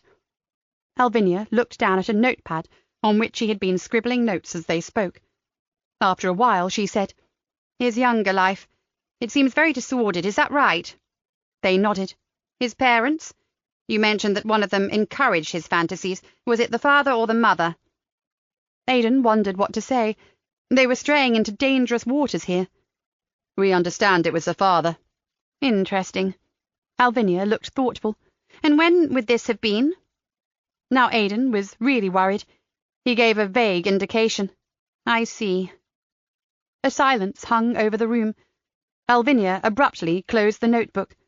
"Please do keep me updated on how the case is going. If I can help in any other way, feel free to ring me, but for now I'm afraid there is little more I can add." Laura thanked her and assured her that they would be in touch, hopefully to say that he had been caught, and Alvinia walked them back to their car. Her thoughtful look wasn't lost on Aidan. As they drove back beneath the rhododendrons, all he could think of was that interested gleam in Alvinia Torres's eyes. She knew exactly who they were talking about. He had no idea how, but he was certain of it. His first impulse was to ask Laura if she had picked up on it too, but then he stopped himself. Stephen Payne was forbidden to him, but if he was right, Alvinia Torres could be his new source of information on Julian and his work. She would certainly not be on Hackett's radar, and since she was an expert on tree folklore, he could visit her quite legitimately. Their trip to Anderby Manor had been worthwhile after all. Chapter 23. After spending an hour talking to the people who lived in and around Turner's Lock, Nikki and Joseph were now sitting in their vehicle outside the crime scene, waiting for Craig's father to return home. From the people they had spoken to, they had formed a rather unpleasant impression of young Craig. It appeared he was a tearaway with little or no regard for other people or their property. "Not a single person has had a good word to say about him," sighed Joseph. He found that rather sad. A kid was dead, murdered in a horrific way, but once the furor had died down, he very much doubted that Craig would be missed at all. More likely everyone would be relieved at his absence. "Maybe we'll get a different side to him from his dad," said Nikki, sounding doubtful. "He must have had some redeeming features." Joseph wondered. He wasn't too hopeful on that score. They had been told by people who knew the family that the father-son relationship was strained at best. Now it was down to Nikki to tell Brian Stedman what they believed had happened to his son. Knowing she was dreading it, Joseph would have done anything to relieve her of the unpleasant duty, but she was the SIO and took her responsibilities very seriously. All he could do was be there to support her and do what he could to ease the situation. "There doesn't seem to be a mother on the scene," said Nikki, looking out of the car window. "Maybe that's why Craig was such a problem." "Well, we'll soon know."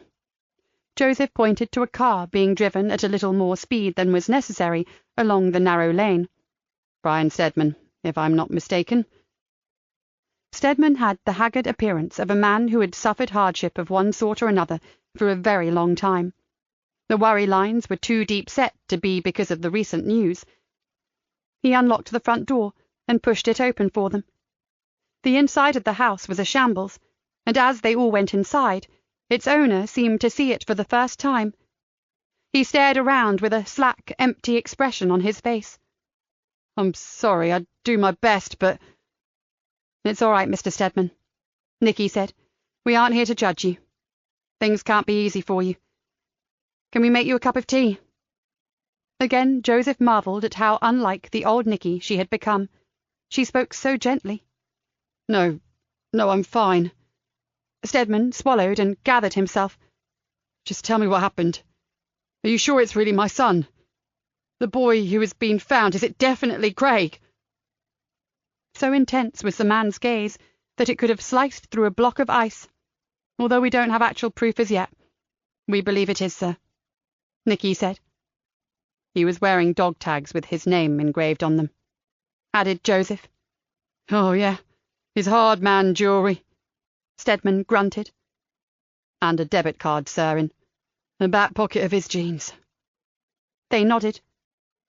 "And as you say, little doubt." He sank onto a hard kitchen chair.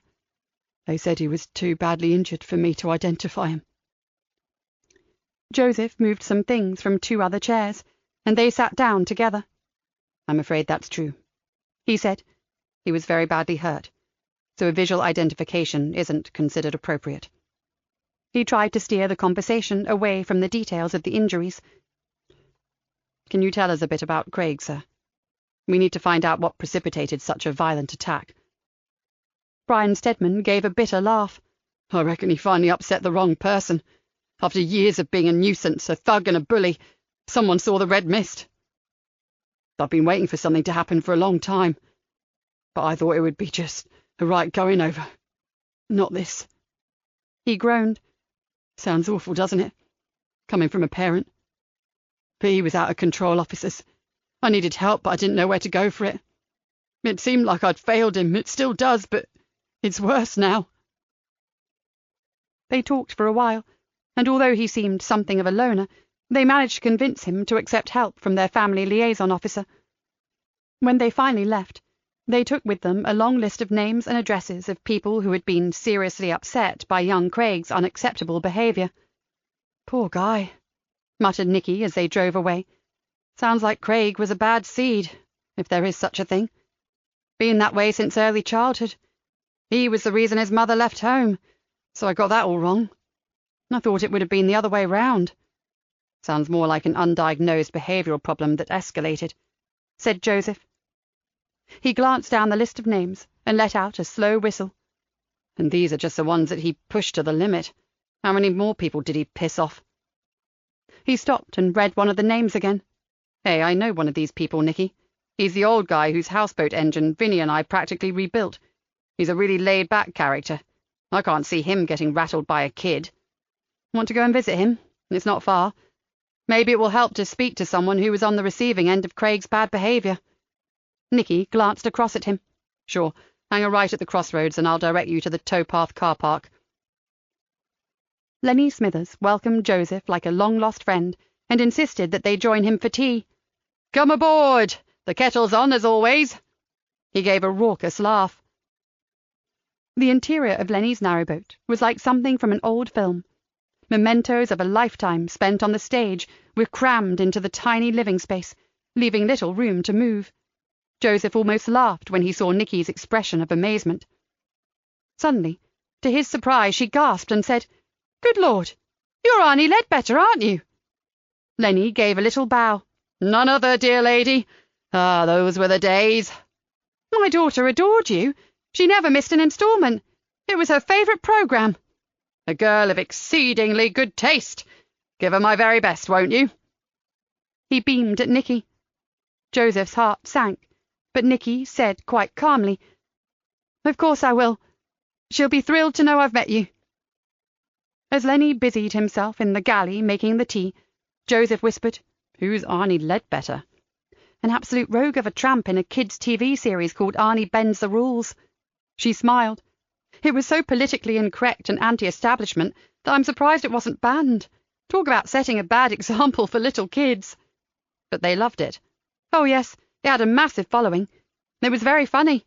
Even I found it so, and it was worth it to see Hannah giggling away at Arnie's antics." "I guess that was in the days when I was a different person in another country," Joseph said a little flatly. "I've never heard of it."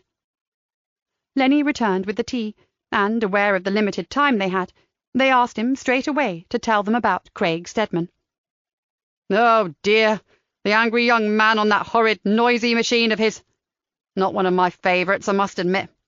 I'm guessing he's gone a bit too far this time and actually hurt someone." Lenny looked from one to the other inquiringly. Not exactly," said Nikki. "As a matter of fact, he's been murdered." Lenny raised an eyebrow. "That's bad, very bad. But the boy was angry and bitter. He seemed to enjoy hurting or upsetting people. I always thought he had no conscience at all. I was sure that he would have felt no compassion, even if he'd seriously injured another human being, or a defenceless animal." He glanced at a dog sleeping peacefully in a corner. "He's deaf, bless him. That's why he isn't sitting on your lap by now. He doesn't even know you're here." "We heard you had words with Craig's father about him, Lenny. Why was that?" asked Joseph. He looked again at his dog. "If it hadn't been for your good mate Vinnie Silver, that lovely old mutt would be dead by now, not deaf. That boy drove his damned quad bike down the towpath and deliberately tried to run my Murphy over. If Vinnie hadn't snatched him out of harm's way, well, it doesn't bear thinking about. So yes, I spoke to the father." He shook his head. "And to be honest, I felt sorry for the man. I was one of many to complain, I'm afraid." He sipped his tea and looked at Joseph. "Go and talk to your friend. I believe he had another run-in with the unfortunate young Craig quite recently." "We certainly will, Mr. Smithers," Nikki said.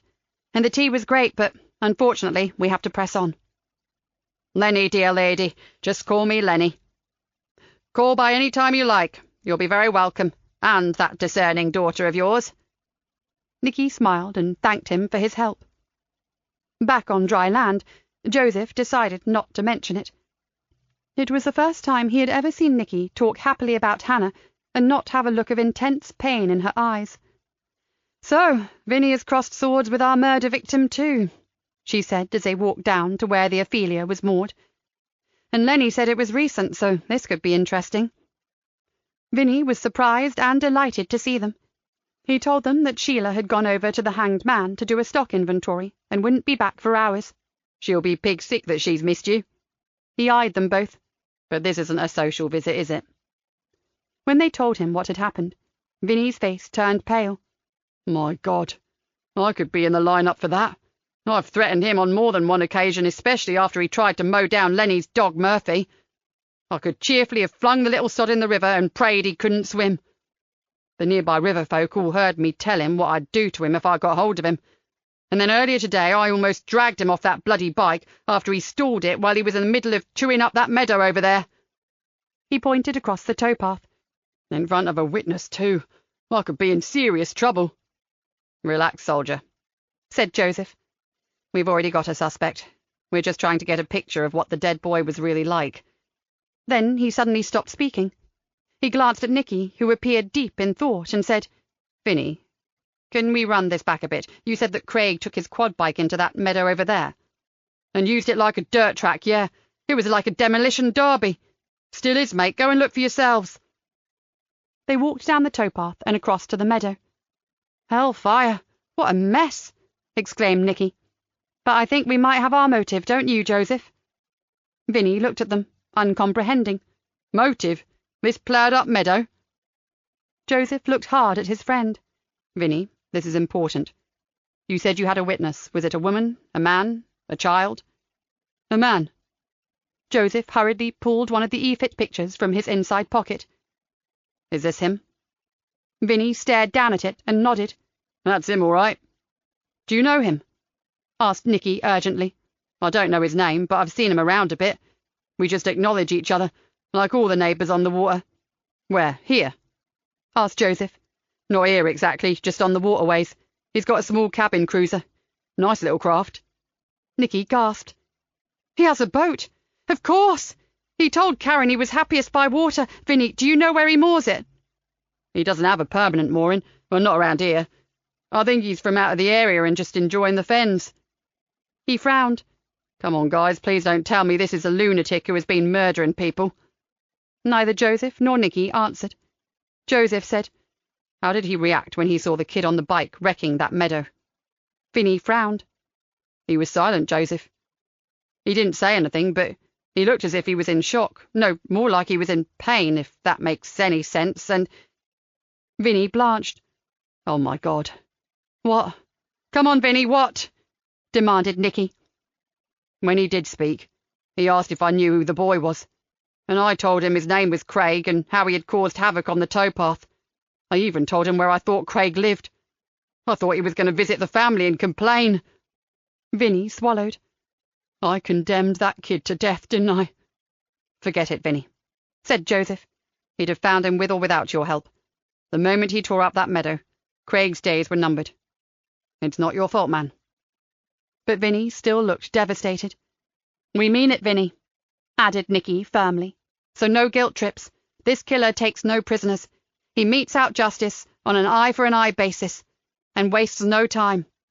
A whole load of people around here knew Craig, so I absolutely guarantee that he would have found him and killed him before many hours had passed, no matter who answered his questions. Now, let's change tack. This is big. You're the first person to have given us a lead. The boat, would you recognise it again? Vinny took a breath. Of course. It was a Sea Ray. I'm not sure of the model, but it was white.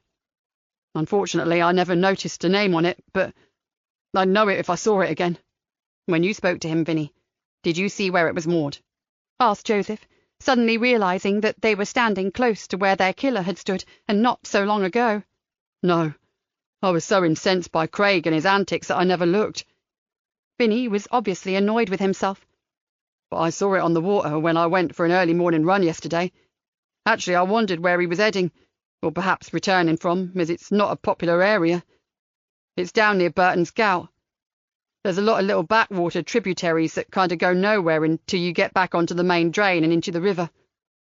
Joseph took out his phone and found a map of the area. That's how he got away from Camp Marsh Woods so quickly after he broke that boy's arm, Nikki. He didn't use the roads at all. He used the waterways. And after about a mile, they connect with Burton's Gout. It was a lead, the best yet. But searching those waters would be like looking for a needle in a haystack. I'll ring this in, said Nikki. Vinny, you are a star. Vinny smiled at her, then turned to Joseph. That man, your killer. He seemed so ordinary, so pleasant. He clearly loved the water, and he handled that boat really well. I'd say he was no newbie like me, mate. He's well experienced. Joseph immediately recalled something Kat had said after she'd interviewed an old boy who had worked with Lucas as a woodland volunteer. Lucas knew a bit about boats, and had a friend with one moored somewhere at Anderby Creek, so he used to go and mess about down there on his days off. It wasn't a friend's boat at all, it was his. Joseph's mind went into overdrive. Now they had a description of the craft. They could get to the Anderby Creek boys to make inquiries of people moored in the area at the time when Lucas's movements indicated that he had gone there. They might even be able to get the cruiser's name as well as the name the boat was registered under. He smiled at his anxious-looking comrade. Hey, you have no idea what this means. You've just answered many of the questions that have been holding this investigation up. We finally know where to look. We'll get him, Vinny, and it'll be down to you. I'm not sure about that, Joseph. But what I will do is ask around and see if anyone knows more about that cruiser than I do, like where it was moored up earlier today. I share a motor dinghy with a couple of the others here. I'll take her down to where I saw him and check out that area. No way can I get the Ophelia into some of those tributaries, and she doesn't exactly fly along, but the dinghy will be perfect. He looked at Joseph. I want to help. Make amends for opening my big gob to a psycho. Then use that big gob to ask around by all means. And keep in touch, but don't go out hunting, Vinny, I mean it. We're going to have our teams all over that area, on and off the water, and I don't want you getting caught up in it. Now, if you can just give me a description of what Matey Boy was wearing. We need to get back to base. Cargo pants, they were a kind of putty colour, and a plain polo shirt in navy, I think. Didn't notice his shoes, I'm afraid, but his hair was different to that picture you showed me. Closer cropped, much shorter, and he had a shadow of a beard as if he hadn't shaved for a few days. Perfect, said Joseph. Something recent at last. He looked across to Nikki, who was pushing her phone back into her pocket. Back to the factory, boss. Yes, and fast. I've just been on to the super. He's well pleased and is putting things into motion as we speak. But something's wrong there. I need to get back straight away. She turned to Vinny. Thanks again, we really appreciate everything you've told us. Keep your eyes peeled out here, won't you? See him again, you get on that phone direct to us, okay? Love to Sheila. Joseph clapped his friend on the back. I'll see you very soon, mate. Vinny's face was serious. Just catch him, Joseph. As soon as Nikki entered Cam Walker's office, she knew that something was seriously wrong. Good work out there with the houseboat owners, Nikki. I've already deployed teams into that area, and now we know he possibly owns a cabin cruiser moored in or around Anderby. We have requested that division to make inquiries in boatyards and chandlers located in that area. And we have an updated description, added Nikki. She had already got Spooky to generate a few changes to the original picture and had texted it to Vinny, who gave it the thumbs up. So now they knew exactly who they were looking for. She handed him a copy. Excellent. If only we could use the damned thing. We should be saturating the area with this picture, not sitting on it. I really don't take kindly to having my hands tied. Neither do we, Cam, believe me, said Nikki. But has something else occurred while we've been out? You look worried as hell. Two things, actually. One, Harry rang in from the hotel. He has a bee in his bonnet about checking out a certain place just out of town. He said he's been going over their old maps and remembered that it had special significance for his brother. He knows we can't do another walk round today, but insists that we allow him and a team to go and visit this particular spot.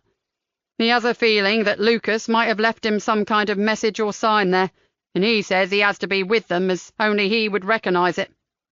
It was almost 5 o'clock by now, and Nikki didn't like the thought of having to do this so late in the day. Greenborough wasn't exactly the busiest town in the world, but it wasn't a good time. I wouldn't recommend it, Cam. Tomorrow maybe, if he thinks it's vital, but not today. My thoughts precisely. But he's insistent, and I get the feeling that if we refuse, he'll throw his teddy out of the pram and go it alone. We can't afford that. Cam said. OK, but not like his observed walks. He can go with 2 officers, and it'll be there and back, no messing. Where is this special place, anyway? A ruined chapel on the edge of Fenny Bridge village, about 2 miles outside Greenborough, Cam said, reading the directions from a memo. Any water close by? Not that I can recall. Cam scratched his head. It's in the middle of some fields and was part of old Fennybridge Manor before they turned it into a nursing home." Nikki shrugged. "And I doubt he'll find anything. Our Lucas is sticking to water at present." "Can I leave that with you then, Nikki?" Cam still looked worried. "Of course, but tell me, what is the other thing that's really worrying you?" She regarded him shrewdly. "It's Kay." He swallowed. "She saw her GP, who insisted that they do an ECG straight away. It wasn't right, Nikki. They've sent her out wired up to a 24-hour heart monitor." "How is she about that, Cam?" Nikki said. "Strangely okay. She's shocked, but said that she'd been so dreading the cancer that killed her mother that this was something out of the blue. She never suspected her heart. She sounded almost relieved." He shook his head. "It's me that's bricking it. This could be really serious, Nikki." "One step at a time, Cam. Don't get ahead of yourself. Wait to hear what the monitor comes up with, and take it from there. At least her doc was on it immediately, and that's what you want. A few tests, and then, if there's a problem, it'll be dealt with early." She groaned. "Listen to me. What a load of platitudes. You know all that, and you don't want me rabbiting on like an idiot. Why don't you get home? I'll sort out Harry, and Superintendent Mike Forshaw will have the search in hand. We'll ring if anything comes of it, I promise." Cam gave her a tired smile. "Know what, Nikki? I'm going to do just that. I want to be with my wife." Yvonne and Kyle knew the old chapel well, and when they heard that Nikki Galena was asking for volunteers, they immediately offered to go with Harry. Now they were walking along the path to the deserted old building. "This is weird," whispered Harry. "To see this place for real is bizarre. It's just a tiny disused chapel, but my brother's vivid imagination turned it into something sinister and gothic. His name for it was Casper's Crypt." "Well, it is supposed to be haunted," said Kyle. Yvonne threw him a warning look. Kyle shut up, but Harry didn't seem to have heard anyway. He looked oddly distracted. Yvonne led the way into the old building. They didn't need to worry about it being locked, as the door had long gone. In fact, apart from the way it was structured, there was little left to show its original usage. "What do you know about this place?" asked Harry, looking around him. Yvonne shrugged. "Little to tell, sir. It was once part of a landowner's estate. Then, as the family fell on hard times and the land was sold off in parcels, the chapel became a place of worship for the villagers, who had no local church of their own." She stared at an old carved memorial plaque on the wall and tried to make out the name. Sadly, there wasn't the money to warrant a regular vicar, and services dwindled. Eventually it was deconsecrated and fell into ruin. Harry looked at her, finally registering interest. "For a town bobby, you know a lot about it, if you don't mind me saying." "My grandmother lived in the village. She recalled coming here as a child. She said it was a pretty place, and she and her sisters would sometimes play in the tiny graveyard that surrounds it. They used to make up stories from the names on the gravestones." Yvonne, who had loved her gran, smiled at the memory. She said they gave the long-dead people exciting adventures in wonderful exotic locations that they had only ever read about in books. "A different world," murmured Harry. "What are we looking for, sir?"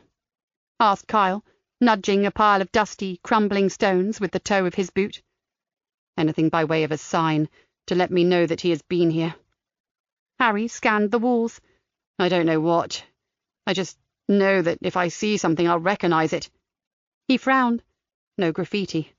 That's odd, isn't it?" "Not really," said Yvonne. "The village, such as it was, doesn't exist anymore. As Greenborough expanded, it ate up the surrounding villages, and this part was taken over for arable farming. This chapel is one of those places you just glance at as you drive past on your way to somewhere else. Not even homeless people or tramps bed down here for the night." They began to walk around, looking for anything recent that could have significance for Harry. Personally, Yvonne doubted that they'd find anything. There seemed to be no other footprints on the floor, and in the places where the roof had gone completely, there was nothing but piles of rubble. After a quarter of an hour, she could sense disappointment coming off Harry in waves. "Why is this place so important to your brother, sir?" she asked. Harry sighed. He said it had very powerful spirit protectors. That as a shrine, it was both a portal into another world and very special in its own right.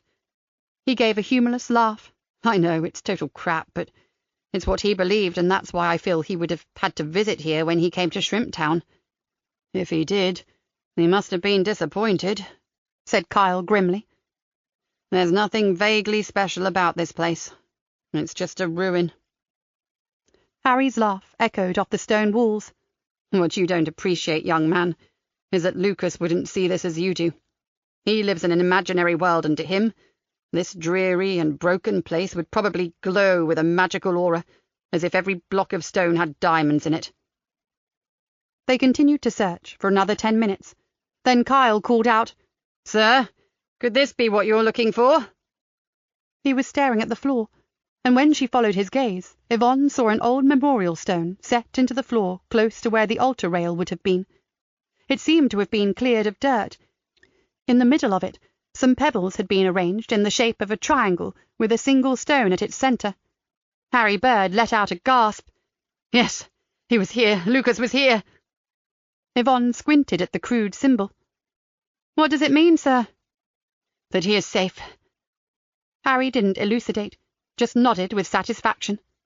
He shuffled from foot to foot, almost dancing with excitement. "Thank you, officers. We can go now." They drove back to the Corley Grange Hotel in silence. Yvonne gripped the steering wheel, her face set in determination. So Lucas Hopwood Bird believed he was safe, did he? The teams combing the waterways would have to withdraw as they lost the light, but the night shift would still be out there. The Fae Mr. H.B. had reckoned without the Fenland Constabulary with its D.I. Nikki Galena and the team she was soon to join. "Don't bank on being safe for long, Sunshine. We will find you." Chapter 24. "How'd you hide a boat?" asked Kat, dipping a digestive biscuit into her tea. "Either in plain sight, like down at the marina, where it might get missed among all the others, or you could get into one of the tiny inlets off the main river, or one of the drains. And of course, he could have found a boathouse or a mooring on private land, and then we'd really be scuppered." Ben helped himself to a biscuit from the open packet on Kat's desk. "My money is on him being holed up somewhere off the main waterways." "I was hoping they'd have spotted him overnight," Kat said, "or at least have had a sighting to follow up. And since we can't put out his description and ask the public for their help, we are really handicapped." She glared in the direction of Hackett's office. "Thanks to him. Damn it, I'd love to know what he knows that we don't." That morning, they had been in a good hour before the others to clear their desks before working out what to ask Delia Cleghorn and her daughter. So much rested on this interview. It was going to take all their combined skills to get the enigmatic Mandy to open up to them about her old friend, but somehow they had to make it work. They weren't getting the true picture about the residents of the Hopwood Bird establishment, and in the absence of a search warrant, their only hope was this girl who watched it from her window. Ben looked at his watch. "Half an hour and they should be here. Better go and see the boss to find out if there's anything in particular she wants us to ask about." He stood up. "Coming?" Accompanied by Joseph, they went into Nikki's office. "So," she began, "nothing new came in overnight from uniform, but this morning Joseph spoke to Vinnie Silver, who's given us a more detailed description of the craft we believe Lucas is using. It's a White Sea Ray 245 Weekender 2-berth cruiser. Several boaters have recognised his craft, but no one seems to know anything about the man himself. It doesn't seem to have a name, as no one has noticed it. Vinnie's still out talking to people," added Joseph. "He's hoping to find someone who might know of a mooring he uses, or a particular area where he's been seen more than once. Yvonne Collins sent me a report of something they found with Harry Bird yesterday, a kind of sign. I've been over to Harry's hotel and spoken with him." Nikki looked directly at Ben. "I cannot stress firmly enough how important it is that you try to elicit some more information about him and his mother from the Cleghorns. I'd like to know if the daughter, Amanda, knew where Lucas went when he ran away. Those missing years could be invaluable in trying to identify who Lucas wants to kill, which is his reason for being here. Harry swears he has no idea, but I'm not totally convinced of that." "You're well aware that this interview is crucial, boss," said Ben with a glance at Kat. "We'll do our very best, I promise." Kat nodded. "I second that, boss.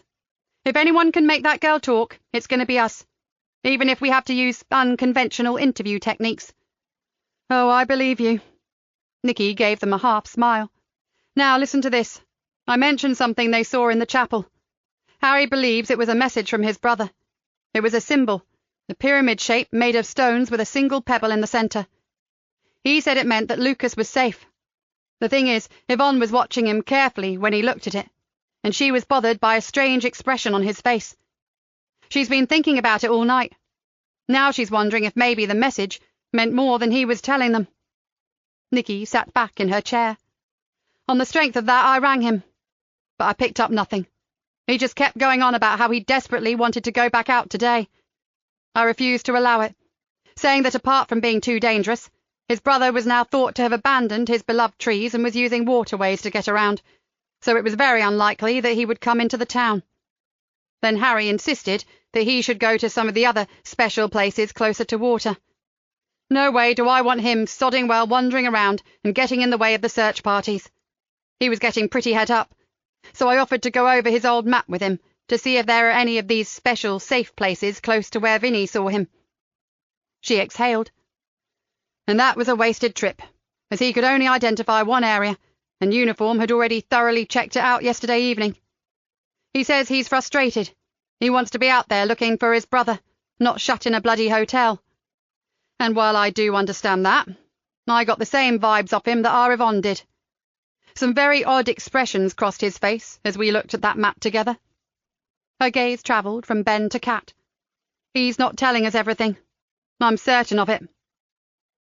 "We think he's getting more and more desperate to find Lucas, and we're terrified that he might try to go it alone," added Joseph. "We've doubled the number of officers watching him at the hotel. As the boss says, we can't have him going solo. We have absolutely no way of knowing if the letter Lucas sent to Harry asking him to join him here was a lure. Lucas is psychotic and truly dangerous. Harry could walk into a trap and finish up dead."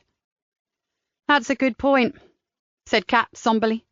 "Harry's been searching for so many years, and to be this close but forced to remain inactive must be torture. In his determination to find Lucas, he could have forgotten what little bro has become. A dangerous psycho." Ben nodded. "If, in his mission to find Lucas, he's gone to the trouble of setting up a whole network of lies regarding their mysterious family history, he's going to be climbing the walls of that hotel room." They sat in silence for a while, absorbing all this. It made their talk with Mandy even more crucial. It was bad enough having to chase a killer with Hackett and his invisible cohorts looming over them, but add a loose cannon to the mix, and the situation could become a powder keg. Ben decided it was time to let Nikki in on Spooky's information. "Boss, there's something else you need to know. And before you think the worst, let me assure you that this information has been accessed absolutely securely and well away from our systems." Nikki's eyes narrowed, but she nodded. "Spooky passed this on to me without Hackett's knowledge. She got it from a trusted source." He paused.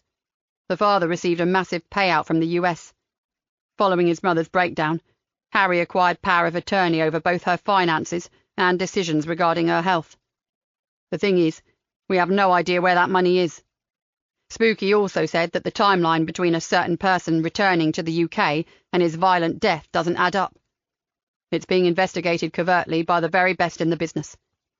She said to say, please just trust her, this is Hackett-proof. She'll update us as and when info becomes available." Nikki sat impassive as a statue, and then she abruptly said, "You need to get yourselves downstairs. The Cleghorns will be here any minute. Do your best." Ben drew in a deep breath and stood up. "We will, boss. Come on, Catkin. Let's do this." Initially, Nikki had been horrified that Spooky was continuing to work on Julian. It was far too risky. No matter what secure route she took, they were up against a government department with more resources than anything she could ever dream of. Then she became a little calmer. Ben had said her information came from outside the system. Nikki trusted Spooky. No way would she willfully endanger an investigation. She thought for a moment, and recalled a comment that Cam Walker had made at the very start of it all. Referring to the dossier on Stargate, he had mentioned a clause in the agreement all volunteers joining the project had to sign. It warned them that they could suffer harm in the course of the experiments.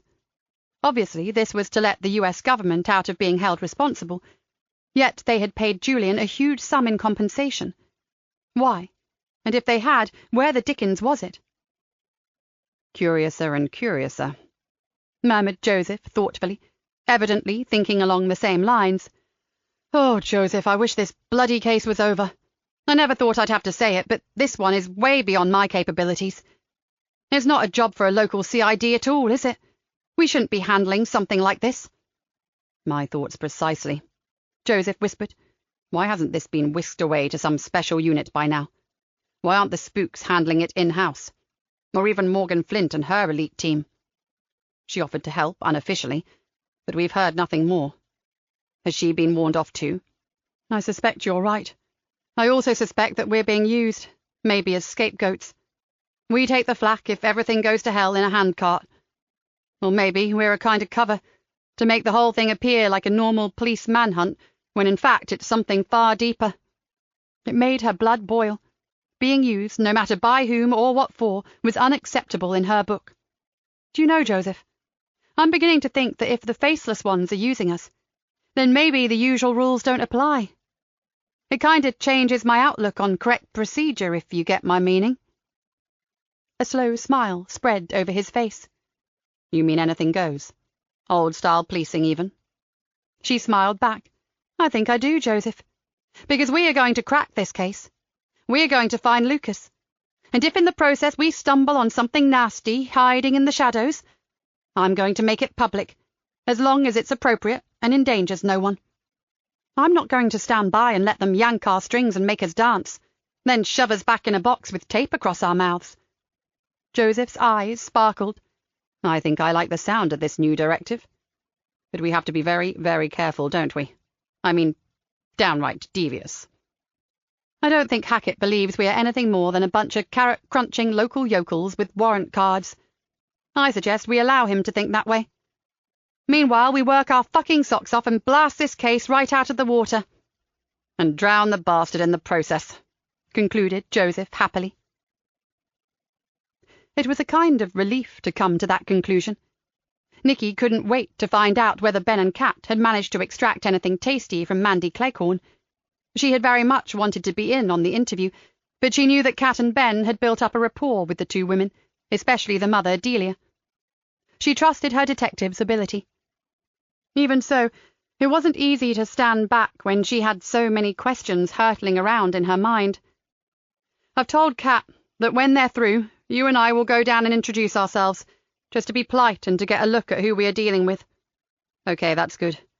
In the meantime, what do you want me to press on with? Asked Joseph. Check in with everyone for updates on their statuses, Joseph. Mainly Uniform and Vinny. I'm off to see Cam Walker. But for the time being, I'll omit to mention our new thoughts on how we are going to handle things. I also want to know how Kay got on at the doctor's.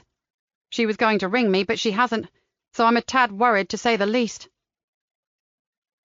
Nikki hesitated outside the superintendent's office door, wondering what he was going to say. When she finally mustered the courage to go in, she knew from Cam's expression that it was not good news. She didn't tell me everything on the phone yesterday. Apparently they've told her that depending on the result of the 24-hour monitor, she must be prepared for several other tests, and will most likely be referred to a specialist heart hospital, probably Leicester. He gave Nikki a weak smile. She apologised for not ringing you, but she's still trying to get her head around it. Tell her I'm here whenever she wants to talk, Cam, but no pressure. Just give her my love, and say I'm so very pleased she found the courage to go. She looked at her friend. And I don't have to ask how you are. It's all over your face. I always think of heart problems as being something that affects the elderly or men like me who are a bit overweight, spend half their lives behind a desk and have stressful jobs, not someone as apparently fit and healthy as my Kay. And she's no age either, not in the grand scheme of things. He sank further into his chair. Silly, really. After all the hassle of her not daring to see a doctor, she's handling it far better than I am. He straightened up. But right now I have to try and get my brain into work mode. What do you have for me? Nikki brought him up to speed without mentioning Spooky and her outside secure source. She'd keep that one to herself, at least until they had garnered all they could from the Hotwood Bird's old neighbours. And I'm seeing Laura Archer shortly. She and Aidan visited some expert on folklore and stuff with a view to understanding Lucas's specific type of fantasy-prone personality disorder. I'm not sure if it will help, but any port in a storm, as they say. And Aidan? He's back right off and is keeping his head down. I think he really understands the situation at last. But I must admit I'd be rather glad when this is all wrapped up and he takes up his new post. I could be wrong, but I think he's struggling with pain, and his intensity about certain areas of this investigation does worry me. She hated admitting to having concerns about a fellow officer, but it was the truth, and Cam deserved that. If it gets too much, just say. I can take him off this case in the blink of an eye, you know. Cam stared at her. I trust your judgment, but if you get a whiff of the slightest problem, come to me. There's too much at stake to jeopardise the case for the sake of an old colleague who isn't even a serving police officer anymore. That's one of the reasons I want him to have every chance, Cam. He's been dealt a shitty blow getting injured like that. I can't kick him when he's down, but I am watching him, I promise. Then we'll leave it there for now. As Nikki stood up to go, Cam said, I'm getting away early today. I've insisted on going with Kay when she has the box taken off. Her doc has said that, although she'll have to have confirmation from a consultant, she'll be able to give us an idea of whether there are any serious anomalies in the readings. I'm not leaving her to hear that alone. Of course not. Nikki felt so sorry for this big, strong man, eaten up with anxiety for his wife, while trying to keep a murder investigation rolling. I'll let you know if anything big goes down here, and you keep me informed about Kay. I'm here until 4 o'clock. Who knows? We may just have him in the bag by then. That's the spirit, sir. Glass half full. And pigs might fly, but we can always hope. Chapter 25.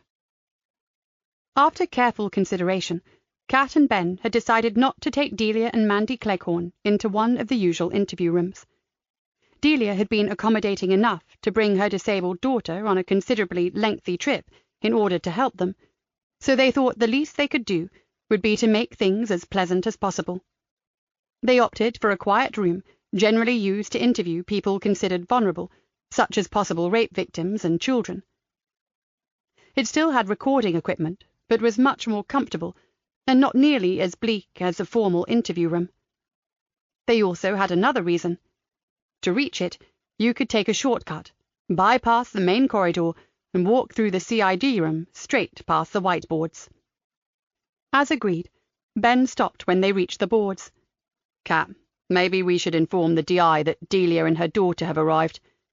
I know that she wants to introduce herself at some point. Kat nodded, and went off in the direction of Nikki's office. A few moments later, she returned. She's with the psychologist at present, but she'll be along as soon as she's finished. They continued to the quiet room, having given the inquisitive Mandy plenty of time to take in the images of what her dear old friend Lucas had been up to since she saw him last. Once they were settled, Kat organised drinks for them all. Ben thanked them for coming and told them he had arranged for the police to cover their expenses. Saying that wasn't necessary, Delia produced a large plastic lunchbox. For your tea break, my dears. Just some chocolate brownies. Now, how can we help you? This wasn't quite the start they had planned. The idea was to keep it factual and focused, though already Kat was wondering if the chocolate brownies would be as good as Delia's homemade scones. Mandy rolled her eyes. She's baked enough for the whole station. I told her this wasn't going to be a tea and cakes kind of chat, but she cooked them anyway. Kat immediately saw her way in. So, what sort of meeting did you think this would be, Mandy? Mandy gave them an amused smile. Well, I wondered if you might try the good cop, bad cop routine, but then I thought that wouldn't really work, as neither of you are hard enough to play a convincing bad cop. So then I thought, well, they must be pretty desperate to drag us all the way up here, so maybe— Amanda, please, Delia Cleghorn said. For heaven's sake, take this seriously. You saw the photographs in that other room. The little boy that we both liked and cared about has gone. This new Lucas is killing and maiming people. If you know anything that can help these people, damned well tell them, girl. Even Mandy looked taken aback at this uncharacteristic outburst. The whiteboard trick had been for Mandy's benefit, but it seemed to have galvanized Delia on a grand scale. Mandy said rather sullenly, "You do know we were meant to see those pictures, Mother. It's all part of the strategy." Ben smiled. "Not a word of a lie, Mandy. You are one of the sharpest women I've ever met. In case your suspicious mind is thinking that this is some other sneaky tactic, it isn't. It's a simple observation. You think like a detective. You cut through the crap and see things for how they are. Just one thing doesn't add up." He regarded her quizzically. "And that's why you are so blinkered when it comes to Lucas Hopwood Bird. Were you in love with him, even way back then as a young teenager?" Mandy spluttered out a denial. "He was my best friend. Of course I didn't love him. We were children." "But for some reason, you're refusing to admit that he has evolved into a dangerous killer." Ben looked straight at her. "You're stuck in the past, with a little boy who saw tree spirits and shared secrets. That's really strange for someone who is so clued up and observant." Mandy said nothing. "The thing is, Mandy," said Kat calmly, "you were quite correct when you said we were making sure you saw those pictures. Well, we did it because we are, as you rightly said, pretty desperate. Otherwise we wouldn't have dreamed of it." She picked up her beaker of coffee and took a sip. "And now we're going to do something else that we wouldn't dream of doing under normal circumstances. We're going to tell you some things about this case that no one, and I really mean no one, knows." She glanced at Ben. "One small thing before we start," he said. "Some of Forensics' photos aren't yet on the board. Yesterday, Lucas murdered a teenage boy. He mutilated his body so badly that he wasn't recognizable. His father asked to see him, but—" Ben sighed. "There'll be no closure for that grieving parent, I'm afraid. If you feel it would help you to understand the kind of devastation that Lucas is causing right now, I'm prepared to show them to you." Mandy shifted uncomfortably in her chair, then nibbled on her thumbnail. After a while she asked, "What were you going to tell me? That no one else knows?" Ben drew in a breath. "We think that everything we've been told about the Hopwood Bird family members and their weird history is what, in police speak, is known as a crock of shit." "A web of lies," added Kat, looking rather apologetically at Delia. She returned her gaze to Mandy. "And we believe that you are the only person who might know the truth." "You actually knew Lucas as a boy and a young teen," Ben continued. "He confided in you, and to our knowledge, no one else." "And because of your situation, in terms of both your location and your personal life, you see what goes on in Arcadia. You might not even be aware of just how important your observations on the comings and goings of there could be to us." Kat's look was unblinking. "You can help us stop this carnage, Mandy. So far we are losing the battle, and only you can help us. Are you willing to do so?" Mandy looked at each of them in turn. "What do you want to know?" Kat heard Delia sigh. Ben said, "We are looking at 2 avenues. One concerns the present situation at Arcadia, and the other is Lucas and his missing years." "I never lied to you," said Mandy flatly. "But you didn't tell us everything," Kat said softly. "Did you? I never saw Lucas again, and I never knew where he went, but—" She rubbed one wrist against the other in a strange, twisting motion. "I do know why he went and who helped him." Kat heard the Hallelujah chorus ring out in her head. At last! Mandy was now looking at her mother. "Sorry, Mum, but a promise is a promise, and I swore I'd never tell." She stared into her lap. "So I never even told you." Delia smiled gently. "It doesn't matter, sweetheart. What matters is that you speak out now, and you're not breaking your promise to Lucas. He forfeited the right to your loyalty when he started taking innocent lives." "Whoever he killed wouldn't have been innocent, Mum. Well, not to him. They'll have breached the laws he lives by and harmed the nature spirits." She drew in a breath. "But even so, I see that he can't go on like this. He has to be made safe, for his own sake as well as everyone else's." Kat was struck by this young woman's insight. She'd be an asset to any CID team. Even though she hadn't been up front with them, Kat had liked her from the moment they first met. Mandy settled her gaze on Ben. Lucas told me that he feared for his life if he stayed at home. He was 13 years old and terrified. He told me that his dead father, his mother and brother were not as people believed them to be, and although he loved them dearly, he had to get away. He said he would always be my friend and that one day he'd explain. Her face clouded, but I doubt that will happen now.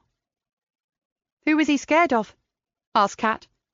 He refused to say, just that something had happened to put him in danger.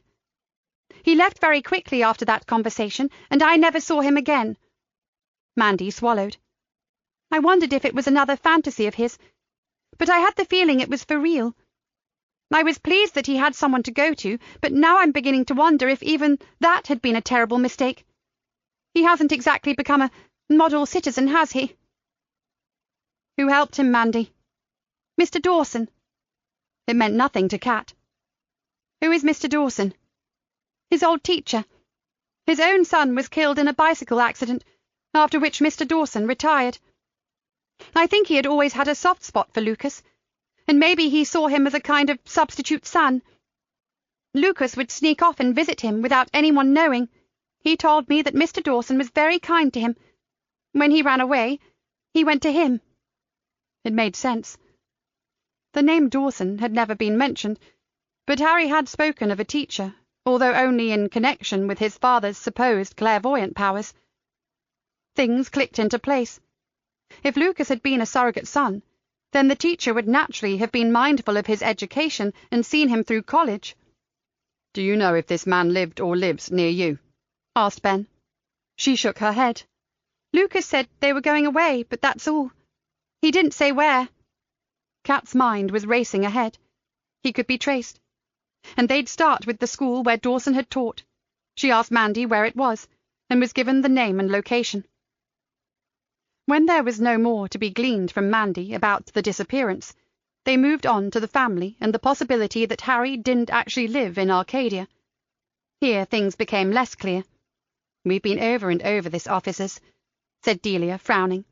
"We think you're right about him living somewhere else, but short of following him, we couldn't be sure.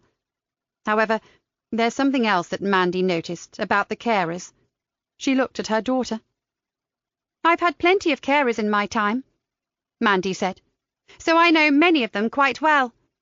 The people who call at Arcadia are definitely not from local services. They're all private.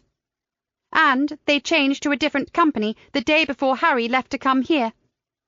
The new people have a tiny logo on their uniforms. It's a shame, really, because I was hoping to have a friendly chat with one of them and do a little digging about Anita." "Anita is a puzzle," said Ben. "Harry makes her out to be all sweetness and light, urging him to help the police to find Lucas. Yet she wouldn't even speak to us.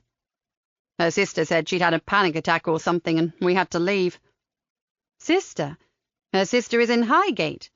Delia looked confused. "Yes. Remember the woman with the weird tangerine-coloured hair, Mandy? You said you saw her arrive just before Harry left to come here," Ben said. "That woman is not Anita's sister, Detective," Delia said. "I met the sister many years ago, at around the time of the murder. Corinne looks very much like Anita, petite and dark, nothing like the woman Mandy saw." So who the devil had they spoken to? Who was this woman claiming to be Corinne Blake?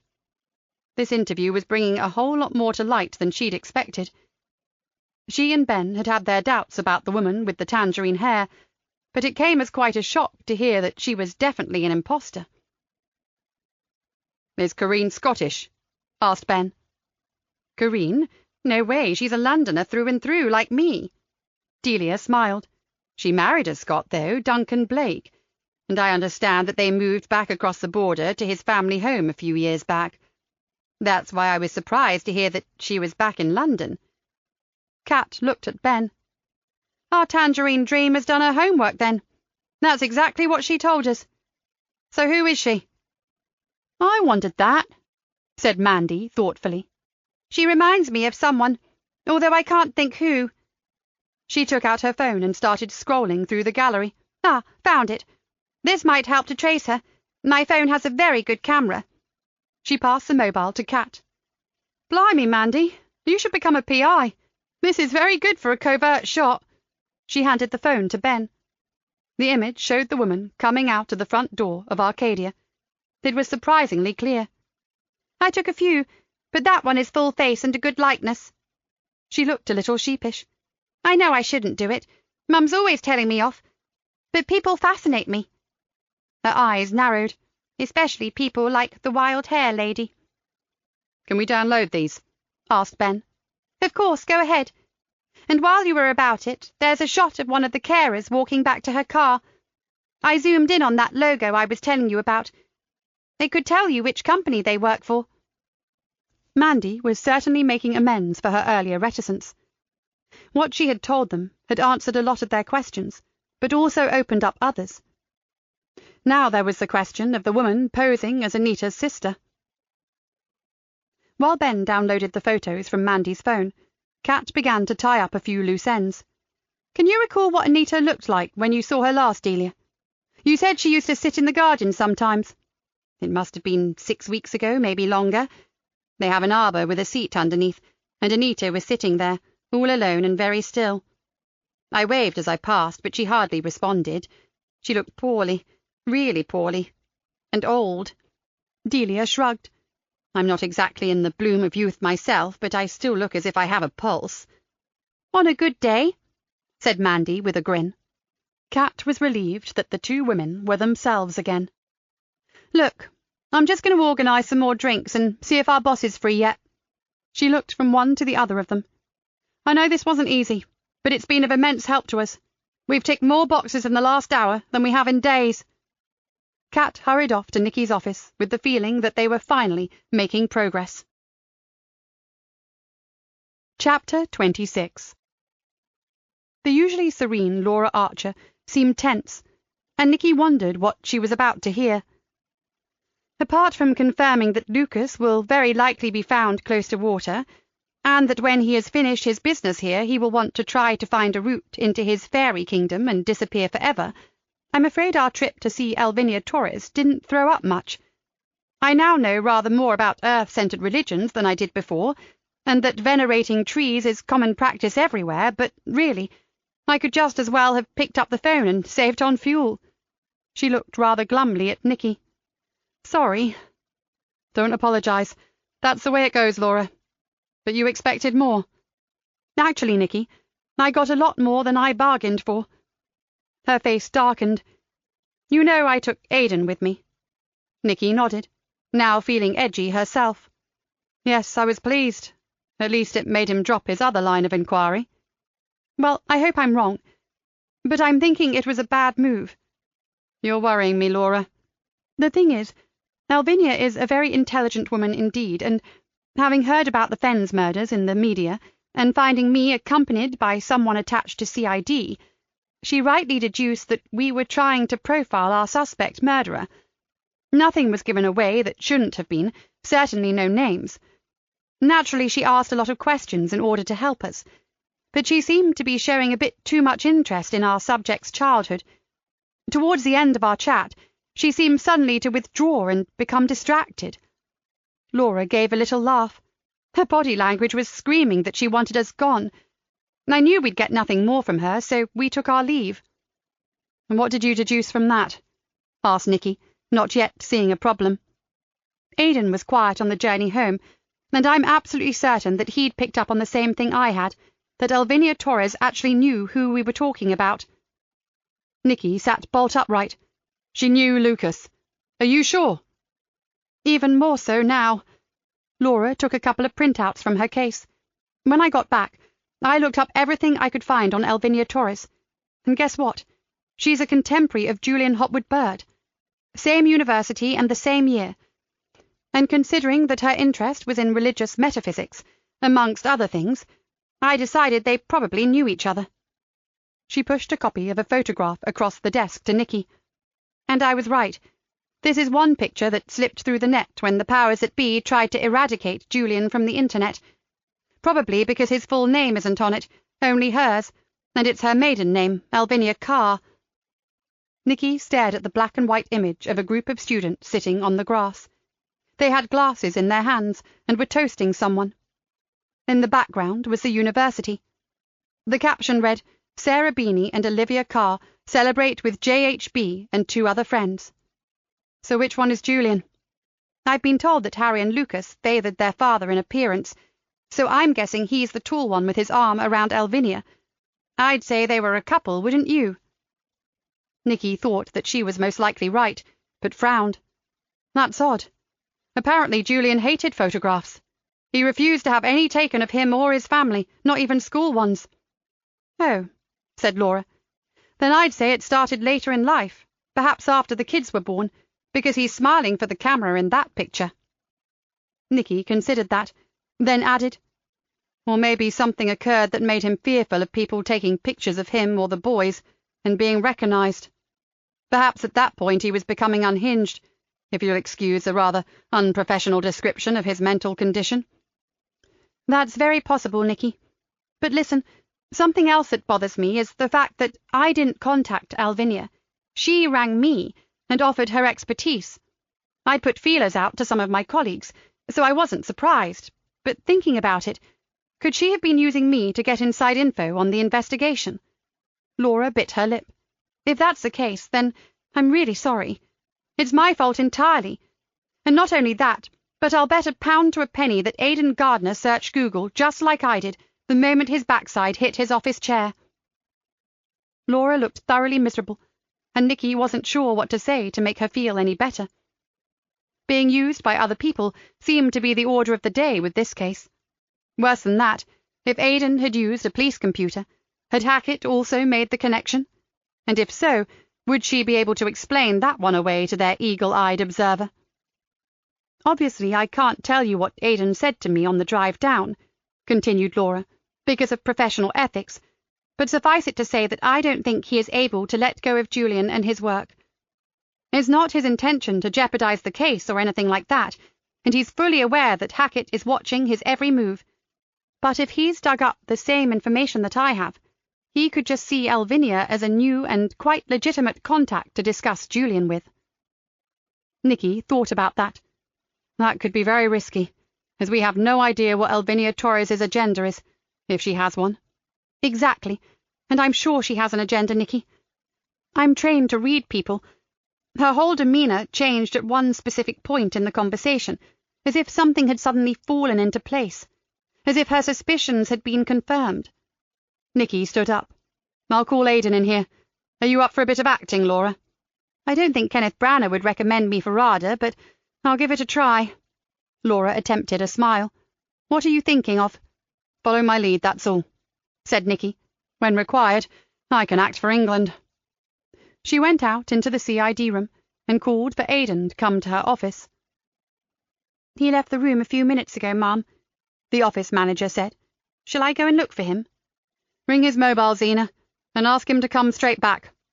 Her nerves jangled in irritation and concern. Not again, Aidan, because this will be the last time. Nikki gritted her teeth, then saw Joseph walk through the door. She beckoned to him. Got a few minutes? He hurried over to her. Problem? You look harassed. I'm not sure. Come in and I'll give you a brief rundown on what Laura's just told me. Damn this constraint that's hanging over our inquiries, Joseph said when he had been put in the picture. Otherwise I'd be out there like a shot demanding to know why the hell she's interested in our investigation. She might even know something that could be of real help to us, instead of palming us off with a load of guff about tree lovers and nature worship. He looked anxiously at Nikki. And where the hell is Aidan? I've been downstairs for half an hour, and he was nowhere to be seen. If he's buggered off again, I'll not be responsible. Zena appeared in the doorway. He's on his way up, Ma'am. He said he missed breakfast and popped out to grab something to eat. Nikki thanked her, and she withdrew. Do we believe him? Nikki said. Yes, and we should give him the benefit of the doubt, said Laura, looking out of the door, because he's coming back into the CID room with a bag from the deli. Of course, it's debatable whether he went out of hunger or the need to make a private phone call. Okay, Joseph. Relax and try not to growl, said Nikki softly. I'm not going to nail him to the wall and cross-examine him. Well, not yet. I want to see his reaction to what we have to say about Elvinia. She looked at Laura. Surely that's not her real name. Elvinia sounds a bit like something out of her own flaming fairy kingdom. Laura did smile at that. That's something else I checked out, and yes, It's her real name, all right. It means Queen of the Elves. An old Irish name, I believe. Rather appropriate, don't you think?" Nikki raised her eyebrows. "You wanted me, boss?" Aidan Gardner stood in the doorway. "Ah, Aidan, good.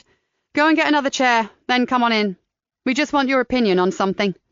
Even Nikki thought she sounded calm and relaxed. When he was seated, she said, "It's regarding your trip to see the folklore expert yesterday, Aidan. Laura might have picked up on something, and we wondered if you, as a detective, noticed the same thing."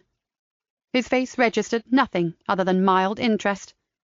"Did Elvinia Torres give you cause for concern regarding anything you spoke to her about, Aidan?" His brow furrowed. "Not that I can recall. She is a very interesting lady and clearly very knowledgeable, although I struggle to understand how someone with her academic background can so readily believe in all that fanciful mystical stuff." He turned to Laura. "What was it that bothered you about her, Laura?" "Just her mood changed towards the end of our conversation," said Laura dismissively. "It's probably the psychologist in me, analysing everyone and everything. If you didn't notice anything, then I'm probably mistaken." Aidan shook his head. "Sorry if I missed something. She did look at her watch a few times, so maybe she had another appointment." "Maybe." Laura looked at Nikki. "So you didn't notice that Elvinia was paying a lot of attention to our killer's past history, and in particular his childhood and his relationship with his parents?" Nikki said evenly. "Surely that was because she was trying to build a picture of a boy who became a murderer, and what drew him to be so interested in nature spirits in the first place." His reply was quick and reasonable. "It didn't seem to be of much concern." "So if we checked the search history on your computer or your phone, we'd find nothing about Elvinia Torres?" Joseph said coldly. The look that flashed across Aidan's face told Nikki all she wanted to know. Well, yes, I did look her up. She seemed an interesting person, that's all." He looked around at their grave faces. "What is this, a bloody inquisition?" "No! It's 3 people trying to stop a murder investigation from going to rat shit because of one man's obsession with a dead scientist," hissed Nikki. "Aidan, are you totally incapable of telling the truth? You were such a damned good detective. Why are you hell-bent on ruining everything, past, present, and future?" Aidan put his head in his hands. I'm sorry. He swallowed loudly, then looked up. "Yes, I caught on immediately that she was too damned interested in Lucas as a kid. By the time we left, I was convinced that she knew exactly who our killer was. I wanted to talk to Laura about it, but something stopped me." He grimaced. "From her age, I guessed that Elvinia must have known Julian from somewhere, and yes, I Googled her. And found the same things Laura did, and decided that she could replace Stephen Payne as your go-to person for more info on Julian," Nikki said. "The big question is, have you contacted her yet? And I want the truth this time." He said nothing for a while, then, "There was no answer. I never got through. And that's a fact." Nikki exhaled. "Well, that's something." She looked at Aidan. "Do not contact her again. Didn't it occur to you to wonder why Elvinia is so interested in this case?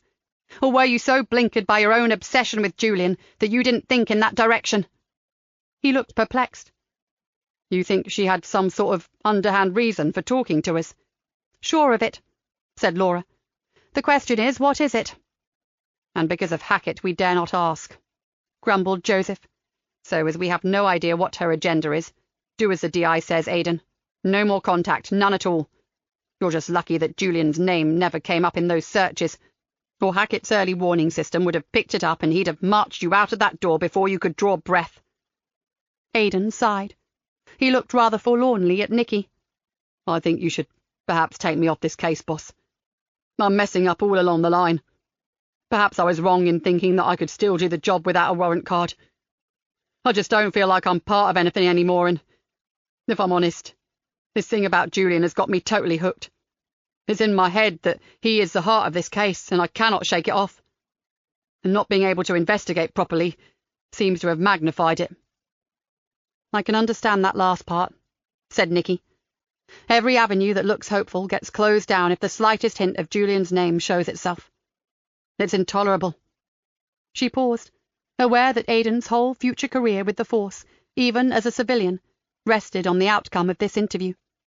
I have to tell you that I was going to have you taken off the case the moment I realised that you were going it alone again. But I think losing an officer in the middle of a murder inquiry would be counterproductive.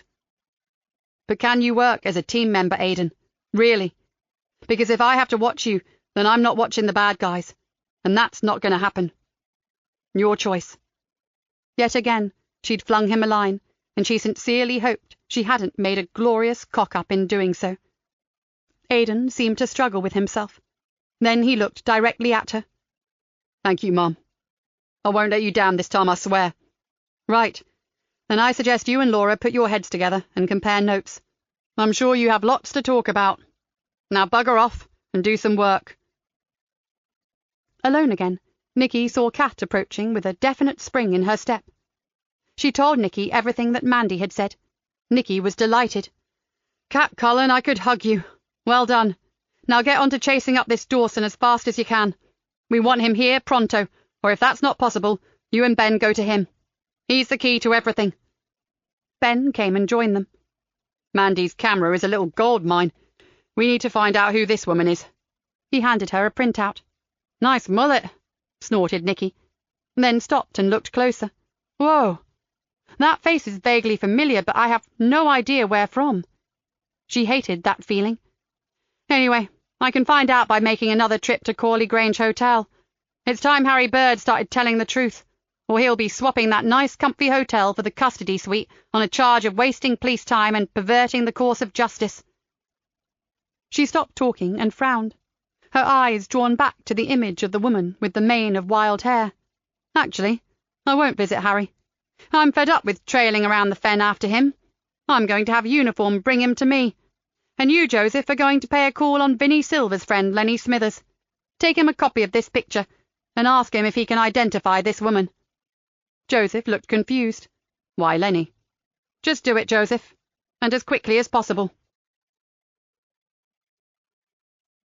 20 minutes later, Lenny Smithers was pointing at the picture and laughing raucously. Oh, dearie me! The passage of time hasn't done much for our Susie, has it? You know this woman. Susie Melrose. She played the part of Mrs. Chippy in Arnie Bends the Rules. Wasn't a major role, but she was a regular. She had a small part in one of those long-running soaps after that and finished up doing voiceovers for commercials. Haven't seen her in anything for yonks, dear boy. He was still chuckling to himself. Hasn't worn too well, I must say, unless it's makeup, and this is a clip from a part she was playing. Kind of, said Joseph thoughtfully. So she was an actress. His brow furrowed. But why would Harry use an actress to help care for his mother? Obviously, she wasn't doing anything of the sort. But what was she doing there? Maybe it was time to get that warrant and take a look inside Arcadia. He thanked Lenny for his help and raced back to his car. Before he could even start the engine, his phone rang. He heard Nikki's angry voice saying, "Sodding bloody Harry has done a runner. So much for doubling up on the crews watching him. He's vanished without trace. He even left me a note in his room. So sorry. I appreciate everything you've done, Di Galena, but I need to find my brother before it's too late. Harry. Damn it! Damn it!" "Shit," Joseph hissed. "And there's definitely something going on in Highgate. That woman is an actress, but you knew that already, didn't you?" "I wasn't sure, but she looked like an older, bulkier version of a woman from Hannah's favourite show. So I was right?" "Yes, and I've got a name for her. Susie Melrose." "OK, get yourself back here, Joseph. We need to know more about the setup in Arcadia." As soon as he set foot back in her office, Joseph realised that something else was bothering her. "I've been played for a fool, Joseph." Nikki was pacing her office, and I walked right into it. What an arse! "Explain." "All that fuss about his needing to get back out there on the streets was a load of cobblers. All along he was planning to go it alone, but he needed to know exactly where to look, and who told him the places the police search was concentrating on, and where his brother was last seen? Yours bloody truly. And who said that Lucas was using the waterways and had forsaken the woods? The same idiot. I practically handed him map references. I was asking for his help, Joseph, or so I thought, whereas in reality I was just feeding him the info he needed." She stopped pacing and sank down in her chair. "I cannot believe I was so gullible." "But that also means he's walking into an area that's saturated with our uniforms. No matter what, he won't find it easy. Have you already notified Niall and the officers in charge of the search? Done, the minute I realised what a prat I'd been. Come on, Nikki, he said gently. We all thought we were working with him, not for him. He brought this whole thing to our notice in the first place, provided all that info, those maps, everything. So it was logical to enlist his help in this last push to find Lucas. We'd have all done the same, so let's move on. He has clearly spun some complex story, and even backed it up with a bogus relative who'll confirm all he's told us. That's where we need to be looking. We can do nothing more to assist the search, so let's try to unravel the lies and see what we are really dealing with. Joseph saw the old steeliness come back into Nikki's eyes. Okay. She took a deep breath. Now, if Kat and Ben can track Dawson, and we discover why Lucas fled his home and never went back, it will be a major move ahead. And it's linked specifically to Lucas, so hopefully it won't be stymied by Hackett. Joseph flashed a glance across the CID room to where the man sat working on his computer, but looking in their direction. Nikki's phone rang. "Di Galena," she snapped. "Mom, just an update from the search teams. Nothing exciting. In fact, it's a bit worrying." As Niall's voice echoed around the office, Joseph hurriedly shut the door, and Nikki lowered the volume on the speaker. Neither of them wanted whatever this was to be broadcast just yet. "Go ahead, Niall. I've had several reports coming in that our guys aren't alone out there. They suspect, well, actually they are certain, that operatives from Hackett's department are shadowing them." "Oh, perfect," murmured Nikki through gritted teeth. "Thanks for the heads up, Niall. I guess we should have expected it. We know fuck all about what's going on, but whatever it is, they are certain to want to be in at the kill, so to speak." "That's what I thought," said Niall glumly. "Pretty well word for word. I'll keep you updated, Mom." Nikki hung up and looked at Joseph. "Listen and tell me what you think. Time is not on our side. I wanted to go to Highgate myself, but it's not an option. I'm going to get Cam to ask the Met to help us. I want a team around to Arcadia with a warrant, and as I fear for the life of Anita Hopwood-Bird, it's kosher. I want that Susie woman picked up and taken to the nearest Met station, and I want to interview her via video link. It will cut time down to a minimum, as long as Cam can set it in motion fast. Do you agree?" Joseph nodded emphatically. "Go, do it now, but look casual when you leave the office. Our man in black is paying us a lot of attention right now. If he asks anything, Joseph, make him believe that we are all pretty hyped up because we are getting closer to finding Lucas. Nothing else. It would make sense. Let's just hope Cam can cut through all the red tape without attracting Hackett's attention." Nikki was only gone for 10 minutes. She returned wearing a look of satisfaction. "He's on it," she whispered, "and we've had a stroke of luck. An old friend of his is a superintendent in the Highgate area, and she's affiliated with D.I. Morgan Flint in some way, which is a massive bonus. Cam said he and the Met Super go back a long way, and she'll pull out all the stops to help." Was the tide turning? Joseph felt a surge of adrenaline. He believed it was. And about time, too. Lucas was struggling. The difference between reality and fantasy was no longer clear, and increasingly his world was becoming home to the uglier side of nature. He was seeing the darker creatures, the ones that inhabited the shadows, that slithered from under rocks and out of decaying tree stumps and crawled through stagnant, slimy pools. Their faces were ugly, their bodies twisted, their movements distorted and unpredictable. His lovely spirits were still there, but they were distant, almost transparent, and their beautiful inner light was nothing but a dim glow. A part of him, the part that still reasoned, knew he needed medication. His body craved the relief that only the hated chemicals could provide. But there were none, not any more. And as the journey was almost at an end, he would have to manage without them. Somehow he would need to summon the strength and sanity to make it through. One single thing spurred him on and gave him strength. He believed that he had seen the Elf King again, and he was close by, very close.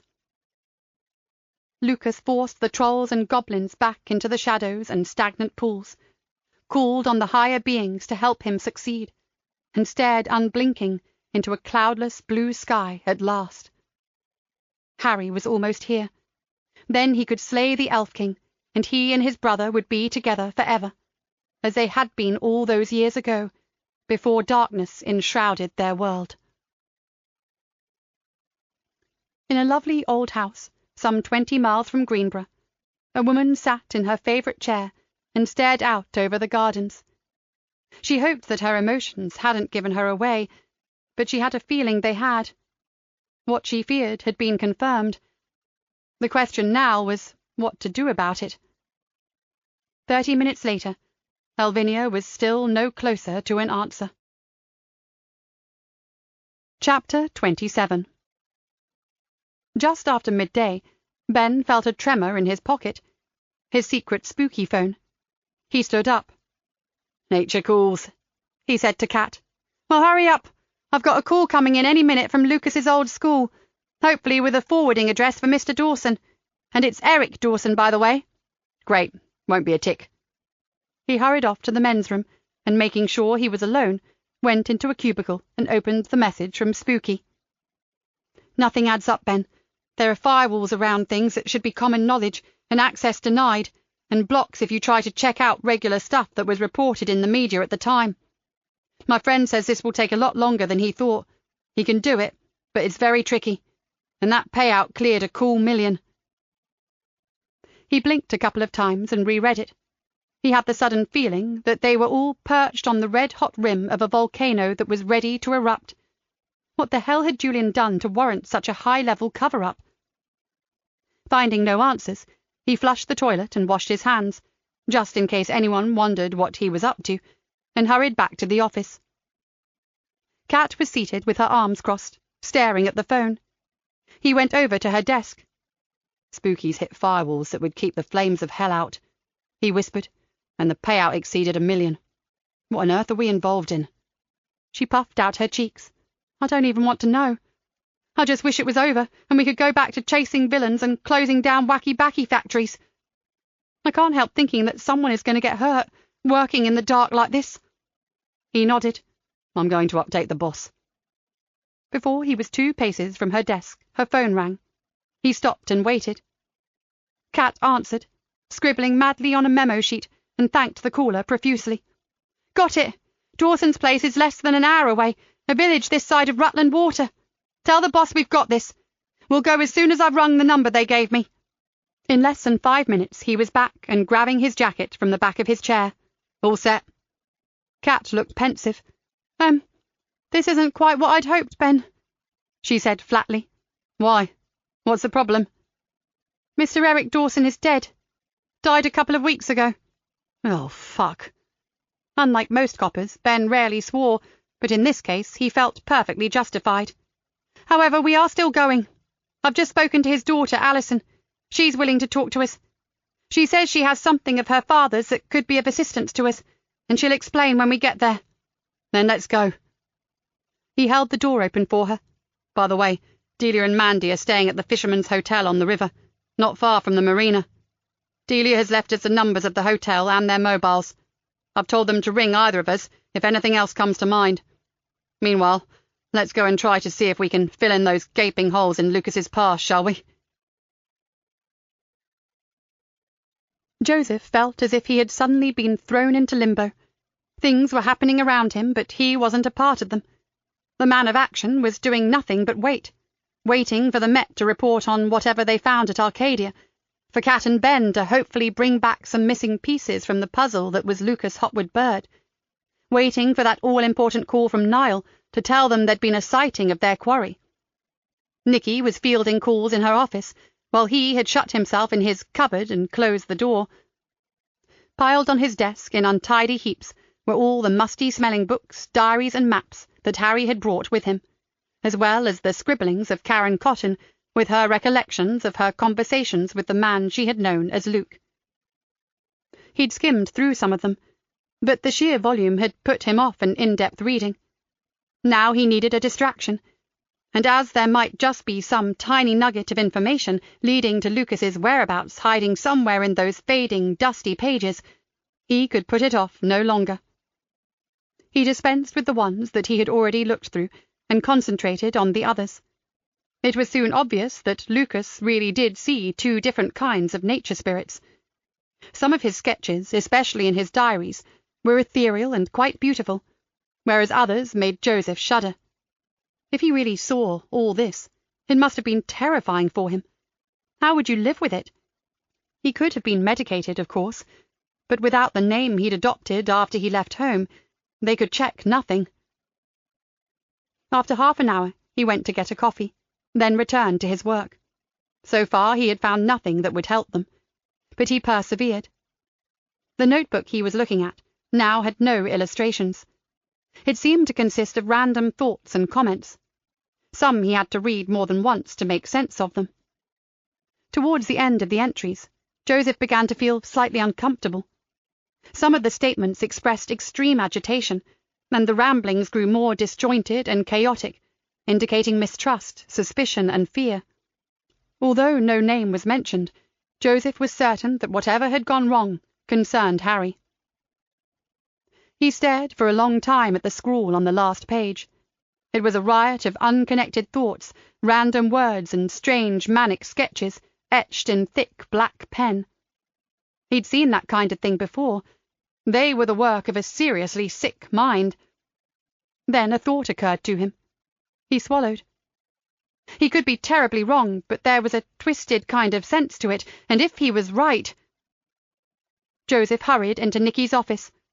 She looked up. "Okay, Joseph, tell me." "I think I might know who the Elf King is." "And?" "I've been going through Lucas's writings, and I think it's Harry. Something happened between them that we're not aware of. A terrible event that precipitated Lucas's flight. If his diaries are anything to go by, I think he wants things back as they were when they were children. But to do that, he needs to kill whatever Harry has become. He needs to eradicate the evil side to release the brother that he loves." "The Elf King," said Nikki, and exhaled. "So he sends that note to bring Harry to Shrimptown, so that he can kill him. It's possible. And since Harry is so desperate to find his little brother, he comes willingly, setting up a plausible cover at home, and then manipulating the police force into helping him in his search. But he has no idea that he is walking straight into a trap. Oh, shit. This could be a nightmare, Joseph. Now we have two bird brothers to find. In a very big, watery county." The enormity of the challenge washed over him like the incoming tide crashing onto the beach. It also washed away his earlier feeling that they were finally getting somewhere. "I'm willing to bet that whatever safe place he's hiding in is not on that damned map, and we don't know about it, because Harry purposely didn't mention it." He strode over to the window and stared out. "How did Harry get past 4 officers, Nikki? Do we know?" She gave a long sigh. "I've just had a call from our guys at the hotel. It looks like he planned it ages ago, probably when he first arrived at the hotel. It has a spa and a plunge pool. The changing rooms have a storage area next to them, with an exit out to a yard where there are some refuse bins and a walkway to the car park. Apparently he used the sauna and pool regularly, always following exactly the same routine. This time he went to the spa, but only showered and dressed again. He must have had a complete change of clothes stashed in the locker. He slipped unnoticed out of the staff exit and into a waiting taxi. They're checking all the cab companies to try and find the driver." She shrugged. "But he had it all planned so well that we'll not find him that way. He's long gone, Joseph. It's a waiting game for us, I'm afraid." "Then I'll grab us a couple of sandwiches for lunch and get back to those disturbed and frightening ramblings. There may be something, some tiny clue that Harry didn't eradicate if, as I suspect, he doctored his little brother's notes before handing them over." 15 minutes later, having deposited Nikki's snack on her desk, Joseph returned to his office and once again closed the door. Nikki ate her sandwich without tasting it. As she sipped her coffee, her phone vibrated with a message. "Warrant obtained. Search begins 1400 hours. Pulling out all stops available. Morgan. We owe you one, Nikki." "You certainly do. Morgan." Nikki was surprised at the speedy reaction to Cam's request, and could only think that his friend and Morgan Flint had even more clout than she'd believed. She glanced at the clock. In 20 minutes, the Met officers would be entering Arcadia. What in hell would they find there? Something, nothing?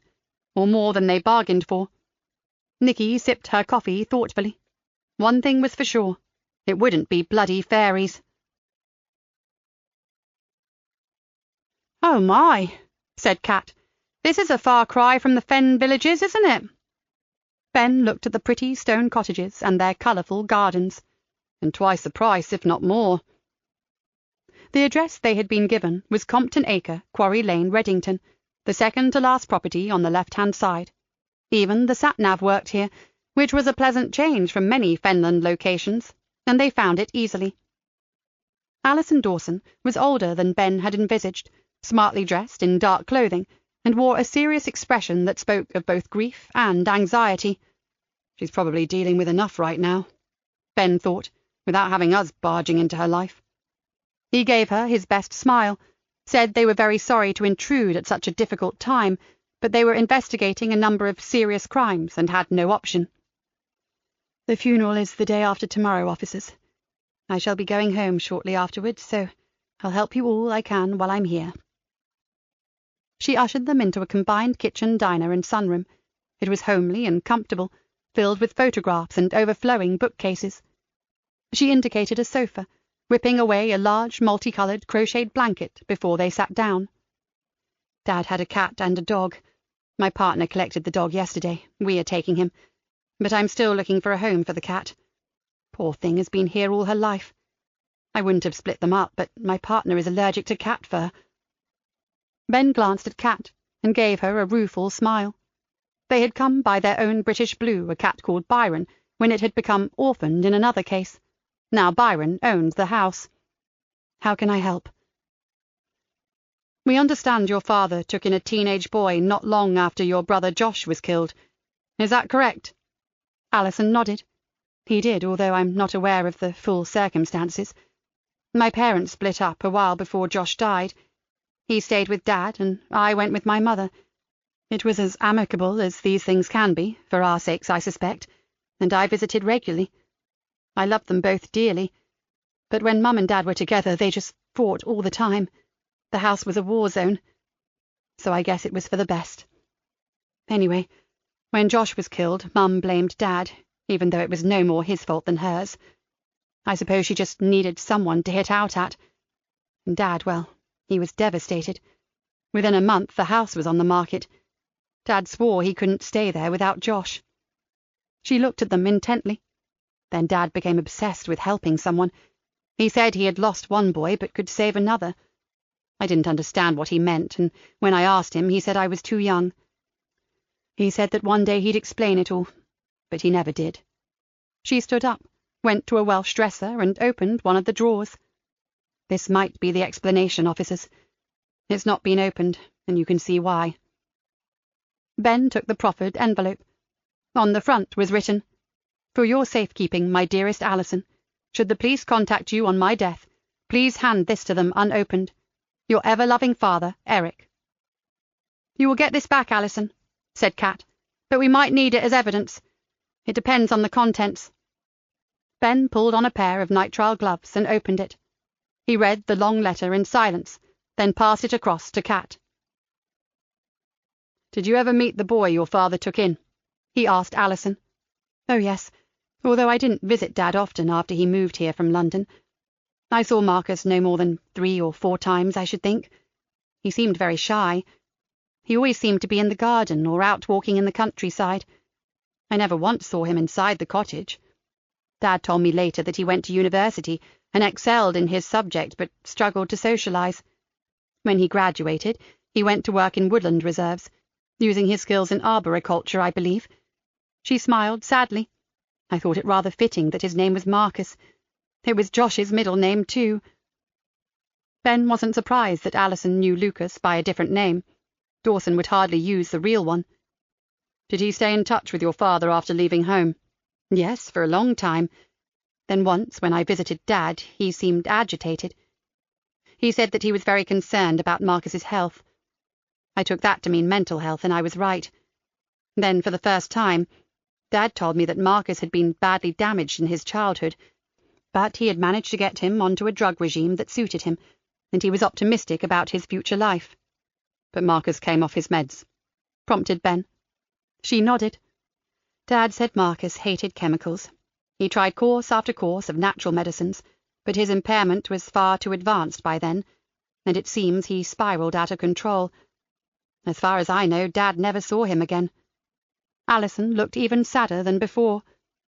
He was almost as distraught as when our Josh died, and he went downhill not long after. Kat looked up from the letter. Did you ever wonder how your father came to be Marcus's guardian, Alison? Not really. Well, not when I was younger. Don't forget, officer, my family had been shattered, fragmented by the divorce and then Josh's death. It was a horrible time. Much later, after I became an adult, it did seem a little odd to me that a single man like him had been allowed to foster a teenager. I even mentioned it once, but Dad shrugged it off, saying that Marcus's circumstances were special, that he was deemed a suitable, responsible adult, and that having known him for years through school, he was probably the most appropriate and qualified person available. I never took it further. It will come out, Alison, and maybe it's best that you hear it from us, but the boy's name was Lucas Hopwood Bird, not Marcus, and it is believed that he ran away from home specifically so that your father could get him out of the area. Kat spoke softly. And please don't read anything inappropriate into that. Your father took him in because the boy feared for his life. And for what it's worth, added Ben, we think that might have been true. He could well have been in grave danger, and your father, heartbroken over Josh, adopted him without going through the official procedures, and then passed him off as his own son. A long silence followed. Suddenly Alison said, "Can I get anyone tea? Coffee?" Ben understood that she needed to be alone for a while, to distance herself from the thought that her father had, in essence, abducted the boy. He said that tea would be lovely. While Alison made the tea, Ben, speaking in a low voice, said, "He put him through uni and anything else official under the name Josh Marcus Dawson, his son's name. I'll call the uni as soon as we get back, but I'm guessing that'll be the case." Kat put the letter back in the envelope. I bet we'll find a driving licence under that name too. And maybe a boat licence for the waterways. I think I'll ring this straight into the boss. She can get the ball rolling. He pulled out his phone. "Mom, we have a name for you. Lucas went through his late teens and young adult life as Josh Marcus Dawson." Nikki asked if he could speak freely, and he said not, but that they would be leaving in about 20 minutes. Eric Dawson left an explanatory letter, and it makes for very disturbing reading. If it ties in with whatever you discover in Highgate, it could turn the whole case on its head. I'll ring as soon as we're back in the car. Kat tapped the envelope. "This is scary stuff, Ben. Do you think it's true?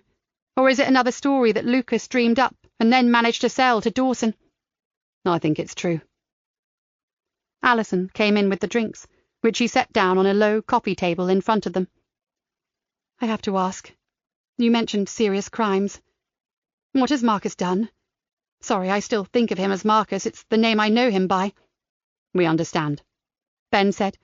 "He has used a lot of different names. But in answer to your question, we are looking for him in connection with 3 deaths and 1 serious assault. He's a very sick man, Alison, who suffers from a personality disorder that makes him very dangerous indeed." She stiffened, clearly badly shocked. I would never have dreamed it. Him of all people. He was so timid and so at one with nature. She sat down heavily. "Actually, there's someone else you should talk to. My Uncle Terry. He's my father's younger brother. He knew Marcus. In fact, I think he spent quite a bit of time with him at one point. I seem to remember Dad telling me that Terry taught Marcus to handle a boat. I know that Uncle Terry loved sailing and boating, and apparently Marcus took to it like a natural. Terry would know a lot more about him than I do." "Boats." Kat flashed Ben an excited look. "Can you give us his contact details, please?" Ben asked. "Of course. Right now he's staying at the Premier Inn on the main road into town. He's come up a few days before the funeral to help me sort out some of Dad's things." Alison glanced at her watch. "I was going down there to collect him after you'd gone. Would you like to talk to him now? I can show you where it is and introduce you." They readily agreed, and in around 20 minutes were sitting at a table in the bar area of the hotel. Terry Dawson was a broad, ruddy-faced man with bushy grey eyebrows and a shock of thick iron grey hair. When he was told the reason for their visit, he stared at them incredulously. "Surely there has to be some mistake, officers.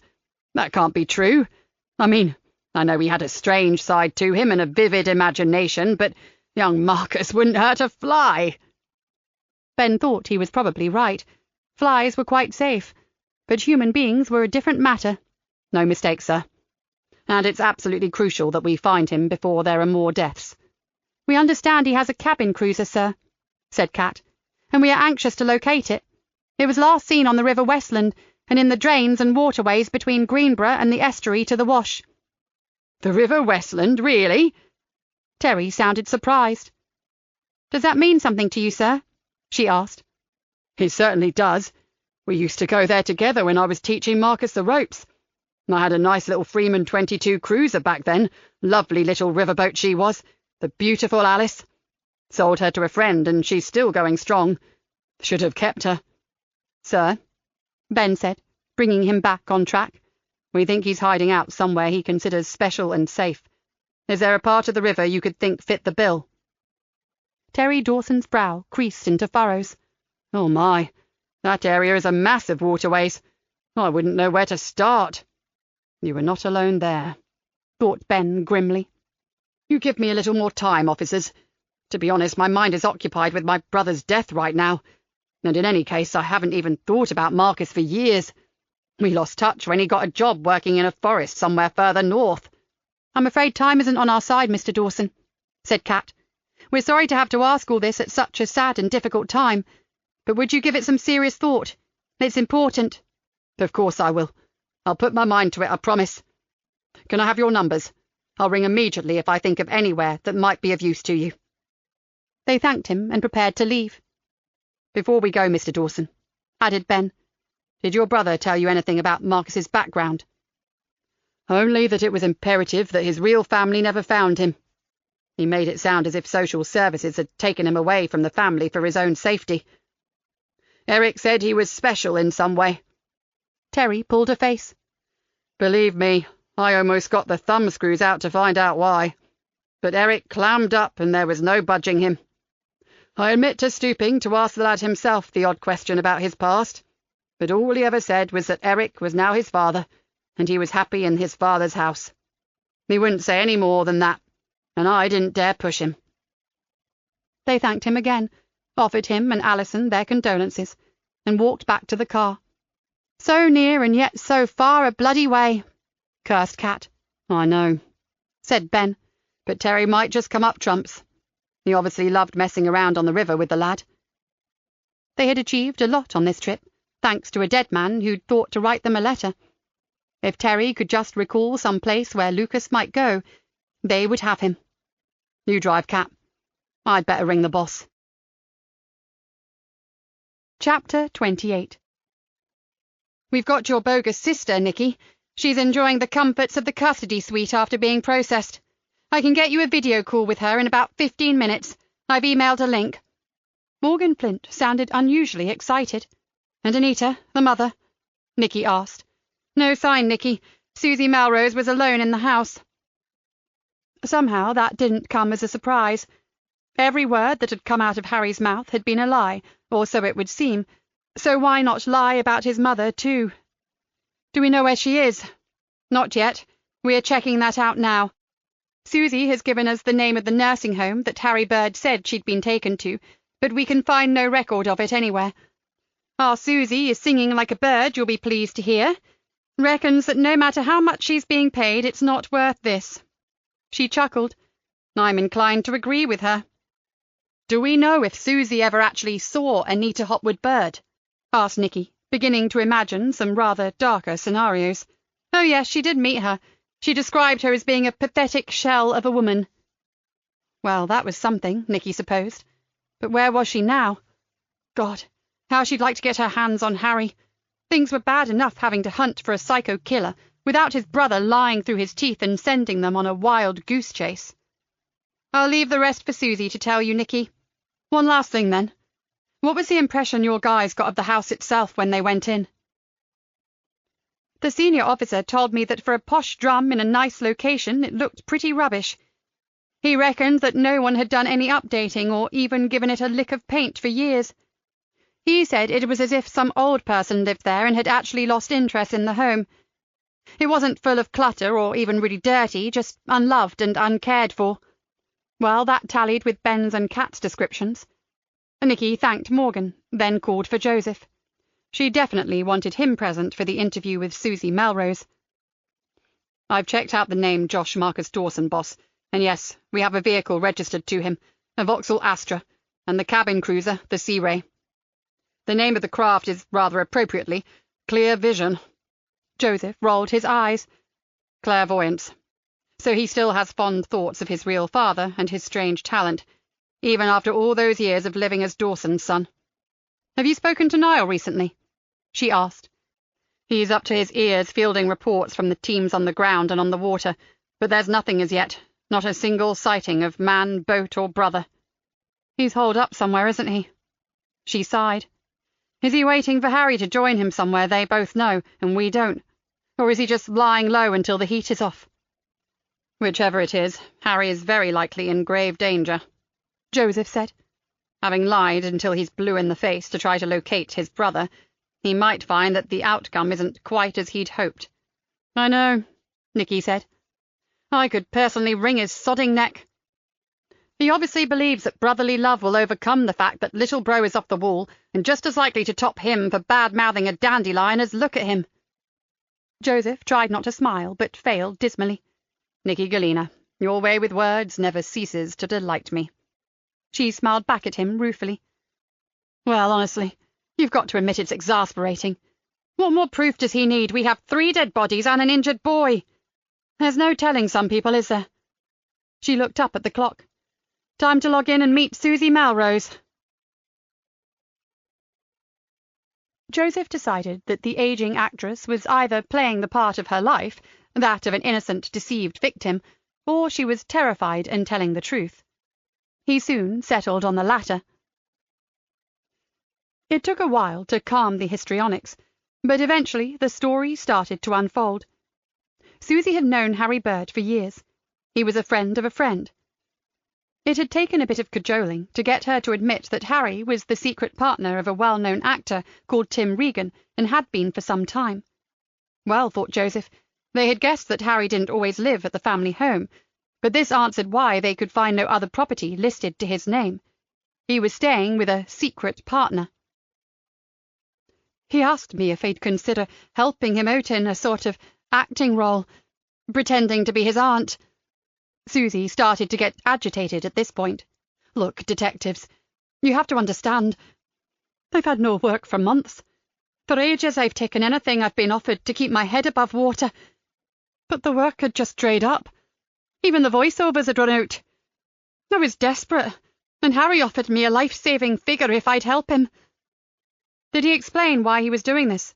Asked Nikki. What did he tell you was going on exactly? Susie looked away from the camera. Then they saw her shifting in her chair. Not in detail. Just that he would give me some things to say that must be learned like lines from a script, and which I must forget forever when the job was done.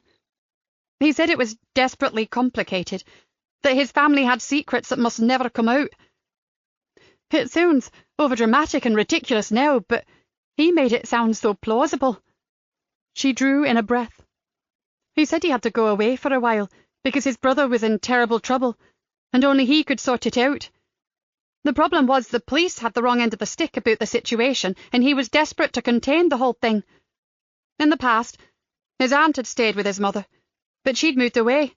Plus, she couldn't be trusted to say the right thing if anyone came asking questions. So you agreed. And he told you what? Asked Nikki, impatiently staring at her monitor. He gave me a whole lot of history about his aunt and his family, told me to swap this up for a part. He gave me answers to questions that people might ask and said that if I got it right and fooled everyone, he would give me considerably more than we had agreed. Susie began to look really uncomfortable. But he never said that some of those people would be the police. But you kept up the pretense, didn't you? Lying to our officers and obstructing the course of justice. Nikki kept on relentlessly. Just how gullible are you, Susie? Or more to the point, how much did he give you to obstruct our inquiries? I didn't think I was obstructing anything. I thought I was helping a friend in trouble. Yes, and for a considerable payment. Come on, you had to suspect that something dodgy was going on when you read your lines. Didn't it worry you when you read about the incident with the father and the gardener? Just how much did he give you to do this and keep quiet about it? Nikki glared at the monitor screen. £5,000, Susie whispered. Nice work if you can get it. Nikki sat back and shook her head incredulously. Now tell us what else you had to do to earn all that. Susie dabbed at her eyes with a tissue. Harry's mother was getting worse, slipping further and further into her own world. He decided that a home was the only answer. She would be too much for me and the carers to cope with while he was away. But he didn't want anyone to know that was going on, not until he returned. So he arranged for Anita to go into a private clinic. He took her himself. Then he cancelled the carers. Joseph began to understand the change of nursing care companies. You took Mother's place. Acted the part of Mother, and when the new carers came in, they knew no different. It was only supposed to be for a few days. They came in twice a day, and I'd always find some way to dismiss them. And then as soon as they were gone, I became Corinne again, admitted Susie. Why in heaven's name go through such an elaborate rigmarole? What did it matter if Mother was in a home or if carers came or didn't? He was totally nonplussed. Susie sighed. I don't know. But Harry was adamant that there must be no change in the normal routine. He wanted no attention paid to the house. And when this was over, asked Nikki, what were his plans for himself and his mother, did he say? Dear Galena, please believe that Harry adores his mum. But he told me he couldn't cope any longer, or give her all the care and attention that she needed. He was going to find her the very best place to end her days, and then he and Tim were going abroad to live, far from those terrible family secrets that he mentioned. But no mention of his little brother joining them, whispered Joseph to Nikki. My thoughts precisely, she returned. He told us he wanted Lucas back in his life, but if he's buggering off to Tenerife or somewhere hot and sweaty, it's going to be a long journey if Lucas sends him a visiting order from Rampton or Broadmoor, or whichever high-security hospital he ends up in. Nikki looked at Joseph. I've had enough. What say you? Joseph agreed. This was not moving the hunt for Lucas ahead. It was certainly interesting and posed lots of questions about Harry, but wasn't helping them in their main objective. Nikki ended the meeting by discussing with one of the Met officers how they might transfer Susie Melrose to the Fens for further questioning. They also wanted the script that Harry had prepared, as well as any further information on where the mother had been taken.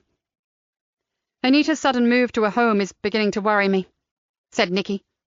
Did he give Susie the name of some bogus nursing home to stop her knowing too much or getting in touch? Or is it something more sinister? I'm as worried as you over that one, said Joseph. Nikki's mobile rang. Morgan Flint, she said, putting it on loudspeaker. What did you think of all that? Asked Morgan. Bizarre, said Nikki. Why go to all that trouble, and cost for that matter, when he could have parked Mother in a home and gone after Lucas anyway? Morgan laughed. Our thoughts precisely. But I phoned to ask if you'd like us to continue checking the nursing homes, or would you prefer we dug up the back garden? Well, we'd be really grateful if you'd try and find her, Morgan. We are run ragged hunting for our killer and his idiot brother. Nikki sounded as fraught as she looked. Happily, came Morgan's strong voice. And I'm going to go and take a look at that house for myself. I'll do a walk round with my phone and send you a video of anything interesting. Meanwhile, my colleagues here are packing up your out-of-work actress, ready for dispatch to your tender loving care. Speak later, and good hunting. She ended the call. What now? Asked Joseph. Wait for Cat and Ben to get back and have a look at this letter of Eric Dawson's. I keep thinking back to the start of the case, and how fascinating I thought it all was. The father being headhunted for the Stargate project, then all the drama that occurred when he returned home, a murder followed by his own violent death. Then his strange, disturbed son's disappearance, and finally, the older brother's years of searching. It felt like the plot of some thriller. Now all I can see is the madness. There's probably not one sane member in that family, and innocent people have died because of them. Joseph shook his head. You forgot to throw in Hackett and his spooks, added Nikki. Oh yeah, that too. All in all, and flaming fairies apart, this is the investigation from hell. She opened her mouth to speak, then stood. I need to go and have a quick word with Cameron before he leaves. He's off early to go to the doctor with Kay. Oh, right. Tell him we'll be thinking of them. And while you're away, I'll try to track down the real Corinne Blake and get her take on the goings-on at Arcadia. He saw the look that passed across Nikki's face and said, Don't worry. I won't mention that her nephew has magicked her sister away. He returned to his office. Kat had had no luck tracking Corinne Blake when she'd tried before, but knowing the husband's name changed everything. In under 10 minutes, he'd located Duncan Blake and discovered that he and his wife, Corinne, lived in a place called Cross Bannock in Kirkcudbrightshire. It took a little longer to get their number, but very soon the phone was ringing. Duncan answered, and Joseph introduced himself, asking if it was possible to have a word with his wife. While he waited, he wondered what he was going to say to the woman. He'd have to tread carefully. He didn't want to scare her. Corinne Blake here. How can I help you, Sergeant Easter? He took a deep breath. Good afternoon, Mrs. Blake. I'm very sorry to bother you, but we need your help with a serious case that we're investigating. It involves your nephews, Lucas and Harry Hopwood Bird. He heard a loud exhalation, then, "Oh, God, not again!" There was a long silence. Mrs. Blake, are you still there? Yes, I'm still here. She sounded wearily resigned. Tell me it has nothing to do with the deaths that we've read about in the papers, please. I wish I could, Mrs. Blake, but I'm afraid we are very anxious to talk to Lucas, and he cannot be found. And Harry, well, he's been helping us to find his brother, but he hasn't been totally truthful, and now he's gone off alone. Marrying Julian was the worst thing my sister could have done. Her life was blighted from the moment she said I do, and it seems he's still wreaking havoc, even from beyond the grave. But she did love him? Questioned Joseph gently. Oh, she did love him all right, Sergeant, to distraction. Followed him halfway across the world, only to see him destroyed by his own experiments and his willingness always to go that one step further. There was bitterness and pain in her words, but Joseph detected something else too. One step further. Corinne Blake sighed. I have no proof, Sergeant. What I know came from my sister, and she told me that she had been warned never to speak to anyone about what happened to Julian. She was afraid of some sort of retribution. But I don't think I can stay quiet forever, and as the whole family seems to have disintegrated, does it even matter any more? Mrs. Blake, whatever you tell me will remain confidential between me and my team. We have more constraints on us than you would think possible for a police force. Even this call could be terminated at any moment. It sounded somewhat melodramatic, but with Hackett, anything was possible. You won't be able to prove anything either, sad to say, Corinne went on. But you'll know I'm telling the truth when you consider one little-known fact. My brother-in-law signed a waiver when he went to the States. He readily accepted that the project he was to work on was risky.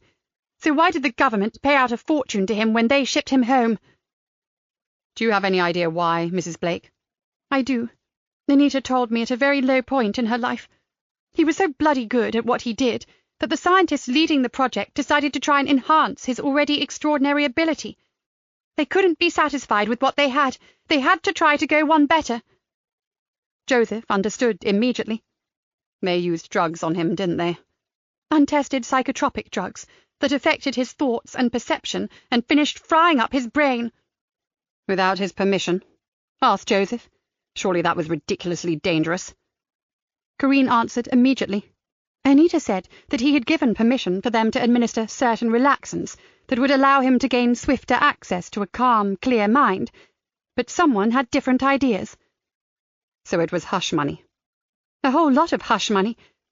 They had to all intents and purposes killed the goose that laid the golden egg. He was the best they had, and they messed up. Julian came back a totally different man. I do not know how my sister coped, with 2 young boys as well. The bitterness in her tone gave way to sadness. Well, the truth was, she didn't cope. Joseph recalled what Harry had said about their happy childhood, and what Aidan had been told about Julian loving to be with his family. He was puzzled. We were given to understand that they were a very happy family. That Julian favoured Lucas, and Harry was close to his mother. A derisory laugh echoed down the phone. "Ha! Harry told you that, I suppose? He couldn't tell the truth if he tried. Right from when he was a small boy he told stories. Now I'd guess he is a full-blown pathological liar, and a dangerous one at that." Joseph felt a stab of concern. So what was the real family dynamic, Mrs. Blake? On the surface, fine. Behind closed doors, a nightmare. Think about it. The father had lost the plot. Both boys were damaged goods. One had fantasies and the other an antisocial personality disorder, hence the lying. My dear sister Anita never came to terms with the fact that her loving husband had changed beyond all recognition, and she had no time for the children at all. Corinne swallowed noisily, and Joseph guessed that she was on the verge of tears. I gave up visiting. I know that sounds harsh, but to see Anita as she has become, knowing that there was nothing I could do to help her, it tore my heart in two. One day I'll get a call to say she's passed away, if anyone bothers to tell me. And it will be a relief, Sergeant." Joseph hardly knew what to say. What could you say?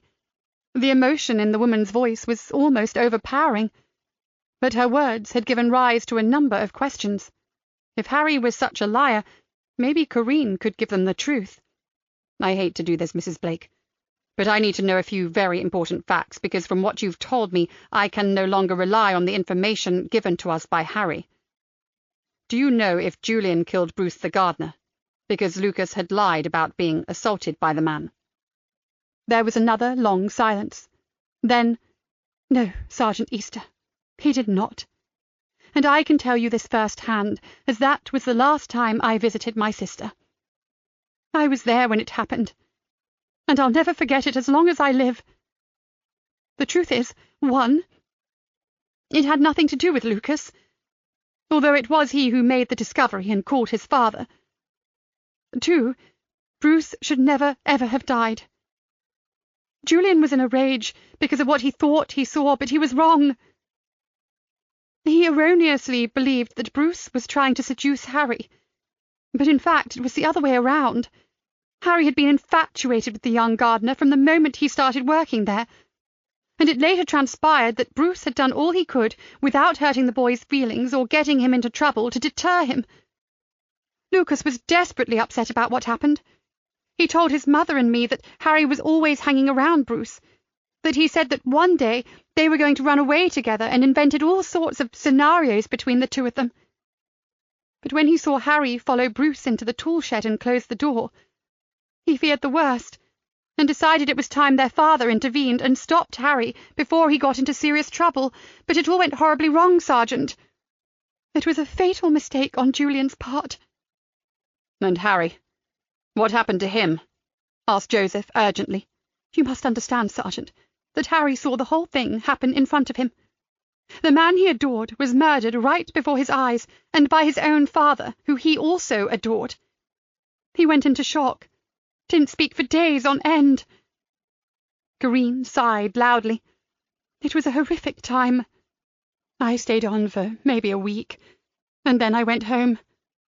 By that time Julian had been taken into custody. He never denied what he had done, and Anita was left with the boys. Again, it sounds heartless, but I knew she didn't want me there, and neither did Harry. He was speaking again by that time. I got the feeling he suspected that I might talk about what had happened, and he swore to me that Lucas had imagined everything, what he saw and what he believed. He said I couldn't possibly believe anything Lucas said because he lived in a fantasy world." She paused. "Harry was very plausible, even as a boy. So even though I knew in my heart that Lucas had told the truth, I couldn't prove it. I decided I was better off a long way away from Arcadia." "And you never saw your sister again? You never visited even after Lucas disappeared?" Joseph asked. "Because Harry told people you often went to Highgate to help look after his mother." "For a while we spoke on the phone, but even that wasn't on a regular basis, Sergeant. There was never any argument, no irreparable split. But for my sanity's sake I stayed away. I can't cope with lies, Sergeant Easter. If she truly needed me, I'd go to her. but she would have to call and ask. Joseph had a feeling that call would never come. He decided not to tell her that Harry had hired someone to impersonate her. It would come out later, but he thought he'd probably put her through enough for now. He had just one more question. Mrs. Blake, did the boys really get on? Did they care about each other? Yes, they did. When they were very young, they were inseparable. Even with all the fantasies and the lies? I think their differences brought them closer. It was sometimes a little scary. It was as if they shared deep secrets and were laughing at everyone else. Anita told me that when Lucas ran away, Harry was like a lost soul. Then, as he grew older, finding his brother again became a crusade. Joseph thanked her for both her help and her honesty. He was about to ring off when she said, "Do you think I should ring my sister, Sergeant?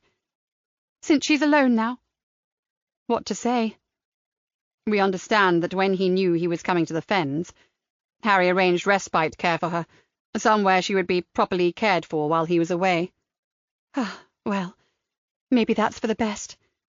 And please, Sergeant, will you tell me if you find my nephews, even if the news isn't good? He promised her he would, and hung up.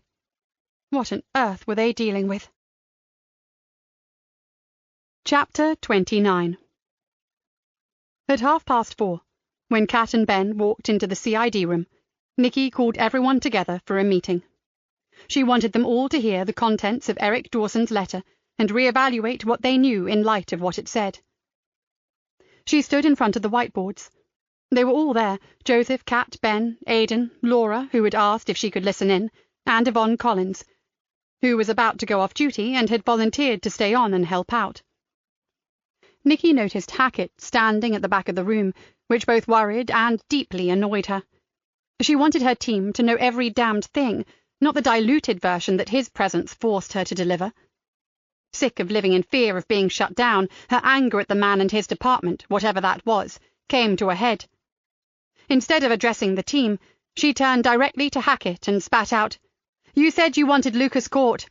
You said you didn't want to hinder our investigation. Well, you are hindering it. I will not continue to keep these officers in the bloody dark because of one name we are forbidden to mention. I don't give a damn about what happened in the past. Your weird scientist doesn't interest me one iota, but catching his murdering son does. If you want that done, I'm your best bet, Hackett. I'm your only bet. Plus, if you just take time out from spying on your only allies, you'll realize that in putting an end to this nightmare, we will also ensure that your nasty secret from the past, whatever that is, stays with you." She drew herself up to her full height. "If you stay, you will hear the name Julian Hopwood Bird mentioned, but only as Lucas and Harry's father, nothing else. If you can't cope with that, then I suggest you leave right now, but don't you dare try to stop me doing my job when innocent people are dying." The silence that hung over the room was almost palpable, and it went on for a very long time. Finally, Hackett nodded and walked towards the exit. "Carry on, Detective Inspector." He stopped, his hand on the door. "Just find your killer. And fast." As the door closed behind him, there was a collective release of breath. "Oh, my!" breathed Kat. "Where did that come from, boss?" "I think we just witnessed a bit of pressure cooker syndrome," said Ben almost reverently. "There really is only so much pressure you can take before something blows." Nikki took a deep breath. "Right, so before he changes his mind, let's not waste a moment." She looked at Ben. "Read out the letter that Eric Dawson left us. We need to hear word for word what he says." Ben took a copy of the letter from a plastic wallet and read it out. "To whom it may concern. I suppose this is being written as a kind of confession and as a plea for my beautiful daughter to forgive me. But it is also a true statement of fact that has to be made known, as I fear the future is uncertain for my surrogate son. I am still not sure if my actions were the wisest, although they were done with the sole intention of saving a boy from danger. They could have been a terrible mistake, but I'm afraid that's something I will never know. I do not regret what I did. I did abduct Lucas Hopwood Bird, and he willingly remained with me as my surrogate son until he was well into his 20s. Any teacher will know that some students touch your heartstrings for one reason or another, but although you care deeply about them, there are barriers that you do not cross, because you are their teacher and guide. You are not their parent. Lucas was always special to me, possibly because he was not the same as the other children. His view of the world was so different to theirs that I believed he would struggle to survive in so-called normal society, so I watched him closely. I endeavoured to engage the parents, but soon realised that was a pointless task. Inasmuch as Lucas was different to others, so were the parents, so my hands were tied. Lucas moved on to other classes, but I still involved him in projects, as and when I could. He looked to me as his mentor, and I accepted the role gladly. But our relationship changed when my darling son Josh was killed. Lucas had enormous sympathy, something I never expected in such a strange boy. He would sometimes leave little gifts or messages for me, but there was nothing creepy about it. It was not a teacher crush thing, something a lot of my teaching colleagues had to deal with. It was different with Lucas, a very naive and simple gesture. Soon after that, he started to talk to me more. Nothing very serious at first, although I soon gathered that his home life was dysfunctional in the extreme. Then his father was arrested for murder and subsequently died, but nothing that I would have expected to happen to support Lucas and his brother Harry was arranged for them. To my knowledge, they had no counselling and no assistance from professionals to see them through the trauma. I found out later that the mother had vetoed it. It was unthinkable but true. When he was 13 years old, he came to my house. There he gave way to an outpouring such as I have never known to come from a child. He told me everything about his father and what he called his amazing gift. He told me about the murder and how, although he still loved and adored his brother Harry, he was becoming increasingly afraid of his mental state. Coming from a boy who suffered fantasies and delusions, this might have been laughable, but it was far from funny. He said that sometimes Harry would call him Bruce, and seemed to see him as the gardener, looking at him in a way that made him feel very uncomfortable indeed. All this coincided with my moving away from the family home in London. I had procrastinated because it would mean leaving Lucas with no mentor or friend, but the heartache and the pain of losing Josh was too much to bear. I had to go. Then Lucas arrived in a terrible state. He had woken in the night to find Harry standing next to his bed. He was naked and seemed to be in kind of a sleepwalking state. And the things he was saying terrified Lucas. Finally, he walked away, back to his own room, but Lucas knew that the next night could be very different. At that point, everything became clear to me. I told the boy to pack a bag and slip away when everyone had gone to bed. That day, I instructed the removal company to pack up and clear the house and put everything into temporary storage.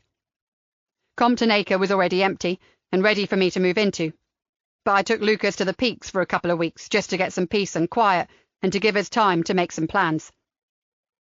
I didn't realise the extent of his problems, a personality disorder, until a little later, and although life became difficult for us, I never gave up on him. I took him to a private clinic where a drug regime was drawn up for him. He hated the medication, but it saw him through the separation from his family, through college, and into full-time employment. When he finally left home, he had rekindled his old love for his brother and put what happened down to some kind of shock reaction to what Harry had witnessed. Once he even went back to London and followed his brother as he walked his dog, but he soon realised that he daren't risk seeing him again, so he returned to his new life. I prayed that he would continue with the medication so that he could cope with life, live as well as possible. That was all I ever wanted. Ben looked up. The rest is really private stuff for his daughter, boss. Nikki exhaled. I feel like ripping everything off this whiteboard and starting again. We've been spun so many lies I'm not sure which way is up. The most understandable character in this whole charade is the killer himself. Lucas sees beauty in spirit forms in nature, and if someone destroys them, he exacts retribution, end of story. But right now we need to make a list of facts, things we know for sure, and ditch all the garbage Harry Bird has fed us. She looked at each of them. Now, Kat and Ben, you need to fill us in on what Dawson's daughter and brother told you. Laura and Aidan, if you could explain your concerns about Elvinia Torres. I will give you a brief rundown of an Oscar-winning performance that Joseph and I watched on video, starring aging TV star Susie Melrose, who pretended to be Corrine Blake, and Joseph will update you on some good old home truths from the real Corrine Blake, Anita's sister. Ben, you can start. Anyone, feel free to throw in whatever you think relevant as we go. I want a clear overview, and remember, our main objective is to find both Lucas and Harry, before they find each other. It took over 20 minutes to share their combined information, and just as Nikki was preparing to sum it up, Ben's phone rang. It's Eric Dawson's brother. Ben sounded tense. Yes, Mr. Dawson? I've been thinking of places where Marcus and I went regularly when we were in your area, and I might have a possibility for you. Ben grabbed a pen. Fire away, sir. My father-in-law used to have a little place on Turner's Drain. It's actually on a tributary that flows around the edge of the golf course and finally meets up with the river. There are only 2 or 3 dwellings along that strip. They're all well apart, and they all have private moorings. Plus, you can't see them from the drain. Is that the kind of place you're looking for? Was it ever? Ben threw Nikki an excited look. Can we have the exact address, sir? The house is called Harrier's. I don't know the name of the lane it's in, because we always approached by water. It's empty at present. The old man died intestate, silly sod, over 6 months ago, and it went to probate. After Ben had ended the call, Joseph said, Hold on. That name rings bells from Lucas's old notebook. He hurried into his office and returned with the tatty old book. Yes, he called it Harrier's Haunt, and he describes it as a very powerful place surrounded by water. He frowned, and it's one that Harry conveniently left off our famous map of safe places. Nikki turned to Yvonne. Go tell Niall. A place called Harrier's on Turner's Drain, along by the golf course. See if we have anyone in the vicinity, and if not, get a cartload of officers out there now. Yvonne was already out of the office door when Nikki said, Grab your stabbies, kids. Let's get a fix on this place. We are going to join them. She turned to Laura. Are you okay to hang on here? If we get either or both of these men, we are sure as hell going to need you and the FMO to evaluate them. Laura nodded emphatically. Of course. I'm not going to pass up a chance to talk to Lucas now, am I? Nikki turned to Aidan. And although I hate to exclude you, my friend, will you stay here and field any calls and be our liaison? This could turn out to be a crock of shit and no one's home, and I really don't want to miss anything of urgency coming in here. I will, said Aidan.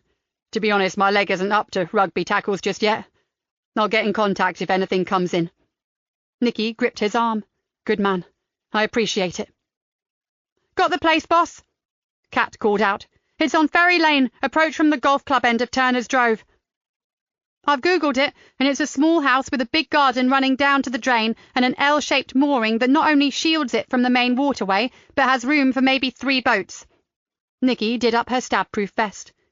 Since their last case in which a vest had saved Joseph's life, she insisted they wear them for all shouts that could turn physical.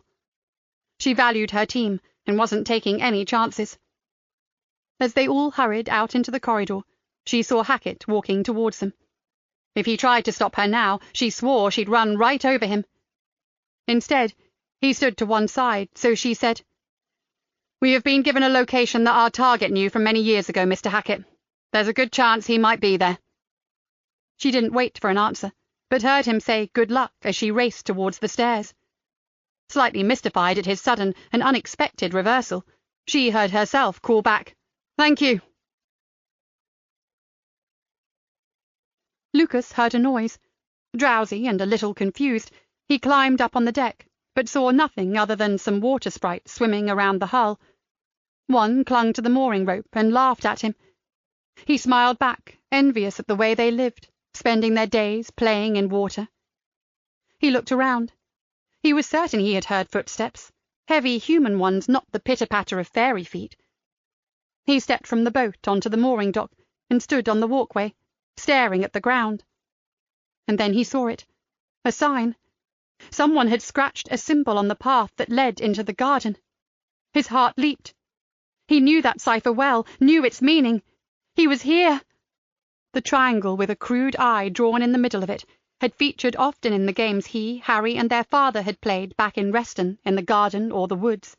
It had been his favourite, representing their trinity, 2 sons and their father. It meant simply, I am here. Tears came to his eyes. Now he knew he was forgiven, and forgave in his turn. They would be together just like before, only without their father. He walked up to the point where the mooring met the main waterway, but there was no one there. He called out, "Harry! Harry, I am here too!" Only a waterbird responded, with a harsh cry and a splash of wings on water as it took off and flew away. Only when he got back to the boat did he see the second sign, a single word etched on the jetty close to his boat. Ocean. Now he understood where he must go. Ocean's lagoon. Harry was there at the lagoon, waiting for Lucas to join him. Chapter 30. There were no search parties in the area close to Turner's train, so a group of officers, accompanied by Nikki, Joseph, and the team, gathered in the station yard and prepared to search Harriers. "I've directed 2 of the inflatable dinghies to move into the area. They're to hang back and observe any movement on the waterway, and, if necessary, block the exit from the mooring," said Niall, looking at his clipboard. "We have 2 cars with 6 uniformed officers to go in with you. 2 are qualified taser operators. I suggest you and your team approach by the direct route past the entrance of the golf course, while my 2 vehicles come in the back way to Ferry Lane. Silent approach, of course. It's belt and braces in case he's there and tries to do a runner by road rather than water." He looked at Nikki. "I have alerted an armed unit who'll be on standby, Mum. I know we don't think he has a gun, but I want to have backup ready just in case." Nikki very much doubted Lucas would be armed. It wasn't that kind of case, but it was good to know that Niall had every angle covered if the unthinkable happened. She nodded.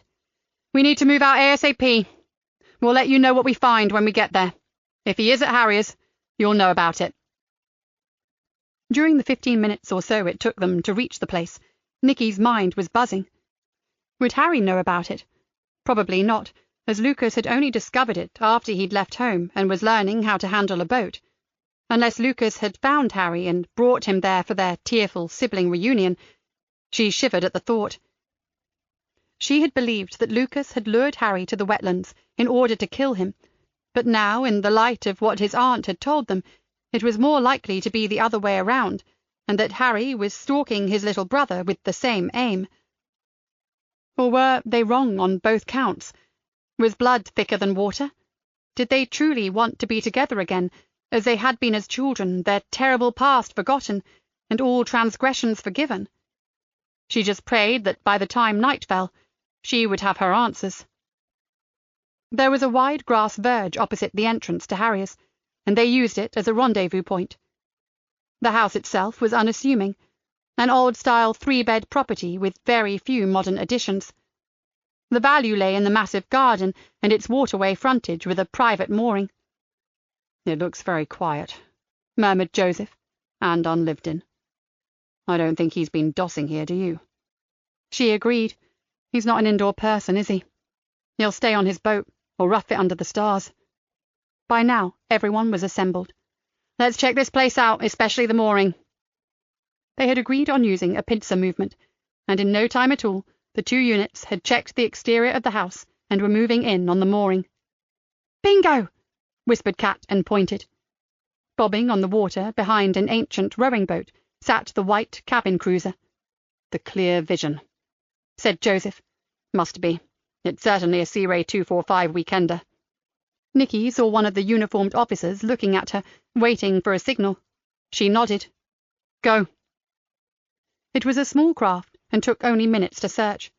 She soon heard the call, "All clear, Mom." Nikki grimaced, then looked back at the house. "Should we check that out?" asked Ben. If he's not on his boat, he has to be somewhere close by.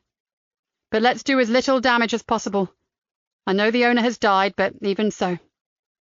But she knew he wasn't going to be there, and in 10 minutes and with only one forced window catch, she was proved right. A feeling of exasperation rose up inside her. It was the closest they had come to finding Lucas, but as ever, he'd eluded their grasp. "Boss, it could be nothing but—" Kat pointed to the garage door. "It's unlocked and empty. I'm certain that if an estate has gone to probate, You can't touch any of the belongings until the process is complete. I'd say there was a car in here until very recently. I'm sure I could smell fuel when I went inside." Nikki looked at Ben. "Ring Dawson and ask about his father-in-law's vehicle." Ben made the call. "Yes, boss. He had an old-style dark green Land Rover Defender, and it was here in the garage. Dawson is spitting tacks to hear that it's gone. Ring that info into Aiden immediately, Ben, and tell him to check out the reg number and then to get Niall to issue an attention drawn to all units. He can't have got far, and an old Defender is very easy to spot." Maybe they would see Lucas captured today after all. "And Joseph, we need to see inside that cabin cruiser." At the mooring, Joseph pulled on a pair of gloves and jumped on board, careful to touch as little as possible. "Nice," he murmured, looking at the cockpit and down into the cabin. 2 berths. There's a sleeping bag on one, and it looks like his stuff is still here. He looked back at Nikki, standing above at the mooring. "He wasn't going far. He hasn't even locked up. There are clothes, a few toiletries." He opened the fridge. "And milk, water, orange juice, and some packs of sandwiches." Nikki walked along to where the inlet converged into the main waterway and looked around. The empty towpath stretched ahead of her. At her back, the wide drain ran for about 1/4 of a mile and then met the tidal river. There was not a single person in sight, apart from the officers cruising slowly around in their 2 inflatables. "No movement out here," one of them called out. She raised a hand in acknowledgement. So where was Lucas? He hadn't been on the roads coming in, and they had a team at the golf club checking the perimeters closest to the gardens at Harrier's. Nikki walked back to Joseph. "He's done another of his famous vanishing acts." "Mom!" Yvonne Collins beckoned to her from a spot a little further down the path. "I think this means something." She indicated a symbol scraped on one of the paving slabs. Nikki stared at the triangle with the eye in the centre. "It's the same sign, only more detailed, as the one that Kyle found in that deserted chapel in Fenny Bridge Village. The one he saw was constructed out of stones and pebbles, whereas this one is a drawing." "The one that surprised Harry?" Nikki asked. "Yes. He believed it came from Lucas, that it was a message." Yvonne looked closer. "Oh, look! There's something else written here, a word. Ocean?" Joseph pulled out his phone and Googled it. "It's the name of a river goddess, boss. A powerful deity associated with water." "Oh, great, back to bloody Never Neverland," Nikki growled. "If the triangle had the same effect on Lucas as it did on Harry, Mom, it's definitely important," said Yvonne. "He was pretty emotional about it, even though he covered it up later. And another thing, now I think of it, there could have been something written in the dust close to the symbol, but Harry rubbed it out with his foot. He seemed to be scuffing at something as he spoke to us. I bet it was the same word. Could even have been a date or a time." Nikki closed her eyes and tried to follow Cam's advice. Ignore the fairy stuff and concentrate on the fact that Lucas Hopwood Bird was a psychotic killer. She thought hard. "Okay, let's imagine that Lucas is tucked up in his cozy cabin deciding what to eat, or maybe planning another murder. And he goes outside to stretch his legs and sees this." She stared at the symbol. "Whatever that says, it was enough for him to drop everything and go." Yvonne frowned. "Harry believed that the symbol in the chapel was left by Lucas, so it follows that Lucas must have believed that this one was from Harry." She turned her gaze to the writing, which would indicate that Ocean is a location. "He's gone to meet his brother," Joseph said. "You don't think it's a play on the word ocean, do you?" asked Yvonne. "The results I found said that she was a goddess of fresh water rather than the ocean," said Joseph. "I think it's another special place that Harry conveniently left off the map he gave us." Nikki frowned. "If you say ocean indicates fresh water, then the special place won't even be along the river, will it? It's a tidal river, so it must be salt." "Not exactly," replied Joseph. "The river is fresh water, since it's constantly being replenished from its source. When the tide turns, tongues of salt water flow back into it, and the two mingle. The estuary is incredibly productive ecologically. That's why early habitation sprang up around estuaries." "Well, thank you, Sergeant Easter, for that informative and educational lecture," Nikki raised an eyebrow.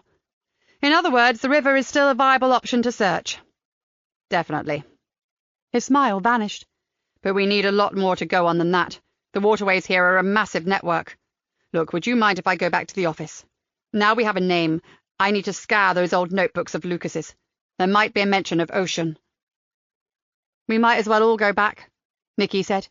We'll leave a uniformed presence here in case he returns. She looked at Yvonne. Well done for spotting that symbol, Bonnie. It's clearly going to be his next port of call, and if we can just discover where it is, we'll be joining him. Hang on. Joseph ran down the steps to the cabin area. Harry said Lucas always kept a diary. I'm just going to check his bags. He looked in all the bags, under the mattress of his bunk and other less obvious places, but found nothing. Harry must have been lying about that too, Nikki said. Joseph stopped abruptly. Hey, he did leave in a hurry, didn't he? He leaned forward and pointed to an ignition key still dangling from the dashboard. He removed it. That could slow up his escape, should he find a way back to the boat. Though with our guys surrounding it, I don't think he will. Back in the CID room, Nikki addressed the team. It's home time, guys, but if any of you can stay, that'd be great. I don't have to tell you how close we are to catching this guy. We almost had him earlier, so I can promise that you'll get overtime, and I could even throw in a takeaway if anybody feels hungry. That clinches it for me, said Kat with a broad grin. It was my turn to cook tonight, so, hey, win-win. Everyone stayed, as Nikki had guessed they might. She also had a feeling that it had nothing to do with overtime or food. God, she loved this team. Joseph dished out Lucas's strange notebooks. Some of it is gobbledygook, although some of the sketches are pretty impressive. Skip most of it and try not to get sidetracked. We are looking for the word Oshun. It's the name of a deity, a water goddess. But we are hunting for her in connection to a location, somewhere Lucas might be. He looked around. Everyone got one? There was a murmur of assent. Interesting homework, Sarge, said Ben, staring at a picture of some kind of troll. Makes a change from swatting up on Blackstone's practical policing. Joseph glanced across to Nikki's office, where she was speaking on the phone. She had opted to chase up any new intel and to keep in close contact with Niall, especially regarding that old defender. So far, there had been no sightings at all. Joseph returned to his notebook, aware that they only had 3 or so hours of daylight left to find the meeting place that could turn out to be fatal for one of the brothers. He had hoped that the last notebook, the one with the ramblings and spooky drawings, might deliver up a clue, but it had no mention of the elusive Oshun. In desperation, he Googled the name again, and was surprised to find there was so much on her. It made him realize that, while Lucas's nature spirits were a symptom of mental illness in this case, there were still millions of people who believed in gods and goddesses and spirits of all kinds.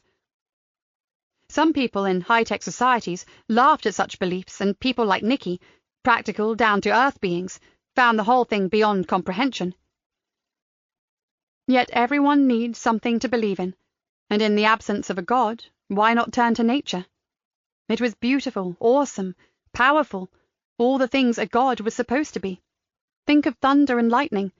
Who can help but feel they have something supernatural about them? He blinked a few times. He was tired, and his mind was wandering. He needed to concentrate. Strong coffee, that would do it. As if on cue, Kat knocked on his door. I decided that we all needed caffeine, Sarge. It's as strong as I could make it. Thank you, Kat, you're a mind reader. She put the beaker on his desk. Can you please not mention mind reading? It's much too close to JHB and his spooky talent. Once she had gone, he returned to his water goddess. She was a part of the Yoruba religion. He read on. The principal sanctuary of this deity is located in the Ocean Oshogbo Sacred Grove. Sacred Grove. Now where had he seen that before? He squeezed his eyes shut and tried to remember. Like something forgotten just on the tip of his tongue, he almost heard Lucas's voice. That was it. He had heard it when Karen Cotton recalled her talks with him. He began to rummage through the papers on his desk for those all-important notes. He found them at the bottom of a pile and began to read. At times of intense stress, I suppose we all need somewhere to run to, don't we? Some sacred grove where calm and peace can be restored, where things can be made better again. I dream of one day seeing the water goddess herself, the spirit of the river. She's there. I've witnessed the tiniest flashes of her presence on the turning tide in the lagoons. Of all places, that would be my own sacred grove. Lagoons. He exhaled. He didn't know the marsh areas well, but he knew this was it. Nikki, she knew the marsh. He grabbed the paper and ran to her office. Lagoons, Nikki, where do we find lagoons? She looked at him in surprise, then jumped up and went to her large wall map. There are several lagoons along the rivers that are designated as wildlife reserves, mainly for waterfowl and other migrant birds. She looked closer. There are 2 fairly close to where we found Lucas's boat. Here. She stabbed her finger on the map. And here. Not on the drain, but on the river itself. He looked over her shoulder to where she was pointing. He's gone to one or the other of those, I'm certain of it.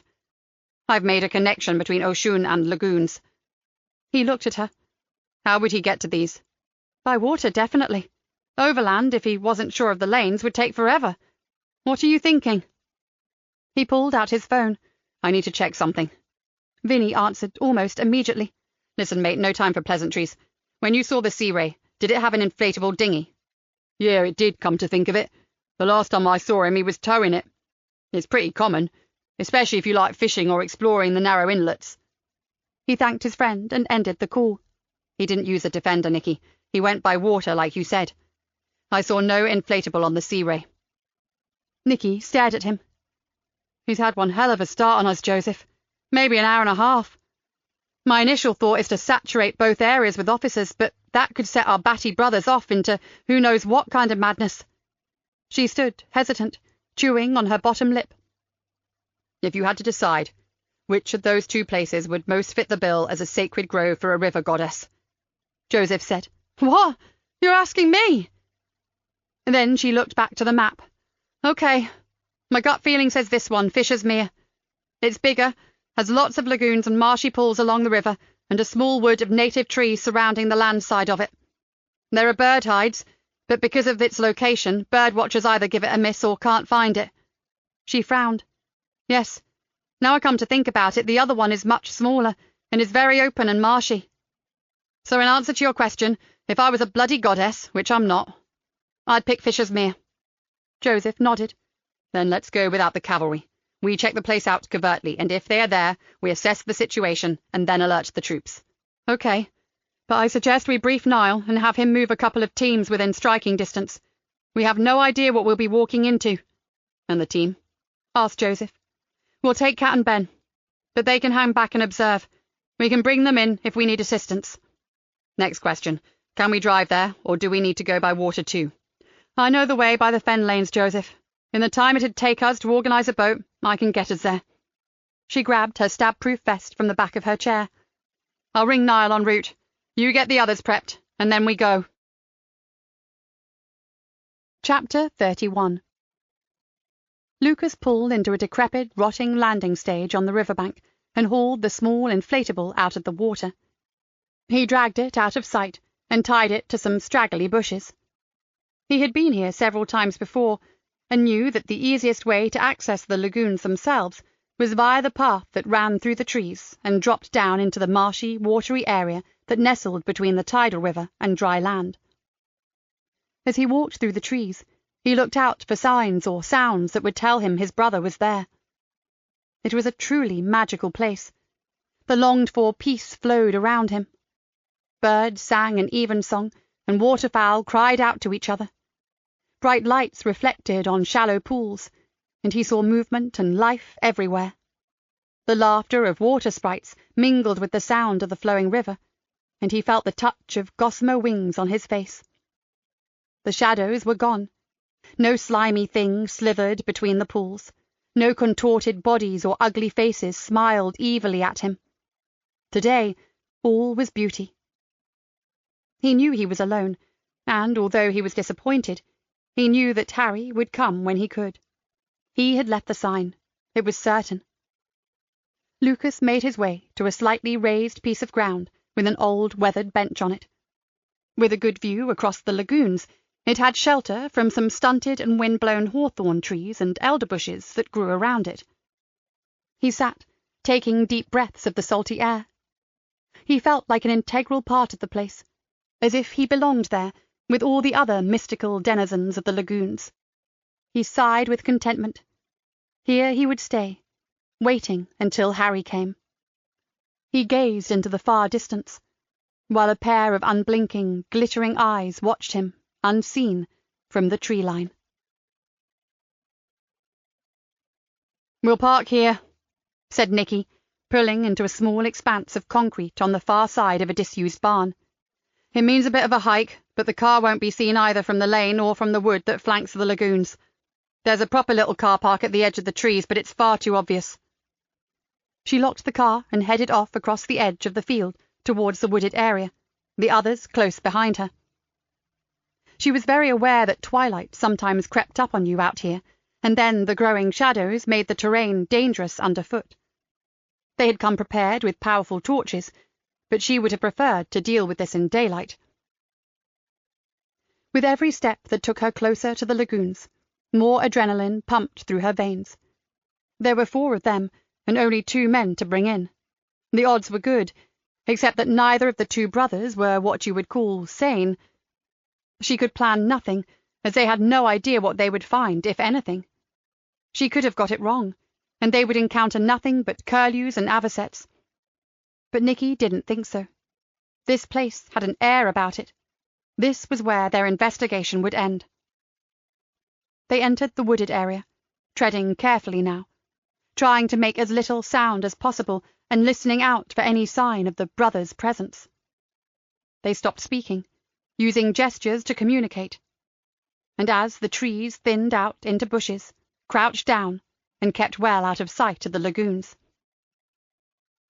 Joseph suddenly touched her arm and pointed. It was Lucas, sitting alone on a bench, so still that he might have been asleep. For one awful moment, Nikki wondered if they were too late and Harry had already had his reunion, but then she saw him shift a little, stretch out his legs and cross his ankles. He was perfectly at ease. "He's waiting," whispered Joseph in her ear. "Do we take him?"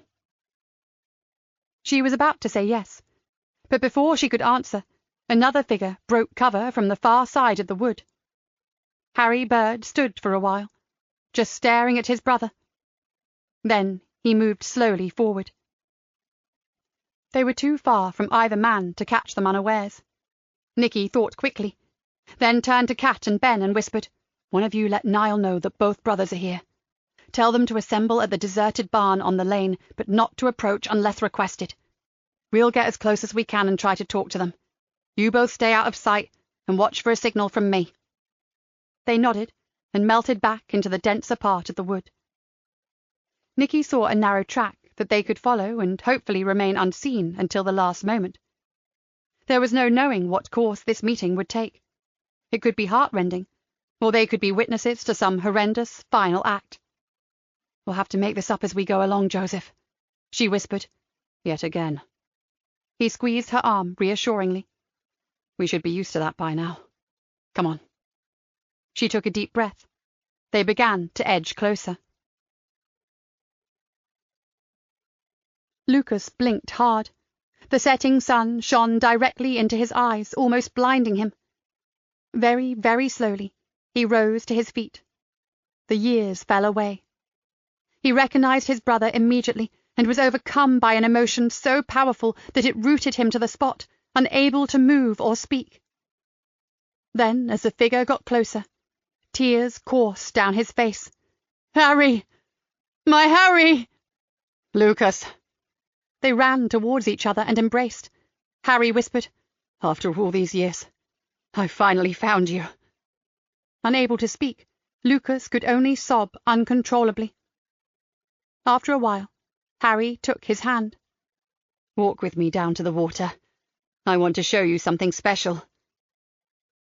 Lucas allowed himself to be led. The tide had turned. The water in the river ran deep and fast, and some of the shallow lagoons were filling up. Harry strode on, while the water rose above his shoes and soaked the legs of his trousers. "Here, this one," I found it the other day. Lucas, come and see, it's amazing. Lucas felt dizzy. His head spun, and lights flashed in front of his eyes, making it difficult to walk. He wondered what his brother had found. They were children again.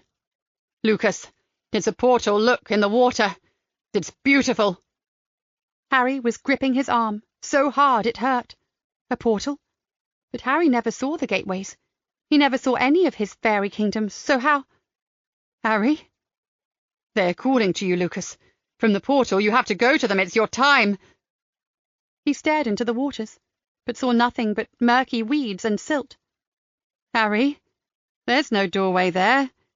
Not in this pool, there's nothing. The face that looked down at him had changed. The look it now bore was unfathomable. You have to pay, Lucas. Killing people is not acceptable, dear brother.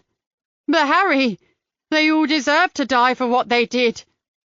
He looked in horror at the sneer on Harry's face. I don't care about those fools. I'm talking about the best man that ever lived. It's your fault he died. I've hunted for you ever since you ran away. You knew then and you know now.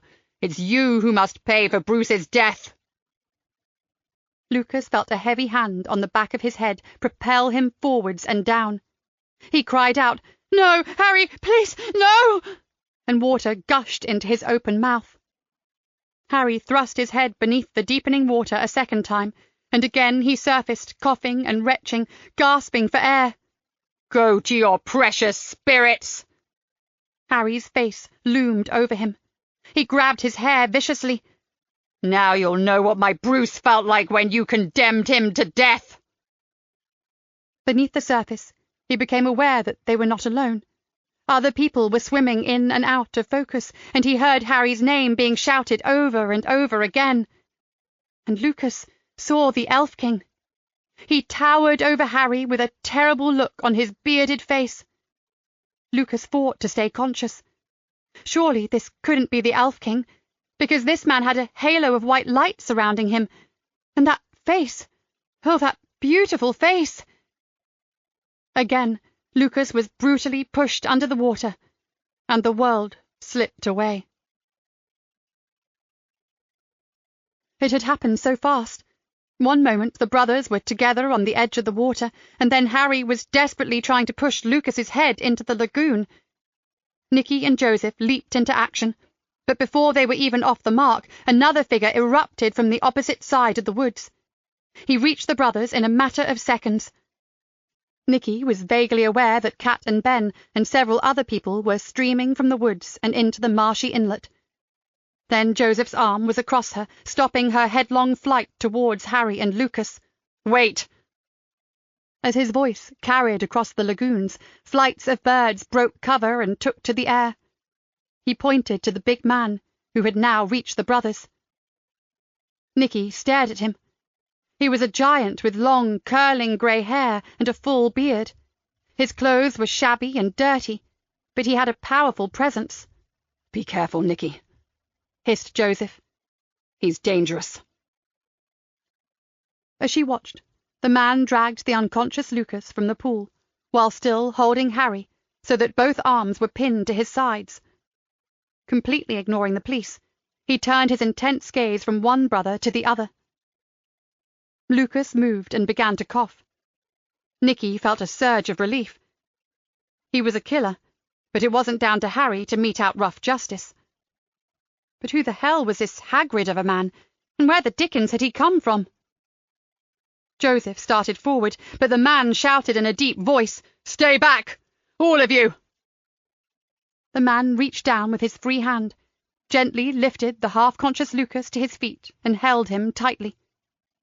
All the time he was gradually edging backwards, away from them and closer to the river. "We're the police, sir!" Nikki called out. "Please let us help Lucas!" "I said stay back!" The water was over his boots, but he still moved slowly backwards. Nikki watched, afraid to move, but equally afraid of what the man was about to do. What he did next would haunt Nikki for a long time to come. He looked at Harry, smiled sadly, then changed his grip and deftly broke his neck with a strange, jerking, twisting motion. In a split second, Harry's lifeless body was hanging over the big man's arm. The man then turned to a shocked and horrified Lucas and said, "Now we all go together."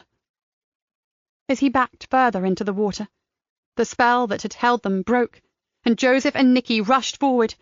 Then, to Nikki's surprise, they were once again stopped in their tracks as another man hurtled past them, heading straight for the water.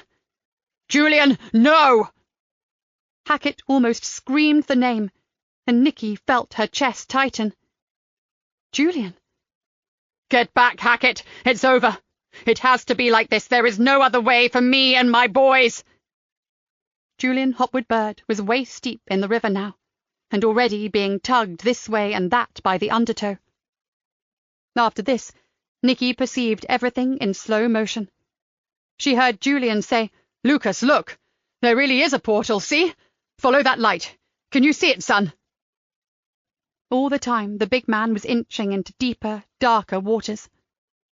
Lucas's unfocused eyes seemed to stare downwards, just as a shaft of fading sunlight cut across the water with a brilliant rainbow glow. "I see it, Father! I see it!" "I'll come with you, and I'll bring Harry. We'll go together, my lovely boys. Dive, Lucas! Dive down!" Nikki stood speechless, and saw Lucas throw his father a dazzling smile, then dive into the shimmering ray of light. And then they were gone. "No!" Hackett ripped off his jacket and launched himself into the river, yelling for Julian. "Hackett, the current!" screamed Nikki, then turned to Joseph. "He'll never get out again if he gets caught in that current." "Oh, shit!" Joseph struggled out of his stab-proof vest and leaped in after Hackett. Nikki watched, her heart in her mouth. Then Hackett surfaced a little further down, and Joseph managed to swim fast enough to catch hold of him. She heard him shout, "They've gone, man, and you'll be joining them if you don't give up.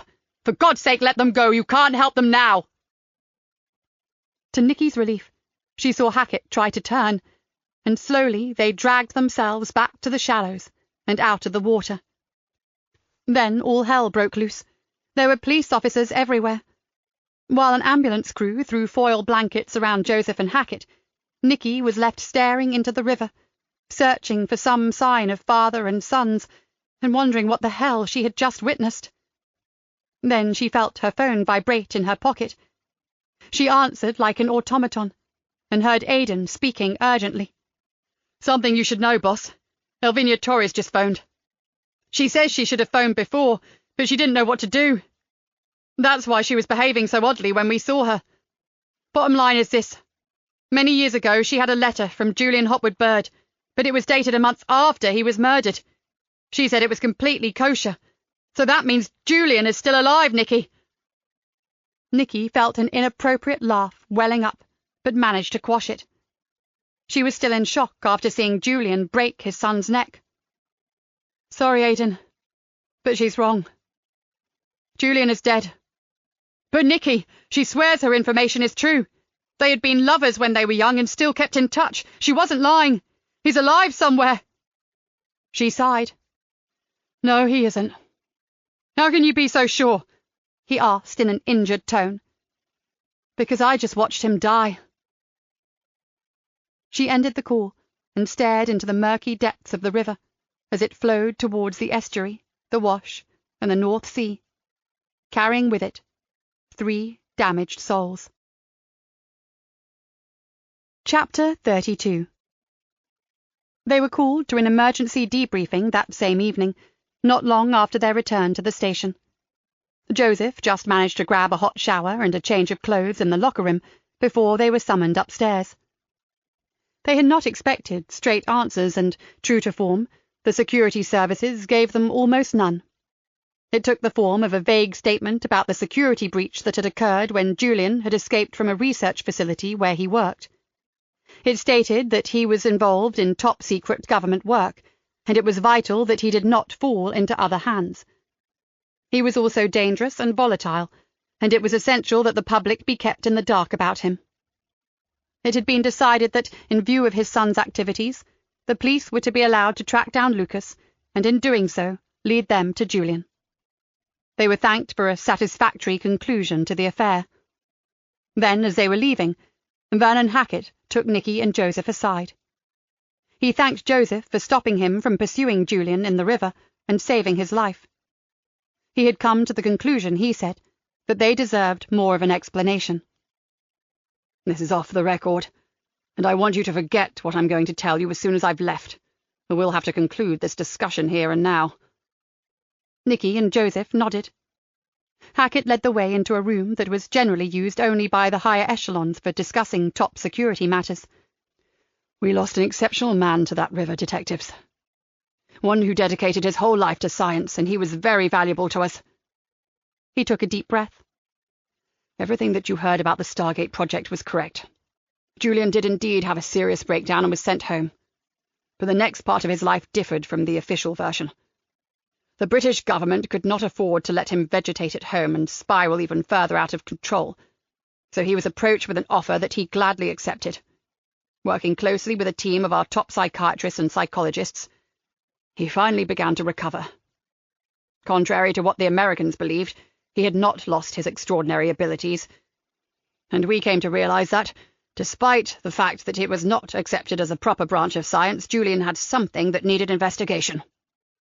"Out of the frying pan into the fire," muttered Nikki. "More experiments. Just a different government pulling the strings." Hackett frowned. "No, Nikki, it wasn't like that at all. In the first instance, he was very disturbed initially. No one knew at the time whether he would ever function properly again after what had happened to him. Second, there was the unfortunate incident that resulted in his gardener's death. And third, he had finally come to accept that both his sons had serious mental health issues. No one was heartless enough to consider any experiments at that point." Hackett stared from Nikki to Joseph. "Because of his fragile state of mind after the outburst of rage that left a young man dead, we decided not to cover it up. Julian had confessed to killing the man, and he was in no fit state to stick to an alternative story, so he paid the price with a life sentence." "But he was never murdered in the psychiatric unit at the secure hospital. Just magicked away. Where to?" asked Joseph. "Sorry, that one is classified. Just know that it was a different kind of establishment, one of ours. He was still incarcerated, but in quite different conditions. As he recovered, he was given his own department and a certain amount of freedom, enabling him to continue with the work he was so passionate about. Any experiments, as you call them, were designed by Julian himself, and he worked with a select team, hand-picked by him. He was cared for and valued, not used as a lab rat." "And his family never knew he was still alive?" asked Nikki incredulously. "It was best that way," Hackett replied. "Actually, it was the only way, given their problems. But when young Lucas ran away, we tracked him and kept Julian in the loop as to his progress. The teacher, Dawson, was actually given a certain amount of anonymous help from us in the form of finding a college education, medical assistance, and so on, although Dawson was never aware of it. This took the form of exactly the right university course suddenly becoming open to Lucas, and the clinic that Dawson had chosen to help him with his psychological problems was offered the services of a top man in that field, who just happened to be trialling some very expensive and very effective drugs that might benefit Lucas. All gratis in the interest of the trial and the furtherance of medical science, of course." "And Harry?" asked Nikki. "Oh, well, there we messed up. Harry was considered a minimal threat. No one appreciated how damaged he really was, and that he would come to hate his brother. His search for Lucas was seen as a mission to reunite with the brother he loved, not a hunt to exact revenge on him." "Big mistake," murmured Joseph. "It was," Hackett said dourly. "Not our finest hour." "Then Lucas flipped and his fantasies took over," said Nikki. "Was that when Julian did a runner from your establishment?" He nodded. "We don't know how he heard about the murders. That kind of news was generally withheld from him. But he did, and I believe that all he wanted to do was to get to Lucas and, well, make sure he was never caught." "Kill him himself?" asked Nikki, feeling slightly nauseous at the thought. "I believe so, but out of love. To save him from further madness. Well, he got his wish." Joseph puffed out his cheeks and exhaled. "Neither of them could possibly have survived that river. They didn't. said Hackett softly. Officially, their bodies will never be found.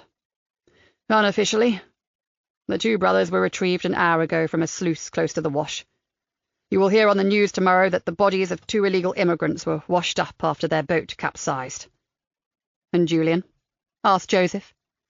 The sea usually gives up its dead in its own time, Hackett said dispassionately. So, 2 mysteries remain, said Nikki. Where is the massive payout that Julian received from the US? And where is Anita, Julian's wife? You know about the money? Hackett raised an eyebrow. Well done, I must be slipping. I won't ask how you came by that information, as I'm sure you won't tell me in any case. Julian gave most of the funds to his family in the form of irregular sums that trickled into their accounts as if from successful financial investments. The rest was channeled into his project. He provided the funding for years of work. Joseph smiled. How ironic. The US ostensibly funded your secret project. As you say, ironic, Hackett said wryly. And Anita? Asked Nikki. We're going to leave that one to the Met. Harry went right off-piste when he played that little flanker. We have no idea where she is, just that she knows nothing compromising, so she's no threat to security. Nikki shook her head. And that's all you care about? Poor woman. She could be dead for all we know, a sad, innocent victim of circumstances she did nothing to bring about. Don't be too sure about her innocence, Nikki. Some of Lucas's and Harry's problems could be laid at her door. Not through direct abuse, but through her failure to recognize their differences and her refusal to get them any kind of help. She seems to have thought only of Julian, about whom she was almost obsessive, and had little time for their offspring. Nikki recalled Eric Dawson saying much the same thing when he mentioned that she'd vetoed counselling after their father died. And Delia Cleghorn had said that she felt sorry for Lucas, whose mother had never appreciated how serious his fantasies were.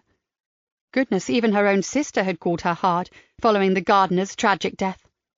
Then she remembered Harry telling her what a wonderful childhood they'd had, and how close he was to his dear mother. Was that just wishful thinking, or did he really believe it? Poor Harry. Oh, God, what a family. She studied Hackett. So, how are you going to whitewash the murders of Richie Naylor, Stuart Baker and Craig Steadman? Oh, and let's not forget the damage to that schoolboy. Your superintendent is being briefed on that as we speak. He will update you as soon as I've gone. Hackett stood up. Which will be shortly. He looked at Joseph. Thank you again for what you did. I saw the red mist. I knew his worth and I failed him. He paused at the door. I hope our paths don't cross again, Di Galena. Oh, not half as much as I do. It was after 11 that night when they were called into the super's office. His face was grey, and he looked exhausted. To Nikki's surprise, he opened a desk drawer and took out a bottle of scotch and 3 glasses. It's against regulations, but when you compare this to some of the fabrications and acts of subterfuge that are being set in motion right now, I think we can be forgiven. He poured them both a drink. Medicinal. You've earned it.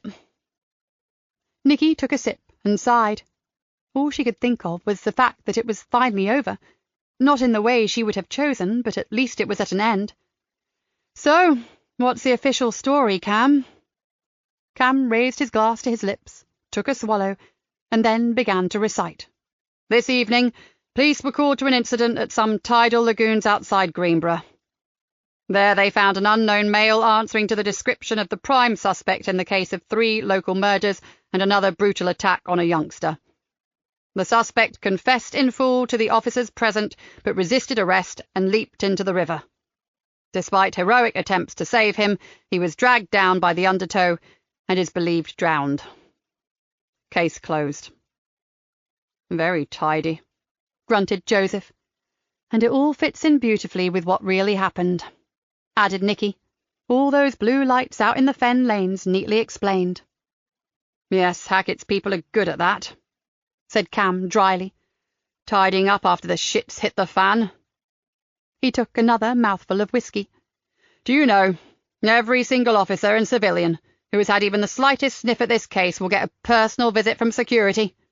Not long from now, this whole episode will be tied up tighter than a whalebone corset, and after singing from the same hymn sheet for a while, some of those involved will even come to believe it really happened that way." "And what do we tell the people who know the truth, Cam? People like Karen Cotton, the Cleghorns, and Anita's sister Corinne?" asked Joseph. "As little as possible," Cam said with a sigh. "I completely trust your judgment regarding these people, and it will be down to the two of you to decide how much to say. And don't forget, Lucas had so many names in his lifetime that he could have died without anyone knowing his real name. Josh, Luke, or Marcus could have ended up as an unknown male. And Julian Hopwood Bird is once again classified as murdered while incarcerated," said Joseph flatly. "Exactly as history dictates," replied Cam. "And Harry?" asked Nikki. "Let me guess, he's now a missing person?" "Indeed." Cam placed his empty glass on the table. "Now I have some different but also worrying news for you." Nikki's heart sank. What next? "This isn't something I want to tell you right now, but you're my dear friends as well as valued work colleagues." He heaved in a breath. "As you know, I went to the doctor's earlier this afternoon with Kay. I'm afraid she has some serious heart issues that will probably lead to surgery. We won't know more until further tests are done, but as soon as this investigation is cleared up and the report's done, I will be taking compassionate leave to look after her." At once they said how sorry they were and offered any help they could give, but inside Nikki was in turmoil. She was desperately sorry for Kay and Cam too, but a new superintendent, even on a temporary basis, could be fatal for her and Joseph. Was this it? The moment they'd been dreading? Was it finally time to make that awful decision? But no matter how many times they had gone over it, she still wasn't ready. "I'm so sorry," said Cam softly. "But I have no choice." "We know that, Cam," said Joseph. "Of course, Kay must come first." "She does," he said. "But I also know what this means for the two of you." Neither of them answered. What was there to say? "However, I do have a suggestion, and there's no rush for an immediate answer." There was a hint of a smile on his lips. "As this is only likely to go on for around 6 months, I could speak to my commanding officer about not bringing in a temporary replacement. Instead, I would recommend that you, Nikki, step up to acting superintendent during my absence. What do you think?" She blinked, as the realization of what that meant began to sink in. "It's a lifeline, Nikki, if that's what you want. Although you may have other plans, of course. I know it's something that has been hanging over your heads for a long time." Cam smiled. "Think about it. Discuss it. I'll do whatever you decide. And now bugger off, both of you. It's been a bloody long day, and I want to get home to my wife." The night was warm, and Cloud Fen was unusually silent. They never pulled the bedroom curtains, and the window was open, but as they lay and looked out into blackness, there was no moon and no stars. The heavy, dark sky suited their mood. They were both exhausted, but sleep would not come. At 2:30, Nikki got up, made tea, and brought it back up to bed. "Why does the conclusion to this investigation feel like a terrible personal failure?" asked Nikki, partly of Joseph and partly of herself. Joseph gave a little laugh. "Because it is less than perfect, and you, my darling, like your cases brought to a so-called satisfactory conclusion, all boxes ticked and a neat line drawn beneath them. Well, not one thing about the Bird case was straightforward. I mean, even the way we were forced to work was damned near impossible." He leaned back against the pillows and sipped his tea. "Right from the start, the one person we believed to be our guiding light was in actual fact a liar and a manipulator. I think you did an amazing job, considering that every way forward was shrouded in a thick web of lies and camouflage. To think we believed that Harry was the sane one, and a possible victim." "How wrong can you be?" Nikki said. "And where, oh where, is the mother?" Morgan Flint messaged me earlier that her crack about digging up the garden could soon become a reality." They drank their tea, deep in thought. Then Nikki said, "Well, we may get some answers one day about Julian and where he went when he was supposed to be dead, but they will come from either Elvinia Torres or Spooky's anonymous source. Spook said there were some flaws in the timing of the events surrounding his death, but, frankly, that's irrelevant now that he's really gone for good. And anyway, I don't care anymore. Do you?" Joseph agreed. "This is one case I'd be happy to forget about. Not that I think I ever will." Nikki saw again the swift movement that brought an end to Harry's tortured life. She shivered, drank more tea, and changed the subject. "Did I tell you that Aidan spoke to me before we left?" Joseph shook his head. "I never saw the going of him in all the furor. He's decided that he's not ready to take that post up north. He's going to spend a bit more time in therapy with Laura, allow his leg to get stronger, and take some downtime with his wife. He said to say thank you to the team. He knows now that his actions could have been catastrophic for the investigation, but at least he's aware that his head has to be in a much better place before he goes back to work." "Well, that's one positive to come out of all this," said Joseph, placing his empty mug on the bedside cabinet. Nikki drained her own mug. "So, who do you think was the Elf King?" "I believe that's the one truth we did get from Harry, that it was different people at different times, and mostly fantasy figures from his fairy world. Some of the drawings, especially in the later notebooks, showed a seriously malevolent and dark creature hovering in the background." Joseph nestled down beneath the duvet. "But towards the end, I'm pretty sure it became Julian, although I'm sure Lucas had no idea that it was his father. He could have been aware that someone was following him, and decided it was the Elf King." "You might be right, Joseph. Julian came here immediately after the first murder, and I'm guessing from his final action that hunting down the boys and killing them was always his intended conclusion." "I also believe he tracked his son carefully, probably using his memories of the old maps. Lucas mentioned in his diary that his father was as enthusiastic and encouraging about them as the boys themselves, and even invented places and joined in games using them. The maps were not all Harry's work. Their dad had significant input too." "And if he was following the maps, Julian could then have seen Harry." Nikki sighed. "But how did he know they would both be at the lagoons at that particular time?" "My money is on the fact that it was Julian who left those symbols," said Joseph. "And if we look at some of the other special places, we'll find symbols there too." "But we won't be looking for anything, will we? That line you were talking about has already been firmly drawn by Hackett's people. The case is closed. And we are left with one final decision, aren't we?" said Joseph softly. "Aren't we just? I would hate the super's job," she said emphatically. "Can you honestly see me in some of those meetings? And I've seen some of the key accountabilities of a superintendent, Joseph. Negotiate and control internal and external budgets within areas of responsibility and partnership arrangements, influencing budget allocation, blah, blah, making financial savings, blah, blah. Oh, hell, Joseph. And there are dozens more like that." He laughed softly in the darkness and squeezed her hand. "You'd be simply steering the ship until Cam got back, doing the basics and overseeing good policing practices.